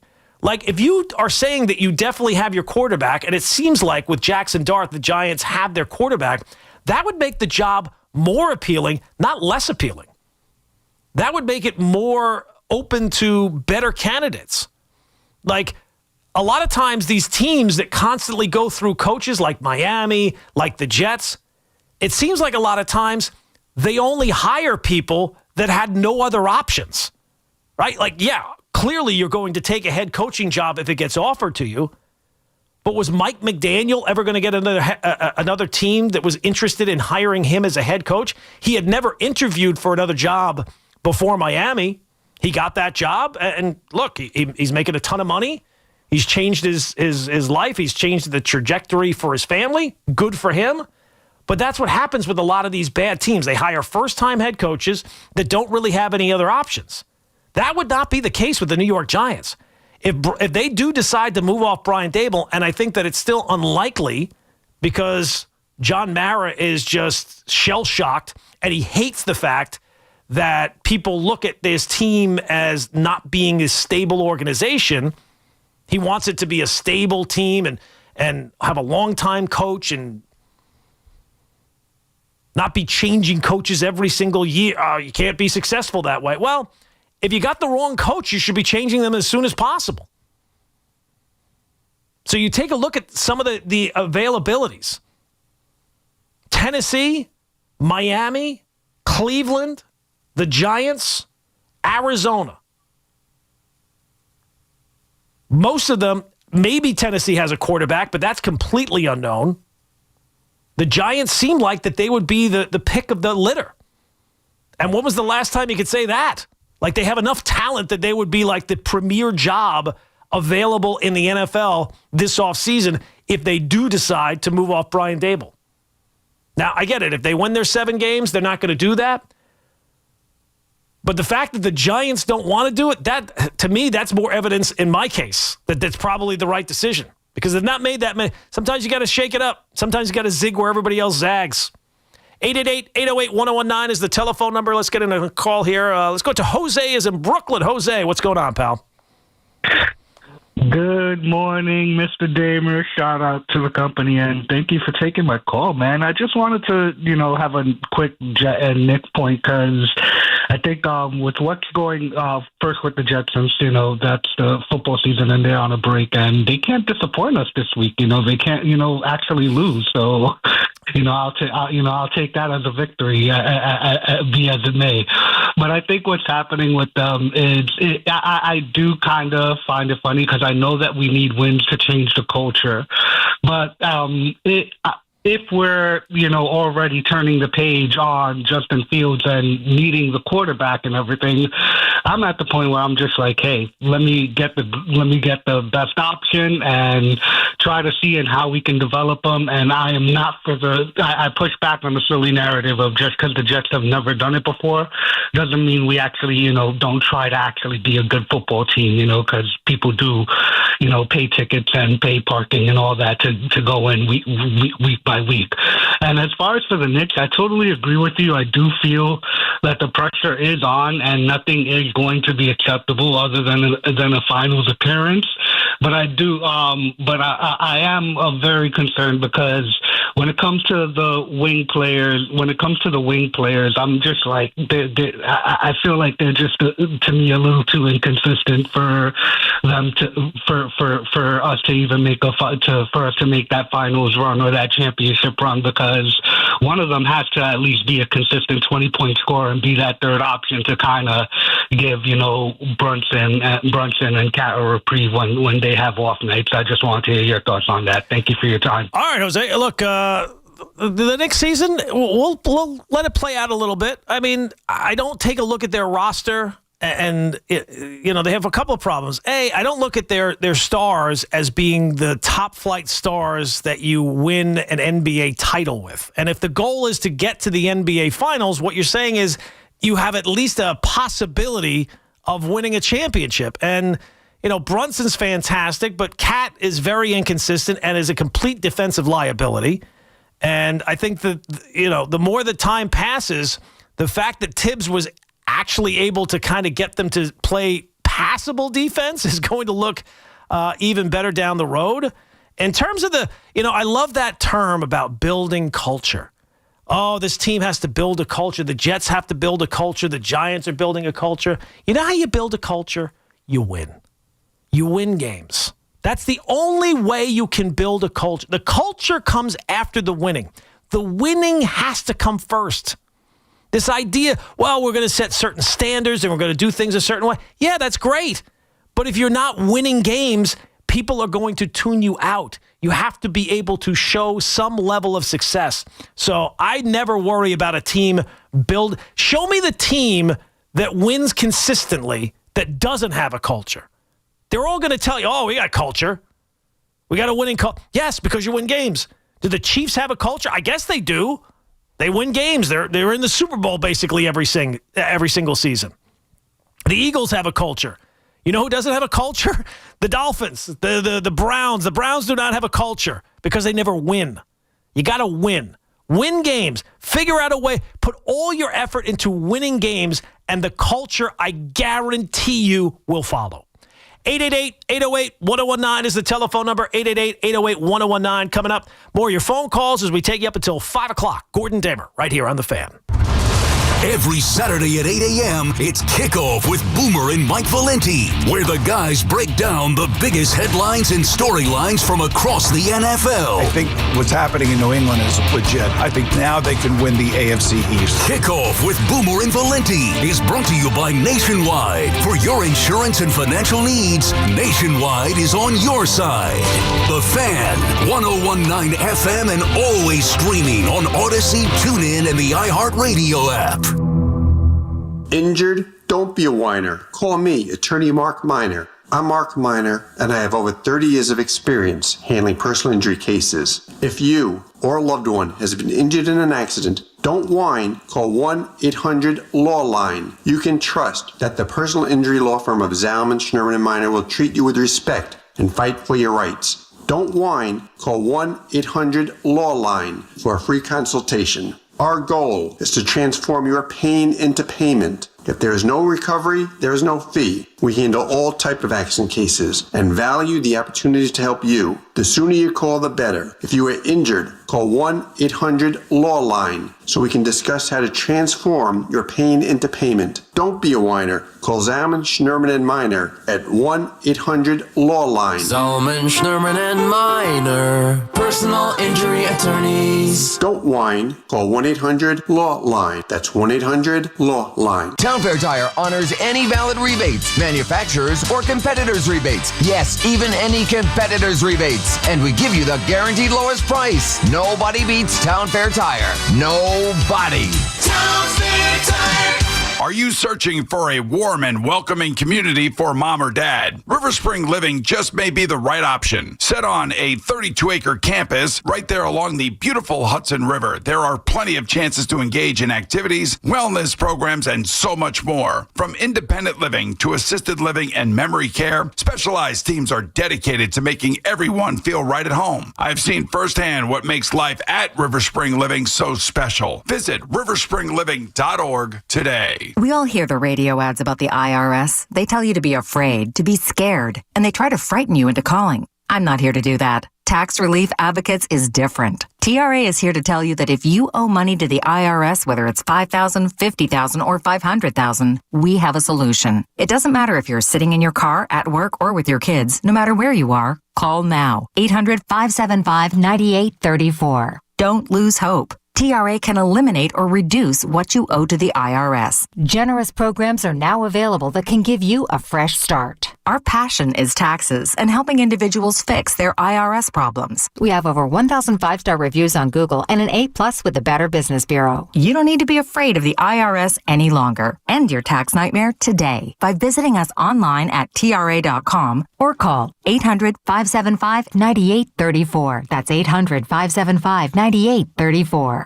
Tax Relief Advocates. Real solutions for real people. At Town Fair Tire, New England's largest name brand discount tire dealer, you get it all. The guaranteed lowest price, the most free services, and we accept all valid rebates from any manufacturer and from our competition. Yes, we accept them all, even competitor rebates. Town Fair Tire, New England's largest discount tire dealer. Now with over 120 stores from Connecticut to Maine. Nobody beats Town Fair Tire. Nobody.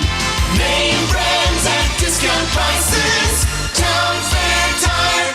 Imagine a gentleman's club with over 200 gorgeous exotic dancers every week. Hey, big boy. From the people who make fantasies come true, Gallagher's 2000 in Long Island City is the place to be. Gallagher's 2000, a gentleman's club for today, gentlemen. Gallagher's 2000 features 2 floors, 3 stages, discounted drinks, VIP, champagne rooms, and dinner specials every night. Gallagher's 2000 offers complimentary lunch Thursdays and Fridays with any drink purchase. Come on down, big boy. Gallagher's 2000 is New York's largest upscale gentleman's club, and Gallagher's 2000's bachelor parties will blow you away. For their bachelor party specials, call 718-361-1348. Gallagher's 2000 is located at 4319 37th Street in Long Island City, Queens, just a half a block north of Queens Boulevard. Call 718-361-1348. Gallagher's 2000 is unlike any club in New York. Come tonight for the time of your life. Gallagher's 2000. Let your imagination run wild. Your friends pretend they know sports. WFAN actually does. Get smarter, louder, and way more annoying at watch parties. The Fan, 1019 FM, and always streaming on the Odyssey, iHeartRadio, and TuneIn apps.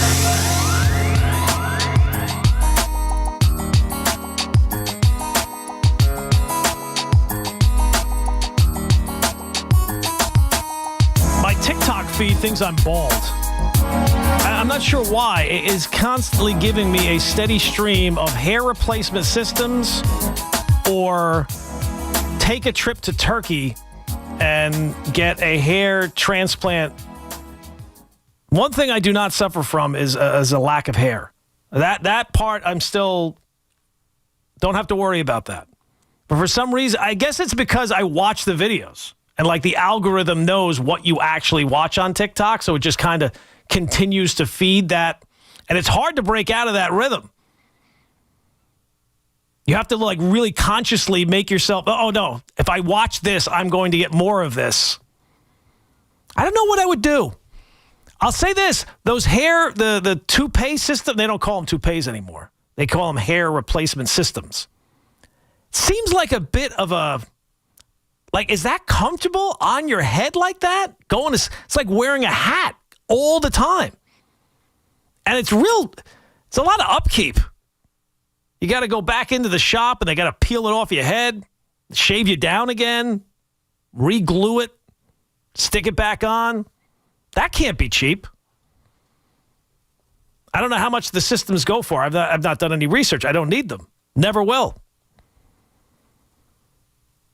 But it seems a little bit more cost-effective than going all the way to Turkey to get... And the problem with that is then you have, like, the bumps. Everybody's going to know you did that. Like, it takes, like, 6 months for the hair to grow in. It's wild we don't just have, like, a cream that you stick on your head and it grows hair, right? Like, don't you feel like that should be something that has happened by now?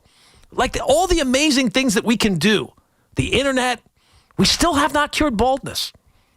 It's wild. I can't imagine flying all the way to Turkey to get an operation to put the things in your head. I think if I went bald, I probably would. If I had to do one or the other, I think I would go the hair transplant system, like the toupee thing. That doesn't seem, but I can't imagine that that's very comfortable. Like, could you imagine if you're wearing something against your scalp the whole time? I don't even like wearing a hat because I have such good hair. But imagine wearing like a little furry hat the whole day. Every day. It's always up there. And every month you got to go in and get it washed. The whole thing. I guess you can wash it, right? But it's got glue. I don't know. A lot of questions. 888-808-1019 is the telephone number. It's Gordon Damer here on The Fan. Coming up 4 o'clock, Alex will get the hot seat. We'll do what I learned on TikTok this week. I'm constantly on that app. I am complete. Like, I keep seeing reports of like what it does to your brain. I'm done. I'm completely toast. I just sit and scroll on that thing for hours on end. 1 week I spent 24 hours on TikTok. I stopped looking after that. I said, looking at the information is not going to be, it's not going to be helpful to me. I deleted it for a few months, and then I just realized I was just going on Instagram Reels. Right, and it's not as good. Instagram Reels is not as good. I don't know what it is about TikTok. The algorithm that they have is just phenomenal. It finds things that you would not think that you're interested in, and then you're interested in them. I had a series of a guy who fixes cow hooves. Oh, my dad has the same thing. It's fascinating. Guy's able to shave it down and do things and get the pus out of it. Like, you think about it, the cows are standing in filth the entire. Of course, they're going to have things go wrong with their feet. I see a lot of like chiropractors. Yes, like back cracks, neck cracks. I don't feel like that could be good for you. You should not be needing to snap your bones back in place. I tried it once. Did it help? It was like, kind of. like for the day, it felt nice, but then it was just like the next day. I feel like I would panic in the moment. Like, every time he's like, just relax, I would feel it coming. I'd be like, I'd tense up, and I'd end up doing myself more harm than good. I just know how I operate. Yeah, but so my TikTok feed is constantly feeding me things that it thinks that I'm suffering from baldness. I don't know how to get out of that rut. I don't know. Like, there's no way to tell TikTok I'm not bald. I'm not going bald. There's nothing that I need from either the Turkish hair transplants or the hair replacement systems. I think I would probably just go bald and just live with it. It has to be nice that you don't have to go get a haircut, and it's just nice. You just clean. The problem I would have, I can't grow a good beard, so I would really I would just be cue ball. It would not be a good look. And I've got a giant head, so that would also be a big minus. 888-808-1019 is the telephone number. Let's go back to the phones. Michael is in Milford, Connecticut. Michael, what's going on, my man? What's up, brother? How's it going? I'm good, Michael. What's up? Hey, quick question. Yeah. I don't get it, man. Okay. I don't get it. The New York Yankees. Yeah. They win. They are the best team in the world. The baseball team, the Mecca. And they haven't won the World Series since what? 2009. 2009. What's going on? Well, they've not had very good teams. No. That is BS. Well, they've not had the best team. You have Brian Cashman. You're New York City. Come on, baby. We got to win the World Series. What the hell? Well, look, I want to believe you. I want it too. I'm a Yankee fan. I'd like to see them win a World Series sometime. It used to seem like it was a routine thing, right? Every single year. With Joe Torre after 96. Oh, my good. I'm old enough to remember a time where I felt like the Yankees would never win another World Series. So I was born in 1970, so I kind of missed 77 and 78. I was a little too young to really appreciate it at the time. Really started to become a fan 79, 80, 81. They get to the series in 81. They lose to the Dodgers, and then they don't get back to the World Series until 1996. So my formative years is kind of like what's going on right now, except that they didn't have the wild card. You weren't making the playoffs if you weren't the best team. And they weren't the best team. They didn't win the division. They had the early 80s where they were actually a really good team and won their 90 games a year, but they didn't have the pitching to be able to win the division. So they kept missing out, kept finishing in second place, had unbelievable offenses with Mattingly and Ricky Henderson and Dave Winfield and all the like. But there was no wild card, so they would never make the playoffs. So my formative years growing up, high school, that was when the Mets owned the town. The Mets were the World Series champs. Even after 86, they were still the team that people kept expecting to win another World Series. Then obviously they never did. But during my formative years, it was like the Yankees. I thought to myself, the Yankees are never going to win. And they had an owner who seemed like he was designed to ruin the organization. Because after 81, the moves that he would make, in 81, they won, I think, 103 games with Dick Howser, lose in the World Series. Maybe it was 101 games. No, I think it was 103. I'll check.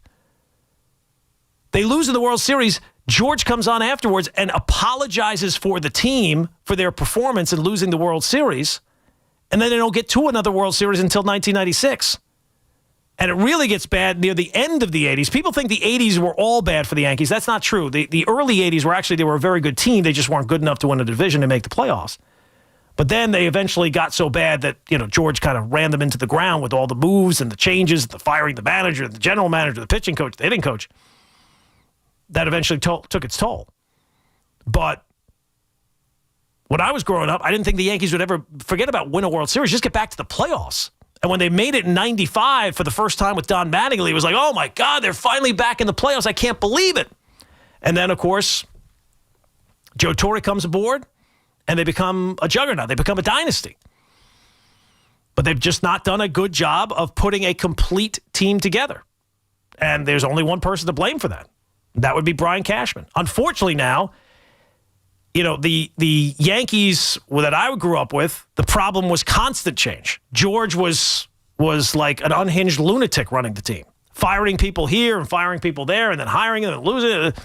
Now it's like the Yankees are the opposite of that. They don't change anything. They don't change anything of importance. Brian Cashman seems like he's going to have a job for life. They could not win a World Series for another 18 years. And it seems like Brian Cashman, it's obviously not him. The guy putting the teams together every single year and spending all the money. Nothing wrong with him. Nothing wrong with the manager who has not won a World Series. No manager in the history of the Yankees has managed more and accomplished less than Aaron Boone. But seems like he's going to be here forever. So it's kind of hard to believe that the desire is still the same to win a World Series as it used to be. It seems like the Yankees' blueprint now, be good, draw your 3 million fans or whatever, make sure you make the playoffs, and then hopefully one year it'll all break right. Hopefully one year it all goes your way. And last year, they got close. They got to the World Series, embarrassed themselves when they got there, but look, they got there. First time in a long time. Will they get back there anytime soon? I don't know. Doesn't seem like it. And it really doesn't even seem like it's what you say and it's what you do. So the Yankees came out after the season and they had their season-ending press conference, and they say all the right things about we got to get back to the World Series, we got to win a championship for our fans. But what people do matters a whole lot more than what people say. You can say whatever you want. I say every single Sunday, I got to start eating right. I gotta cut out the junk food. I got to start eating right. I got to get back to the gym. And then Monday comes, and I'm eating all the same stuff. My 100 grands that I got from Halloween from all the kids not showing up at the house. So if the Yankees are serious about, it's time to win, it's time to get back to a World Series, they can go out this offseason and make moves, make big, bold moves to build this roster up, to fix the bullpen, to fix the lineup, build a complete lineup that's tough 1 through 9. Add some bullpen arms and go from there. Make some smart trades, evaluate their own system and trade away pieces they're not going to use and bring in pieces that they desperately need. And I'm sure the Yankees will make their moves. Every team makes moves in the offseason. The Yankees not exclusively. They'll make their moves as well. But whether or not those moves actually add up to anything remains to be seen. And you have to kind of question at this point the judgment. The reason why when the Yankees brought in Juan Soto, it was such a clear-cut win 2 years ago, was because that was a guy you knew come October he was going to be able to perform. There's not that many guys like that.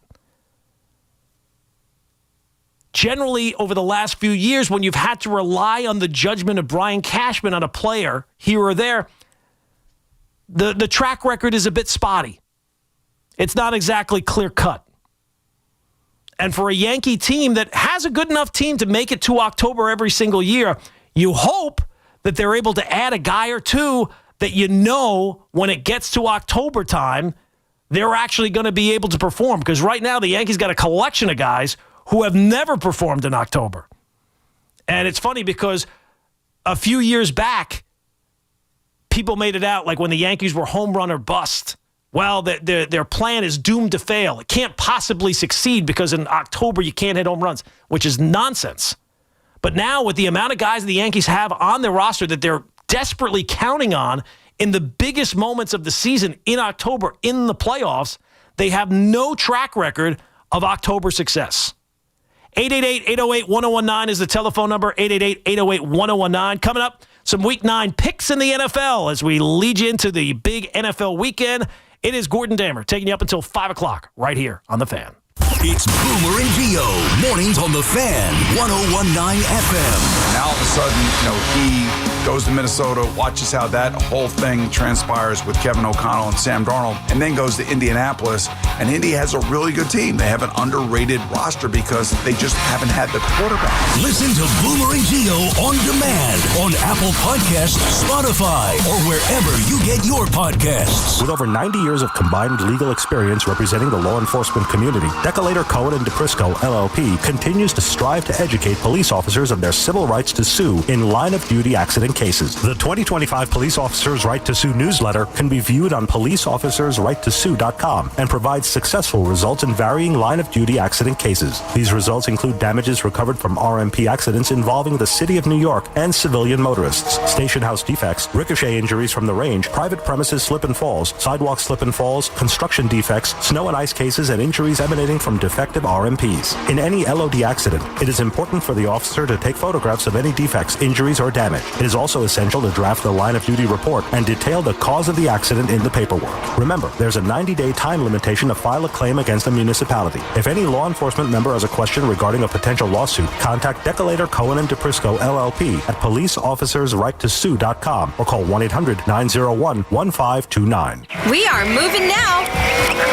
Electric bikes are everywhere. They are quiet and very fast. Teens ride them on the roads, in bike lanes, but also in places they should not be, like sidewalks and parks. Look out! When you ride, wear a helmet. Don't speed. Watch out for pedestrians and cars. New York State and your community have specific rules for electric bikes. Follow them. Go to trafficsafety.ny.gov for more info. A message brought to you by the Governor's Traffic Safety Committee.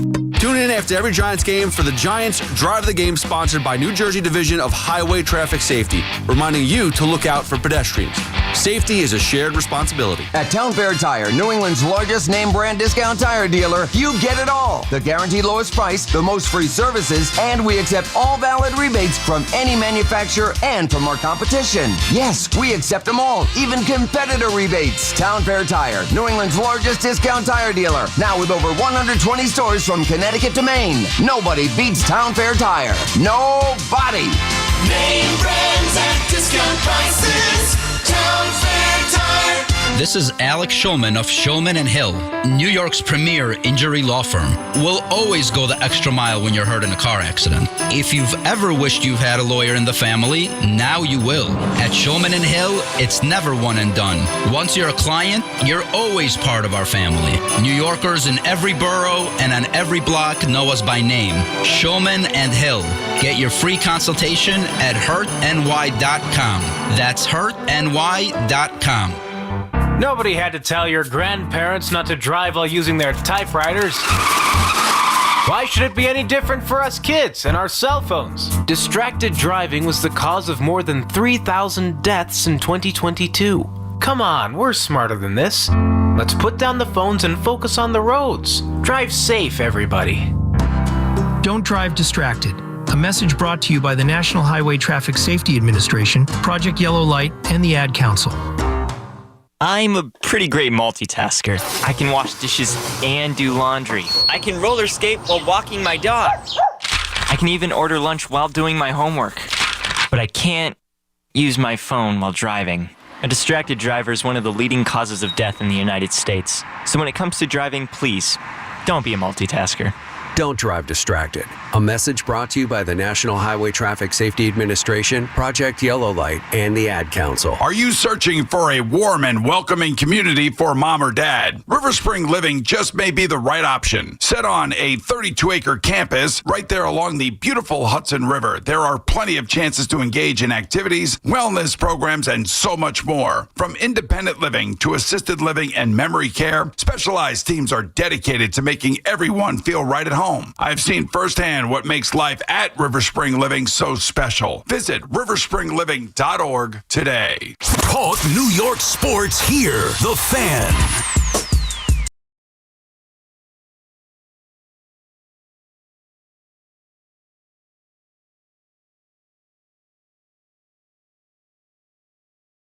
Nine is the telephone number. Gordon Damer here on The Fan. I was mentioning my viral TikTok there before, my son watching The Sixth Sense. I'm at 491,000 views, so almost 500,000. That's not bad. My wife had a TikTok where she brought up the fact that Meadow Soprano's name would not be Meadow Soprano because of an Italian family. They would take something much more traditional. And that got, I think, 750,000 views. So she still has the title in the house. I was hoping that this one might be able to finally knock her off her perch, but I think we're running out of gas. Don't think it's going to happen. But you never know. These things have sometimes a different shelf life. 888-808-1019 is the telephone number. By the way, Alex, you know who I saw in my local Costco the other day? It's a sports-related person. Used to have a job, is now out of the business. He worked for one of the local teams. He worked as an announcer? No, not an announcer. He worked for the specific team. He was in charge. I'll say he was a... Tom Coughlin. Not Tom Coughlin. Not a bad guess. Right team. Oh, Ben McAdoo. No, I don't think I would recognize Ben McAdoo. I don't know. Dave Gettleman. Oh, God. Dave Gettleman was in my... I was online... And when I'm online at Costco, I'm locked in. I'm not one of these people that dilly-dallies. I have a whole system. I'm like the soup Nazi. I'm very specific. I got to make sure I have got the card out. I'm not dilly-dallying. I put the barrier down when the person's getting checked. I got a whole system. I'm like the perfect Costco customer. But I saw the guy in the distance. I'm like, man, that looks like Dave Gettleman. And then he was walking towards me, and it was clearly Dave Gettleman. He's a cart guy. He and his wife were there. He pushes the cart. Do you think Dave Gettleman puts the cart back in the cart return, or do you think he's one of those guys that pushes it up against the curb and pretends he doesn't know that there's a cart return? Whatever he is in the minority. Like, whatever he does, probably everyone else does something different. Yeah, see, I feel like he is not... That's what he did as a right, yeah, that's true. He likes to buck the trend. Although I don't feel like enough people return the cart. I don't understand why. It's such a simple thing to do. You just walked around Costco. You got 2,000 steps in. Get 10 more steps and put the cart back where it belongs. I always went, I put it back on the, because there was always a stack outside. Mm-hmm. So I just, push it in, see if I can, Right, that's where it belongs. You don't put it up against the curb. Oh, that nothing irks me more. I don't think he's a return to cart kind of guy. I just got that sense for Dave Gettleman. I did not follow him long enough. I think that would have been kind of stalking, so I decided not to. And if I had not been online, I could have got some more good Costco. I could have got some good TikTok content, bumping into Dave Gettleman in my local Costco. I also wonder if he's a leave the cart in the middle of the aisle kind of guy. A lot of those people lining. Oh my God, people have no spatial awareness at the Costco. Very, very frustrating. Very, very frustrating. All right, time for some Week 9 picks in the NFL. Do we have a little more NFL music there, Alex? You can't do picks without the NFL music. Mike and Chris came up with this many moons ago, and it just works. It's just the perfect way to do picks. You have to have the NFL music. There you go. When you make your NFL picks. I'm 2 games under 500 for the year, but I feel like I've been, let me see now. Last week I was 3-2, and the week before that I was 4-1. So that adds up to what, like 7-5? 2-1? I don't know. Whatever it was. 4-3. That's 7. 7-3 in the last 2 weeks. Excuse me while I do my math on the air. All right, let's get into the Week 9 picks. First game of the week. This is going to be, I'm a very big zig where everybody else zags. Who's the team right now that everybody loves? Everybody's singing the praises of, oh my goodness, they've got it turned around. They might win the AFC East this year. Oh, the New England Patriots. Drake May is an MVP candidate. Mike Vrabel, Coach of the Year. The Patriots are already rebounded from their down years. They brought in a new coach. He's got the quarterback playing great. And they're at home this week, facing off against the Falcons. Falcons very up and down. By the way, has any quarterback ever lost it as quickly as Kirk Cousins? Kirk Cousins' final year in Minnesota, he was fantastic.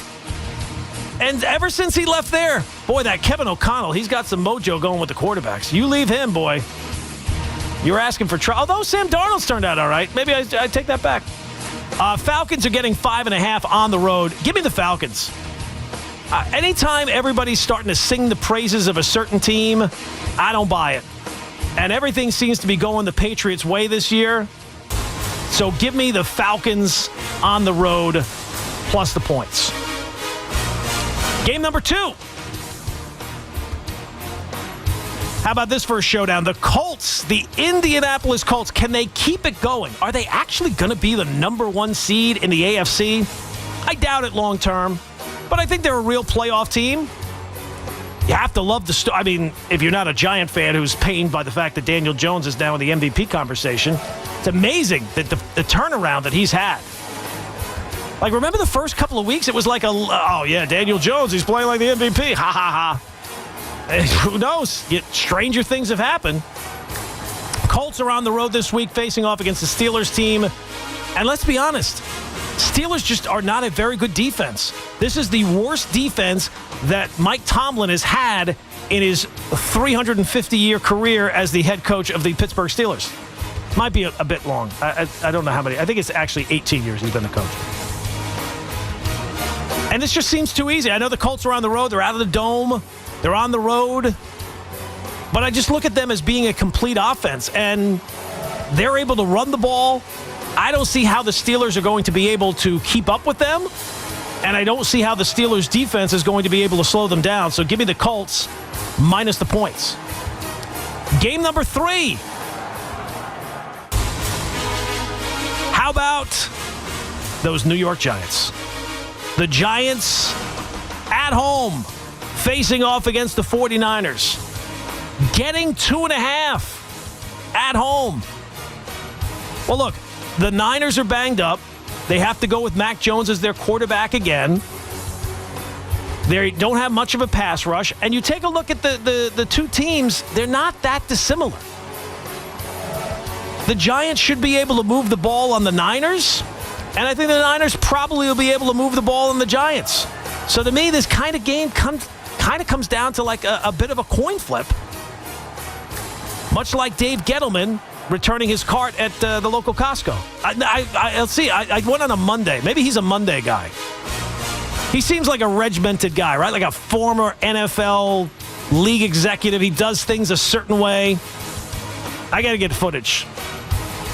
I'll say one thing. If FanDuel ever introduces odds on people at my local Costco, on the odds of them returning the cart, I feel like I would make a mint. I would own the Costco. I am very good at spotting who does and who doesn't return their cart. It's the simplest thing in the world to do. It's outrageous when people don't do it. And I see them. I see them. I see what they're doing. Oh, no, that guy's going to put it up against the curb. Outrageous. But I digress. Giants at home. Give me the Giants plus the 2.5. I think they win the game outright. Beat the Niners, pick up their 3rd win, and change the course of their season after 2 painful losses. After losing Cam Scatteraboo a week ago, give me the Giants with the points. So there you go. My 3 picks for week number 9. Falcons plus the 5.5. The Colts -3 on the road. And the Giants plus 2.5 at home. Your picks for week number 9 in the NFL. And the beauty is I don't have a regular shift, so if those picks are wrong, you really won't, you'll forget about it by the time I'm on again anytime soon. That's the nice thing about not having a regular slot where you're doing NFL picks. If I'm here every single week, you might remember, I remember him last week. He gave me that game, and it was completely wrong. This guy's an idiot. He doesn't know what he's talking about. But as things have turned around now in the NFL season, I feel like this is where you start to hit your stride as a bettor. Those first few weeks, you're kind of feeling everything out. There's a lot of weird outcomes. Now this is the point where you're starting to figure things out. And there's a lot of, look, let's be honest, there's a lot of bad games this week. The one nice thing is you have the really good game. Now, I didn't pick it between the Chiefs and the Bills. That should be the Sunday night game. How is that not the Sunday night game? You sit through the Chiefs and Bills, and then on Sunday night, you're waiting all day for a Sunday night. You get the Seahawks and the Commanders.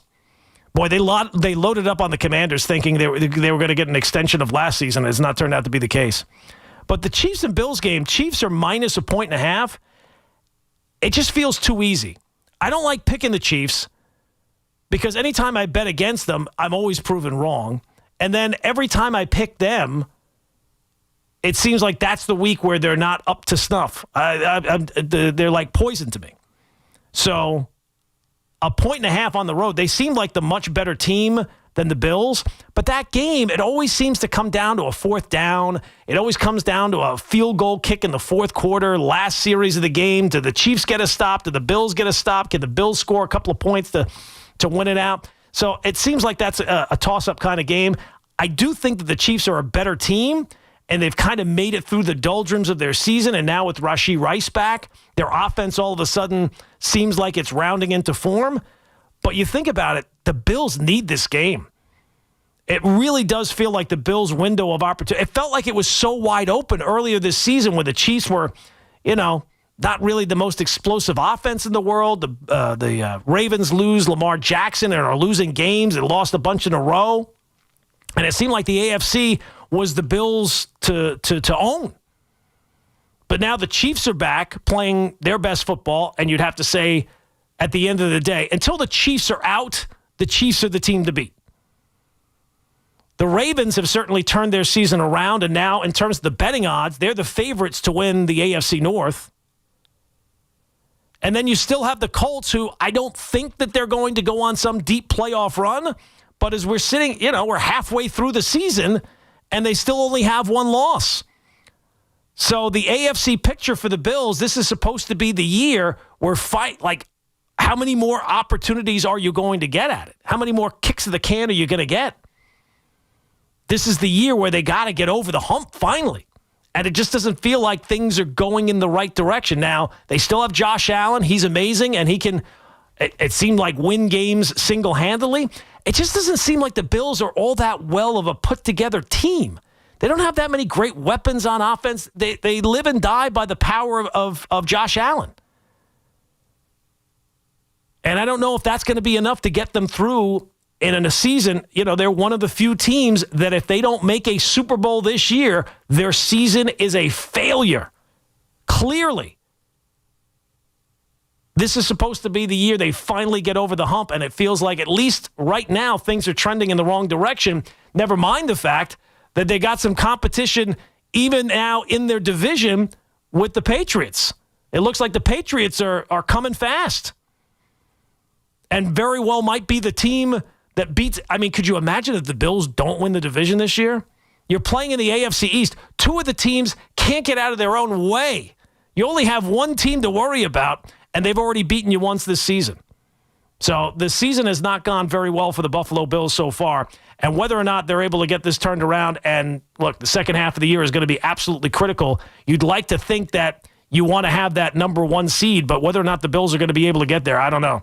And if you'd like to get it to the type of thing where if you're in the AFC, you have to beat either the Ravens or the Chiefs. You don't want to have to beat both of them.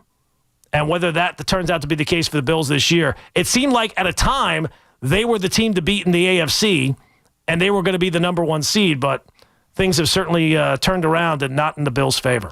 888-808-1019 is the telephone number. Coming up, we'll get more of your phone calls, get back into the football with the Giants and things to come for them this weekend against the 49ers.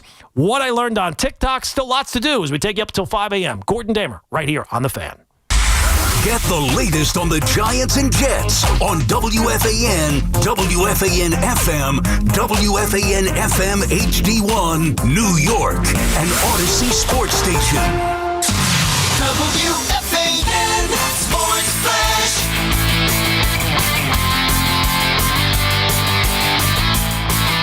Good morning at 4 o'clock. I'm Justin Rock. This report is sponsored by Chef IQ. Precision cooking, effortless results. ChefIQ.com. Halloween night, unfortunately, creating spooky results for the Knicks in Chicago.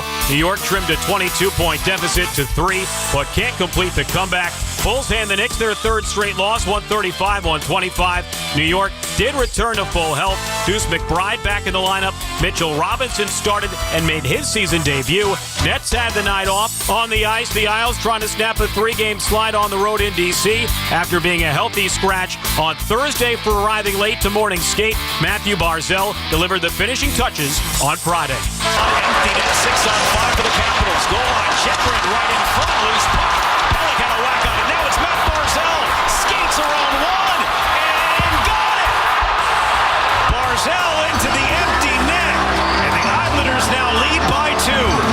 Brendan Burke with the call on MSG. Islanders beat the Capitals 3-1. The Devils signed goalie Jacob Markstrom to a 2-year, $12 million extension. And baseball, there will be a Game 7 later tonight. The Dodgers win Game 6 of the World Series with a game-ending double play, 3-1 over the Blue Jays. It's 48 degrees and clear in Central Park. That's what's happening. I'm Justin Rock. Empty net, 6 on 5 for the Capitals. Goal line, Shepard right in front, loose puck. Pellick had a whack on it. Now it's Matt Barzell. Skates around one and got it. Barzell into the empty net, and the Islanders now lead by 2. Brendan Burke with the call on MSG. Islanders beat the Capitals 3-1. The Devils signed goalie Jacob Markstrom to a 2-year, $12 million extension. And baseball, there will be a Game 7 later tonight. The Dodgers win Game 6 of the World Series with a game-ending double play, 3-1 over the Blue Jays. It's 48 degrees and clear in Central Park. That's what's happening. I'm Justin Rock. Talk sports hands-free. 888-808-1019. Powered by Paramount Plus. Count on Sundays all season long with the NFL on CBS and Paramount Plus.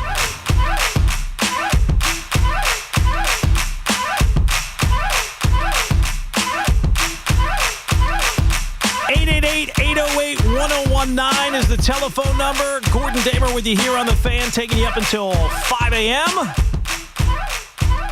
We've talked a lot of sports so far in the course of the night. We've talked some Giants. We've talked some Jets. We've looked ahead to Week 9. We've made our picks. We talked some baseball with the plan for the Yankees. We've talked some Mets with the chances that they go after Cody Bellinger. I think that Bellinger's going to have a larger market than he's just simply going to be back with the... Now, look, it does seem like when the Yankees want a player, they make sure that they get that done. Well, maybe not always. Obviously, they wanted Juan Soto. That didn't work out. But maybe Cody Bellinger does turn back and comes back to the Yankees and everything like that. But remains to be seen. And if the Mets are going to shoot the locks off the wallet again and go out and spend money like they do, they could do a lot worse than adding a center fielder like Cody Bellinger. So we'll have to wait and see. But we've talked all the sports there is, and we'll continue to do so at 888-808-1019. But I like to take a little time to talk to the people who work on the show behind the scenes. Alex is doing a fantastic job tonight producing the program. And I spend way too much time on that TikTok app. I can't get enough of it. And the reason why I do is because I learn such interesting but yet useless information. So I've crafted a little segment I like to call What I Learned on TikTok. And I will pose questions to Alex and see if he's learned the same things. Now, do you learn a lot of stuff on TikTok, or you just waste a lot of time? No, I waste time. I just sort of look at sports edits or TV show edits There's certain TikToks that I could see them 1,000 times and I'll never go past them. The Charles Barkley inside the NBA, where they say, well, who do they confuse you for, Shaq? And he says, Shrek. I can watch that clip 1,000 times. And then someone in the back starts laughing. Yes, he takes the glasses off and takes a look. The dad who has the flip out on the house, he hates his house. He has like a rage session where I hate this house. That one I watch 1,000 times. I can never pass by. But I learn things. I actually do learn things on that TikTok app. But I will say, it's useless, but it's interesting. So we'll see if you can figure out which is which. Now, I'll give you 4 pieces of information, Alex. It's pretty simple. 3 of which I've made up. They're not true at all. But one thing is true, and it's something that I learned on TikTok, and you got to try to spot what's true. All right, here we go. Number 1, the creator of Godzilla, Tomoyuki Tanaka, used his ex-wife as the inspiration for the monster. Number 2, if bees were paid minimum wage for their labor, a jar of honey would cost roughly $1.2 million. Number 3, the actor David Arquette not only is a certified Bob Ross painting instructor, he also owns the rights to Bozo the Clown and plans to revive the character. Or number 4, Chet Hanks, the rapping son of Tom Hanks, the Jamaican, has a degree from Cornell. All right, so those are the 4 pieces of information. 3 things are completely made up. One of them is absolutely true. To recap, the creator of Godzilla, Tomoyuki Tanaka, used his ex-wife as the inspiration for the monster. Number 2, if bees were paid minimum wage for their labor, a jar of honey would cost roughly $1.2 million. Number 3, the actor David Arquette is not only a certified Bob Ross painting instructor, he also owns Bozo the Clown's rights and plans to revive the character. Or number 4, Chet Hanks, the rapping son of Tom Hanks, has a degree from Cornell. Why do I feel like I've heard the last one before? Chet Hanks? Yeah. Is that the one you're going to go with? Or? No. I feel like if you were to find one on TikTok that you've seen, it would be the first 2. Okay. So I'm like leaning towards those. Interesting. This is what they always tell you to do on like a multiple choice test is like you cross off 2 and then Yeah, you know what the thing is? Like, I don't think it's C, but the thing is, I've always been taught if you don't know the answer, always go with C. I've never heard that before. Is that what you want to do? It actually works out pretty well, but I think my gut tells me. Sorry, what was D again? I don't know if you're listening to your gut, Alex. D is Chet Hanks, the rapping son of Tom Hanks. It has a degree from Cornell. I feel like you change. Like he has like a high degree, but not from Cornell. So I'm gonna go with A. A. The creator of Godzilla, Tomoyuki Tanaka, used his ex-wife as the inspiration for the monster. Yeah, I'm gonna go with that. All right, lock it in. No, I'm sorry, that is incorrect. He was married his entire life, never had an ex-wife, did not use her. That would be really bad if he used his wife as the inspiration for Godzilla. All right, so now you're down to 3. I'll give you another crack at it. Bees were paid minimum wage. The jar of honey would cost 1.2. Interesting that you put bees as B, like as choice B. Oh, I didn't even think of that. If bees were paid minimum wage, a jar of honey would cost roughly $1.2 million. Number 2 now, it was number 3. David Arquette was the not only certified as a Bob Ross painting instructor, but also owns the rights to Bozo the Clown and plans to revive the character. Or number 4, now number 3, Chet Hanks, the rapping son of Tom Hanks, has a degree from Cornell. So I'm going to go with Chet Hanks. Chet Hanks. You're going to lock Chet Hanks in? Yeah. I'm sorry, that's also incorrect. What? No, no degree. That guy, come on. You think that guy's going to Cornell? Was it David Arquette the whole time? It was David Arquette the whole time. I should have gone with C. You should have gone with C. Should have gone with your gut. Yes, David Arquette is a certified Bob Ross painting instructor, and he also bought the rights to Bozo the Clown. Now, he bought the rights in 2021. I have not seen any revival of Bozo the Clown, but that was his plan. That was why I didn't go with it. Right. Because I not heard any news of the revival. Yeah, I'll have to check and see if there's any update on that. I'll do that in the break. Also, how many games the Yankees won in 1981? It was 101 or 103. All right, number 2, the next one round here, Alex. You struck out in the first round, but look, there's always another opportunity. Number 1, during the French Revolution, 3 pigs were beheaded on accusation of being spies. Number 2, it's believed that the Salem witch trials were the result of eating too much rye bread, and the rye bread was poisoned in a way that it caused delirium. Number 3, all 5 celebrities who appeared on the first episode of Fear Factor have died. Or number 4, Belgium once trained 37 cats to deliver the mail. So again, to recap, during the French Revolution, 3 pigs were beheaded on accusation of being spies.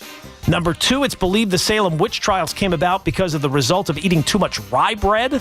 Number 3, all 5 celebrities who appeared on the first episode of Celebrity Fear Factor are dead. Or number 4, Belgium once trained 37 cats to deliver the mail. I'm really interested to hear how you got the other 3. I have a very devious imagination. I don't know why, but I'm feeling A again. A again? Yeah.